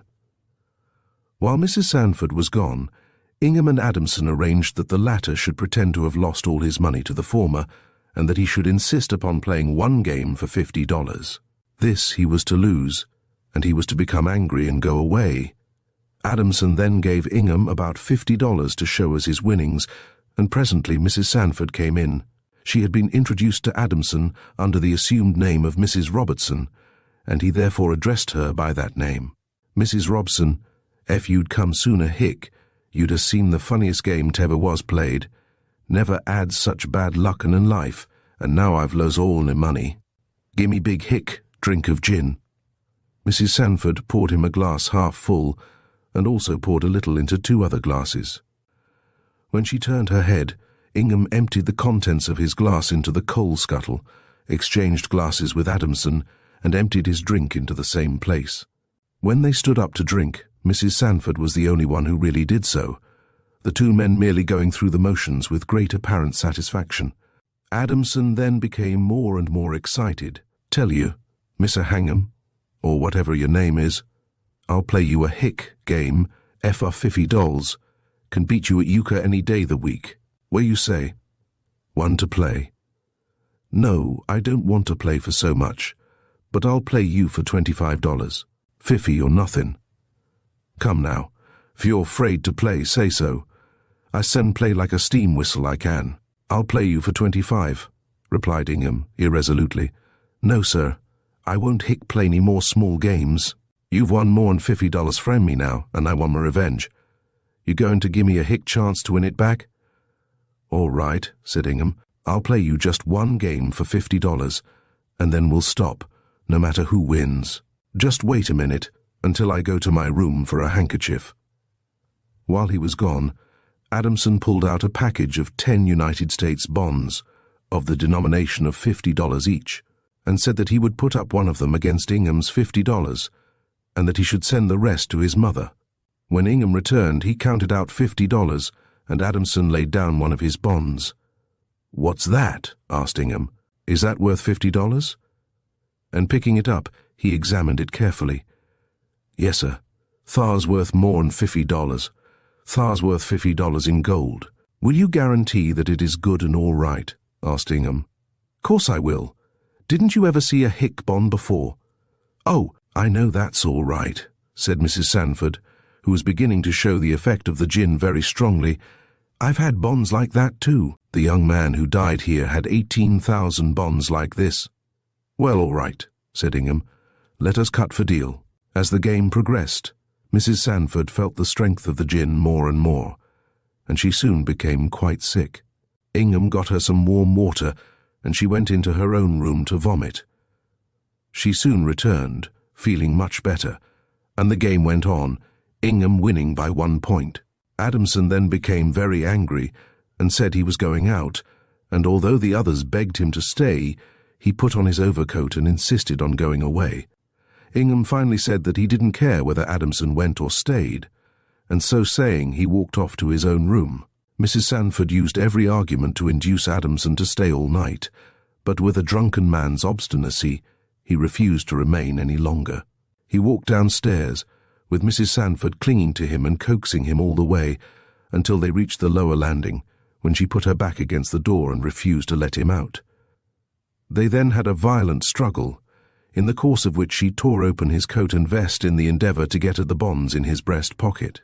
Finally, he was obliged to use all his force to get away, as she was like a tigress in her anger, and was evidently determined to rob him. Indeed, had he not been an active, muscular young man, she would, undoubtedly, have finished him then and there. As it was, he barely succeeded in making his escape, by forcing her back upon the stairs and then springing out of the door before she could seize him again. Meantime, Ingham was a silent spectator of this scene from the top of the stairs, where he stood holding the lamp. As soon as Adamson was out, Ingham rushed down and told Mrs. Sanford that he intended to have those bonds anyhow. He told her to sit up for him, and then ran out after Adamson. In less than an hour, he returned and saw Mrs. Sanford watching for him from a front window. When he went upstairs, she was still somewhat under the influence of the liquor she had drank, but she asked him where he had been. "That's all right," he replied, flipping over the ends of the package of bonds. "I guess I've made a good enough haul this time." "Oh, you are a splendid fellow," she said, leaning on his shoulder. "I didn't think you would dare to do it. I dare to do anything where there is any money to be made. You won't go back on me, will you?" "What do you mean?" she asked. "I mean that you won't give me away to the police?" he asked anxiously. "Why, of course I won't," she replied. "I never yet went back on anyone who did the fair thing by me, and I know you will do that, won't you?" "Oh, certainly I will. I will make you a nice present tomorrow." "I don't want a present tomorrow," she said sullenly. "I want my share now." "But I shall have to cash these bonds first," he said. "They would be of no use to you in their present shape." "I can get them cashed as well as you can," she replied. "Come, hand over. I don't want half, but I want my share now." "What is your hurry?" he demanded. "Can't you wait until tomorrow?" "No, I can't. I want my share, and if you are going to be mean, I will be mean too. You can't keep those bonds unless I say so, and if I choose to report you, I can have them all taken from you, besides sending you to Joliet." "Oh, if that's the way you talk," replied Ingham, "I shall know what to do. If you can't trust me until tomorrow, I can't trust you at all. You can't scare me by threats, and if you want to get any of this money, you must deal fairly with me. I'm not afraid of being arrested." "All right then," she answered, with a wicked look in her eye. "We'll see whether you will come down or not. If you want to keep it all, I shall take care that you don't keep any of it. I'm going to the police station at once." She was evidently just ugly enough to do as she said, and as Ingham had the bonds in his possession, he did not fancy the idea of letting her go for the officers just then. So he replied, "You can go right along if you want to, but in that case, I shall go somewhere else." He then quickly brought his hat and overcoat into the sitting room, and seeing that she was still making preparations to go out, he took a hurried departure, taking a room at a small hotel for the night. In the Chicago Tribune of January 14, 1872, the following item appeared: "Highway robbery. At about 12 o'clock last night, an officer of Pinkerton's preventive police stumbled over the body of a man near the corner of State and Washington streets. Stooping down, he discovered that the man was half drunk, half insensible, bruised and bleeding. On being restored to his senses, he gave his name as Robert Adamson, stating that he had come from Troy, New York, having with him several $100s in currency and bonds. The time between drinks was very short yesterday afternoon, and he has no clear idea of what happened after dark, up to the time the officer found him minus his money and valuables. He remembers drinking frequently with a stranger, who made himself very agreeable, but cannot state the time when they parted company. He describes the stranger as a tall, slender man, with black side whiskers, giving a sufficiently minute description of him to afford the police a valuable clue, and it is likely that the highwayman will soon be overhauled. About noon of the day that the above was published, Ingham went to call upon Mrs. Sanford, and she received him very coolly. "How do you feel this morning?" he asked. "Does your head ache?" "No, I feel all right," she replied. "Have you seen that fellow that was here last night?" "No, I have not seen him," he replied. "Why do you ask? Has he been here looking for me?" "Yes, he came here this morning and asked me all kinds of questions about you, and now, if you are arrested, it will be your own fault. I would have shielded you if you had done the fair thing by me, but now you must look out for yourself. You are very unreasonable, Mrs. Sanford," he replied. "It would have been very dangerous to have left any of those bonds with you, for if the man had brought the police here, they would have searched the house and would have found the bonds. Then you would have been arrested, and you would have been obliged to tell where you got the bonds. Now, as soon as I get the bonds cashed, I will treat you handsomely, but I do not intend to run any risks. There would have been no danger of their finding the bonds if you had left them with me, and even if they had found them, I never would have told where I got them. You might have been fair enough to give me $100 at least." He did not have any money besides what I won from him, except the bonds, and as I said before, I did not dare to leave those in the house. "I am sorry I ever let you into my house," she said presently. "I thought a great deal of you, and I expected to assist you when I received my money, but now I have lost confidence in you. I suppose, if you got a chance at my money, you would take that too. I begin to think I know where my watch went. The detective wanted to search you for it 2 or 3 times, but I wouldn't let him, and this is the way you reward my confidence." "Mrs. Sanford, you are talking wild," he answered angrily. "I have always treated you well, and when I made a raise the other day, I gave you a part of it. I intended to do the same this time, but you acted so suspiciously that I thought best to wait a while. Now, as soon as I get these bonds cashed, I will give you some more money, but not till then." "You can keep your old money," she retorted. "I don't want any of it. You think you were very smart yesterday, but you don't know what danger you are in. I could have you arrested this very day if I chose. I know you could, but what good would it do you? I should be punished, to be sure, but you would not get a cent, while, if you keep quiet, I will make you a fine present." "I don't want your present, nor you either," she replied. "I don't want you in my house any longer." Then, as Ingham started toward his room, she said, "Keep out of there. You can't go into that room, for I've let it to a young couple who are in there now." "All right then," replied Ingham. "I will call again tomorrow." "You needn't take things so mighty cool," she replied, perfectly white with anger. "You may find yourself in jail before you know it." "I know it," he answered carelessly, "but it's my nature to take things cool, and so if you want to put me in jail, you can, but you can't scare me a bit, and you may as well understand it first as last." The following morning, I received from Mr. Trafton, who was then in Philadelphia, the numbers of the bonds which were missing, Enjoyable Manor, numbers 57,109 and 87,656, Series A, and number 37,515, Series B. Information of the robbery had been sent to the Treasury Department at Washington and to all the sub-treasurers in the United States, in order that, in case any of the interest coupons should be presented for payment, they might be traced back, possibly to the hands of the thief. In the Tribune of Monday appeared the following item: "Beaten and robbed. A man takes a walk with a comparative stranger, and ice knocked down and robbed of nearly $1,000 in greenbacks." Mention was made in yesterday's Tribune of the finding of a man named Robert Adamson on the corner of State and Washington streets, he having been beaten and robbed of several $100s in greenbacks. The police were looking for him yesterday, but failed to find him. It was ascertained that he had been boarding at number 92 West Madison Street, and that, on Saturday night, he indulged in several games of euchre with a man who also boarded at the place. While the game was in progress, and Adamson was under the influence of liquor, he displayed an express company's envelope full of money. At the conclusion of the game, the two men went out to take a walk. Yesterday morning, Adamson's companion returned to the house, and it is said, offered the landlady $500 if she would say nothing about his having played cards with Adamson. She refused, and would not allow the fellow to take his trunk away, which he wanted to do very badly.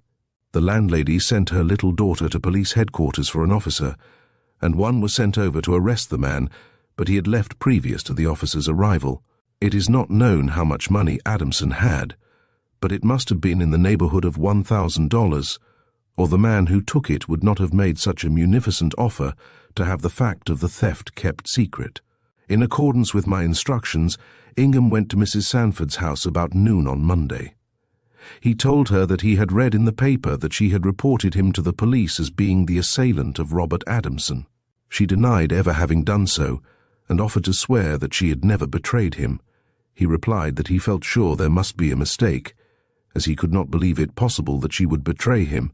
He felt perfect confidence in her, and had no fears that she would try to have him arrested. Besides, he continued, I don't care now whether they arrest me or not. I'm not afraid of being held, for I'm generally shrewd enough to cover my tracks pretty thoroughly, if I have a start of 2 or 3 days. You can't prove that you didn't rob that man, she replied. I don't need to. All the proof must come from the other side, and they haven't any witnesses who can swear that I did the robbery. I could prove it, if I choose to go against you, she said. No, you couldn't, he replied. You didn't see me, and while your testimony would perhaps be circumstantial evidence, your oath would be no better than mine, as you have no one to swear to the same thing. Oh, I have great credit up at the station, she said, in a boasting manner. They recollect the finding of $18,000 under the pillow of the young man who died here, and they have all confidence in me, for they know I might have easily stolen all he had. But I think it is best never to do anything wrong, and then there is no fear of getting into trouble. That's all right if you can do it, he replied, but I must have a living, and if I can't get it one way, I will another. Just then, someone knocked at the door, and presently Charlie Stokes, the policeman, walked in. They talked together a few minutes, and then Stokes said, Step this way a moment, Mr. Ingham. I wish to speak to you alone. They walked to the head of the stairs, and Ingham then asked what he wished to talk about. Well, there seems to be some kind of a misunderstanding at the police station, said Stokes, keeping his eyes on the ground, and they have sent me to ask you to walk around to the office. A misunderstanding about what? Asked Ingham. What do you mean? Well, you know all about it, continued Stokes in the same mysterious way. I beg your pardon. I don't know what you have reference to. Please explain. Oh, you know well enough. You are wanted on account of that man you robbed last Saturday night. I did not rob any man Saturday night, and I am surprised that you should make such a charge against me, knowing me as well as you do, said Ingham in an injured tone. I have nothing to do with it, replied Stokes. I am simply obeying the captain's order, and I have no personal feeling against you whatever, but I have been sent to take you down to the station, and I must obey orders. Then you arrest me? Inquired Ingham. Well, you must go to the station with me to see the captain. Not unless you arrest me, replied Ingham. I want to know whether I am to consider myself under arrest. Yes, you can consider yourself arrested if you want to, replied Stokes, who did not seem to like to take the responsibility of making the arrest under the circumstances. I don't want to, and I shan't, unless you say so, persisted Ingham. Well, then I do say so, and we will go now. We can walk along together like two friends, however, and no one need know that you are my prisoner. I don't care who knows it, said Ingham, but I think there is something strange in the way of arresting me. Well, I hope you will come out all right, Stokes replied, adding significantly, and perhaps you will, if certain folks don't appear against you. I'm not afraid, replied Ingham. There is no one who can say anything against me. On arriving at the station, the same consideration was shown to him, and the station-keeper asked him to make himself comfortable in the main sitting-room. Am I under arrest? He asked again. No, not exactly. You can take it easy for a time, and you will have an examination soon. If I am not under arrest, Ingham replied, I shall not stay here. Why not? Asked the station-keeper. Because I have no business here unless I am a prisoner, was Ingham's reply. We can lock you up in a cell if we want to, said the station-keeper, but we thought you would prefer to be comfortable up here. Then I am a prisoner, again inquired Ingham, who seemed anxious to have his status satisfactorily explained. Yes, confound it, if you are determined to have it so, you are. About 5 o'clock, the sergeant of police came in and asked Ingham his name. Ingham, was the reply. Jack Ingham? No, John Ingham. What is your business? Asked the sergeant. I'm not employed at all just now. Have you ever had any work to do in this city? Again queried the sergeant. No, not yet. Who was that man you were playing cards with the other night? What night? Asked Ingham. Well, Saturday night. Whereabouts? At your boarding place. Oh, I play cards with a great many fellows, Ingham replied. I don't know which one you mean. Well, we know who he was, said the sergeant. Then what are you asking me for? Said Ingham. Am I under arrest? I guess you will have to stay here a while, was the sergeant's reply. Presently a number of persons came into the room, and Ingham thought he saw among them one of the bindery girls who had formerly lodged with Mrs. Sanford. She looked at him very hard, and then went out into the hall, where he could hear her talking with the station-keeper and Stokes. He also heard the sergeant call a policeman and give him some instructions, in which Ingham caught the words, Pinkerton's office. The man then put on his coat and went out. Presently the sergeant approached him again and, looking at him significantly, said, Now we know all about your playing cards with that man, and afterward robbing him. I don't know what you mean, Ingham replied. I don't know what man you are talking about. Didn't you see that piece in the paper yesterday? Asked the sergeant. I saw a number of pieces in the paper yesterday, but I can't tell which one you are referring to. The sergeant then showed him the item headed Highway Robbery, and said, Now we can prove that you came back to your landlady with a large package of money, and offered her $500 to keep quiet about the fact of your having played cards with this young fellow, and then having followed him out. Well, if you can prove that, you had better do it, said Ingham. Then, changing his tone and looking straight in the sergeant's face, he added, Now, look here, Sergeant. If you have any charges against me, just state them. The sergeant muttered something about locking him up and started to go out. If you lock me up, replied Ingham coolly, I hope you are prepared to take the consequences. Who the devil are you, anyhow? Asked the sergeant. No relation of yours, I assure you, was the reply, and the sergeant went away. At this time, a tall, dignified man came in and asked the station-keeper a question. The policeman replied that there was no such man there. I know better than that, said the stranger, and I must see him. The station-keeper declared positively that they had no such man, and the stranger then went upstairs. In a few minutes the sergeant came in and told Ingham to follow him.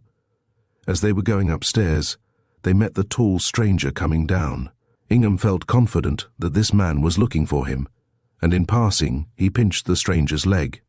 The pinch was returned, and the tall man stopped, but Ingham and the sergeant went up to the captain's room. After asking Ingham his name, the captain said, Where were you last Saturday night? That is none of your business, said Ingham. Come now, you needn't put on any airs, said the captain. I want to know all about this. Captain, Ingham replied, if you have any charges against me, I should like to hear them. I don't put on any airs, but I want to know what I am under arrest for. Turning to the sergeant, the captain said, How long would it take you to bring that man on here, Sergeant? 3 or 4 days at least, was the answer. Just then, the tall stranger entered, and the captain took him into a private room, where they remained some time. When they came out, the sergeant joined the captain for a few minutes, while the tall gentleman introduced himself to Ingham as Judge B, and said that the captain would let him go. This proved true, for the captain very soon came out and told Ingham that he was at liberty. Chapter 25. Connecting Links. Mrs. Sanford's ability as an imitator of actors. Detective tears himself away from her, and another takes his place. Mrs. Sanford's mind frequently burdened with the subject of murder. New evidence appearing, a peep at the stolen bonds, the shrewdness of the murderess. Ingham did not return to Mrs. Sanford's until late in the evening of the day of his arrest. On arriving there, he was admitted by Charlie Stokes, the policeman, who seemed very much surprised to see him. Mrs. Sanford was also quite astonished, and turned very pale on seeing him. However, they soon began talking in a very friendly way, expressing their regret at his arrest and their pleasure at his release.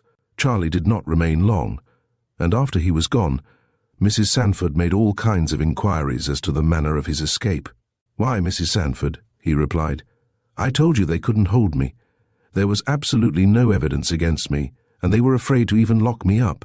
I have been 10 years in this business, in New Orleans and elsewhere, and I have never been caught yet. The only thing which puzzles me is to account for my being arrested at all."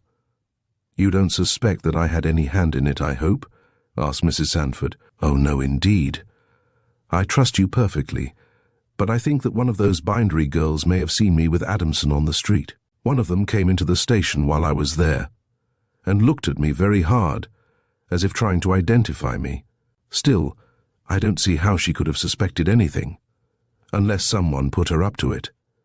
"Perhaps some bartender may have seen you drinking with him during the afternoon," she suggested, "and he may have described you to the police." "Well, I should like to know who it was," he said savagely, "for I would shoot him like a dog."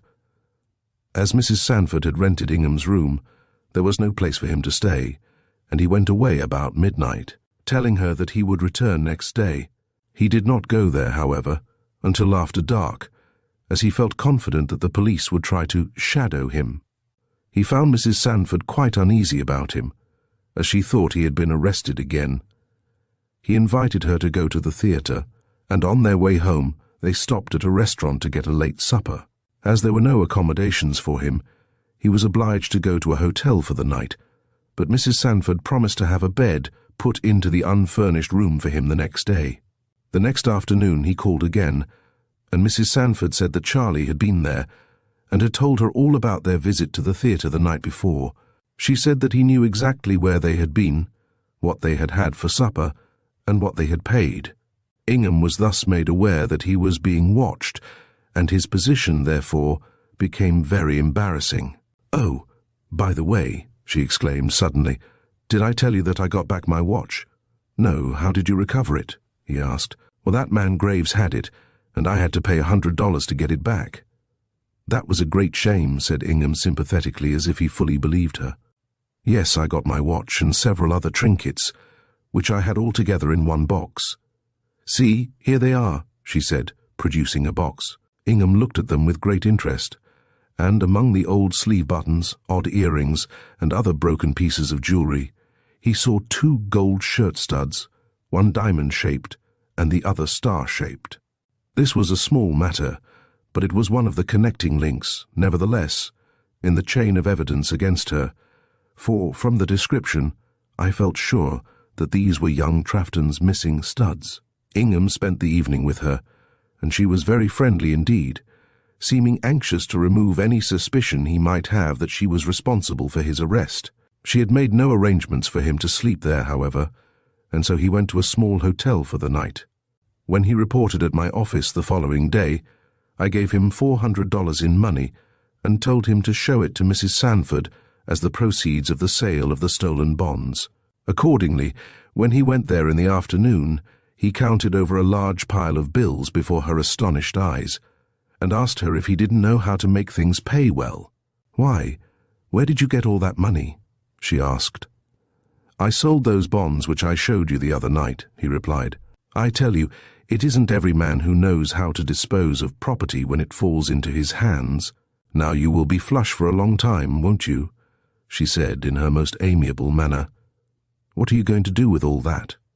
"Oh, I shall have to divide with my partner first," he replied. "Did you have a partner in this affair?" she asked. "You did not tell me about him." "Oh, yes, I had the same partner as in the other case," Ingham replied. "He held Adamson, and I struck him with a brick. However, here is a present before I go, May," he continued, tossing 2 $10 notes into her lap.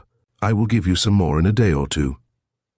Mrs. Sanford was very much gratified, and said that she cared more for him than for anyone else, and he could depend upon her for anything.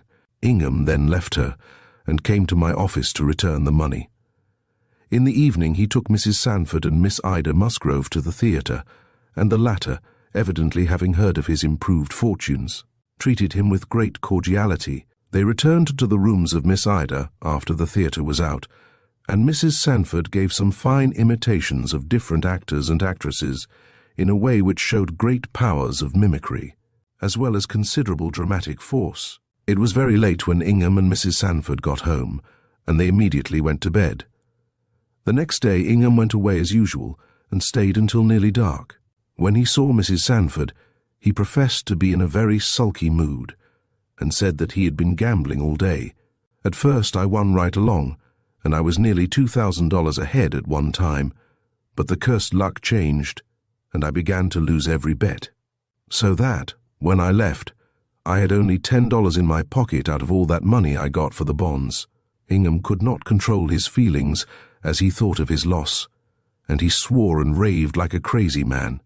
Mrs. Sanford was very much disappointed also, but she did not say much, except that he ought to have known better than to gamble. There were 2 or 3 new lodgers coming in and out while he was there, so that he did not have much time to talk to her, and he went away early in the evening. Owing to the arrest of Ingham and his quarrel with Mrs. Sanford, I had decided to relieve him from this operation and to put another man in his place. His story about gambling was a part of my plan, and the next day, when he called upon her, he was under instructions to announce his intended departure from the city. Accordingly, he did so, giving as a reason the fact that he had lost all his money, and that the police were watching him so closely that he was afraid to attempt another robbery in Chicago. He told her that he was going to St. Louis, and that he should come to see her immediately if he ever should return. She appeared very much distressed at the thought of losing him, and told him that when she got her money, she would let him have as much as he wanted. She made him promise to write to her, and when he went away, she cried with seemingly genuine sorrow. 3 days later, Mrs. Sanford received a visit from a gentleman who said he wished to rent a furnished room.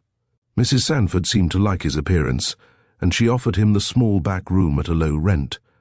Having decided to take it, he told her that his name was Henry C. Morton, recently from England. "Oh, I am so glad you are from the old country," said Mrs. Sanford, "as I am from Edinburgh myself, and my father is Lord Chief Justice of the courts there.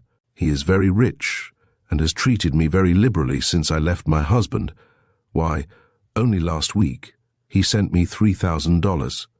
Just then a Mr. Bruce, the owner of the furniture store below, came in, looking rather tipsy. Mrs. Sanford introduced the 2 men, and Mr. Bruce said something about being an Irishman. "Why, what a strange coincidence," said Mr. Morton. "Here are 3 persons, each representing one of the 3 kingdoms of Great Britain. If I had someone to send for some ale, we would drink a toast to Britannia, God bless her." After talking together for some time, Mrs. Sanford and Mr. Morton went into the sitting room, and Mr. Bruce went down to his store. Then Morton said that he had left his valise at the stockyards, and that he would go for it at once. On his return, he found 2 rough-looking men at the door trying to get in, but the bell would not ring, and so Morton went away for half an hour, leaving the men knocking and kicking on the door. About 8 o'clock, he came back and found the door open. He went upstairs and entered the sitting room. Mrs. Sanford was full of apologies for having locked him out, but she said that she had had trouble with one of her boarders, and she had resolved to keep him out of the house. While they were talking, the 2 men whom Morton had seen at the door came in, and a quarrel immediately sprang up between Mrs. Sanford and the younger of the 2. In a short time, they both became furiously angry, and they used the most bitterly opprobrious language toward each other. Finally, Mrs. Sanford, who was ironing, rushed at the young man with a flat iron in her hand, and she would undoubtedly have seriously injured him if he had not escaped into his own room at the head of the stairs. She then laid a heavy poker on the table beside her, and said that she would mash his skull if he came near her again. In a short time, he again re-entered the room, when, seizing the poker, she rushed at him like a fury. He succeeded in avoiding her, until Morton and the other man induced her to give up the poker, and both the strangers then went away, saying that they should be back at 11 o'clock. After their departure, Mrs. Sanford dropped into a chair and cried for a time, saying that she never had acted so before in her life, as no one had ever treated her so shamefully. Then she became loquacious and confidential, telling Morton the old story of her father being Lord Chief Justice of Scotland, and her husband a wealthy man in Buffalo. She recited the reasons she had for leaving her husband, and said that her father first sent her $150 after the separation, but that she thought so small a sum was an insult, and so she sent it back. She added that he had promised her $3,000 very soon, and that she expected to receive it in a week or two.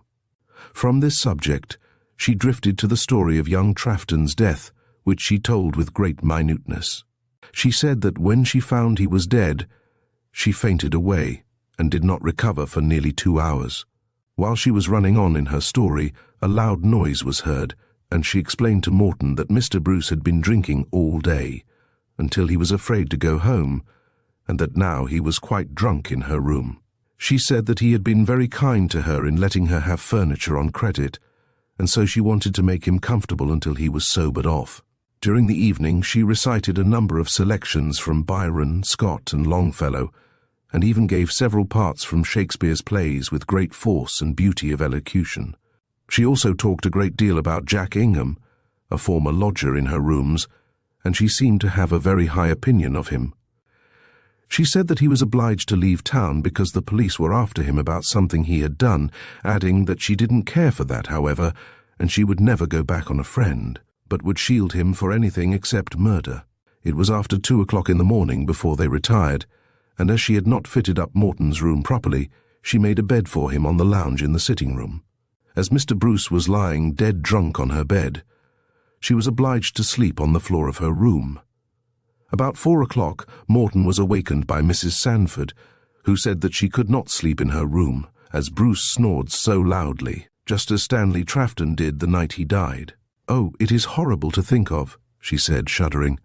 "I shall go crazy if I stay in there any longer." She then lay down on the table and covered herself with a bedspread she had brought from her own room. About 6 o'clock they were awakened by a loud noise at the outer door, and Mrs. Sanford said that those drunken loafers had come back again. She immediately got up, took a revolver from her room, and went down to the door, where she told the men to go away, as she would not admit them at that time of night. While she was talking, Bruce began moving around, and he found his way into the hall. Then Morton heard a great crash, as if someone had fallen downstairs, followed by a call from Mrs. Sanford, in tragic tones, for him to come and help her. Morton went out and found that Bruce had fallen from the top to the foot of the stairs, and on going down, he discovered the unfortunate representative of the Emerald Isle lying in a heap against the front door. The 2 men outside had evidently been scared away by the noise, and they did not return until 8 o'clock.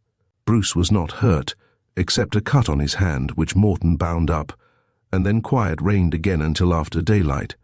About 9 o'clock Morton went in to see Bruce, whom he found sitting up in bed. Bruce said that his money was gone, and that Mrs. Sanford had drugged him the night before to enable her to steal it. Morton called Mrs. Sanford and asked where Bruce's money was.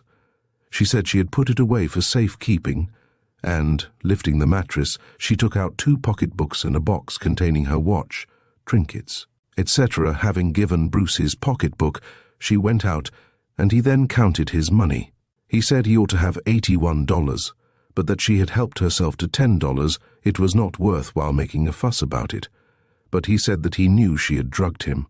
After a while, Mr. Graves came in and had a private interview with Mrs. Sanford.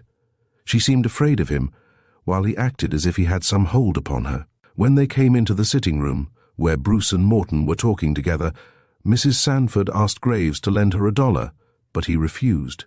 "Sure, I don't want it," she replied. "I only asked to see whether you'd lend it, as I have quite enough of my own," and so saying she took out her pocketbook. Morton saw her count out 9 $10 bills and 9 $1 bills. From the fact that she showed just $99, it was probable that she had only recently changed one of the $100 bills taken from young Trafton. She then opened another compartment and took out 2 pieces of folded paper, of a creamy tint, apparently about the size of 2 sheets of foolscap. They were folded several times and were crammed in pretty tight. "Do you know what those are?" she asked. "No, I do not," he replied. "What are they?" She merely laughed and closed the pocketbook, whispering that she didn't want Graves and Bruce to see her money. She said she did not wish to be left alone with Graves, for fear he should rob her, so Morton asked him to go out and play a game of billiards. Bruce was in a great state of anxiety, lest his wife should have come down to the store to see where he had spent the night, and he remained with Mrs. Sanford. Morton did not return to Mrs. Sanford's until late in the evening, and he found her dressing to go to a ball. She insisted that he should go, offering to pay all the expenses. He pretended to be very much hurt at her suggestion, saying that he never would permit any lady to pay anything when he took her out. She was dressed very tastefully, and presented a very stylish appearance, so that she attracted a good deal of attention at the ball. Before going, she sent Morton to a drugstore for a drachm of morphine, saying that she must have it, as she used it constantly. The next morning they did not get up until a late hour, and Mrs. Sanford said that she did not feel very well. While talking together, they drifted into a discussion about money. Morton, like a genuine John Bull, maintaining there was no safety except in gold or Bank of England notes. "But we don't have either in this country," said Mrs. Sanford. "And now suppose you had a large sum of money, what would you do with it?" "That's just what I would like to know," he replied. "I expect to receive £100 from England very soon, and I don't know where to keep it."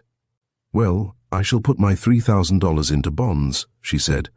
"They can be registered so that no one can use them except the rightful owner, and the interest is payable in gold." "I don't know anything about bonds," said Morton, "especially these American bonds, which sometimes depreciate very fast." "Oh, the bonds of the United States are good anywhere," she replied, "and they will sell for their face in England or Canada just as well as here. They are the best securities there are. I have some now, and I intend to get some more." While talking, Morton picked up a card which was in her work basket and saw that it was an advertisement of a gift concert or lottery. She noticed it and said that it had been left there by a man named Druin, who used to come to see her. She said that he had stolen a $500 bond from her, however, and he had never been there since. Soon afterward she went to sleep again and did not awake until evening, as she was very tired from the effects of the ball. Morton remained in the house all day, and when she woke up, he got supper for her. She seemed very much pleased at his thoughtfulness, and said that she never had had anyone so kind to her since she left her husband. "I want you to go to the bank with me some day," she said, "as I want to draw the interest on some of my coupons, and then you will see what good securities American bonds are." "I shall be very glad to go with you," said Morton, "for if they are really good securities, I will invest some money in them." "Oh, there is nothing better," she replied, "and I will show you mine." She then took out the pocketbook she had shown him before and unfolded one of the pieces of paper. Morton saw that it was a $500 bond of the issue of 1865, payable in 1885, with about 20 or 30 coupons attached. He was so surprised and excited at seeing the bond that he could hardly tell what to do, and so he failed to notice the most important point, the number. By the time she had opened the other bond, however, he had his wits a little more under command, and he was able to remember that the figures of the number were 5, 7, 1, 0, and some other figure, but he could not recollect positively the order in which they came. "You can go to the bank tomorrow and get the coupons cashed for me, can't you?" she asked, after putting away the bonds. "Oh, certainly, if you wish me to do so," he replied. Then she laughed and said, "You would be arrested if you should take these bonds to the bank." "How so?" he asked, apparently in great surprise. "Why should I be arrested?" "Because the bonds belong to me, and you would have to give an account of the way in which you obtained them." "Oh, well," he replied, "you could give me an order, and that would make it all right." "Yes, I suppose so," she said carelessly. Her object, evidently, was to make Morton believe that it would not do for him to attempt to steal the bonds. For, though she trusted him to the extent of showing him her money and valuables, she was eternally suspicious and careful. Of course, on receiving Morton's report, I felt quite confident that the 2 bonds he had seen were a part of those taken from young Trafton. Still, I had no positive proof of their identity, and in accordance with my invariable custom, I took no hasty step, being confident that my detective would soon elicit all the facts. I wrote to Mr. Richard S. Trafton, however, suggesting that he have himself appointed administrator of his son's estate, so that he could begin proceedings instantly, the moment I was ready. Several days passed, during which Morton gained Mrs. Sanford's confidence more and more. She was anxious one evening that he should rob Mr. Bruce, who came in half drunk, but Morton told her that he never worked that way. "Why, Jack Ingham would have killed a man to get money out of him," said Mrs. Sanford. "Jack wasn't afraid to do anything for money." "Well, that isn't my style," said Morton contemptuously. "Do you suppose I am going to have a scuffle and struggle, ending perhaps in murder, when I can make 10 times as much by a little skillful work with my pen? I don't want the police to be snuffing round my heels on account of highway robbery and such small game.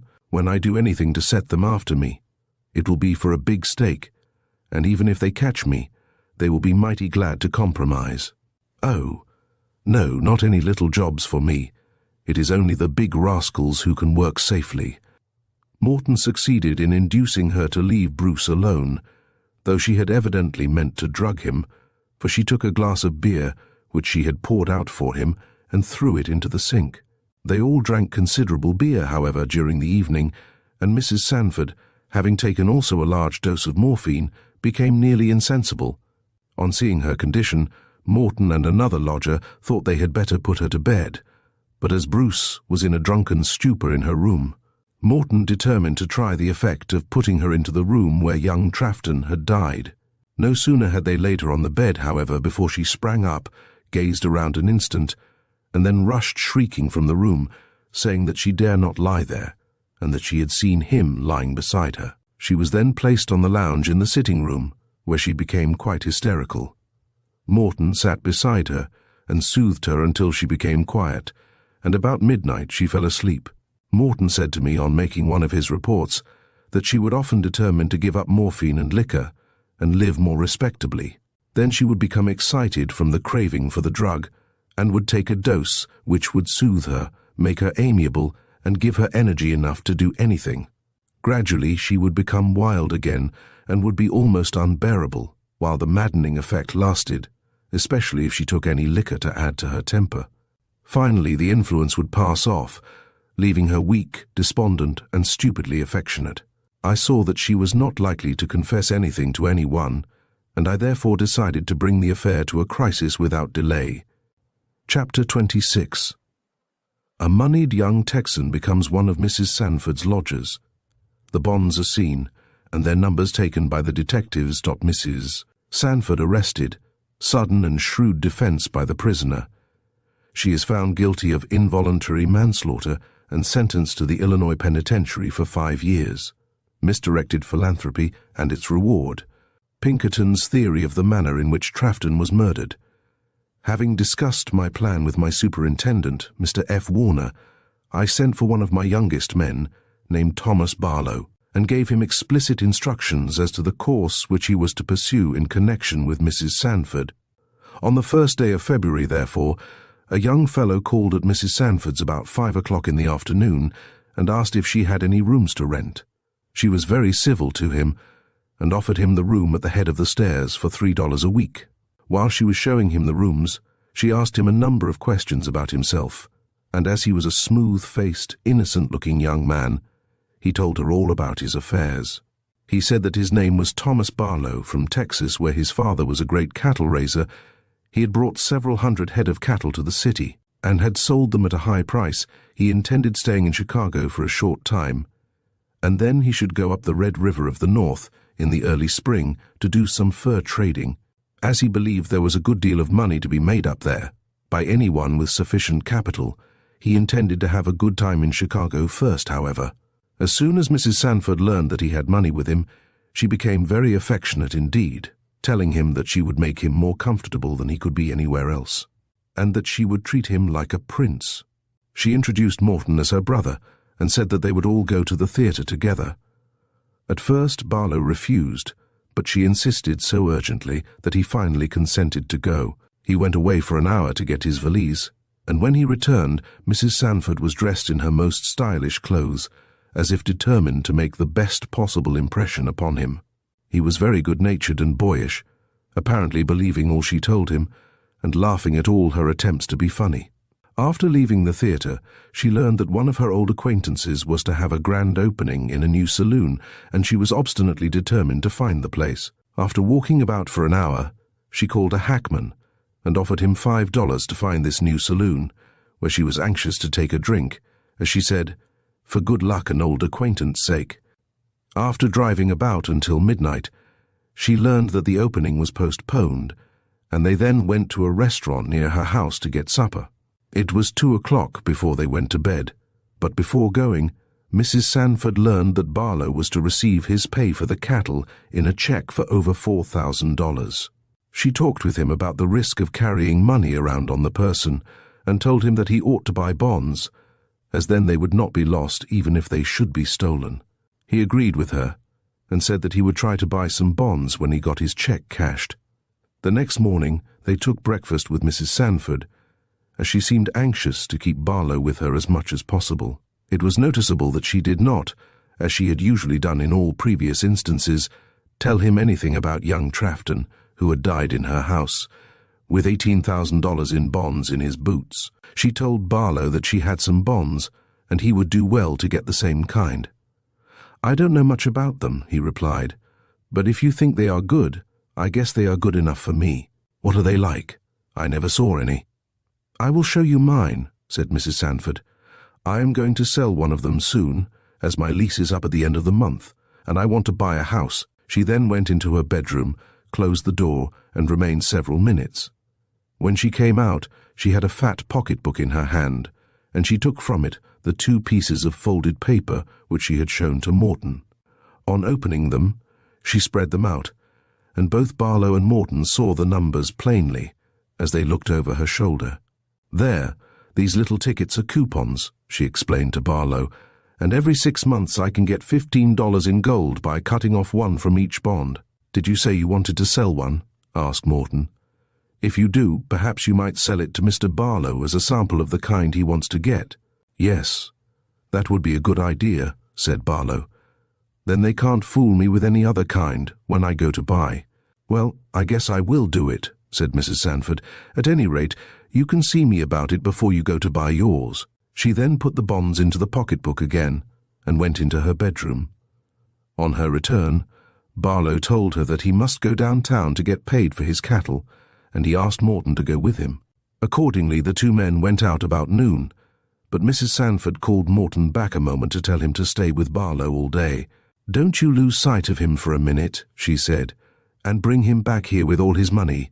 They did not return until after 4 o'clock, and Barlow told her that he had been obliged to go to the stockyards to get paid. He then went to his room for a few minutes, and Mrs. Sanford asked Morton whether Barlow had his money with him. Yes, they gave him a check for the amount, but it was too late to get it cashed, and he will have to wait until tomorrow. "Couldn't we get it away from him and forge his name to it?" she asked. "We could get it cashed the first thing in the morning." "It would be too risky," he replied, "as they probably know him at the bank, and we should be arrested at once. But you can offer to go with him to the bank in the morning, and he is so soft that you will not have much trouble in getting a large sum out of him." During the evening, Mrs. Sanford was very affectionate toward Barlow, and she learned all about him. He told his story in such a way that she believed him to be an innocent country boy from Texas, whose most dangerous experiences had hitherto consisted of hairbreadth escapes from steer and bull. He showed her a check on the First National Bank for about $4,000, and told her that when he got it cashed in the morning, he would give her a nice present. It was then agreed that she should go to the bank with him next day. The evening was spent in reading aloud and singing, and they all retired much earlier than usual. When Morton and Barlow left Mrs. Sanford at noon, they had, of course, come to my office to report their discovery of the stolen bonds. There was now no possibility of a mistake, as they had seen the 2 bonds of the Series A, numbered 57,109 and 87,656. I therefore instructed Mr. Warner to obtain a warrant for her arrest, and a search warrant for her house, both to be served the next morning before the hour appointed for going to the bank with Barlow. Everything was prepared in advance. A trustworthy constable was obtained to make the arrest, and a telegram was sent to Mr. R.S. Trafton in Cleveland, asking him to come to Chicago immediately. A reply was received the next morning stating that he had left by the evening train. About 11 o'clock on Saturday, February 3rd, Mr. Warner and the constable arrived at Mrs. Sanford's rooms. On knocking at the door of the sitting room, they were admitted by Morton, who asked what they wanted. "I would like to engage rooms if there are any to rent," said Mr. Warner. "I will speak to the landlady," said Morton, going to the door of her room. "Tell the gentleman to call again," said Mrs. Sanford. "I am not dressed and can't see him." "I only wish to see her a few minutes," Mr. Warner replied, addressing Morton in a tone loud enough to be heard by Mrs. Sanford, whose door was slightly ajar. "Well, I can't see the gentleman until this afternoon," she replied. "I have some important business, and I must attend to it now," answered Mr. Warner, putting his foot in the opening and pushing the door in with his shoulder. Then he continued, addressing the constable, "This is Mrs. Sanford, and you can arrest her now." The constable immediately took charge of her, and she was allowed to complete her toilet, though Mr. Warner first searched her dress before letting her put it on. He then made a careful search of the bedroom, during the progress of which Mrs. Sanford was very noisy and troublesome, crying and pretending to go into hysterics several times. Once, when Mr. Warner was looking very carefully through her trunk, she said to him in very tragic tones, "By the way you act, one would think you were looking for a murdered man." "Well, perhaps if we had come a little sooner, we might have found one," he replied quickly, giving her a sharp glance. As nothing had been said to her or to anyone else about any charge except that of larceny, this remark was highly significant, and on her trial it undoubtedly had great weight with the jury. Mr. Warner soon found the pocketbook containing the bonds under the mattress of her bed, and after examining them sufficiently to identify them, he gave them to the constable. Mrs. Sanford was then taken to my office, and as Mr. Trafton had arrived from Cleveland, we tried to have an interview with her relative to young Trafton's death. She was too crafty, however, and she pretended to go into hysterics whenever we began to question her. Meantime, Morton and Barlow had accompanied her, and Morton offered to get her a lawyer to advise her. She was very grateful to him, and said he was her only friend. He soon brought in a lawyer well versed in defending criminals, and the whole party then went to the justice's courtroom. At the close of the examination, she was held to await the action of the grand jury, and in default of $2,000 bail, she was sent to the county jail. She told Morton that her lawyer could not half lie, and that she should not pay him a cent. She stood up when the justice's decision was announced, and made quite a speech, and the native cunning of the woman was never more clearly shown than in this plea, which was undoubtedly invented on the spur of the moment. She claimed that young Trafton had given her the bonds to support her child, whose father he was, and she spoke with so much vigor and cunning that many persons believed her statement to be true. Thus, without consultation or legal advice, she invented in a moment the strongest possible defense against the charge of larceny. The charge of murder had not then been brought. When she was removed to the jail, she gave Morton the keys to her rooms, telling him to take charge of everything there, and to find a purchaser for her furniture. He therefore informed two young men, who were lodging there, that Mrs. Sanford had been arrested, and that they must find other rooms, as he intended to sell out the furniture. After they had gone, he cleaned up the house, packed Mrs. Sanford's trunks, and made everything look as well as possible. While she was awaiting trial, he visited her every day and gave her various delicacies to improve the prison fare. One day he pretended to have pawned his overcoat for $5, in order to get her some lemons, tea, and sugar. She was very much touched, and she gave him $5 to get back his coat. But this action was due to a momentary impulse. She had plenty of money, and was able to get anything she wanted, but her desire to hold fast to her money was greater than her wish for good food. Indeed, she came near jeopardizing her cause by refusing to pay the lawyer she had engaged, but finally she gave him a retaining fee of $50. She was very anxious to learn who were the detectives employed in working up the case, and she said that she believed Barlow had had something to do with her arrest. Morton agreed with her, and, as the papers had said that there were 3 engaged in the case, he suggested that perhaps the 2 men whom she had turned out of doors were also detectives. She never suspected either Ingham or Morton for a moment, and when Ingham called upon her in jail, she was delighted to see him. She tried to get bail from the 2 brothers, named Pratt, who had occupied one of her rooms, as one of them had been very intimate with her, but they were afraid of getting mixed up in her difficulties, and so refused to help her obtain bail. She also asked Ingham to swear to a number of falsehoods about her intimacy with Trafton, and when he refused to do so, for fear of being tried for perjury, she said that she could get her Billy to swear to anything. This Billy proved to be one William Simpson, a barkeeper, and her former paramour. He was tracked for some time by my detectives, but he suddenly disappeared and was not seen again until her trial for larceny when, just as she said, he was willing to swear to anything. He then disappeared again, but I did not take much interest in following him up, as I knew that he would not dare to repeat his perjury when the murder trial should take place.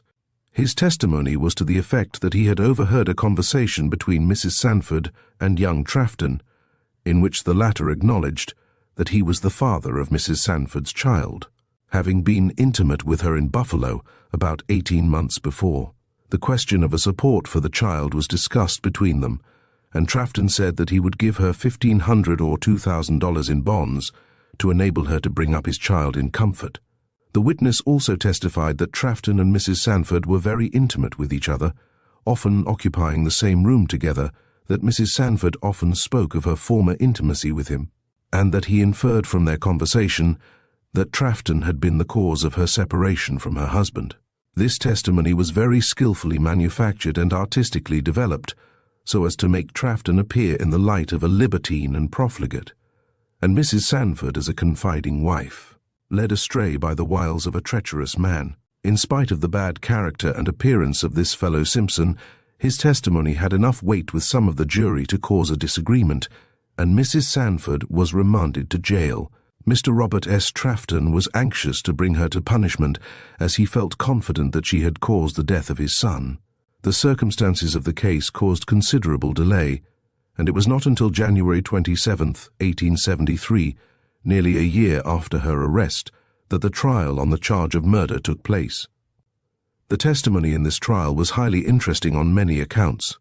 The county physician, who had made the first post-mortem examination of the remains and who had given congestion of the lungs as the cause of death, stated that he found the deceased lying dead in Mrs. Sanford's rooms, and that he took charge of the property found in his possession. He stated that he should have made a closer examination if he had not found the bonds and money, but he did not suspect foul play, and therefore made only a hasty investigation. By the testimony of 2 or 3 witnesses, it was shown that on the night of Trafton's death, Mrs. Sanford went into 2 saloons about midnight, asking for her Billy, meaning the man Simpson, by whose testimony she escaped conviction on the larceny charge, he being then living on her bounty. While looking for him, she was very wild and excited, her clothes being disordered, and her watch chain broken. To one witness, she said that she wished Billy to come to her house to look at the prettiest corpse she ever saw. One witness testified that she returned to his saloon about 5 or 6 o'clock in the morning, and induced him to go up to her rooms to look at the body. He did so, and found the body of a man lying in bed, partly covered up. She had a large roll of money and papers in her pocketbook. A surgeon of the highest reputation in Cleveland was called, and gave his testimony in the most direct and convincing manner, like a man who knew perfectly well what he was talking about, and who was not guessing at any of the facts as stated by him. He declared that death resulted from the blow on the right side, aided by the violence on the throat and neck. There was very slight congestion of the brain and of the lungs, but he was positive that death was not the result of either of these. Indeed, leaving out of consideration the marks of external violence, he said that he should not have been able to account for Mr. Trafton's death. At the conclusion of his RE direct examination, he said that death could be caused by a heavy blow of the fist, followed by choking, and he would swear positively that Trafton's death was produced by violence. The testimony of this witness was corroborated by that of several other surgeons of high reputation, and then a sensation was created by the calling of John Ingham for the prosecution. As Mrs. Sanford saw her well-beloved friend, Jack, take the stand and acknowledge himself to be one of Pinkerton's dreaded detectives, she broke down and cried bitterly. Ingham related the history of his connection with the affair, stating the different stories which Mrs. Sanford had told about Trafton's death, and also her fear of going in the room where he died. He then gave the inside history of his arrest for the alleged robbery of Adamson, showing that it had been planned in advance by me to induce Mrs. Sanford to give him her confidence. After her arrest for larceny, he had visited her in jail, and she had tried to get him to swear that he had heard Trafton promise to give her the bonds to support her child. When he objected, on the ground that he might be arrested for perjury, she had told him that her Billy, meaning William Simpson, would swear to it anyhow. The testimony of Mr. Warner, relative to finding the bonds in Mrs. Sanford's possession, was corroborated by that of the constable. They also repeated Mrs. Sanford's remark made during the search, before any charge of murder had even been suggested. "By the way you act, I should think you were looking for a murdered man." When the testimony for the prosecution was all in, the defense had a turn, and they produced as many medical experts to prove that Trafton did not die of violence, as the other side had to prove that he did not die a natural death. Indeed, from the medical testimony given, there might have been grave doubts raised as to whether he had any business to die at all, for, according to both sides, no adequate cause of death had been discovered. Several witnesses testified that they believed him to have been on a long spree just before his death, but these were soon rebutted by equally trustworthy witnesses for the prosecution. In summing up, the counsel for the people presented a highly plausible theory of the manner in which the murder was committed, and asked a verdict on the following grounds. Young Trafton, as shown by the testimony of his father and others, visited Chicago to buy grain, and he was, therefore, under the necessity of carrying with him a large amount of money. Being unable to get a room at any hotel convenient to business, he probably entered the first place where he saw the sign, "Rooms to Rent," and engaged a sleeping room, taking his meals at a hotel nearby. While lodging with Mrs. Sanford, he was trying to buy grain at a paying figure, and he was daily in consultation with Captain Dalton, who commanded one of his father's schooners. Finding that he could not buy to any advantage in the existing condition of the grain market, he sent the schooner back to Cleveland on the last day of November, in order that she should not be caught in the ice in the straits at the close of navigation. He was then ready to return himself, and doubtless on going to his lodgings, he so informed Mrs. Sanford. As he had made no secret of his reason for visiting Chicago, she was, probably, well aware of his object, and also of the fact that he had a large amount of money with him. Seeing his careless ways, the idea occurred to her to rob him, and having his expected departure in view, she knew that she would have only one more opportunity to carry out her scheme. On his return that evening, therefore, having just parted from Captain Dalton in perfect health and sobriety, he was invited to eat supper with her. Suspecting no harm, he sat down and ate a hearty supper. In some way, either in his food or drink, a dose of morphine was given to him, and he soon fell fast asleep. The woman's opportunity was before her, and all the natural thirst for money which characterized her came upon her with full force, urging her on and inciting her to any lengths necessary to accomplish her object. Having laid him on his bed, she began to search his pockets with the stealthy touch of a practiced hand. Finding nothing at first to reward her search, she pulled off one of his boots and discovered the United States bonds, which he had concealed there. But the violence necessary to remove the boot caused him to partly waken from his drugged sleep, and he became vaguely aware that someone was trying to rob him. Still in a drowsy, confused state, however, he was unable to do more than to sit up and clutch wildly at his assailant. Having caught one of the bonds, he clung to it until it was torn in 2 pieces, the fragments plainly showing how they had been wrenched asunder in the clasp of 2 determined hands, those of the murderess and her victim. But she soon found that he was gaining his senses too rapidly, and that she would be foiled in her attempted robbery. Hence, with every blinding passion aroused, her greed and her fear equally inciting her to action, she struck him a heavy blow on the thigh and another more powerful one on the side. Partly stunned by the concussion, he fell back, and she then seized him by the throat. Her round, plump hands, though powerful enough to strangle him, left only slight marks of abrasion on the skin, and in a few minutes all was over. His property was at her mercy, and she gave no thought to the body of her victim until she had seized every piece of valuable paper in his possession. But her position was a dangerous one, and, cooling off somewhat, She saw that something must be done to remove any appearance of foul play. How could it be done most effectually? Manifestly by giving no apparent ground for suspecting that she had any object in his death. And no course would be more effectual than to leave such an amount of property in his possession as to make strangers believe that none of it had been taken. It may well be imagined this was her hardest task, for to give up money was probably a greater hardship for her than for some people to give up life. Still, it would never do to run the risk of being accused of murder.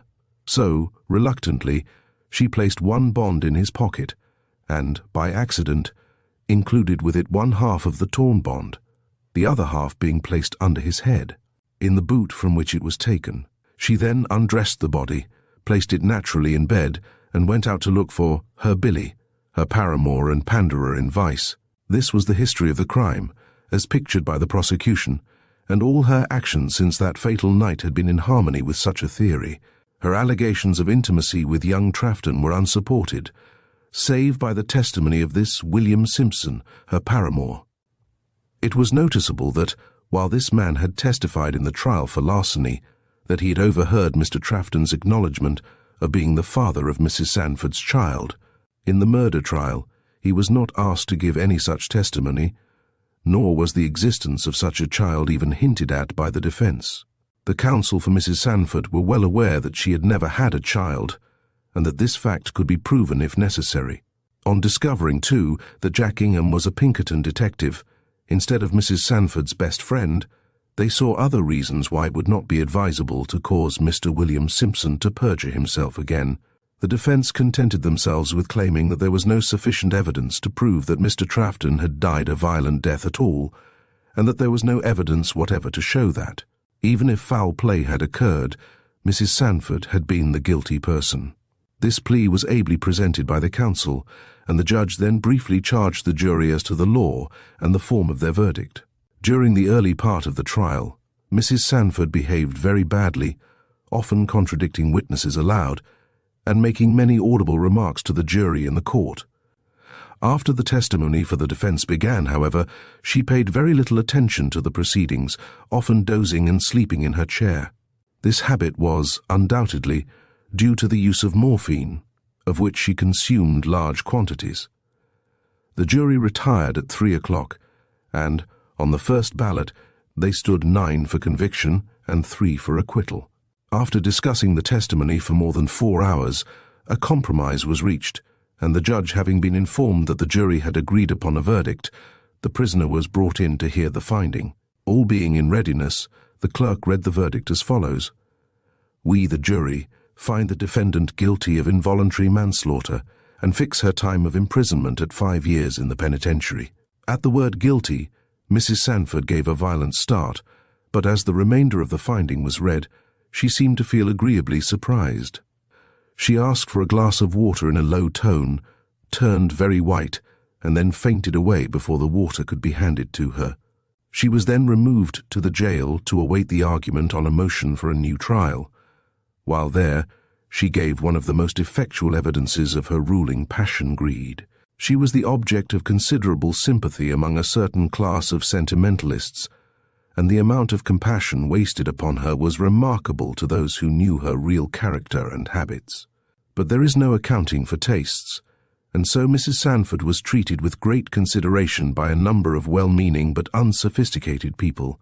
Among the good Samaritans who took the most interest in her was a lady named Mrs. Jones, and this lady visited her quite frequently in her cell, bringing her books and papers. One morning Mrs. Jones complained of feeling unwell, and Mrs. Sanford immediately gave her a glass of water. Soon after drinking it, Mrs. Jones became very sleepy, and in a few minutes she was in a sound slumber. This effect had been produced, of course, by a dose of morphine in the water, and Mrs. Sanford then proceeded to rob Mrs. Jones of all her valuables. Mrs. Jones was in moderate circumstances, and her purse was not sufficiently well filled to satisfy Mrs. Sanford's avaricious demon. Hence, she made a thorough search for other plunder. It happened that Mrs. Jones, having lost all of her upper teeth, had supplied their place by an artificial set, mounted on a plate of solid gold. Not content, therefore, with plundering her benefactress in other respects, Mrs. Sanford actually took the set of teeth from Mrs. Jones's mouth and hid them in her own trunk. Of course, on awakening, Mrs. Jones missed her teeth and charged Mrs. Sanford with having taken them. The latter denied having done so, railed and swore at Mrs. Jones, and tried to prevent the officers from searching the cell. The teeth and other articles stolen from Mrs. Jones were found at the bottom of Mrs. Sanford's trunk, and Mrs. Jones retired from the jail strongly impressed with the conviction that philanthropy had its hardships as well as rewards. The motion for a new trial being overruled, sentence was pronounced in accordance with the verdict of the jury, and Mrs. Sanford was consigned to the Illinois State Penitentiary at Joliet.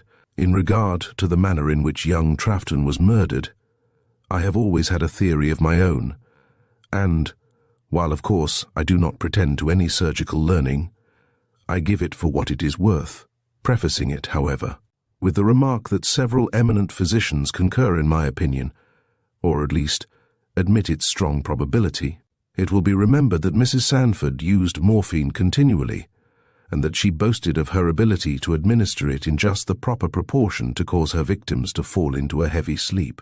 In all probability, as suggested by the state's attorney, she gave young Trafton a dose at supper, but it is also possible the effect was not sufficient, and that when she tried to rob him, he slightly revived, struggled, and, seizing one of the bonds in a convulsive grasp, tore it in two. So far the theories are identical, but I failed to see a sufficient cause of death in the slight blow and mild choking, especially as the lungs did not present the conditions which would have appeared had death resulted from strangulation or asphyxia. On searching Mrs. Sanford's rooms, Mr. Warner found 2 or 3 small syringes, intended for making hypodermic injections, and these led me to believe she caused Trafton's death by morphine alone. My idea was as follows. When she found that Trafton was not sufficiently drugged to enable her to rob him in safety, she probably let him alone, and the drug again took effect to the extent of putting him to sleep. She then resorted to a subcutaneous injection of morphine, knowing that the soporific influence of the drug would thus be made more rapid and powerful. This operation was performed on the side, and then near the large veins of the leg, and thus were caused the apparent bruises filled with extravasated blood. Now, the effect of morphine varies largely according to the constitution, temperament, and habits of the persons to whom it is given, but the combined result of internal and external doses almost invariably is death. It seems altogether probable to me, therefore, that Trafton came to his death in that manner, and that the traces of morphine in the wounds, as in the stomach, had wholly evaporated before the Cleveland surgeons made their examination, 12 days after death. Whatever may have been the means, however, there can be no doubt that murder most foul was committed, and that Mrs. Sanford richly deserved a greater punishment than was awarded to her. Whether she had any accomplice will never be known, but it is probable that she had someone in the house who was aware of the murder after it had been committed, if not before. This would account for the absence of the 5th bond, which was never recovered, but which was afterward traced back from the Treasury Department when it was presented there to some unknown woman who had sold it in Milwaukee. This woman was evidently not Mrs. Sanford, but her identity could not be discovered, and therefore all trace was lost. Thank you for joining us on this thrilling journey through Mississippi outlaws and the detectives. We hope you enjoyed the action and suspense of this gripping tale. Allan Pinkerton's insight into the world of crime and detection shines through in every chapter. If you love this adventure, don't forget to like, comment, and subscribe to Storytime Haven for more exciting stories just like this one. Until next time, keep your detective instincts sharp, and remember, the truth is always out there waiting to be discovered.